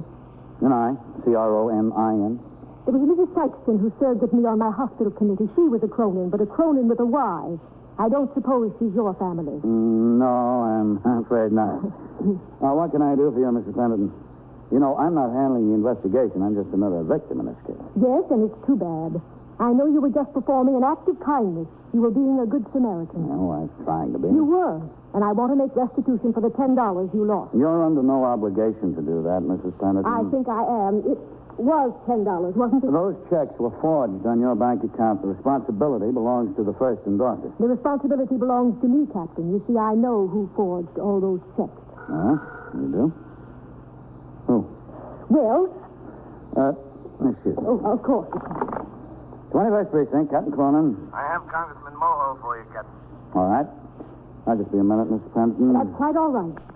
21st Precinct, Captain Cronin. Hello, Vance. Congressman, I tried to reach you yesterday. Yes, I know. I'm sorry I didn't get back to you. What can I do for you, Vance? Oh, just a little information, that's all, Congressman. You know Father Canaan of St. Agnes? Yes, I do. Well, you see, he has a student he's very interested in. Boy just finished his first year at CCNY. He's had excellent marks. He's right up there at the top of his class, Congressman. He's a good athlete, nice young man. Yes? Well, you see, there's not much money in the family. They just have a little hardware store. Well, the boy wants to get into West Point, and, I think he'd be a good cadet. Father Canaan knows their competitive examination before you make your appointment, and he just wants to find out how to go about getting him on the list. So I told him I'd call you. Sure, Vance. I'll have my administrative assistant get in touch with Father Canaan, all right? Fine. Do you want the boy's name? No, not yet. We'll get all the information from Father Canaan. Thanks for calling, Vance. Well, thank you, Congressman. Bye. Once a good Samaritan. Always a good Samaritan. It's all part of the job, Miss Pendleton. Now, you say you know who forged those checks. Yes, I do. Who? My daughter. Your daughter? Don't look so surprised, Captain. I have a daughter that age. My daughter, Elizabeth. So you see, it's really not forgery. Her name is Elizabeth Pendleton, too. It's not really forgery. Does she have an account at that bank? No, but she has an account in the bank in Philadelphia in her own name. She has money in there, plenty of money. I deposit $50 a week to her account. I don't understand why she does it. I just don't understand. Have any police officers come to see you at your home, Mrs. Pendleton? Oh, yes, a very nice young detective from the Pennsylvania State Police. A very nice young man. Did you tell him that you suspected it was your daughter? No. Why not? Well, my husband told me not to. I wanted to tell the bank to pay the check just to let them go through, but my husband told me not to do that either. Do you have any idea why your daughter's doing this? You know she's forged and passed nearly 40 checks in New York City alone. No, I don't. No, I really don't. She's had everything all of her life, everything. There's not a thing she's wanted that we didn't give her. And she just left home all of a sudden, and the next thing we knew, the check started. I didn't even know that she was in New York. Why did she leave home, Mrs. Pendleton? I don't know. There must have been a reason. There was something with her father. Yes? What? Well, it's really very personal. Mrs. Pendleton, your personal matter isn't personal anymore. It's very public. About 40 people in New York are victims of it. I'd rather not go into it. I'm afraid you'll have to. Well, I'm involved in it, too, in a manner of speaking. Yes? You see, my husband was away. He told us that he was going to Chicago on business. The weekend came, and Liz was invited out to Wilmington to a party on Saturday night. She didn't want to go. She never wanted to go, but I talked her into it. Anyway, she went. She had a very good time, and after the party, the young hostess and her friends decided to go to an inn on the shore for coffee and a snack. She, saw her father there. Oh? He was with another woman. How old is Liz? 19. She'll be 20 in October. Did she talk to her father? No, luckily he didn't see her. But she came home very upset. I had no idea what the trouble was. Finally, on Monday or Tuesday, she spoke to me. She told me she had seen her father and what the circumstances were. Well, I said, Liz, I'm sorry you had to find out this way, but it's been going on for years. Your father has his friends, and I have mine. That's the way it is. What did she say to that? Nothing. Nothing at all? Well, as a matter of fact, I was just on my way out of the house when I told her I was very late for a dinner party. Did she leave home right away? Oh, no. In a day or so. You have any idea where she's staying in New York? No. Could she be with some friends? She has only one friend here. I called her even before the check started, but she hasn't heard from Liz. Captain, that girl has had the best education money can give her. She's had a car all her own, a 1955 convertible, all her own. She has clothes, lots of clothes, and money of her own. What made you decide to come to New York, Mrs. Pendleton? I wanted to find her and bring her home. That's a natural thing for a mother to do. I want to get things straightened out. Besides, my friends were beginning to ask questions. Does your husband know you came? No, he'd be against it. He's afraid she'll cause a lot of trouble. He doesn't want any trouble or any scandal. He's very annoyed with Liz. Yes. And I have to admit, I don't understand myself what's gotten into her. Why would she do a thing like this to me? Well, I'm not sure I can answer that, Mrs. Pendleton. I'm only a policeman. I took Mrs. Pendleton upstairs to the 21st Detective Squad and introduced her to Lieutenant King. She repeated the story she told me and insisted she had no idea where her daughter could be located. A new alarm was put out for the young woman, and a communication to the Pennsylvania State Police advised them of the actual circumstances in the case. The next day, a teletype order came through from the Chief Inspector instructing each precinct commander to make a personal check of cabarets in his command. Delegates at two recent conventions had complained that they were being overcharged in a few midtown nightclubs. In order to accomplish this work as speedily as possible, I decided to visit the cabarets in my command in company with a patrol sergeant on his regular inspection. Well, everything looks all right in here, Skipper. Yep. How about the kitchen? Did you take a look in there? Yes, sir. Are they prepared to serve food? Yes, sir. There's a cook on the job. Mm-hmm. All right, fine. Let's go. While we're here, we can take a look at that club around the corner, Captain. Now, let's see. Oh, just a second. Wait a minute. Someone at the bar I want to talk to. Yes, sir. That depends, honey. That depends on how you feel about it. Excuse me, Miss Ann. Me? What's the trouble? I want to talk to the young lady. What do you want to talk to me about? Listen, officer, we didn't do anything. I'd like to know what you want to talk to me about. Listen, what's the trouble anyway? What's your name, mister? Why do you want to know that? Because this girl is wanted for passing 39 forged checks. That's why. Oh, don't kid me. It's so, Carl. It's absolutely so. Well, listen, I only met her tonight, an hour ago. What's your name? Lengby. Carl Lengby. That's the truth. You can ask her. Isn't it the truth? It's the truth. Did you cash a check for her, Mr. Langby? Me? No. You would have, Carl. You would have. Everybody does, even the policeman. Everybody loves me. Everybody. I called Sergeant Collins over, and we took Liz Pendleton and a companion to the station house, where we went directly upstairs to the 21st Detective Squad. After a few minutes of questioning, Carl Langby convinced Lieutenant King that he had, in fact, only met the girl that evening in another bar. He gave his address and promised to appear again if needed. He was allowed to go. Then Lieutenant King and I talked to the girl. Is that the only reason, Liz? Well, I had to live. You want to call your mother? You can place a call to her. No, I don't want to call her. I don't want to talk to her. Well, if you don't, Liz, I do. Can I use this one, Matt? Yes, sir, that's all right. I haven't anything to say to her. 21st Precinct, Sergeant Collins. This is Captain Cronin. Yes, sir.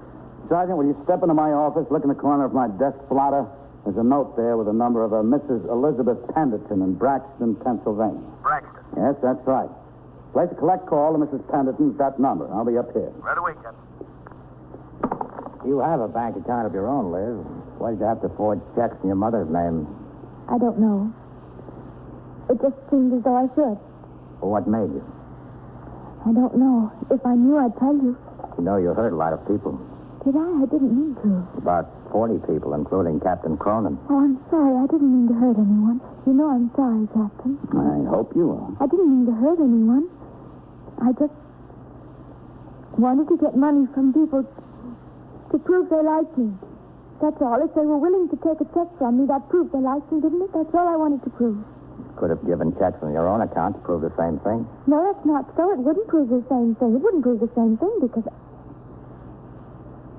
I don't know. It just wouldn't. Liz, what were you doing at Idlewild that night? Idlewild? The airport. When?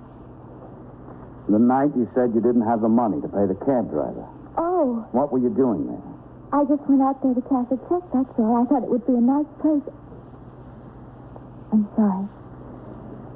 I didn't realize I would cause so much trouble. I really didn't. If that's my mother, I don't want to talk to her. I really don't. I'll get it, ma'am. I won't. 21st Precinct, Captain Cronin. Sergeant Collins on TS, Captain. I have Mrs. Pendleton. All right, put her on. Go ahead, please. Hello? Captain Cronin. Yes, this is Captain Cronin. We have Liz here, Mrs. Pendleton. Oh, you have? How is she? Is she all right? I won't talk to her. Yes, she seems all right. May I talk to her? Liz?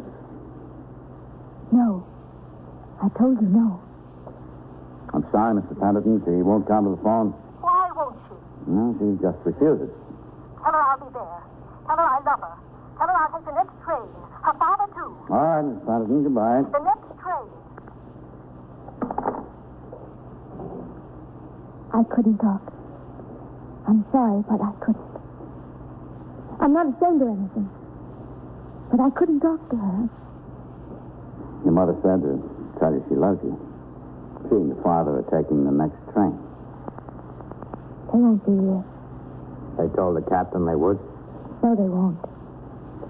All they'll do is send money. They always send money. They think that's the same thing, but it isn't. It really isn't the same, is it?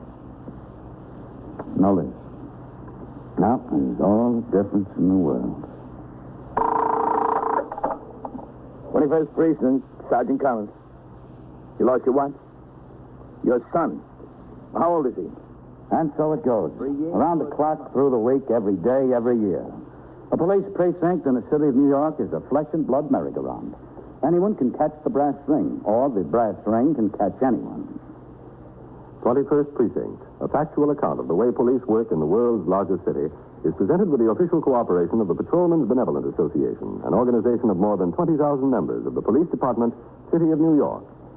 James Gregory in the role of Captain Cronin and Ken Lynch as Lieutenant King. Featured in tonight's cast were Bill Zuckert, Les Damon, Joan Loring, Abby Lewis, George Petrie, and Frank Campanella. 21st Precinct is written, produced, and directed by Stanley Niss. Art Hannah speaking.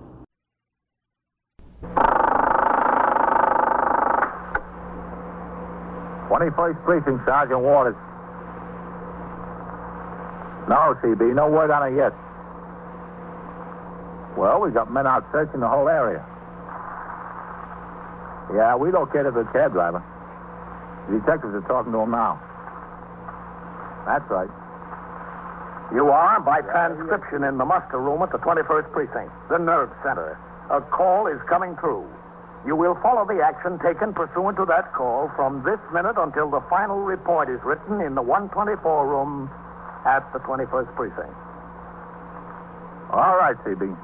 I'll let you know as soon as anything happens. Yeah, right away. Okay. 21st Precinct. It's just lines on a map of the city of New York. Most of the 173,000 people wedged into the 9/10 of a square mile between Fifth Avenue and the East River wouldn't know if you asked them that they lived or worked in the 21st. Whether they know it or not, the security of their homes, their persons, and their property is the job of the men of the 21st Precinct. The 21st, 160 patrolmen, 11 sergeants, and 4 lieutenants, of whom I'm the boss. My name is Kennelly, Frank Kennelly. I'm captain in command of the 21st. I was working my day tour, 8 a.m. to 6 p.m. It was a bright, sunny Saturday, and for the first time of the year, people from all over the city flocked to the zoo, the mall, the Metropolitan Museum of Art, and other attractions in Central Park. By 2 p.m., the traffic on Fifth Avenue was jammed. I went over to Fifth Avenue in sector car number 4 for a first-hand look at the condition. A half hour later, I instructed the operator, Patrolman Jacoby, to return to the station house. As we were driving there, in East 78th Street, I saw the sergeant's car double parked at the entrance to a large, modern apartment house. The operator was sitting at the wheel. I instructed Patrolman Jacoby to pull up behind it.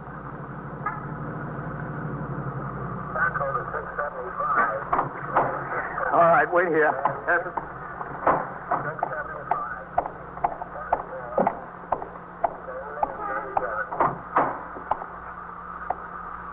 Hello, Captain. Oh, what's the trouble, Coley? I don't know exactly, Captain. We rang in from there on Madison Avenue and 76th Street. Lieutenant Gorman told Sergeant Waters to come on over here and talk to a Dr. Wheel. That's his office there on the ground floor. You see the sign, Captain? Yeah. What's it all about? This kid got lost. Oh, how old a kid? I don't know exactly, Captain. All right, I'll go in and see what it's all about. Yes, sir.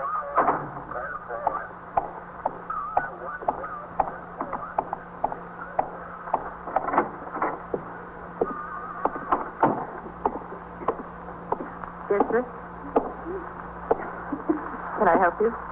I'm Captain Kennelly. Is Sergeant Waters in there with Dr. Wheel? Yes, he is. I'd like to go in and see them. Well, Dr. Wheels said that... All right. Captain Conley. Kennelly. Oh, yes. I'll ring him.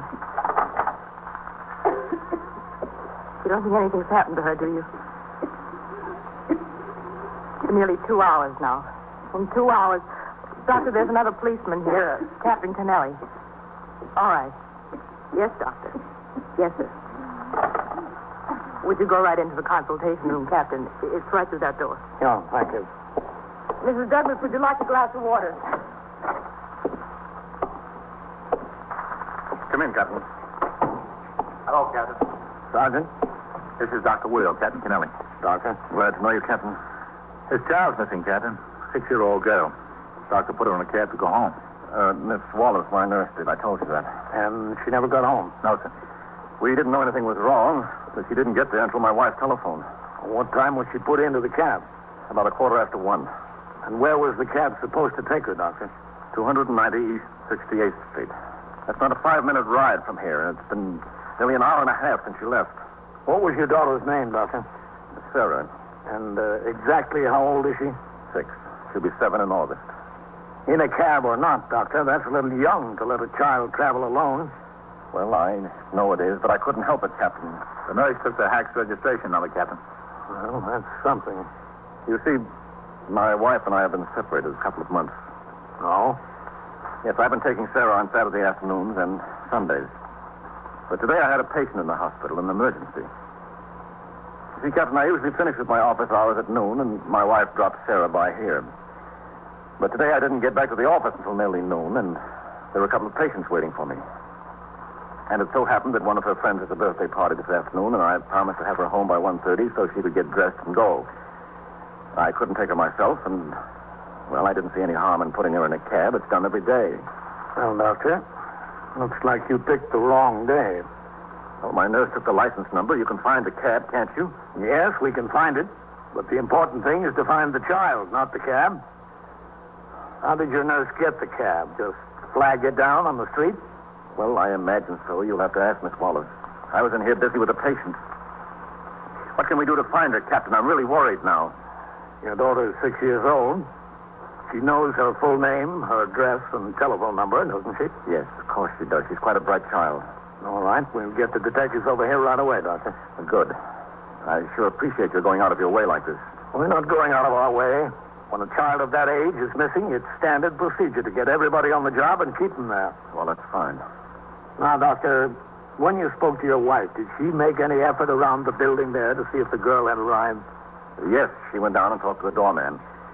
He hadn't seen her.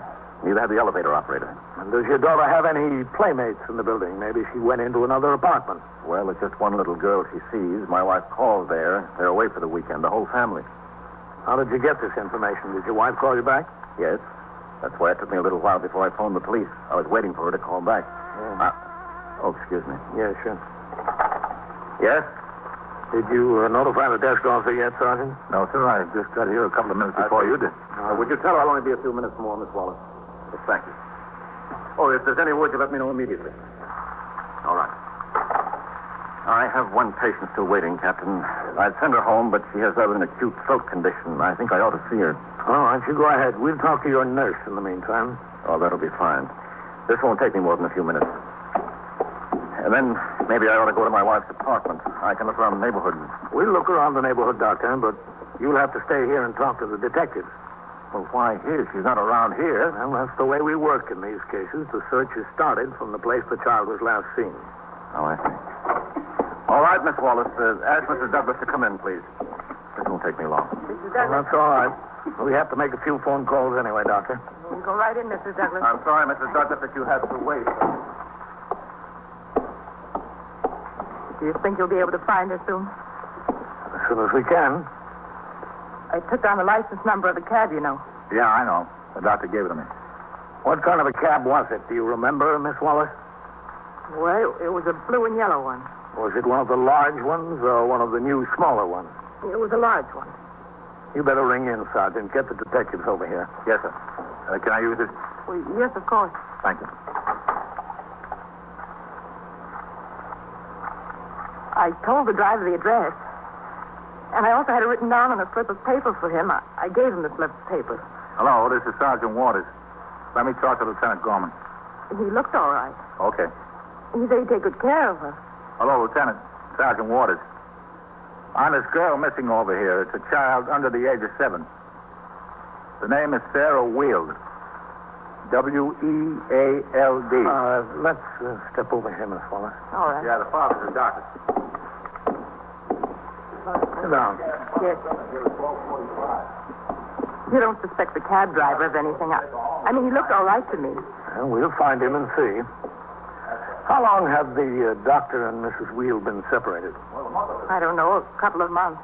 Nearly 3, I suppose. You know the reason for their difficulties? No. Well, now, you must have some idea. Well, I knew they hadn't been getting along very well. What was it? Another woman or money or what? To tell you the truth, I think they just got plain tired of each other. I hate to use the word, but bored. He spent all his time working. When he wasn't here, he was at the hospital. She's a bridge player. She doesn't care for medicine, and he doesn't care for bridge. I guess that's the answer. How long have they been married, do you know? About 10 years, I guess, just after he got out of the Army. And how long have you been working for him, Miss Wallace? Not quite a year. I see. The separation had nothing to do with me, if that's what you're thinking. I married myself and very happily. I just continue to use my maiden name professionally. Where is the doctor living now? He has a small apartment in this building, upstairs. I don't know why you're asking me all these questions for, Captain. It would seem to me that you'd do a lot better if you go out and look for Sarah. Well, sometimes the answers to questions give us a good idea where to look. Okay, Captain. Lieutenant Gorman has notified the detectives and CB. All right. They're putting out a teletype right away, and the detectives will be on the job in a few minutes. Good. Would you go outside, Sergeant, and see Jacoby? Yes, sir. Tell him to pick up his partner and resume patrol. Okay, Captain. Right away. I'm sorry, Captain. I'm just a little upset. Yes, well, that's all right. I understand. I don't know what you can do, where you can start. We've started already, Miss Wallace. A teletype alarm has gone out to all the 81 precincts in the city. One of them might be holding Sarah and not know who she is. By now, probably a radio broadcast has gone out, too, to all cars on patrol. Well, that ought to do something. And all the men on foot patrol between here and the residence will be given her description when they ring in. What about the cab driver? Well, we'll find out who he is through the registration number. We can get him up here. I don't know why I took the number of the cab. I didn't have any premonition or anything like that. I just felt it would be a good idea because she's so young. Yes, well, it turned out to be. What time did Sarah get here? It was about noon. Mrs. Wheeler had been leaving her here every Saturday at noon. And Sarah and the doctor would spend the rest of the day together. Oh, there's Mrs. Wheeler. All right, you let me do the talking. Have you found her yet? No, not yet, Mrs. Wheeler. I'm Captain Kennelly. We're just getting a start, Mrs. Wheeler. Well, I didn't know what to do around the apartment. I had to come here and find out something. Well, there's nothing to find out yet. Is there someone at home in case Sarah's brought home? Yes, the maid's there. I don't understand it. I don't know where he could have taken her. Well, first of all, we've got to presume the cab driver let her out where he was told to, at your apartment. Well, I talked to the doorman and the elevator operator, and they didn't see her, neither of them. Is there any place in the building she might have gone besides this one playmate's apartment? No places that I know of. Well, could she have gone into any of the stores in the block or around the corner? Well, when I came down, I did ask in a couple of them. I went into the drugstore. I take her there for ice cream, and they hadn't seen her. And she's a very sensible little girl. She wouldn't wander off. She shows a lot of responsibility for 6 years old. She wouldn't do anything like that on her own. I'm sure it's the cab driver. You shouldn't have put her in a cab alone. That's the one thing you shouldn't have done. We've done it before, Mrs. Well, you shouldn't have done it this time. Where's the doctor? He's in with a patient. A patient? How can he take care of a patient now?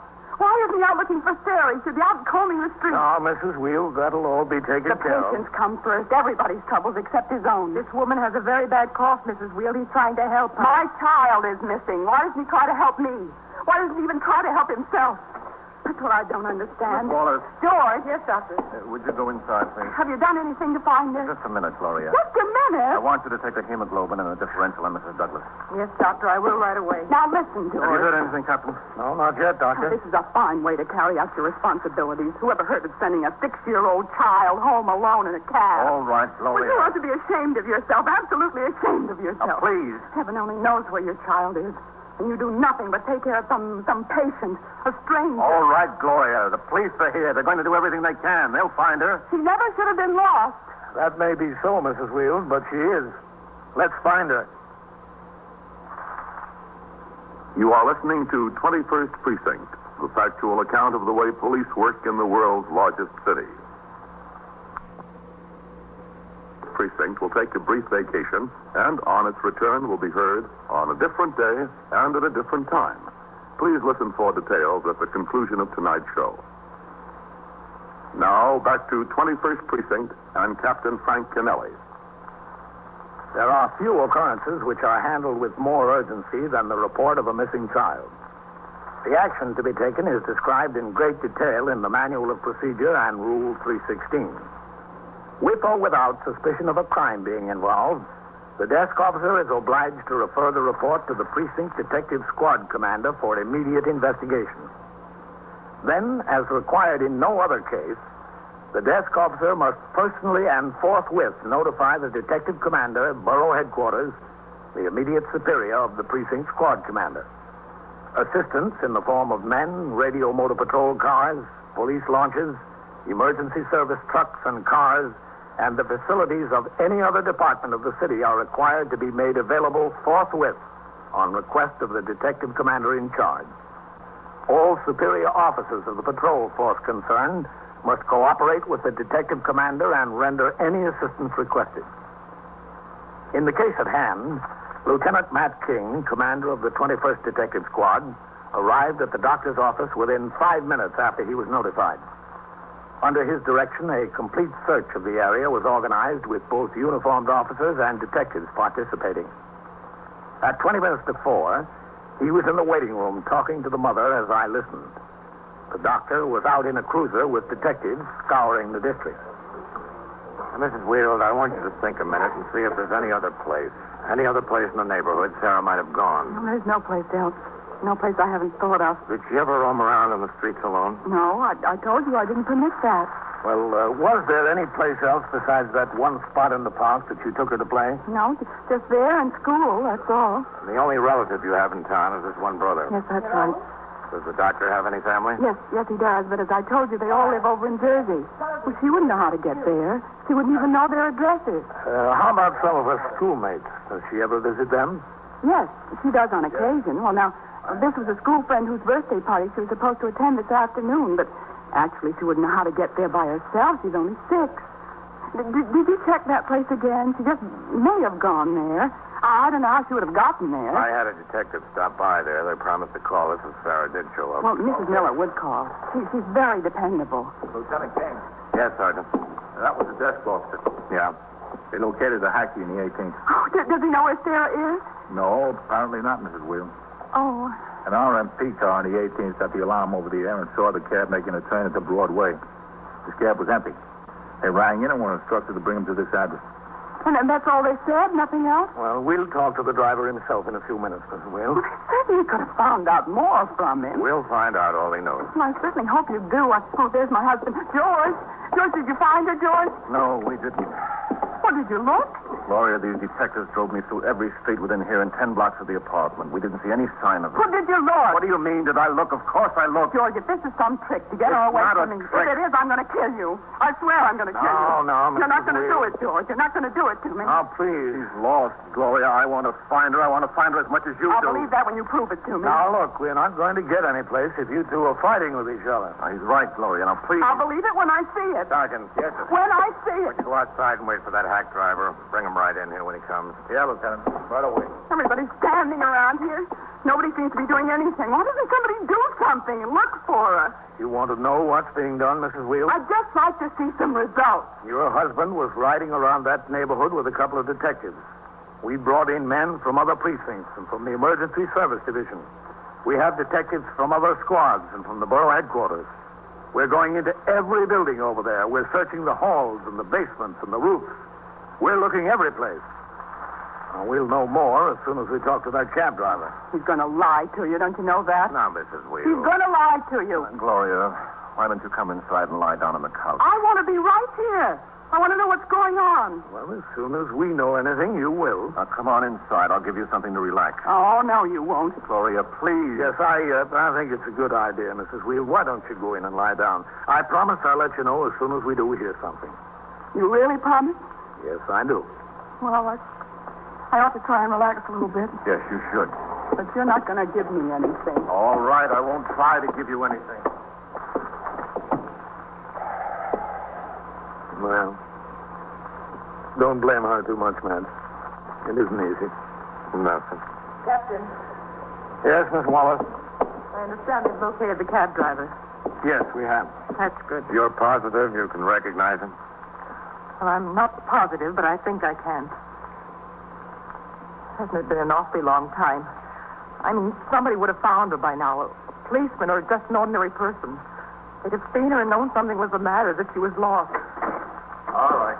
All right, then. Oh, that's him. That's the cab driver. Okay. Step right over here. Yeah, sure. This is the cab driver, Albert Sprigio. Captain Kennelly. Hi. How do you do? Lieutenant King. Hello, Lieutenant. No. And this is Miss Wallace. Oh, yeah. Yeah, you were the lady that gave me the address where to go with the kid. Yes. Where did you take the child from here? Oh, where she said to take it. 290 East 68th Street, right? That's right. Well, that's where I took it. Yeah. I got my call card. I brought it in. See? See on there? From here to 290 East 68th. It's written down. 1:50 p.m., 65 cents on the clock. Let's go over there and sit down, Mr. Sprigio. Al. Everybody calls me Al. Why, I'm telling you, when that squad car came around after me and cut me into the curb... Sit down. Yeah. I didn't know what was the matter. I knew I didn't run no lights or anything like that. Right on Broadway there. And you know something? Those guys play it cagey. They won't tell me what it's all about for a minute. I got to squeeze it out of them. You say you took the little girl right to the address? Right to the address. Right to the door. Somebody gives me a responsibility with a 6-year-old, I take it serious. How did you know she was 6? Oh, she told me. Sarah, she said her name was, too. We got into a regular conversation. When you left here, how did you go? What do you mean, how did I go? My route? Yeah. Well, listen, do you mind if I smoke a cigar? No, go ahead. How about you? No, thanks. Captain? No. Okay. Here you go. Oh, much obliged. Which way did you go? Well, I went straight over here to Park. And I went down to Park to 68 and over to 68 to the building there. Was there a doorman on the job when you got there? Nobody. You didn't see a doorman? Nobody. So what did you do? Oh, I threw up the flag and I got out of the car and let the little girl out. Where'd you go? Straight inside the building. Lady here said watch her, so I watched her until she opened the door and went inside the building. You remember what that building was like? Yeah, sure. It's new kind of. It's that red brick and there's a blue canopy out front. Then what did you do? I got back in the car and right away I got another job. Then another. I've been busy all afternoon, midtown mostly. A lot of shoppers on Fifth Avenue. You married, Al? Oh, yeah. You got any children? 3. 2 boys and a girl. My girl's about the same age as this kid. I was telling her I got a girl, too. Josie's my kid. You ever been arrested? Me? No, not even a traffic summons. I've been pushing a hack since I got home from the wars. 10 years nearly, and I haven't gotten tagged once. Not a record, huh? Why, when my heart was down to here when those cops curved me, I could see my mark falling. Listen, no kidding now. How serious is have you got any ideas what happened to the kid? No, we thought you could help us. You know me. If I could, I would. Al, you were talking to her about your daughter? That's right. Uh-huh. What was the conversation? Well, I asked this kid what grade she was in. She said first. And I said I got a girl in first grade, too. We got to talking about what my kid liked and what she liked. And out of a clear blue sky, she asked me, was I separated?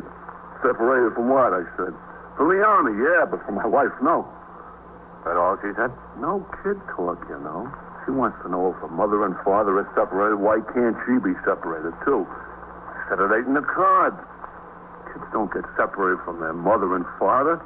I said, listen, you don't think she was serious, that she wanted to get separated? They're crying out loud, those kids today. What else did she say? Nothing.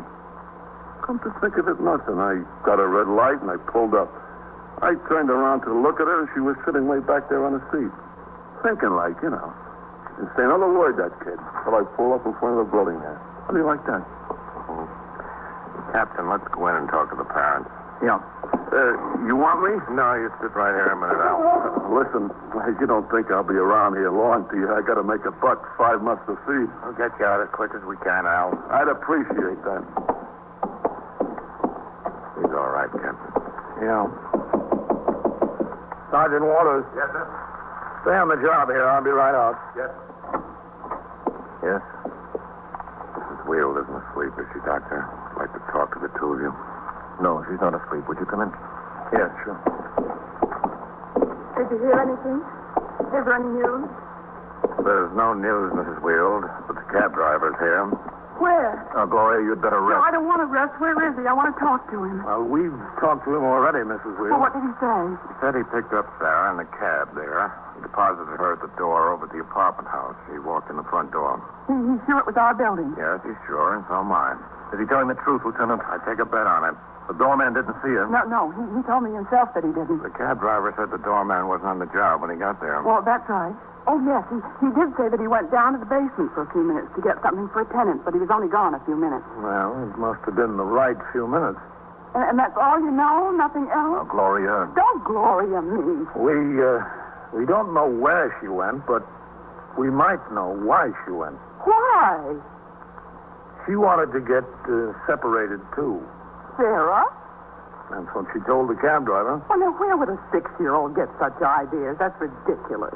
Yes, it does sound kind of ridiculous, but I guess we all know where she got the idea. Oh, I guess we do. honest. Come in. Oh. Captain. Yes, what is it, Sergeant? The desk officer called. They got her down at the 17th Precinct Station House. Oh, thank God. Is she all right? Yeah, she's fine. They found her roaming around on 57th Street. A patrolman on post. 57th Street. That's 13 blocks. What was she doing way down there? How did she get there? I guess she walked. Can we go? Can we go there right now? Yes, we can go. Oh, come on. George, will you come and see that she's all right? Yes, I'll come. She wanted to get separated, too. Why, silly. Yes, it is, isn't it? But how are you going to convince her of that? Oh, can they ride down on the squad car? Landis is still here? Yeah, I think so. George. Yes. Well, is it silly to ask you to come home to dinner tonight? No. Just for Sarah's sake. All right. Sergeant, would you tell Vitale to drive Dr. and Mrs. Wheel down to the 17th? Yes, sir. Are you ready, folks? Yes, we're ready. Oh, goodbye. And thanks. Thanks a lot, Captain. Quite all right. Oh, where is it, 17th or whatever it is? 51st. Oh, big afternoon for us, Captain. Yeah. But it may turn out to be bigger for them.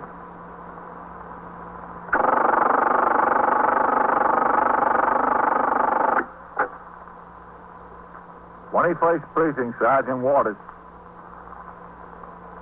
Now, where is this? Yeah? Yeah? Well, who is it? His wife? Hitting with what? Oh. All right. I'll send the officers right over there. So who are you? Oh, a tenant there. Yeah. Yeah. Yeah, I see. On what floor? And so it goes.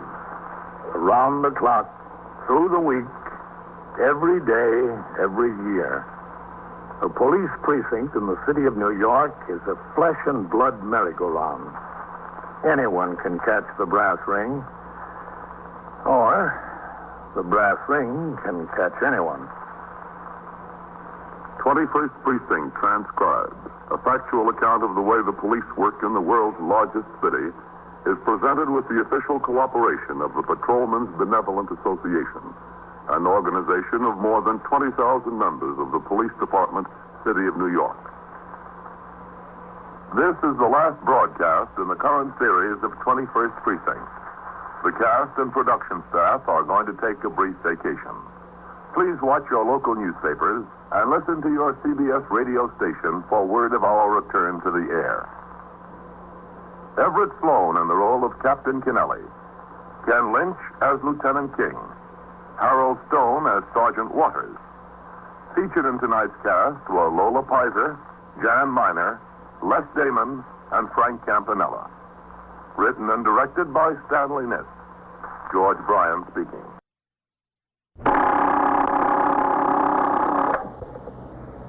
'21st Precinct, Sergeant Collins. What do you mean he was robbed? Was he held up?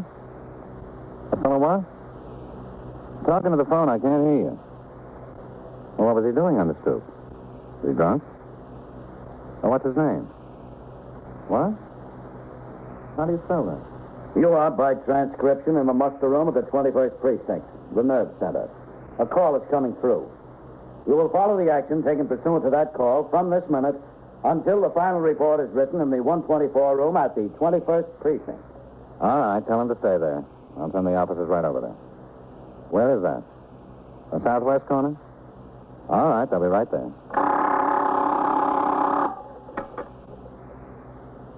21st Precinct. It's just lines on a map of the city of New York. Most of the 173,000 people wedged into the 9/10 of a square mile between Fifth Avenue and the East River wouldn't know if you asked them that they lived or worked in the 21st. Whether they know it or not, the security of their homes, their persons, and their property is the job of the men of the 21st Precinct. The 21st. 160 patrolmen, 11 sergeants, and 4 lieutenants, of whom I'm the boss. My name is Cronin, Vincent P. Cronin. I'm captain in command of the 21st Precinct. I was doing day duty, 8 a.m. to 6 p.m. After I turned out the platoon, I went into my office, where I read and signed reports and communications until nearly 9 o'clock, when Sergeant Collins rang into my office to inform me that Sector Car number 3 had come by the house to take me on patrol. Occasionally, the commanding officer of the precinct has unpleasant duties to perform. One of these is the investigation of complaints by civilians alleging delinquency or misconduct on the part of a member of his command. In connection with such a complaint, I instructed my operator, Patrolman Fowle, to drive to 521 East 66th Street, a new 16-story apartment building overlooking the East River. I got out of the car and crossed the sidewalk. The doorman admitted me, and I headed across the lobby to the elevator. Going up? Yes, please. Mrs. Edith Oakway. What apartment is that? 14D. Yep. Nice weather, huh, Captain? Yeah, it's fine. It's about time. Mm-hmm. You know Mrs. Oakley? Yeah, I know her, sure. She a young woman? Yeah?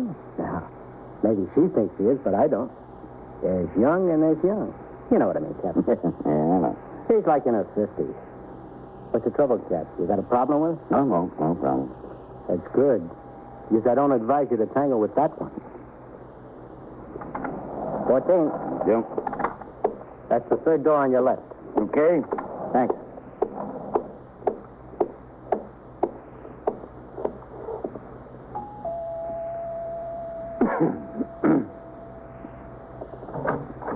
Yes? Mrs. Oakley?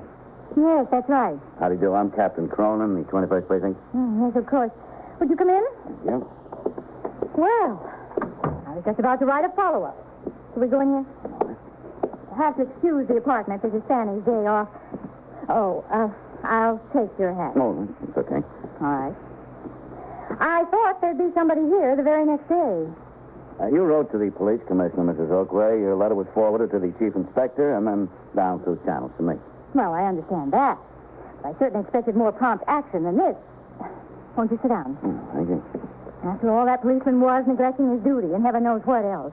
And when I see something like that, as long as I'm a taxpayer, I'm going to want to do something about it. Do you agree? Well, if he was neglecting his duty, something will be done about it. Hope I can depend on that. Not only neglecting his duty, but he was drinking. Well, you can depend on it, Mrs. Oakley. Your letter to the police commissioner was dated the 14th. You said that last night you observed the officer in the back room of this delicatessen with his jacket unbuttoned, smoking a cigarette, and drinking from a can of beer. That's right. This was Friday night, the 16th you're talking about. Well, if I wrote the letter on the 14th and said it was last night, it must have been Friday night the 13th I was talking about, don't you think? I just want to make sure. I don't see what's so important about that, anyway. Exactly when it happened. It's very important, Mrs. It Oakley. was Friday night, and I wrote the letter Saturday morning as soon as I got up. I went downstairs, and I mailed it. I went downstairs immediately. Will you tell me just exactly what you did and what you saw, Mrs. Oakley? It's all in the letter. Yes, well, I'd kind of like to hear a little more detail. I don't see why. But I would. All right, if you'd like to. You see, my husband was away on business, so I was here all alone. Well, that is, except for Bon Bon. So? My poodle, Bon Bon. Oh. A little miniature. Oh, there she is now. Here, Bon Bon. Come on to Mama. Come on. Come on, Dad. Come on, Dad. Oh, come on up now. Come on. Oh, that's a good girl. She's very shy when I have company, Captain. She hides in the kitchen until I call her. Don't you, Bon Bon, darling, don't you? Oh, poodles seem almost human, don't they, Captain? Well, not quite, Mrs. Oakley. Oh, she is. She's just a little high-strung, aren't you, dear? Oh, what time was it when you took the dog out for a walk Friday night, Mrs. Oakley? Well, I'd say it was about 8:30. About 8:30. As a matter of fact, it was almost exactly 8:30. I had just finished talking to a friend of mine on the telephone. She was going to theater, and she said, oh, my goodness, it's almost 8:30. I better hang up if I want to make the curtain.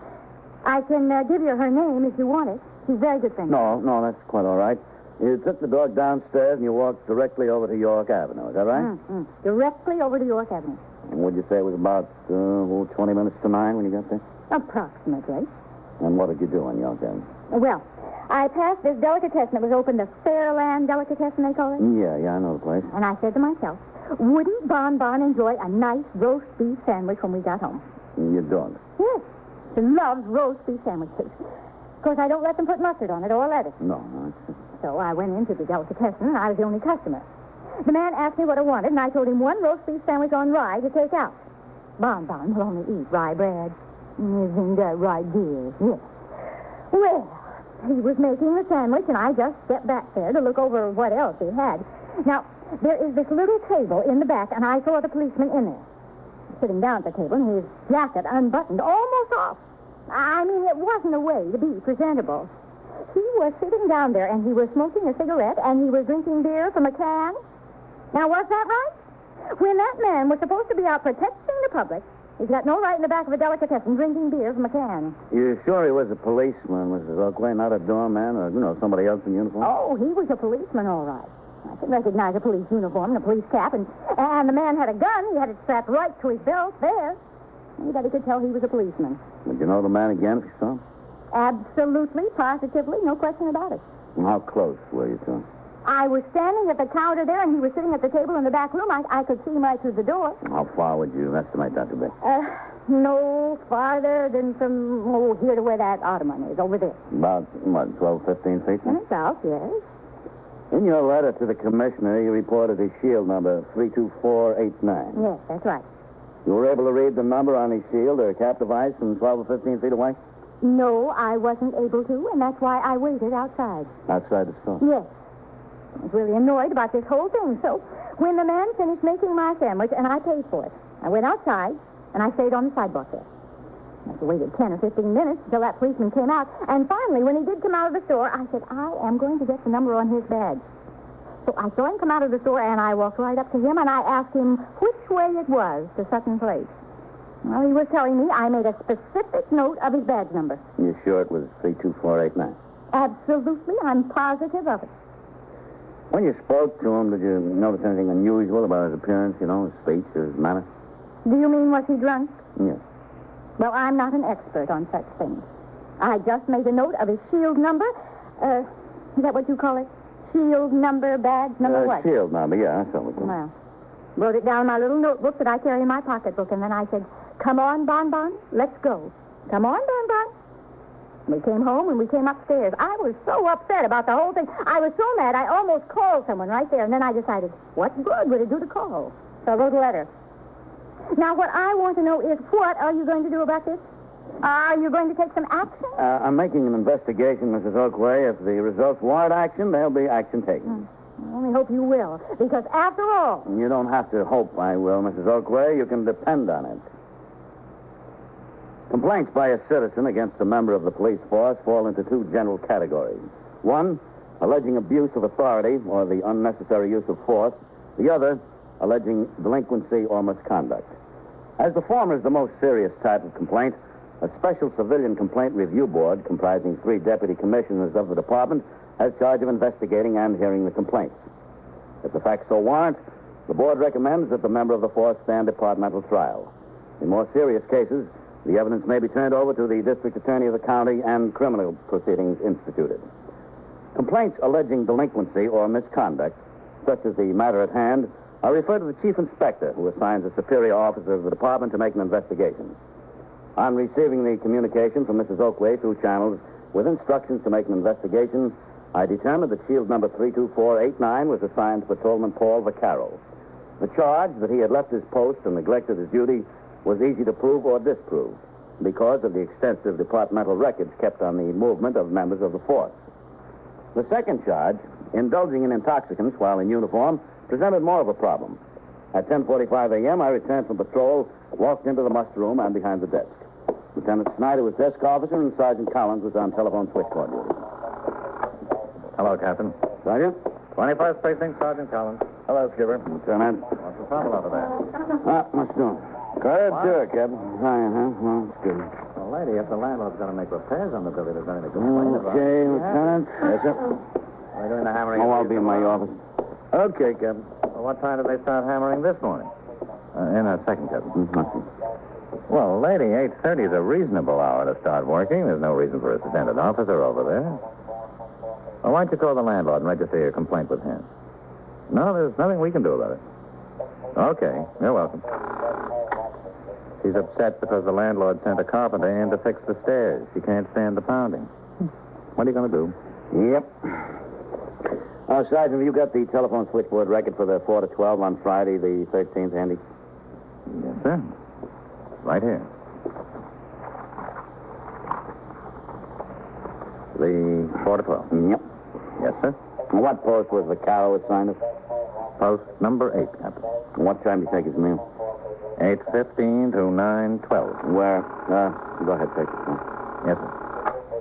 21st Precinct, Sergeant Collins. Yeah. All right.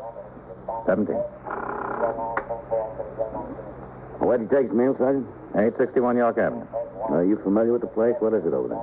Oh, yes, sir. I know it. It's a delicatessen, a Fairland delicatessen. All right. Well, what's Vaccaro working? He's not swinging. Oh, no, sir. He's still on the 4 to 12, Captain. We got some trouble, Captain? Oh, Vaccaro might have some trouble. I'll put a note on the board from to see me, Sergeant. Yes, sir. As soon as he comes into the house. The telephone switchboard record shows the hourly rings of patrolmen on posts into the station house, their meal periods, and where they can be located during their meal periods. Patrolman Vaccaro had not left his post without permission. As shown in the records, he was in the back room of the delicatessen where he had reported he would be during his regular meal period.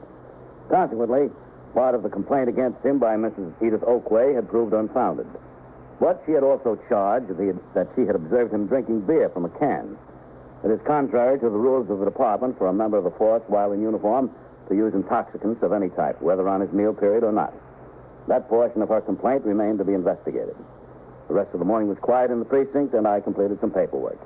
At 12:30, a car came by the house to take me to a luncheon meeting of the Lenox Hill Kiwanis Club, where I spoke to the members in answer to their questions concerning the police and community relations.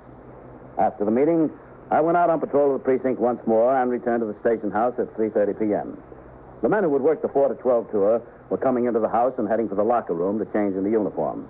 After I signed the blotter and started toward my office, I saw Patrolman Vaccaro, already in uniform, come out of the back room and approach me.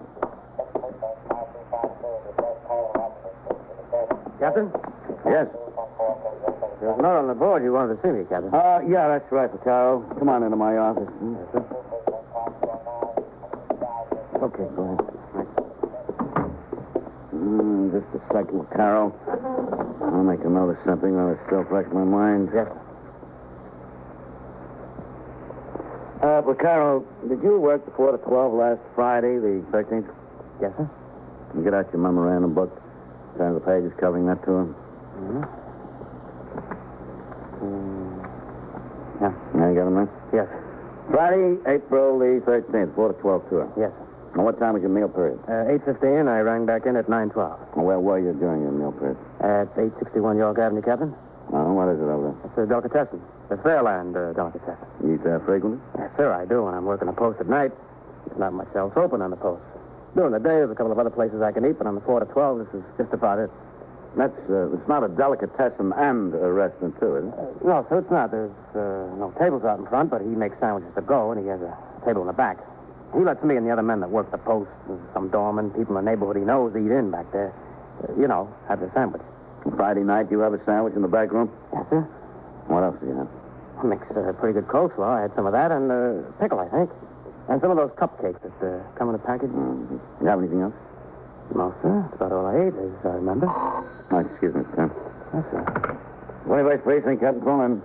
Sergeant Collins on TS, Captain. Lieutenant King is ringing downstairs for you. All right.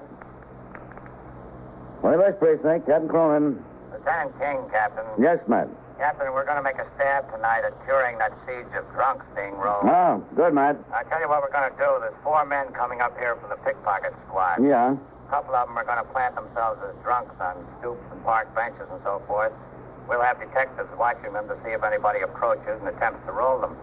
Now, what I'd like is for you to make an announcement at the turnout about what we're going to do.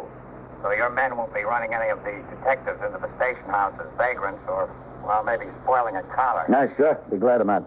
What I'll do, I'll come down later and give you the exact location where these plants will be. And if it's all right with you, I'll talk to the men on post there and to the men in sector cars. Sure, fine with me.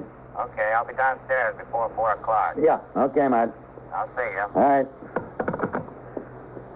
Oh, now, Vaccaro, what did you say you had to eat at the delicatessen? Well, if I remember, Captain, I had a cheese sandwich and some coleslaw and a package of those cupcakes. Is that all? Didn't have any coffee? No, it's not a restaurant, Captain. He doesn't have any coffee going over there. Did you have anything to drink? Yes, sir. I had some soda. 1 bottle and 2 bottles? 1, Captain. But, it wasn't a bottle. Now, what was it? The fellow that runs the place, the night man Joe, he asked me if I ever tried any of the soda that comes in cans. I said, no, I hadn't. It was kind of good, and he suggested it. He suggested grape. And you had a can of grape soda? Yes, sir. Yes, sir. It wasn't a can of beer? No, sir, it was a can of soda. You've seen them. They just come out, the soda pop in cans. Yeah, I've seen them. Yeah, well, that's what I had. Vaccaro, supposing I told you that we have a written complaint from a civilian that you were in the back of that delicatessen last Friday night drinking a can of beer. Me? There was a letter to the police commissioner to that effect. That's not so, Captain. I told you what I had. I had a can of grape soda. You can check with the night man over the delicatessen. His name is Joe. He'll tell you what I had. All I can tell you is that the complainant reports that you were drinking a can of beer. Well, Captain, it might have looked like I was drinking a can of beer, but that's not beer. That's soda pop that comes in a can now. I don't drink beer ever. No, sir? No, sir. You drink whiskey? No, sir, I don't. You never take a drink? Well, I drink wine occasionally. It was always on the table when I was a kid. So occasionally I take a drink of wine. I never have any whiskey, and I never have any beer. That's pretty easy to check on, Vaccaro. But you can check, Captain. I want you to check. I never drink whiskey, and I never drink beer. I don't care for it. All right, Vaccaro. Get back on the job. I don't care what kind of a letter the commissioner got. That was a can of grape soda I was drinking. That's the truth, Captain. I'm glad it's the truth, Vaccaro, because you'd sure be in a jam if it wasn't. After I turned out the platoon, I went in my office and telephoned Mrs. Edith Oakwave, from whom the complaint about Patrolman Vaccaro had been received. I informed her that I had made an investigation of the matter and had found that Patrolman Vaccaro was in the delicatessen during his regular meal period, and what appeared to her to be a can of beer was actually a can of soda pop. I then called the clerical patrolman into my office and dictated a report of my investigation, in which I stated the complaint was unfounded. I instructed the clerical man to prepare the report for my signature to be forwarded to the chief inspector direct. I remained at the station house until 6 p.m. when I signed the blotter to go off duty. Lieutenant Gorman, the desk officer during the 4 to 12, was then in charge of the 64 men patrolling the precinct. Among these, of course, was Patrolman Vaccaro. At 8:15, he walked to a call box on York Avenue, intending to ring into the station house.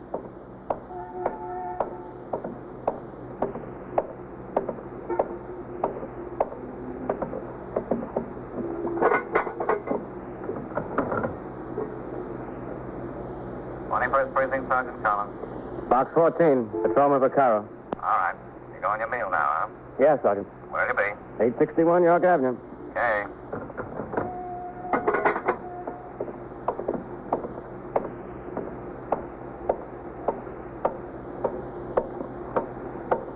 Hey, officer, excuse me. Yes? How do I get to the subway? Which subway? Where are you going? The one that takes me to Astoria. Oh, the BNC. 60th Street and Lexington Avenue. I was going the wrong way. Yeah, you were. What is that, about 4 blocks? Well, this is York. 1st, 2nd, 3rd, and then Lexington. Down 61st Street. You can get the crosstown bus there. No, that's all right. I'll walk. It's nice night. Yeah, sure is.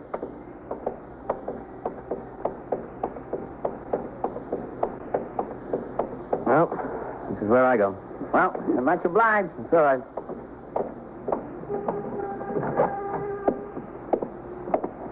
Oh, hello, Mr. Vaccaro. Hi, Joe. I'll be with you in a second, just as soon as I finish cutting this up. It's all right. Take your time. I'll see what looks good. Everything looks good. The policy of the house. How's the turkey? Brand new. Delicious. I had it myself. Yeah, that looks good. There's some delicious stuffing in there. On rye with a little stuffing on the side? Yeah, good. Well, go ahead. Finish what you're doing. No, it's just for a customer that calls. He'll be in here for it at 9 o'clock. I thought I'd get it ready. Now, isn't that a beautiful bird? What do you want, white meat or dark? A little of each. Oh. A little coleslaw besides the stuffing on the side? Yeah, a little. And what about the drink? Oh, you like that soda in the can? I thought I did, but I don't. What's the matter? It's good stuff. It's the latest thing. Give me some root beer, and in a bottle. Okay. Now, a second thought, you better not make it root beer. You got any cream soda? What do you mean if I got any cream soda? If I didn't have cream soda, I'd have to close the door. Uh-oh. The lady with the dogs that don't like lettuce on the sandwich. Madam, you'll have to carry the dog or keep it out. I can tell her 1,000 times. All right, Bonbon. He's going to be mean. She's going to be mean. A roast beef sandwich on rye, no lettuce. Very rare. Yes, ma'am. As soon as I finish the other order here. Oh. Good evening. Good evening. Say hello to the nice policeman, Bonbon. Did you see her? Did you see her nod? Yes, ma'am. I saw her. You want some pickle, Mr. Vaccaro? Yeah, sure, Joe. Still or sour? Either one. Are you in this neighborhood all the time, officer? Yes, ma'am. This is my post. Well, that's nice. It's very nice to have a bright-looking, upstanding young man protecting us. Thank you. What was it you wanted to drink, Mr. Vaccaro? Cream soda? Yeah, that's right. Coming up. Did you ever try that soda in cans? Yes, ma'am. I tried it. I think it's very good, don't you? Oh, it's very good, yes. But I prefer the bottle. So do I. It's hard to get used to soda in cans. Bun, will you stop squirming? Now, you stop it? Oh, she gets very restless. Don't know what's the matter with her lately. Stop it now. Oh. Here you are, Mr. Vaccaro. All set. How much is that, Joe? 55, 75, 85, I'll call it square. All right. Out of $1. Thank you, and call again. Yeah. Why don't you go in the back room? Make yourself comfortable. Okay. Do you policemen get regular lunch hours? Yes, ma'am. That's right. Well, I didn't know that. It's always nice to learn something new. Yes, it is. If you want some dessert, holler. I will, yeah. That's roast beef on rye, lady. No lettuce. No lettuce, but a little butter. Okay. Unless you prefer something else tonight, Bonbon. Would you rather have turkey? Turkey looks very good, doesn't it, sweetie? She'll have the roast beef. Yes, ma'am. Very rare she like it? Very rare. Yes, ma'am.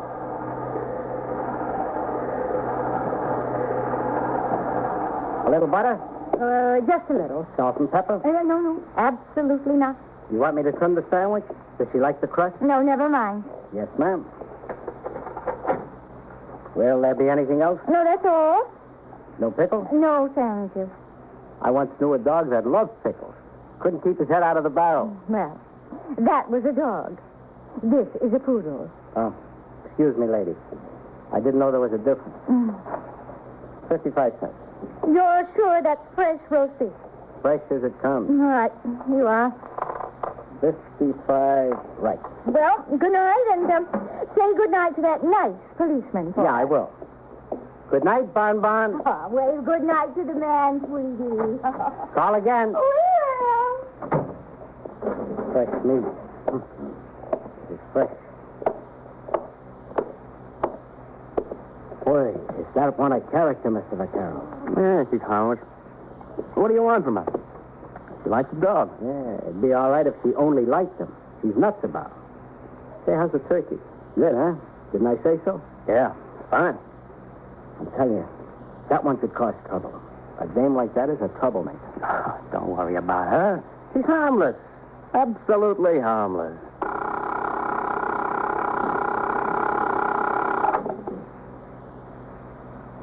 21st Precinct, Sergeant Collins. Yeah? Where's it? Yeah. They're beating up a man. Who is? Which corner is it? Downtown corner east side. On the east side? There's two of them. How many of them did you say you were? And so it goes. All right. Around the clock, through the week, every day, every year.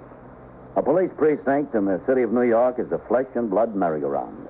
Anyone can catch the brass ring. Or the brass ring can catch anyone. 21st Precinct, transcribed, a factual account of the way police work in the world's largest city, is presented with the official cooperation of the Patrolmen's Benevolent Association, an organization of more than 20,000 members of the Police Department, City of New York. James Gregory in the role of Captain Cronin, Ken Lynch as Lieutenant King.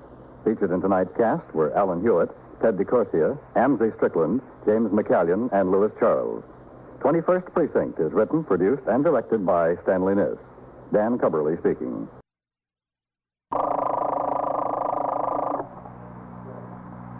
21st Precinct, Sergeant Waters. Yeah? How'd they break in? Yeah. Yeah. What's missing? Oh, yeah? What's the name of the owner there?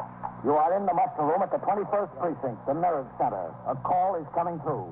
You will follow the action taken pursuant to that call from this minute until the final report is written in the 124 room at the 21st Precinct. Okay. I'll notify the detectives and let you know. Yeah. All right. 21st Precinct is just lines on a map of the city of New York. Most of the 173,000 people wedged into the 9/10 of a square mile between Fifth Avenue and the East River wouldn't know if you asked them that they lived or worked in the 21st. Whether they know it or not, the security of their homes, their persons, and their property is the job of the men of the 21st Precinct. The 21st, 160 patrolmen, 11 sergeants, and 4 lieutenants, of whom I'm the boss. My name is Kennelly, Frank Kennelly. I'm captain in command of the 21st. I was working my night tour, 4 p.m. to 8 a.m. It had been a comparatively quiet night, but at 10:30 p.m., the police commissioner and the chief inspector paid a surprise visit to the precinct. I conducted them through the station house and then accompanied them on a tour of the precinct, returning in time to turn out the platoon for the late tour at midnight. After the turnout, the brass signed the blotter and left. I went into my office to read and sign reports and communications prepared by Patrolman Fallon, the 124 man on the job during the 4 to 12 tour.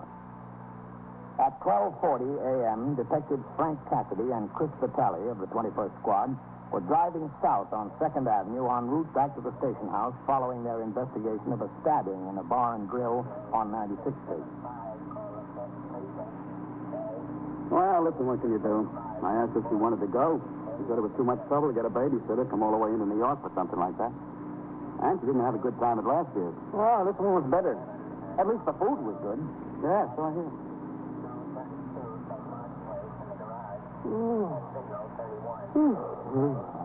Look, when the light changes, what do you say we go over to that luncheonette and see if that Harry showed up yet?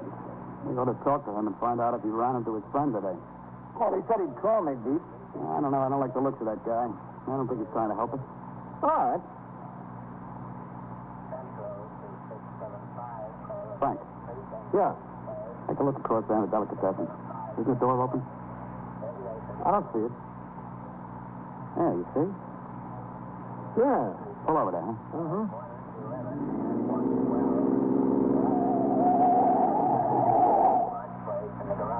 Oh, yeah, it sure is open. Come on. Mm-hmm. With your eyes and my brains, we could make $1 million. All right, hold it at the window there. Yeah. Oh, it's awful dark in there. Take a look at the door. That's been ginnered. Let's see if he's still in there. Oh, wait a minute. Reach in and see if there's a light switch. Yeah.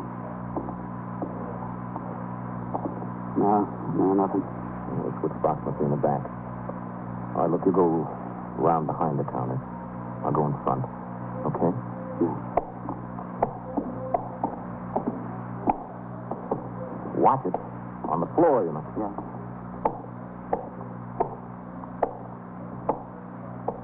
Anything? No. Okay. Maybe he's still in back. Yeah, maybe. All right, I'll kick open the swinging doors. Just throw your light in there, all right? Yeah, go ahead.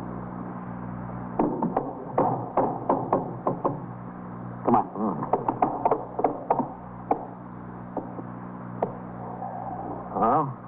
Nothing. Well, they've been working here, all right. Look at that cabinet. Yeah. Let's see if we can find a switch box. Nothing on this floor. Now, watch those cases. Hold it. What? Thought I heard somebody out front.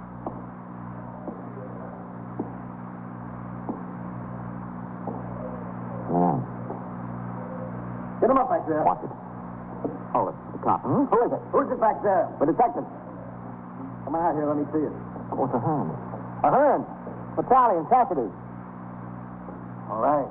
Okay. Come on back here. You know where the lights are? There's a switch box over here. Oh, yeah. Well, where were those $1 million eyes, dude? Oh, that's better. Those iron doors on the post I got. This one through a jimmy back where your flashlight. Well, I'm glad you think first and shoot later. You're the place you're going over, huh? Well, it's good. I guess I better ring in and phone out front. What's the name of the owner? Hewlett. Victor Hewlett. You better tell the lieutenant to have him notified. He only lives 2 buildings down. Now, we'll go wake him up. You stay here, huh? Okay. Come on. Yeah. They did a good job on the front door. Yeah. We'll be back in a minute, Hen. Okay.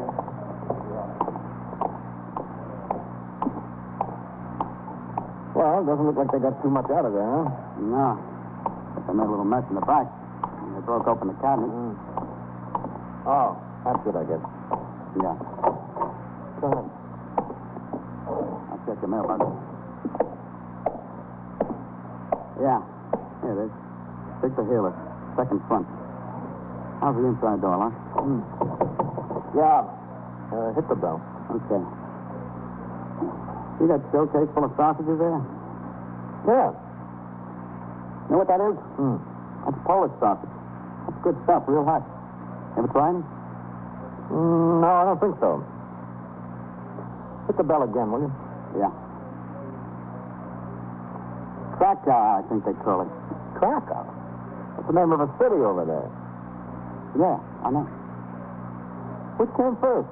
The sausage or the city? These guys are sound sleepy, you know? Maybe his bell doesn't work. Maybe. How do you like this thing? Pull out the tube. Oh, yeah. Mr. Healis?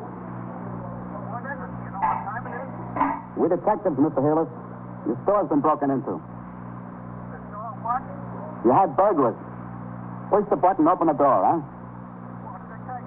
Open the door. We'll come up and tell you about it. How do you serve that sausage? Like an hors d'oeuvre? Yeah, it's good that way. No, I got it. Second floor front? Yeah. We have a squeal on this guy before. Another burglary? No. He got stuck up about 2 years ago. Oh, yeah, those 2 guys from Jersey that did about 20 delicatessens. Yeah, that's right. Here in the front. Okay. They caught him in the act on the 17th, remember? 2 men planted in the back when he came in. Yeah. Mr. Harris? Come in. Come on in. I'm putting on my pants. Did you get them? What'd they take? Well, we don't know.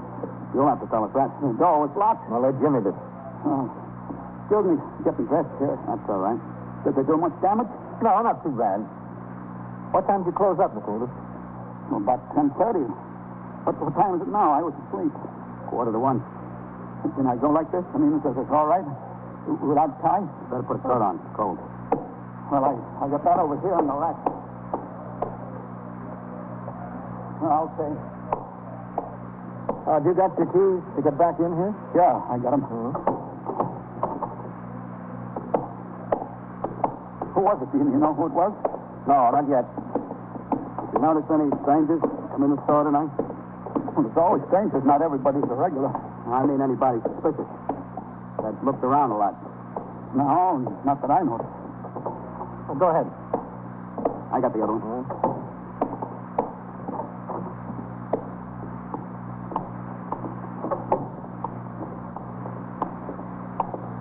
Well, now, what do you mean, Jimmy? You broke the front door?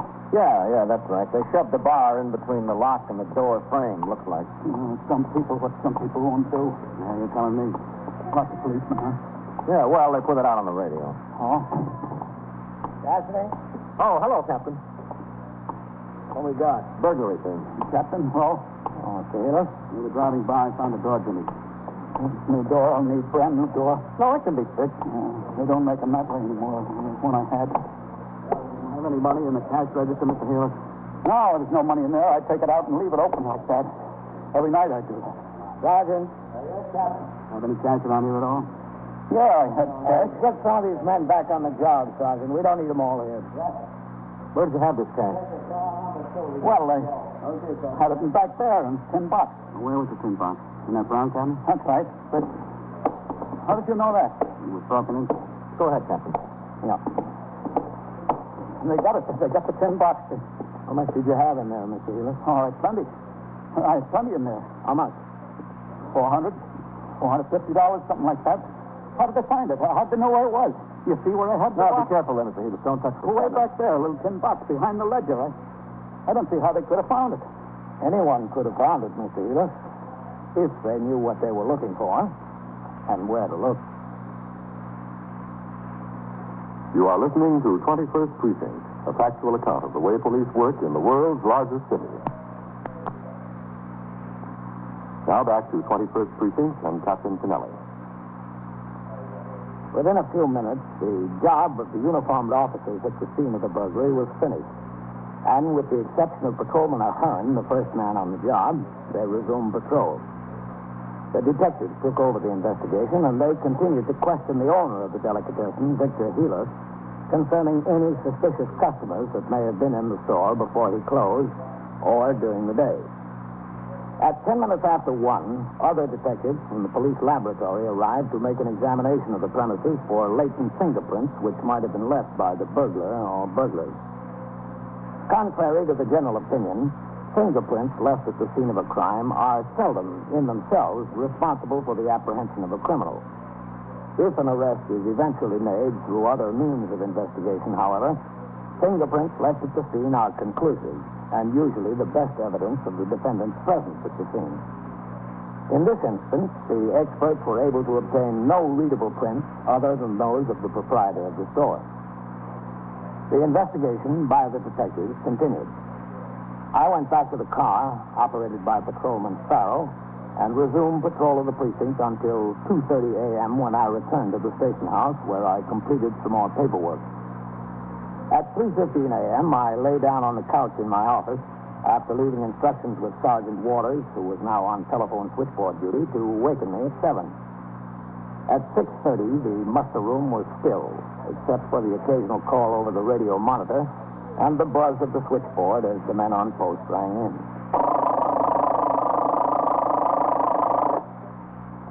"21st Precinct, Sergeant Waters." "Yes, CB. Well, there's nobody home there. I had the man on post go by 3 times. Okay, yeah. CB again, Lieutenant. They wanted to know if we made the notification for the 112th about the man who died in Queens General. I told him we're still trying. Okay. Oh, how about some hot coffee, Lieutenant? No, I just can't. Supposed to snow. I don't see any sign of it. But I can do without it. Don't make me mad. 21st Precinct, Sergeant Waters. All right, 14. Oh, listen. If you see that Department of Sanitation truck, tell them to handle those garbage cans a little lighter, will you? We had 2 more complaints from residents on that block yesterday morning. Okay, yeah. I told Meister about the DS stuff, Lieutenant. Okay. Oh, hello, Mr. Healy. Sergeant, good morning. Yeah, we're up kind of early for us having such a big night. Yeah, I know. Well, I got to open the store. Oh, were you able to get that door to stay closed all right? Yeah, the handyman from my building fixed it all right. Good. Is Captain Kennelly still here? I'd like to talk to him. Well, I'll tell you, Mr. Healy. He's here, but he's sleeping. You see, he's supposed to be off at 8 o'clock, but he's got to go down to the federal grand jury and testify about some counterfeit case he made in arresting. Oh, I'm sorry. What is it? About the burglary? Well, in a way, yes. Well, why don't you talk to the detectives that are working on it? They can tell you anything you want to know. Now, this is personal. I know the captain a long time. I'd like to ask him some advice what to do. Is it all right for me to wait? Maybe he wakes up. Well, he told me to wake him up at 7, but that just about gives him long enough to look over the reports and turn out the platoon. Will he come back later today? No, when he leaves here a little after 8, he's not due back on the job until tomorrow morning. But if you want to take a chance and wait around, maybe you'll have a few minutes. All right, I'll take the chance. Well, it's up to you. I'll wait for a while. Oh, Sergeant, what you doing? Oh, good morning, Lieutenant. You know, up early today. Yeah, gotta go to the lineup today and a lot of things to clean up first. Kind of a night that we have. Well, it was a setting in a bar and grill on 96th Street. Bad? No, he was treated as best David and sent home. Oh, and Mr. Heelis here had his show-up regular. Oh, yeah? Mr. Heelis, Lieutenant King, commander of the 21st Detective Squad. How'd it go? Detectives talk to you, Mr. Heelis? Oh, yeah. Cassidy and Vitelli rolled down to the Lieutenant. Where are they, up there? No, sir. I seen them go out of here about 4:30. Okay. Glad to have met you, Mr. Heelis. Yeah, you. See you, folks. Yes, sir. Bye, Rick. And I tell you, Mr. Heelis, the captain won't be up for a while yet. Why don't you go out and get yourself a cup of coffee and come back a little after 7? All right, I have some coffee. Excuse me. Yeah, sure. 21st Precinct, Sergeant Waters. No, sir, it's all quiet. All right, yes, sir. Captain, Mr. Heelis is out here at the desk. He'd like to talk to you. All right, yes, sir. He woke up, Mr. Heelis. Could I see him? Yeah, he said he'd go in right through that door over there. Oh, thanks. I'm much obliged. Oh, it's all right. Lieutenant, the captain's awake. Okay, Come in. Wow. Come in, Mr. Heelis. I didn't want to take up your time, Captain. That's all right. You don't mind if I shave, huh? You've got a busy morning. No, that's all right. What can I do for you, Mr. Heelis? Well, it's about the robbery in my store. Yeah, well, the detectives are handling the case. You want to talk to them? Yeah, I know. I talked to them all night, practically. I hardly got any sleep. Oh, too bad. No, that's all right. I had to stay at the store anyway until the handyman fixed the door so it could be locked up. Well, they know more about the case than anyone. Yeah, except me. They know more about it than anyone except me. You mean there's something you didn't tell them? There's something, yeah. Excuse me.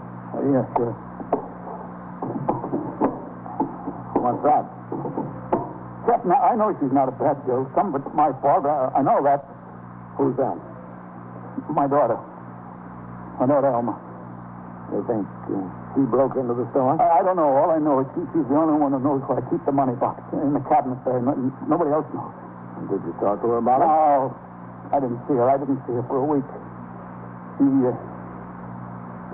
ran away from home last week. How old is she? 15. She'll be 16. Did you report her missing? What's the use of that? I couldn't make her come back. Where is she? Do you know? No, Look, Captain, I tried my best, but what can I do? I try to raise her right. But I can't spend 14 hours a day in the store to make a living and raise her right, too. Well, what about her mother? I don't know. Same thing. She ran away, too. She ran away, left me with all the responsibilities. When was this? 6 years ago, something like that. Have you heard from her? My wife? No. You don't know where she is? How could I know? Have you heard from Elma? Not a word. You know why she left? She left because I told her she was too young to hang around with those boys.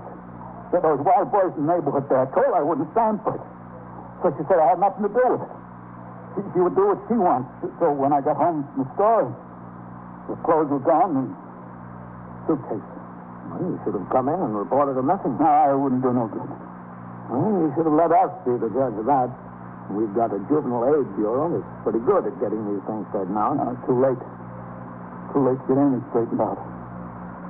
Thief. I gotta raise a thief.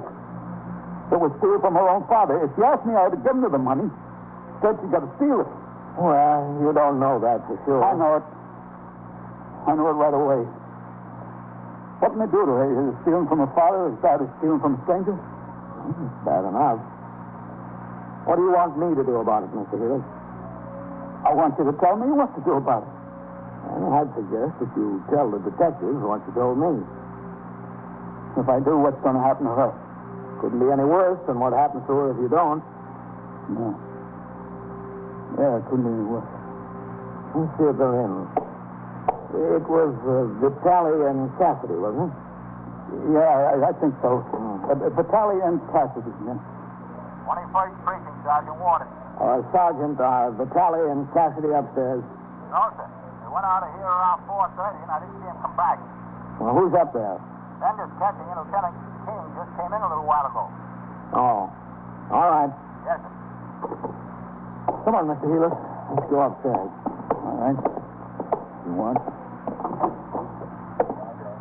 That way. I'll be up on the detectives. Tried my best.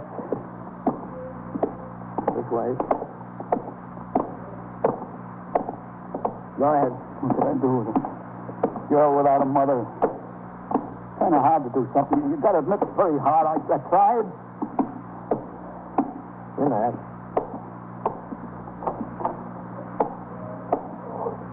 Is Lieutenant King in his office? Yes, sir. Some of the school. Feed her or buy her clothes. I don't know. Yeah. Captain Kennelly. Come in, Captain. Morning, Captain. Hi, Matt. Matt, this is Mr. Healer. His stall was burglarized during the night. Yeah, I know. Just reading the 61 on it. $450, Mr. Healer? Yeah, about.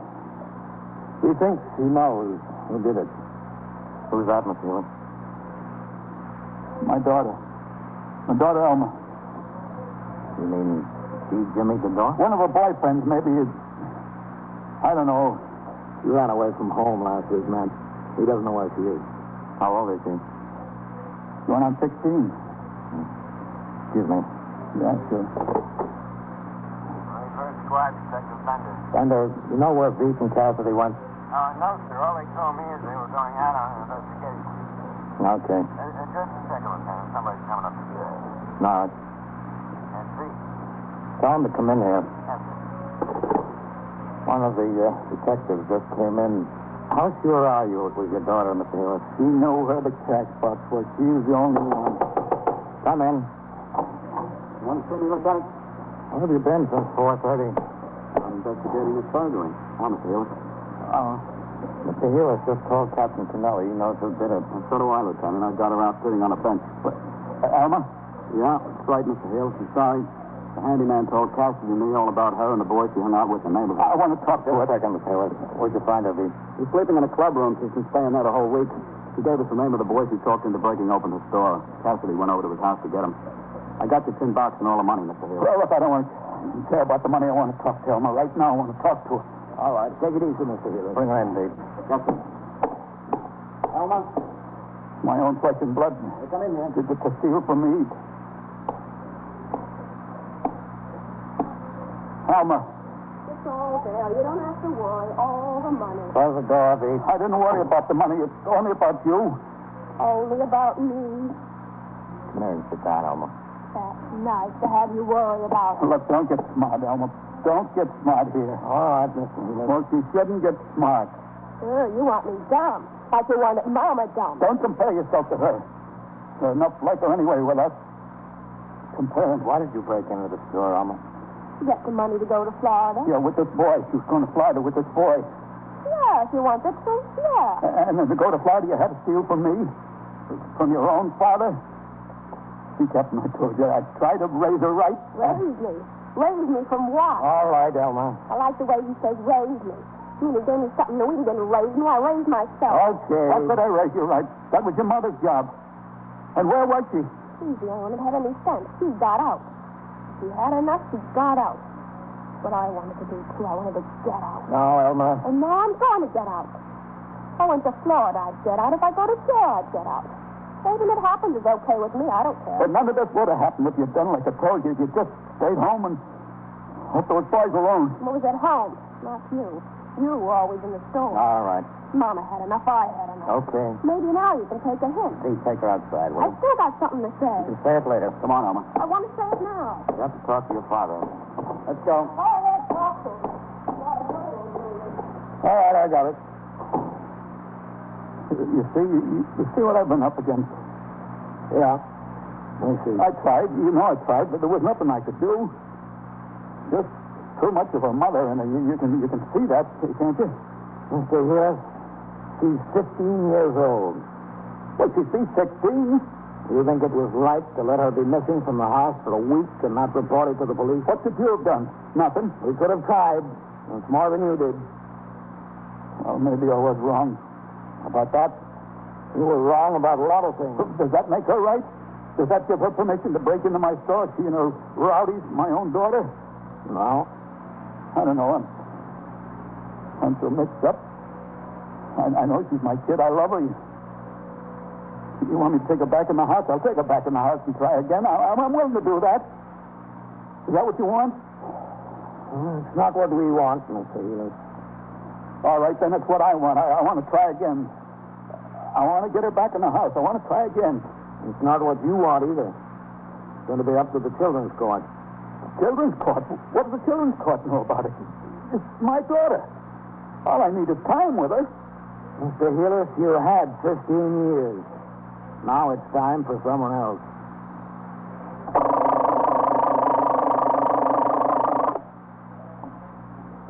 "21st Precinct, Sergeant Waters." Yeah, all right. Oh, I got an alarm for you. Okay. A 1952 Chevrolet hardtop. Painted two-tone green. Pennsylvania registration unknown. Unknown. Yeah, it's liable to be. So keep your eyes open for it. Yeah. All right, let me know if you see it parked on your post. Car was driven by... And so it goes. Around the clock, through the week, every day, every year. A police precinct in the city of New York is a flesh and blood merry-go-round. Anyone can catch the brass ring, or the brass ring can catch anyone.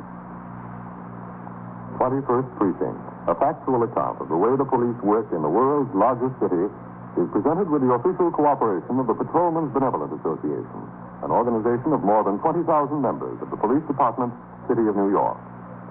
Everett Sloane in the role of Captain Kennelly, Ken Lynch as Lieutenant King, Harold Stone as Sergeant Waters. Featured in tonight's cast were John Larkin, John Sylvester, Bill Lipton, Bill Smith, and Lynn Thatcher. Written and directed by Stanley Niss. Art Hannah speaking. But not. The security of their homes, their persons, and their property is the job of the men of the 21st Precinct. The 21st, 160 patrolmen, 11 sergeants, and 4 lieutenants, of whom I'm the boss. My name is Kennelly, Frank Kennelly. I'm captain in command of the 21st. I was working my night tour, 4 p.m. to 8 a.m. It was my first day back on the job following my annual vacation. After I returned from my meal, Patrolman Fallon, the 124 man, brought into me all the reports and communications pertaining to matters which were still open. I began to read them over, and at 10:30 p.m., while I was still so engaged, 63 men were patrolling the streets of the precinct on foot and in sector cars. Among them was Patrolman Paul Cochran, whose post consisted of 3 blocks of tenements between 1st and 2nd Avenue in the 90s. He had just made his hourly ring into the station house from a call box on 1st Avenue and was headed through the block on another round of his post. Police. Hey, policeman. Yeah? Upstairs in my house. Come on. What's the trouble, Pop? But he threw me out. He threw me out of my own house. Who? Him, the big one, George. Where is it, Pop? This building? Yeah. He threw me out. Right out of my own flat. Locked the door. Why? For my daughter. I got it. My daughter, Angie. Go ahead. Comes around and scares us to death. He's so big. He's drunk all the time. Well, he scares us to death. How old is your daughter? A baby, a little baby. She's 15. All right, hold it here. Yeah. Where do you live? What floor? Second floor front. On this side? Yeah. He comes around drunk. He wants her to go out, and she don't want to go. He scares us to death. He's so big. Anybody else up there? No, just them. My wife is at work. I don't work. I can't. I'm sick. Yeah, all right, let's go. Yeah. He's so big. He's drunk. He scares us to death every time. She don't want anything to do with him, Auntie. But she's scared. We don't know what to do. I'll take care of him, Pop. He throws me right out of my house. Which is it, that one? Yeah. What is that, the kitchen there? The kitchen, yeah. All right, Pop. You stay here, right behind me. She's a baby, Auntie. Yeah, I know. You stay here.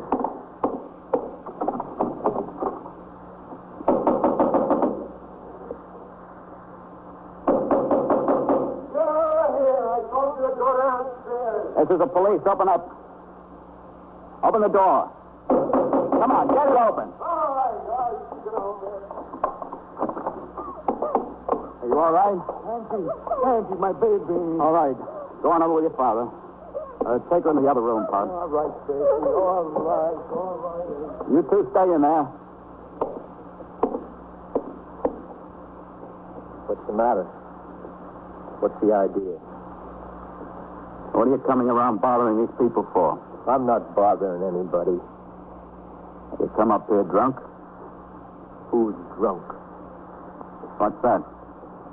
That's a bottle of wine I bought. You mean it was a bottle of wine? How old are you? 24. What's it to you? And why don't you stay away from 15-year-old girls? What I do is my business. Well, you made it mine. All right, come on, get up and walk around this side of the table. Suppose I don't want to. I don't want to have to come back there for you, George. Get up. You come back here for me, and you'll go away bleeding. See? Close that knife and put it on the table. A fat chance you got. Put that knife on the table. You use the stick, I'll use the knife. We'll have a go. Put that knife on the table. Will you stop talking about the table? I'll give you the table. There you are, the table. Give me that. Get away from me. Come here. Let me go. Get up against that. Stop that thing. Get it out. Stop it. Come on, stop it. I'll kill you. Stop it. Let go, will you? Stick the knife across there. Go on. Go on. Stick it. All right. Slide down to the floor and sit now. Cut it out. Slide down. All right.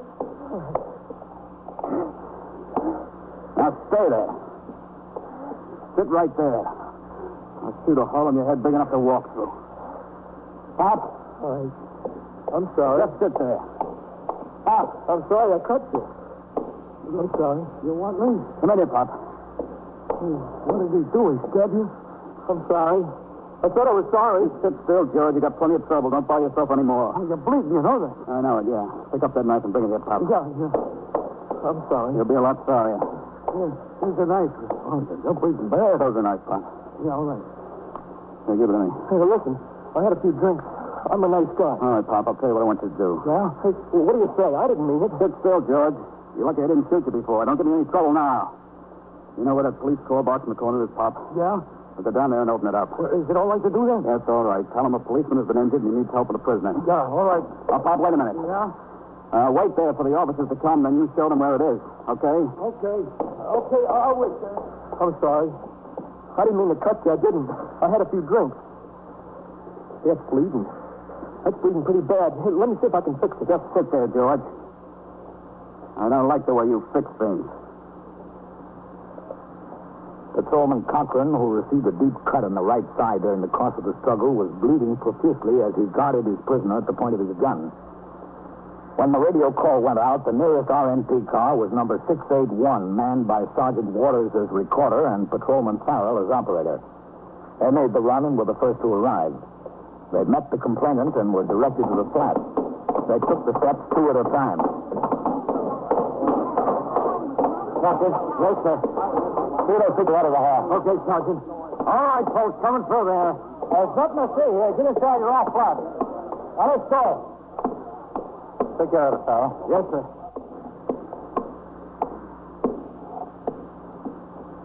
And what do you got, Cochran? He gave me a hard time. He started cutting at me. I'm sorry. I told you I was sorry. You keep quiet over there. Wow.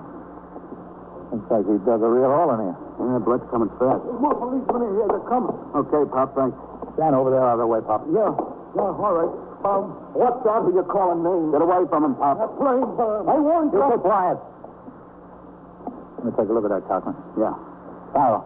Yes, sir. Come here. Yes, Sergeant. I'll tell you what. Here's some more policemen. Vaquero, stay out in the hall.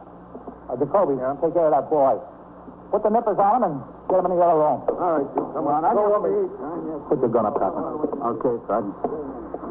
You back there now. Farrell, give me a hand here. Yes, sir. No flow of blood, isn't it? He'll be all right. Now stop worrying about it. Just a nick in the leg.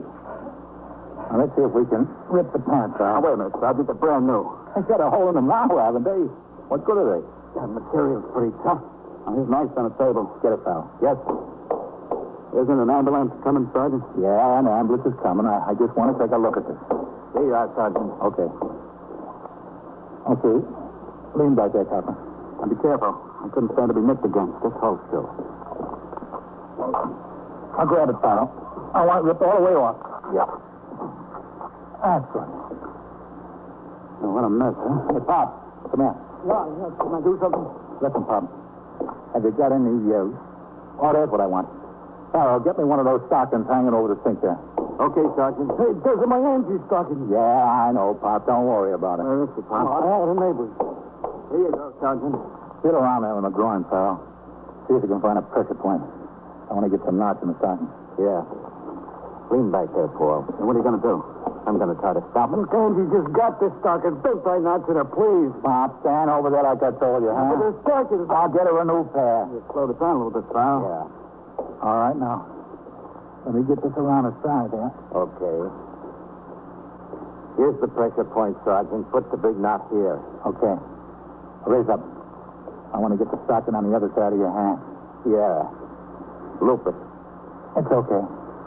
What do you think? Did he get an artery? Well, the blood's pretty red, isn't it? Stop worrying about it. Give me his knife stick there. Yeah. I'll put it through. Yes, sir. You're going to tighten up now, Cocker. Let me know if it digs in too much. I don't think I have any feeling there. You'll know. I'll keep that stocking close to the groin as I twist, Farrell. Yes, sir. That's not getting too tight, is it? No, not too. Another couple of turns. Hey, it's stopping. It's stopping bleeding. Pop, get over there out of the way. Yeah. Can you stand right there? It's okay. There's the skipper, Sergeant. Yeah. Hello, Cochran. Captain? Hi, Captain. Sergeant. What happened? Now, this man stopped me on the street. He said a fellow was up here bothering his 15-year-old daughter. I came up to get it straightened out. He came after me with a knife. Did you collar him? Yes, sir. Jacoby's got him in there. Captain. Yeah. Farrell. Yes, sir? Hold it tight and count to 100. Then loosen it up and count to 50 before you tighten it again. Okay. I want to talk to you, Captain. Just lean back and relax, Paul. I think you got that big artery in there, Captain. It's pouring out of there like out of a fountain. Did the call come over ambulance responding? Yes, sir. Well, you better send somebody down to check on it. Yes, sir. Vaquero. Yes, sir. Go downstairs and ring in. See where the ambulance is. Yes, sir. Looks like he lost a lot of blood. Yes, sir. Too much. Well, let's hope not too much, Sergeant. A lot is enough. Within another few minutes, an ambulance had arrived, and Patrolman Cochran was taken to Mount Sinai Hospital at 5th Avenue and 103rd Street. In the meantime, the 21st Squad had been notified by the desk officer, and before the ambulance departed for the hospital, Detectives DeLuca and Goldman arrived to take charge of the investigation. They questioned the prisoner, George Cotella, on the scene, and then took him to the station house. When I went downstairs and got into my car, I instructed the operator, Patrolman Coley, to drive to the ambulance entrance at Mount Sinai. I got out of the car and walked through to the admitting office, where the attendant told me Patrolman Cochran was being treated in emergency room number 3. When I made the turn down the corridor, I saw Sergeant Waters waiting outside the open door to the treatment room. Hello, Captain. How is he? It wasn't so good when he came in, Captain. He was sort of going off, you know. Lost a lot of blood. Yeah? Well, as soon as they got him in here, they went to work with the plasma. You see? So I guess that part is taken care of all right. Who's the doctor? See that little fellow in there with the glasses? The one on this side. Yeah? He's a resident in surgery. Who's the other one? Well, one of the nurses told me that one of the biggest surgeons on the staff was just finishing up an emergency appendectomy over in a private pavilion. She said, get him if I could. Mm-hmm. So I walked over there and asked him, and he said, sure, I'd be glad to. So, there he is. Dr. Lowfield. Okay, good. Did he tell you anything? Took one look at Cochran and went to work. Oh, listen, Captain, Cochran's worried about how his wife's going to be notified. Well, where does he live? Out in Bayside, the 111th Precinct. Through the Communications Bureau and the precinct out there, why? Well, he's worried because she's 5 months pregnant and she's home alone with their other kid. Oh. He says she's sure to think it's something a lot worse than just a cut in the leg. He'd like to call her on the phone himself. Well, we'll see what the doctor says. Yes, sir. That boy George sure had his knife sharpened down to some edge. It was like a razor. Cochran's lucky he only got a nick in the leg instead of one in the head or the neck. Yeah. He's done some real damage. He did enough damage as it is. Yes, sir. We got him here in time. Oh. Looks like they're through with him. For now, anyway. Mm-hmm. I want to meet the doctor. Yes, sir. Hello, Sergeant. Oh, Doctor, this is Captain Kennelly, commanding officer of the 21st Precinct. Dr. Lowfield. Doctor? How do you do, Captain? Well, I certainly appreciate your taking care of one of my men. I was in the hospital. I'm glad to do it. Doctor, is there any chance he could be wheeled to a telephone and call his wife? If we have to notify her in the ordinary manner, she's liable to think he's a lot worse off than he is. Well, I'm afraid he can't do any telephoning just yet, Sergeant. We had to give him a shot. Oh. Perhaps in a couple of hours. She'd have to be notified by then. How is he, Doctor? I'd like to talk to you about him if I can, Captain. Yes, of course. Well, let's go over and sit down on the bench. I've had a rough night. Sure. Oh, Sergeant, I'd like you to do something for me. Yes, sir? Go to the admitting office and ring into the house, see what's doing. Yes, sir. Right away, Captain. Sit down, Captain. You don't happen to have a cigarette on you? I left mine upstairs. Oh, sure. Thank you. There you are. Thanks. How about him, Doctor? He's going to be all right, isn't he? I hope so. Well, is there any doubt? It's only a cut in the thigh. Oh, there's no danger of him dying. I didn't mean to imply any such thing. It's not that. Well, what is it? Well, you remember where the wound was? Yes. About 3 inches below the groin on the inside of his right thigh. About? And he was bleeding profusely, although the wound wasn't too deep. Bright red blood. Yes, and Sergeant Waters applied a tourniquet. Sergeant Waters probably saved his life. The point of the knife completely severed a superficial branch of the femoral artery. The main artery of the leg? Well, the femoral divides into 2 branches just below the groin. It was one of those branches. I see. Well, naturally, our main concern at the moment was to stop the flow of blood. And we were able to do this by clamping off the severed end of the vessel. His condition is weak from the loss of blood, but we've started on whole blood in addition to plasma, so that's no concern. You need any donors? I can call for volunteers. All of our men are tight. Not at the moment, Captain, but I'm sure the hospital would be glad to have its blood bank replenished. He's a big man, and he was running dry. We'll take care of it, Doctor. Now, I could take him upstairs to surgery and go probing for the other end of the vessel. And if I found it, I could try to make a repair. I don't know where I'd find it, if at all. He's suffering from loss of a great amount of blood. He's in a state of shock. If it were necessary to perform such an operation at the moment to save his life, I'd do it, but his life isn't in danger. The operation, however, in his condition would be at the risk of his life. Well, is there any risk if you don't operate? Yes. There's a 50-50 chance he'll lose his leg. Oh. The human body is a wonderful thing, Captain. It knows what to do when it gets in trouble. And a good part of the time, by natural processes, it makes us surgeons look very good. In a case such as this, the blood supply to parts of his leg is gone. The tissues aren't being fed. But there are compensating factors. Collateral circulation is set up by other blood vessels in the region. Now, if it develops that there is sufficient collateral circulation, then he'll be all right. Do you think there will be? Well, as I said, it's a 50-50 chance. Right now, there are indications both ways. The thing I'm worried about is that the lower part of his leg is cold and has lost its color. That's not a good sign. No, Captain, it certainly isn't.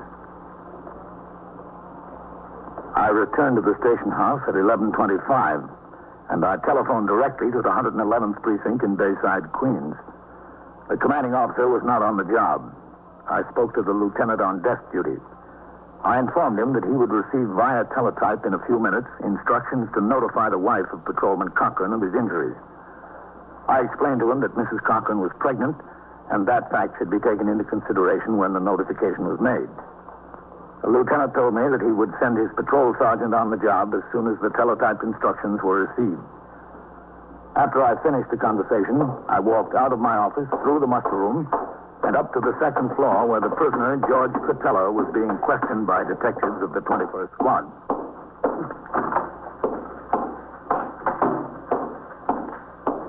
Is Lieutenant King in his office?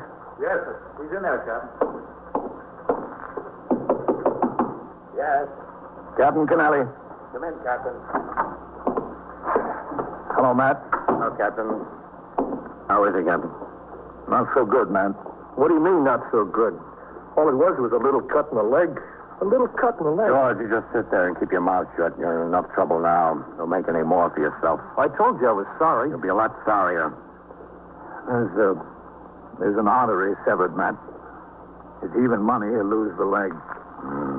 It's tough. He's going to lose a leg? Yes.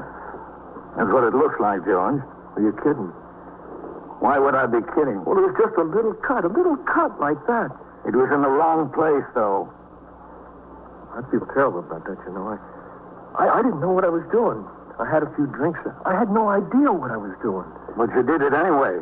Well, I was drunk. I'm sorry. That's no excuse. I didn't mean it. You must have meant something. You went up there and bothered those people. You tried to make time with a 15-year-old girl. I like her. Is there a law against that? She's 15 years old. She doesn't want a thing to do with you.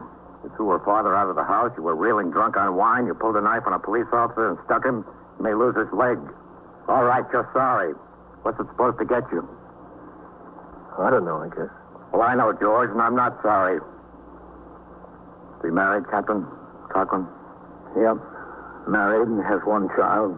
Another on the way. So you've been notified? And the notification just went out.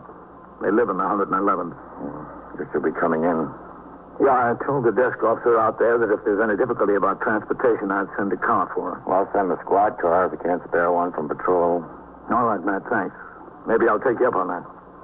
Listen, what do you think is going to happen to me? I've never been in trouble before. Not in bad trouble, I mean. What are they going to do to me? I hope they throw the key away, George. They won't, will they? I mean, I've never been in a big jam before. Yes, but you hit the jackpot the first time you pulled the handle. After I'd turned out the 12 to 8 platoon at midnight and the men marched out the front door, the switchboard buzzer sounded. It was the desk officer at the 111th. He informed me that Mrs. Cochran had been notified of the injury to her husband. She had telephoned her sister, who resided in Brooklyn, to come and stay with her 3-year-old son while she went to the hospital. The sister was on the way by taxicab, and Mrs. Cochran could not be expected at Mount Sinai Hospital before another hour. At 12:40 p.m., a car came by the house and drove me to Mount Sinai, where I was directed to the floor on which they had put Patrolman Cochran. Only the dim night lights were on in the corridor. I approached the floor nurse. She told me the doctor was in examining Cochran again. I walked down the hall and waited outside the room. Several minutes later, a young woman hurried down the corridor in my direction. Excuse me, is this where Patrolman Cochran is? You're Mrs. Cochran? Yes. Well, I'm Captain Kennelly. Oh, yes. How is he? Hi, Paul. Well, the doctor's in with him now. When that sergeant came and knocked on my door and told me he was hurt, I didn't know what to do. I didn't know how bad it was. I still don't. They said he was only cut on the leg. Is that right? Yes, that's right. Oh, that's a relief. You don't know what's been going through my head. I was imagining all sorts of things while I was waiting for my sister to come. While I was riding over here. I thought everybody was lying to me. He just got cut in the leg, the side. That's all, isn't it? Yes, that's all. Well, you know what a relief that is, Captain. What a genuine relief. I thought they just told me it was something like that so I wouldn't get scared or excited. Is this where he is? Is this the room? Yes. Can I go in now? Well, the doctor's in there with him, Oh, yes, you told me. but I'll ask him. Doctor. Yes? Mrs. Cochran is here. All right. I'm all finished. Hello, Captain. This is Dr. Lowfield, Mrs. Cochran. How do you do? Doctor. Your husband's awake, but he's been on sedation and he's lost a lot of blood. However, I think it would do him good if he saw you for a few minutes. Oh, it'd do me a lot of good, too. This way. Captain? Coming here. Have you been here long, Captain? About 10 minutes. Hello, Paul. Honey? Hi. Well, look where they got you. And for a little cut on the leg. Your 3-year-old son gets a cut leg once a week. Don't tell him his father can't take it. Oh, Captain. Paul? What did they do with my friend? They booked him for felonious assault in 1897. Oh, I'll have to go to court in the morning. No, not in the morning, Paul. Not for a few mornings. How long am I going to have to stay here? Well, we'll talk about that in the daytime. I'd like to know. I don't know myself yet. It's only a small cut. Are you disappointed? I'm not. I didn't know what happened to you. I thought everybody was lying to me. Oh, you're just naturally suspicious. Doctor. I am not naturally Can I talk to you? Yes, sure. I've got a right to worry. Oh, yes, of course. Well, not exactly. Cigarette, Doctor? No, thanks. I have my own now. Well, I want to thank you for staying with him. The first hours are critical in these cases. You know, the two of them seem quite relieved that it's only a cut in the thigh. Yes? It's going to be rough breaking the bad news to them. Captain, I don't believe there's going to be any bad news. Oh? You don't? I just made another examination of his leg. It's warmer, and the color seems to be returning. It seems that those natural processes I told you about are going to work. Apparently, there's going to be sufficient collateral circulation. That's good to hear. Did you tell Cochran? No, I didn't. There's no point in telling him the best if he never knew the worst. You're right. There's no point at all.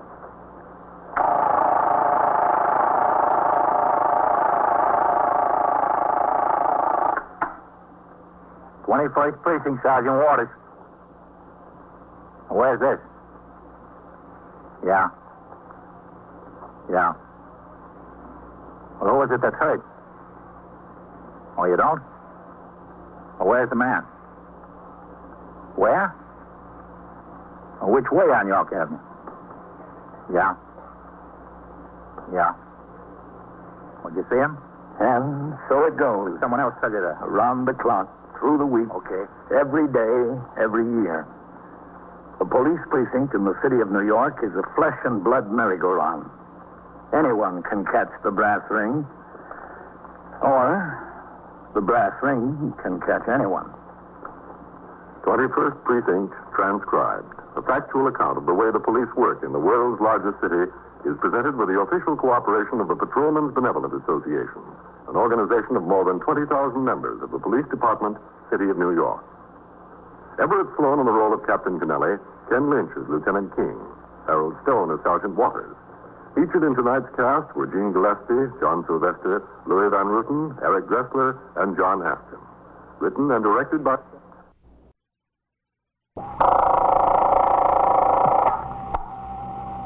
"21st Precinct, Sergeant Collins." You what? Smell gas? Where is this? East 70 what? What floor? You haven't found where it's coming from? That's right. Get the people out. See if you can locate where it's coming from. No, that's all right. We'll take care of it. You're in the muster room at the 21st Precinct, the nerve center. A call is coming through. You will follow the action taken pursuant to that call from this minute until the final report is written in the 124 room at the 21st Precinct. You'll have assistance right away. Yes, sir, right away. No, just stay where you are. The officers will be there right away. 21st Precinct. It's just lines on a map of the city of New York. Most of the 173,000 people wedged into the 9/10 of a square mile between Fifth Avenue and the East River wouldn't know if you asked them that they lived or worked in the 21st. Whether they know it or not, the security of their homes, their persons, and their property is the job of the men of the 21st Precinct. The 21st, 160 patrolmen, 11 sergeants, and 4 lieutenants, of whom I'm the boss. My name is Kennelly, Frank Kennelly. I'm captain in command of the 21st. It was Tuesday morning. I'd been on the job since 8 when I turned out the platoon for the day tour. After I read and signed reports, I went on patrol of the precinct with Patrolman Farrell as my operator. As we turned off Park Avenue into 72nd Street, a signal 32 came over the air. 618 East 75th Street. Ambulance and emergency squad responding. Sounded like a gas case. I told Farrell to make the run. When we turned into the block, I could see that sector car number 1 was on the job. So was the sergeant's car. There was no sign of either the ambulance or the ESD car. 618 was a 5-story tenement building. A few passers-by and neighbors were beginning to gather on the sidewalk. There's the spot, Farrell. Pull in. Yes, sir.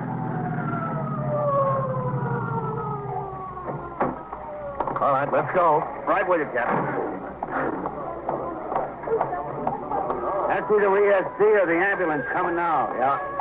Keep the sidewalk clear, Farrell. Keep them off the stoop. That's all right, folks. Will you let it go, yeah? You, will you please get off the stoop? Dig here, Farrell. Yes, sir. Boy, I can smell like gas out here. It's sick. Farrell. Yes, sir. Keep people away from those doorbells. Yes, sir. Now, look, I told you to get off the stoop.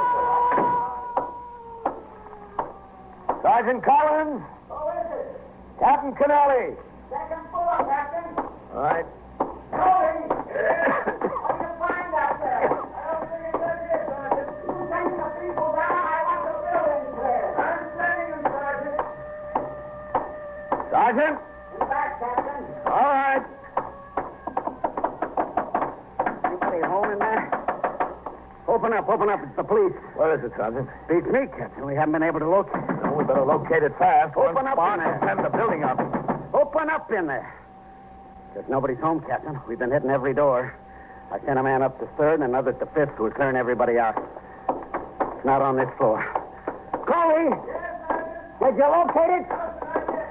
He's on the 4th floor, Captain. Whole hall smells of gas. No telling where it's coming from. Who put in the call? Super. He's up with Coley. Tenant smell gas in the hall. How about the main feed line? I sent glass into the basement with the super's wife to turn off the valve. Good. Now, come on, folks. Don't stand there and talk about it. Out on the street, please. Get on the sidewalk. Did you open your windows, folks? Yes, sure. And have your doors open? All right. Out of the building. All right, come on. Yes, sir. Anybody cover the 3rd floor yet? Just quickly and away up, Captain. I told those people to clear out, not them. Let's try that one. Yeah. Smells pretty strong here. Police officers, open up in there. Police officers, open up. This could be it, Captain. Open up. Coley! Come on down here. Bring the super with you. Well, this is it, I'm sure. What do you want to do, Captain? Push the door in? Yeah. All right, let's go. Together. Again. Now. Is that it, Sergeant? You think so, yeah. Let me see if I can kick it. Go ahead. Try it again. Yep, this is it, all right. Keep low. Coley, hit that window. I'll get this one. Yes, sir. Sergeant, get the stove.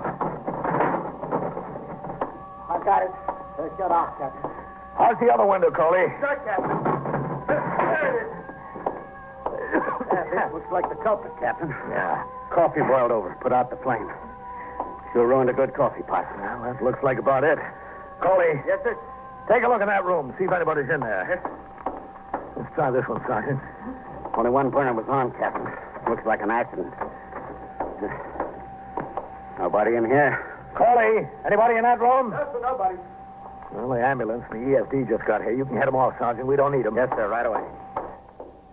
Say, Coley, where's the super? I left him out in the hall, Captain. Well, I want to talk to him. Yes, sir. Let's give this room a chance to air out. Who is it down there, Phil? Yes, Sergeant. Mr. Champisi. One ESC in the ambulance. We won't need him. Coffee boiled over. Nobody hurt. Yes, sir. You want to see me? Yeah, this is Captain Kennelly, Mr. Philip Champisi, Superintendent. Glad to know you. How are you? Real mess this turned out to be. Real mess. Well, it could have been worse. I headed off the ambulance in the SG, Captain. Good. Hey, listen, was it necessary to kick the door in? Look at that. The panel is split. The lock is busted.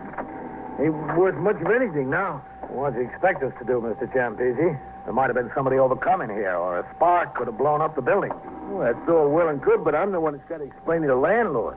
I'm the one that's got to ask him for a new door, new hardware. This could never be fixed. Never. Even the frame is shot. Look. What's the name of the tenant here? The tenant? Yeah.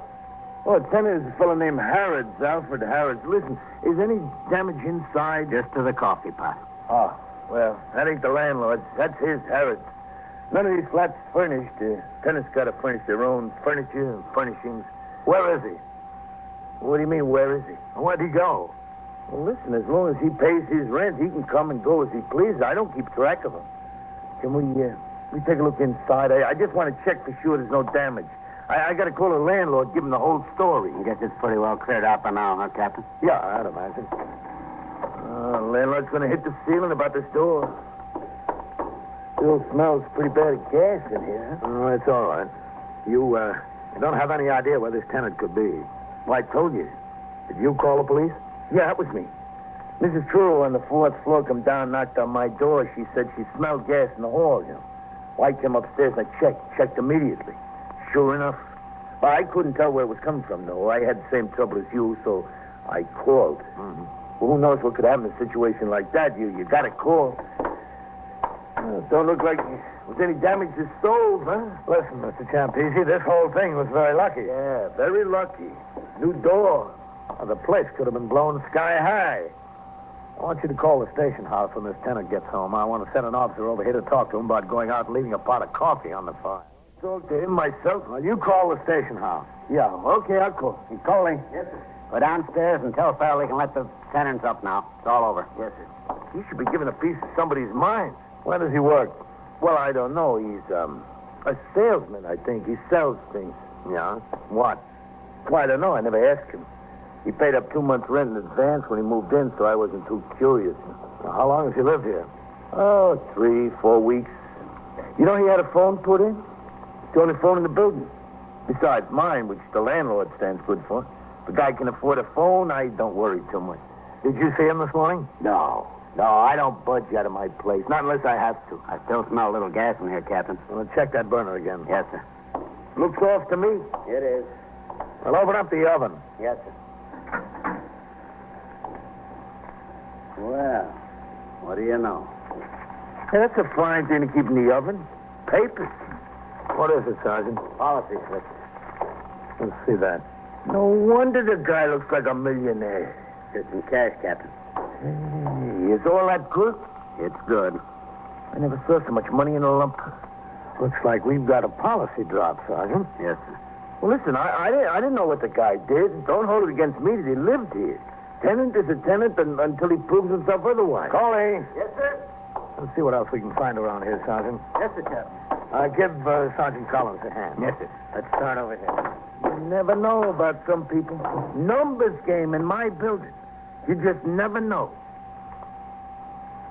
On discovery that the flat in which there had been a gas leak was occupied by a person in apparent violation of the gambling laws, I instructed Sergeant Collins to notify the desk officer at the 21st, who in turn would notify the office of the division commander, so that plainclothesmen responsible for the enforcement of gambling laws would be sent to the scene to investigate. As this notification was being made, a more thorough search of the premises was conducted by Patrolmen Coley and Farrell under my supervision and in the presence of the civilian witness, Philip Champisi, the superintendent of the building. In a closet were found 2 electric calculating machines and tally sheets, in addition to the policy slips and the cash. 80, 800, 20, 35, 45, 6, 7, 8, 9, 50. 1, 2, 3, 4, 5, 6, 7. Like a gold mine. $2,857, Captain. All right, Coley. Enter the amount in your memorandum book. Listen. Hey, now, here's an opportunity. Let's all go to Belmont. We could still make the daily double. You want to sign my book, Captain? Yeah. Here you are, sir. Hey, what's all the production? Are you afraid this Harrods guy might say you shortchanged him? Well, we just don't want to give him anything to say. Farrell. Yes, sir. You got all that stuff together? Yes, sir. We'll need a bushel basket for all these policy slips, Captain. Boy, this guy was running some bank. Mr. Champese. Yeah. What happens to all the money? Oh, it gets turned over to the property clerk until the court determines who's the rightful owner. Well, listen, could you give me some consideration? You know, if I didn't put in the call, you never would have found it. When did you say this Mr. Harrod's moved in here? Oh, I don't know, 3-4 weeks ago. And he told you he was a salesman? Yeah, that's right. He didn't tell you anything else? What do you mean? He didn't tell you what he sold?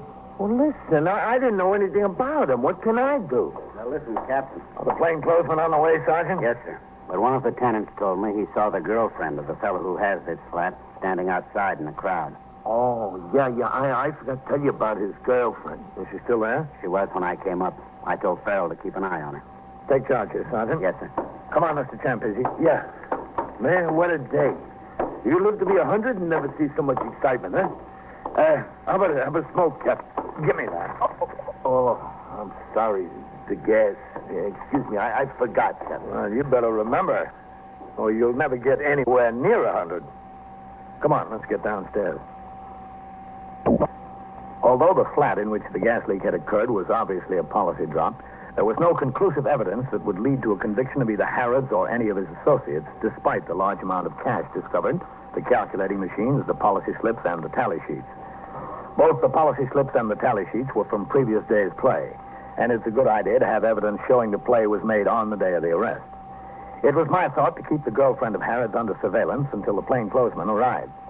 Then, as they thought best, they could question her, take her to the station house, or attempt to follow her in order to connect him directly with the evidence.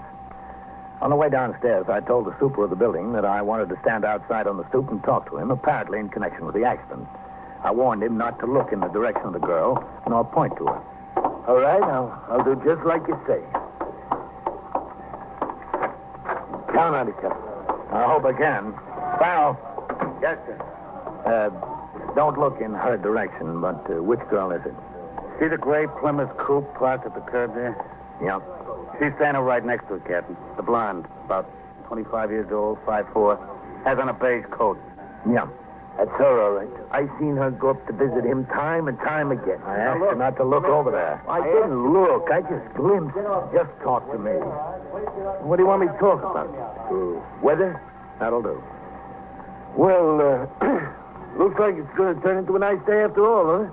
You know, when I woke up today, looked out the window, I had my doubts. Listen, Captain, what happens to the $2,850? Does he get that back? I told you he does if he can prove it's lawfully his. Oh? Well, who is it you're waiting for? Detective? Plainclothesman.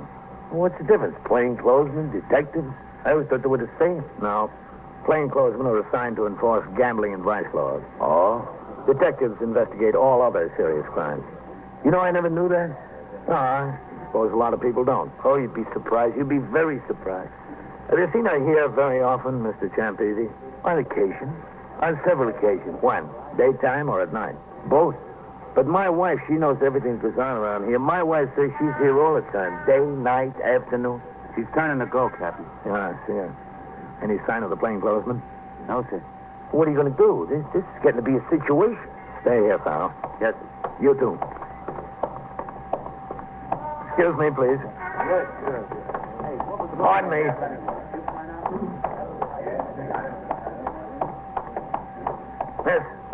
Miss, wait a minute. Me? Yeah. What's your name, miss? Who are you? I'm a police officer. What do you want to know my name for? I want to know. Gloria. Gloria Nathan. Who's your friend in that building? What building? 618 East 75th? I don't think I have to tell you that. It's Al Harrods, isn't it? No, it isn't. Well, who is it then? Nobody. Well, why were you standing outside there? Well, I was just curious. I'm entitled to be curious when there's excitement going on. It's Al Harrods, isn't it? He's your friend. No. You came by to see him this morning.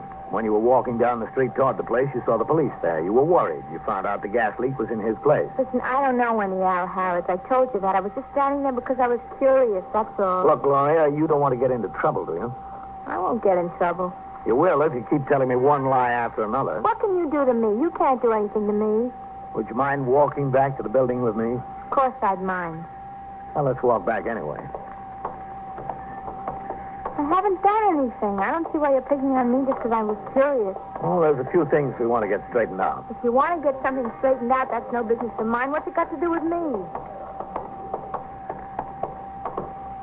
Mr. Champese. Person is entitled to be curious. You called me, Captain? Yes. Is this young woman a friend of Al Harrod's? Yeah, he's a friend of his. I seen her go up there. That's a lie. Plenty of times. I never even heard of any Al Harrods. The plainclothesman, Captain. This is getting to be ridiculous. You're telling him? Hello, Captain. Thomas, how have you been? Fine. Understand you struck gold. That's right. Look, all this is well and good, but what do you want with me? I've got a right to know. Sure, you've got a right to know. We're going to take you to the station house. One of the plainclothesmen went upstairs to take charge of the premises, while the other accompanied the young woman, Gloria Navin, and I to the station house.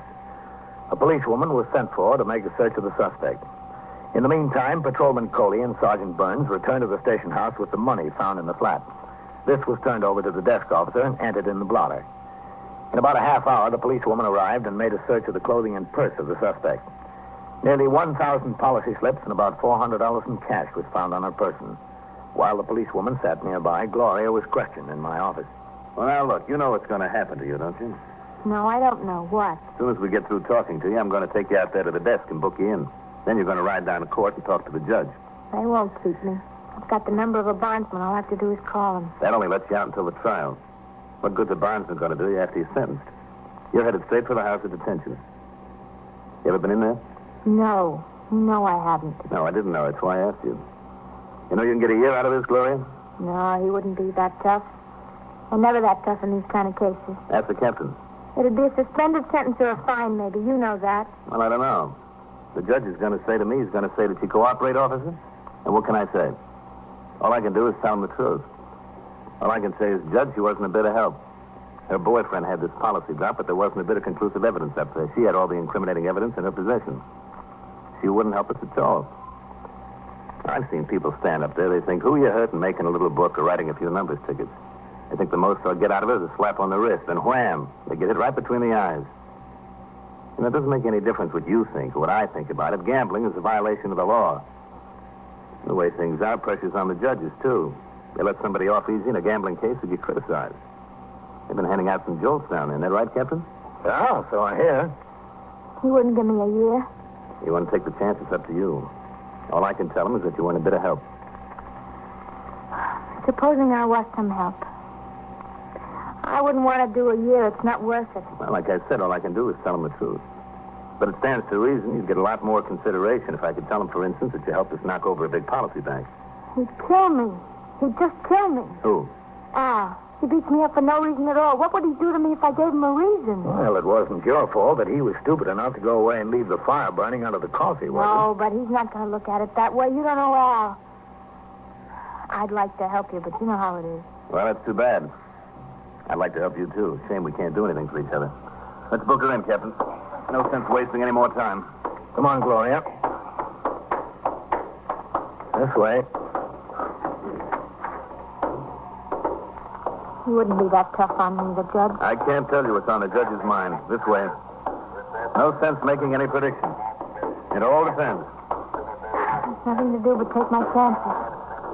Stand right up to the desk, then. I want to book her in, Sergeant. What's the name? Mavan. Gloria. How old are you, Gloria? 24. Address? 321 Lewiston Avenue. In Manhattan? In Manhattan, yeah. Listen, the only thing I'm worried about is what he'd do to me. Al, I mean. He couldn't do anything to you if you never saw him again. But if you're that crazy about him, what's the use of talking? Who said I'm crazy about him? Where were you born? In the Bronx. Listen, I'm not going to do a year for him. That'd be crazy, wouldn't it? That's what I've been trying to impress on you. Who's going to look out for you if you don't look out for yourself? Any prior arrests and convictions? One arrest, no conviction. All right, what do you want to know? Am I a friend of Al Harrod's? Yes. Do I work for him, too? Yes. What else? Is there any way he could have known about what happened at his place today? Only if I called him and told him. That was the only way. Where was he? You know, around. Making his collections and meeting his runners. He couldn't have known. There's no way. Where is he now? I don't know where he is now, but I know where he'll be at 2 o'clock. Where? He'll be at a bar and grill in Yorkville, 736 East 85th. He meets a couple of his collectors there every day. They turn over their play in the collections to him. In the bar? No. He parks his car. They all got keys to the trunk. He just sits in there while they drop the play and money in the trunk of his car. When he comes out, it's all ready to drive away. He just sits in there and drinks beer. Is that what you wanted to know? I told you. You going to save me that year? Like I said, I'll tell him the truth. Okay. Oh, he'll get out on bond and he'll beat me up. He'll just beat the living daylights out of me. All right, if you're worried about that, we'll see that you get protection. He won't lay a hand on you. Listen, please worry about your own job. If Al wants to beat me up, that's between me and him. We took Gloria back into my office, and she supplied us with all the information she was able to furnish. It was decided that Thomas's partner remain at the flat in the event Al Harrods returned there unexpectedly. At 2:45, I accompanied Thomas to the vicinity of the bar and grill on East 85th Street. Gloria could give us only a hazy description of his car, and we were unable to spot it parked on the street. A little after 3 o'clock, we walked into the bar and grill. Gloria had described Al Harrods as a short and rather heavy-set man. She said he would probably be wearing a plaid sports shirt, a type for which he had a passion.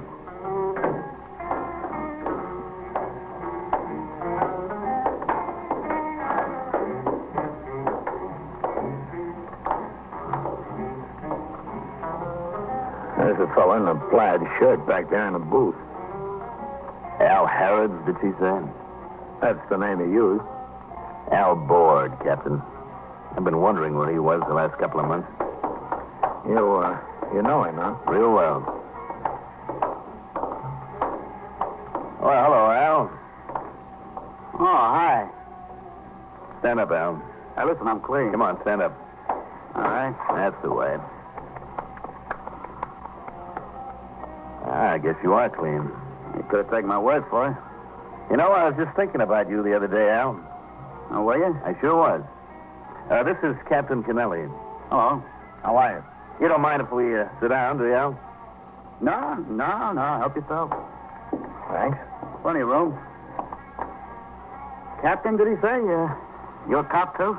That's right. What have you been doing with yourself lately, Al? I haven't seen you around. Well, you know, that last 90 days on Rikers Island cured me. And I said to myself, Al, it don't pay. Hang up. That's no hotel in the mountains over there on Rikers Island, you know. Dump the racket. How you getting along? Fine. Just fine. Live around here? No, I'm over Jersey now. What are you doing here? You still working out of this division? That's right. You too, Captain? He's commander of the 21st Precinct. No kidding. Captain, this Al is an example of how a good boy can turn out to be an honest citizen. You stick him a couple of times, and he learns the racket doesn't pay. You're living in Jersey, Yeah, that's right. You working? Oh, yeah. I'm breaking my back every day. Working for my wife's brother over there. He's got a poultry business. You don't say. Yeah, up the crack of dawn every day. Well, what are you doing in a big city? Oh, just came over to see a fella, friend of mine. You want something, Captain? I'll get the girl over. No, thanks. So I cured you, huh? Yes, sir. Yeah, I'm walking that tightrope now. I'm on a square, and I love it. Well, didn't I tell you? You wouldn't believe me. Well, I believe you now, Mr. Thomas. I'll never forget you. Won't you, Al? No, sir. You know, I've been a long time in this job, Al.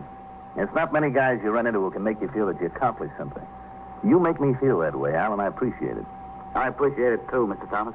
Captain, this guy's made my day. You wouldn't kid me, Al. Well, would I lie to you, Mr. Thomas? No, Al, I don't believe you would.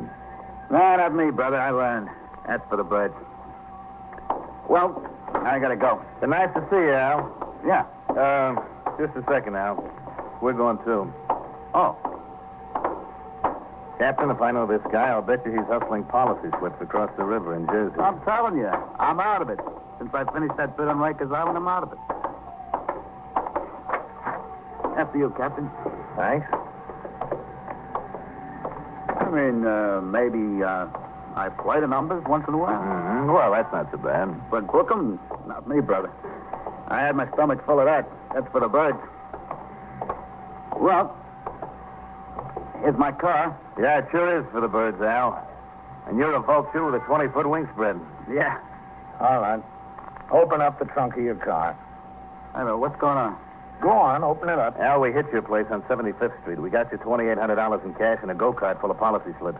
Put the key in. Well, what are you stringing me along for, 20-foot wing spread? You were stringing yourself along, Al. Oh, you could be, Frank. Well, look. Another gold mine, Captain. It's mental cruelty letting me think I conned you out of it. All right, close it up. Be careful, Thomas. Watch that he doesn't fly away.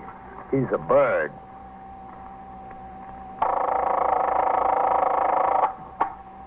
"21st Precinct, Sergeant Collins. Where's this? 3361. How was he shot? How many hold-up men? Just one. Which way? And so it goes, around the clock, through the week, every day, every year. A police precinct in the city of New York is a flesh and blood merry-go-round. Anyone can catch the brass ring, or the brass ring can catch anyone. 21st Precinct, a factual account of the way the police work in the world's largest city, is presented with the official cooperation of the Patrolmen's Benevolent Association, an organization of more than 20,000 members of the Police Department, City of New York. Everett Sloane, in the role of Captain Kennelly. Featured in tonight's cast were Mandel Kramer, Bill Quinn, Bill Lipton, Joan Loring, Bill Zuckert, John Sylvester, and Jack Orison. Written and directed by Stanley Niss. Produced for CBS Radio by John Ives. Art Hanna speaking.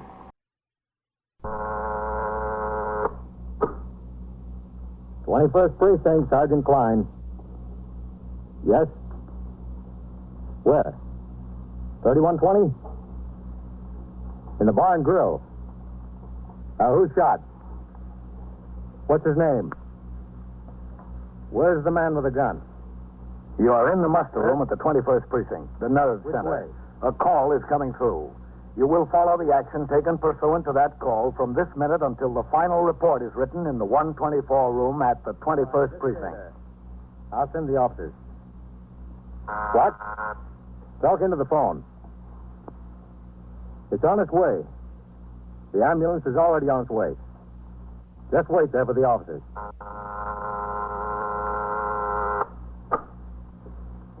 21st Precinct. It's just lines on a map of the city of New York.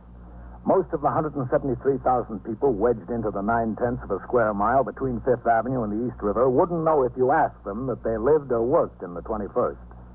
Whether they know it or not, the security of their persons, their homes, and their property is my job. My job and the job of the 160 patrolmen, 11 sergeants, and 4 lieutenants, of whom I'm the boss. My name is Kennelly, Frank Kennelly. I'm captain in command of the 21st.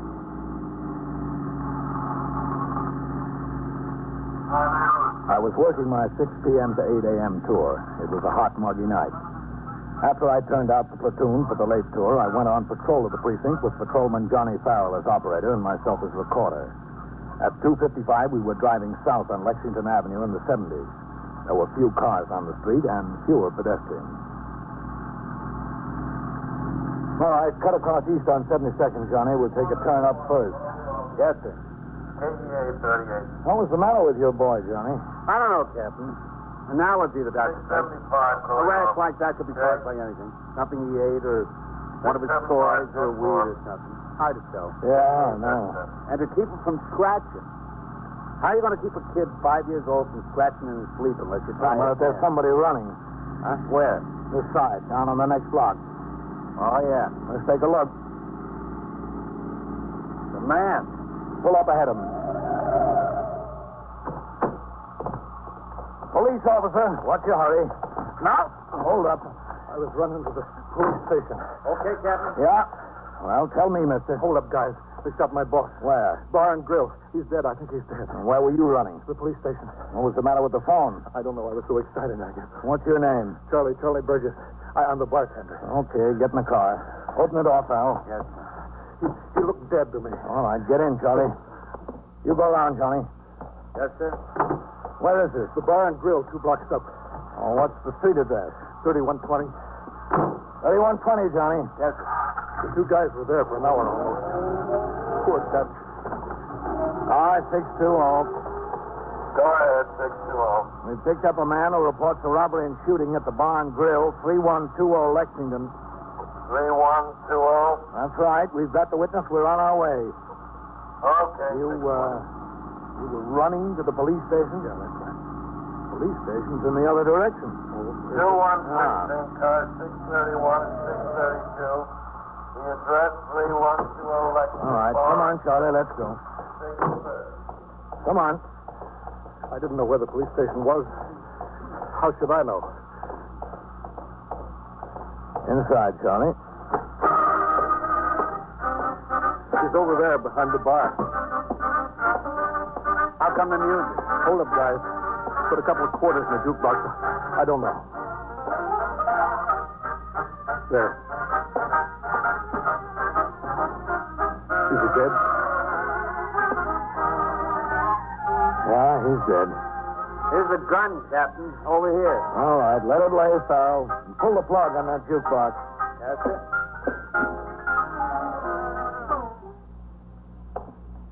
Cash register's cleaned out. Why'd they shoot him, Charlie? I don't know. Happened so fast, I don't know. Where were you standing? Right here, right by the beer tap. You were the bartender? Yeah, that's right. Substitute. The regulars on vacation. Why didn't they shoot you? I ducked. I ducked down behind the bar. If you were the bartender, what did you do? Change into your street clothes after the shooting? No. Dutch said I could go home early. Business was slow. I could go home, so I changed. Well, if you changed, what were you doing behind the bar? It was my last night. I came back here so Dutch could give me my money. No other customers around when it happened? No, just the two heisters. Hey, what is this, anyhow? That's what we want to know from you, Charlie. What it is. Two sector cars, the sergeant's car, detectives from the 21st Squad, and an ambulance arrived on the scene almost immediately. As required in homicide cases, Lieutenant Matt King, commanding the 21st Squad, was called from his home. Also notified were the Manhattan East Homicide Squad, the Medical Examiner's Office, the New York County District Attorney's Office, the Police Laboratory for Latent Fingerprint Experts, and the police photographer, and such superior officers of the department as were concerned. Premises were completely examined for latent fingerprints and other physical evidence. The apparent murder gun, carefully handled, was tagged for evidence by the laboratory men for ballistics and fingerprint examination. The body of the victim was taken to Bellevue Morgue for autopsy. At 10 minutes to 4 a.m., Lieutenant King brought Charles Burgess to the station house for a detailed account. There in the 21st Squad, he was questioned by Lieutenant King in his office in the presence of Assistant District Attorney Louis Curley, two detectives, and myself. Now, you said the two bandits were average height. Yes, sir. Tell me what you mean, Charlie, by average height. Average height? They weren't too big, they weren't too small. Would you say they were as tall as I am? A little taller, maybe. About as tall as Captain Kennelly? About, yeah. Yeah, I guess. Both of them? And they were about the same height? Well, one was a little taller than the other. It was only a little. Which one? The one that fired the shot? Yeah, the one that fired the shot, he was a little taller. You told Captain Kennelly on the scene that the other one was a little taller. Isn't that right, Captain? That's what he said. Well, one of them was a little taller. What are you trying to do to me anyway? Getting a little confused, Charlie. Well, this whole thing is enough to confuse anybody. Here, Charlie. Have a cigarette. Yeah, I could use one. Thanks. 21st Squad, Detective. Shouldn't be confusing if you're giving us the facts. That's all I'm giving you is the facts. Thanks. That's all right. I'm telling you what happened. What else do you want from me? Okay, thanks. Nothing else, Charlie. Well, that was the ME's office with the preliminary report, Lieutenant. Yeah. 2 bullet wounds, one through the right shoulder, the other entered the left arm, went through the chest, and pierced the heart. That was the baby. Stand up a minute, Charlie. Me? Yeah, you. Stand up. Whitey. Yeah, Lieutenant? Come over here a minute. Yeah, sure, Lieutenant. Now, Charlie, supposing Detective Howard was the hold-up man with a gun. That's good, Whitey, right there. Supposing, Charlie, you were Dutch. Yeah, Dutch. About where was Dutch standing from the hold-up man when the shots were fired? Was about here, I'd say. Uh-huh. Where were you standing, Charlie? About right over there, but the bar ran along this way. Captain, would you be Charlie? Yeah, sure. Right about here? Yeah, right about there. I could show you better if I was myself. I want you to be Dutch. Yeah, Dutch. All right, now the hold-up man fired the first shot. Bang. It hit Dutch in the right shoulder. Yeah? The second shot. Bang. Through the left arm and into the chest. Dutch fell down. Yeah, that's right. He fell down. Charlie, Are you sure that's about where the holdup man was standing? Yeah, that's where he was standing, boss. Are you positive, Charlie? Sure, I'm positive. Okay. Now sit down. Listen, can't I go home? We've been at this an awful long time. I'll tell you something, Charlie. Dutch will be dead a long time, too. The questioning continued for some minutes more. Charlie Burgess stated he would be able to recognize either or both of the two killers if he saw them again. Finally, coffee and sandwiches were sent for. Charlie sat on a bench in the corner munching at his food. Two uniformed officers arrived with a pair of narcotic addicts they caught in the act of breaking into and stealing goods from parked cars on Madison Avenue. It was a good collar. There'd been 10 to 20 squeals a night in the precinct concerning such thieves. As detectives started to talk to them, Charlie watched with fascination from the bench. It was a question, who was more in trouble? I went back downstairs to the muster room and checked with the desk officer and the man on the boxes. Other than the homicide, it had been a quiet tour. I went into my office to read and sign reports which had accumulated during the tour. It was getting light out, and with the dawn came the first breeze in 48 hours. It might be a cooler day. Shortly before 7 o'clock, Lieutenant King came downstairs and crossed the muster room to my office. Captain. Come in, Matt. You got a minute? Yeah, sure. How are you doing? I don't know. I think Charlie's telling us a pack of lies. You think he killed the man? He sure could have, Captain, but we'll need a lot. We'll need to know if it was his gun, where he got it, and so forth. We'll need a straight story on what went on there. Yeah. Oh, could you use a cup of coffee, man? Yeah, Captain. There's some hot. Oh, I think so. Hey, what about the three customers he keeps talking about? If Charlie didn't kill Dutch, somebody had to. Somebody right out of his head. Oh, Sergeant. Excuse me, Captain. Go ahead, take the phone. 21st Precinct, Sergeant Klein. 37. All right, listen, you're ringing in 3 minutes late. I don't care what the clock in the jewelry store says. According to this clock, you're 3 minutes late. All right. Yes, sir, Captain. Is there any hot coffee? Yes, sir, it's on the fire. Oh, thanks. There's sugars in the drawer there. Good, thanks. What do you think happened, Matt? I think Charlie tried to dip the till, and Dutch caught him at it. There was an argument. Charlie had a gun, and bang. Well, the cash register was empty. Money had to go someplace. Charlie didn't have it on him. Wasn't any place in the store. I know, but he ran a block and a half before you nailed him. Could have been dropped in a trash can, or hallway, or even a mailbox. Sugar, man? Yeah, please. Here, help yourself. Thanks. I've got 2 men out checking every trash can and doorway between the bar and grill and where you stopped him, Captain. Good. But he could have had a friend who carried it away. Yeah, that's a possibility. The problem right now is what we're going to do with Charlie. We haven't got enough to book him in on homicide. The assistant DA thinks we ought to take him down to court and have him held as a material witness. Sounds like a good idea. Oh, how's the coffee, Matt? Hot enough? Yeah, that's fine. We told Charlie what we're going to do. He called his brother, and I think they'll have a lawyer down there. The DA says if they put up a fight, he'll need your testimony at the hearing because you collared him on the street. Uh-huh. I told him you were due to go off at 8. Well, that's all right. I'll go down. He said he'd get it set down for as soon after 10 as possible. Oh, don't worry about it. Well, thanks, Captain. That'll help us a lot. Coffee sure tastes fine. Yeah. That was a good collar your men made, Ahern and Ross. Ought to clear most of those squeals we had breaking into cars. Better still, Matt. It ought to stop them. Yes, sir. You've got a big point. At 8 a.m., I turned out the platoon for the day tour. A few minutes later, with the 2 detectives and Charlie Burgess, I rode to Police Headquarters Annex, 400 Broom Street. We parked the car and took the elevator to the 5th floor of Bureau of Criminal Identification. It was approximately 8:30 a.m. Charlie was taken back to the combination MO and general appearance file. Here, there are thousands of photographs of men with criminal records classified according to the type of crimes they had committed. Stick-up men, burglars, forgers, auto thieves, pickpockets, and so forth. Within each classification, the photographs are broken down according to general physical description. That is, according to height, weight, hair color, complexion, and build. Charlie was seated on a stool in front of the file. Fox and Howard stood on either side of him. I leaned on another file behind them and watched. Well, take your coat off, Charlie. You got about 6,000 pictures to look at. It's hot. No, that's all right. Oh, suit yourself. Relax, Charlie. Count on making a career out of it. I'm relaxed. Now, this is what's known as a visible record file. The 12 slides to a cabinet, 71 pockets on each slide. In each pocket, there's 2 pictures, full face and profile of the same man.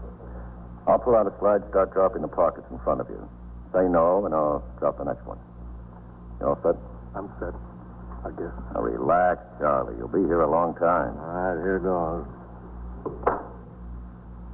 No, that's not him. Just say no or save your voice. No. That's the guy.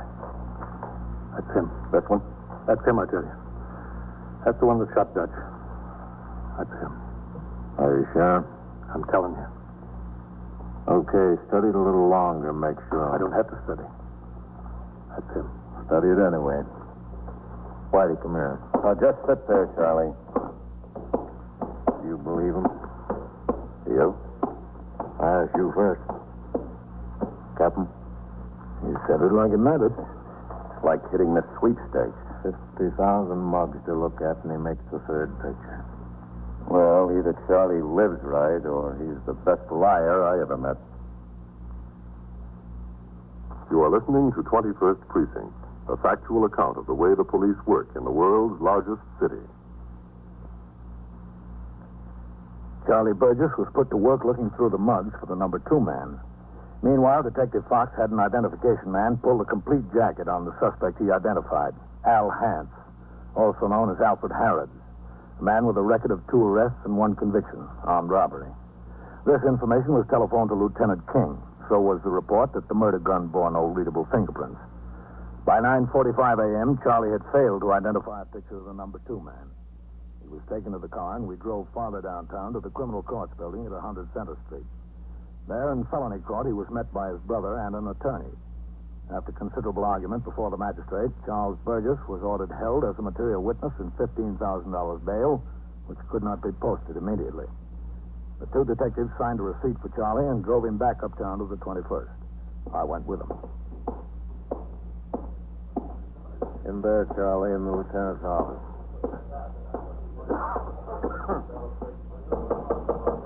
Come in. Go ahead, Charlie. Hello, Captain. Thanks a lot. Oh, that's all right. Shut the door, will you, Fox? Yes. Sit down, Charlie. Look. Sit down. Captain, you were in on this thing before any of us, except Charlie, that is. Do you think you can get him to talk sense? I'll try. Look, I don't feel like talking to anybody. I'm bushed. Well, what do you think we are? I'm really bushed. Can't I get some sleep? Maybe? Maybe. What kind of an answer is maybe? It's as good as the answers you've been giving us, Charlie. You know I wouldn't do nothing like kill him, Dutch. I liked him. I loved him. Like a brother, I loved him. Charlie, there's more murders over love than hate. I'm telling you. Everything stacks up against you, Charlie. You say there were 3 other fellows left the bar right before the holdup. We can't find a trace of them. They were in there. They were in there. You could have used the phone to call the cops. Instead, you ran to the police station. Only you ran the wrong way. I'm from Brooklyn. I only worked there 3 days. I got mixed up. That's natural. Is standing behind the bar in your street clothes natural? No. Why did it happen when there were no customers in the joint, Charlie? I don't know. What do you want from me? Facts, Charlie. Just facts. I'm giving you facts. That's all I've been giving you. Isn't it a fact that you waited until all the customers were gone and you pulled a gun on Dutch? No, it's not. Isn't it a fact that you shot him in cold blood with the intention of saying 2 hold-up men walked in? No. And you were running away and ran right into my arms? No, it's not so. It's not so. It's not. Well, Charlie, I hope it isn't so. For your sake. Because whoever did do it is going to wind up in the electric chair. That was as far as we could get with Charlie. I left him with Lieutenant King and went downstairs to the muster room. I signed the blotter and left the precinct, not due back on the job until 8 the next morning. In the meantime, Lieutenant King had detailed 2 men to trace Al Hance, the former convict whose picture was identified by Charlie Burgess. From different sources, they learned 2 facts. One, that Hance owned an automobile, a 1949 Plymouth Coupe painted 2-tone green, that Al Hance now lived someplace in the neighborhood of St. Mary's Park, the Bronx. That night and early the next morning, detectives cruised the streets within 10 blocks of each side of this park looking for such a car. At 4 o'clock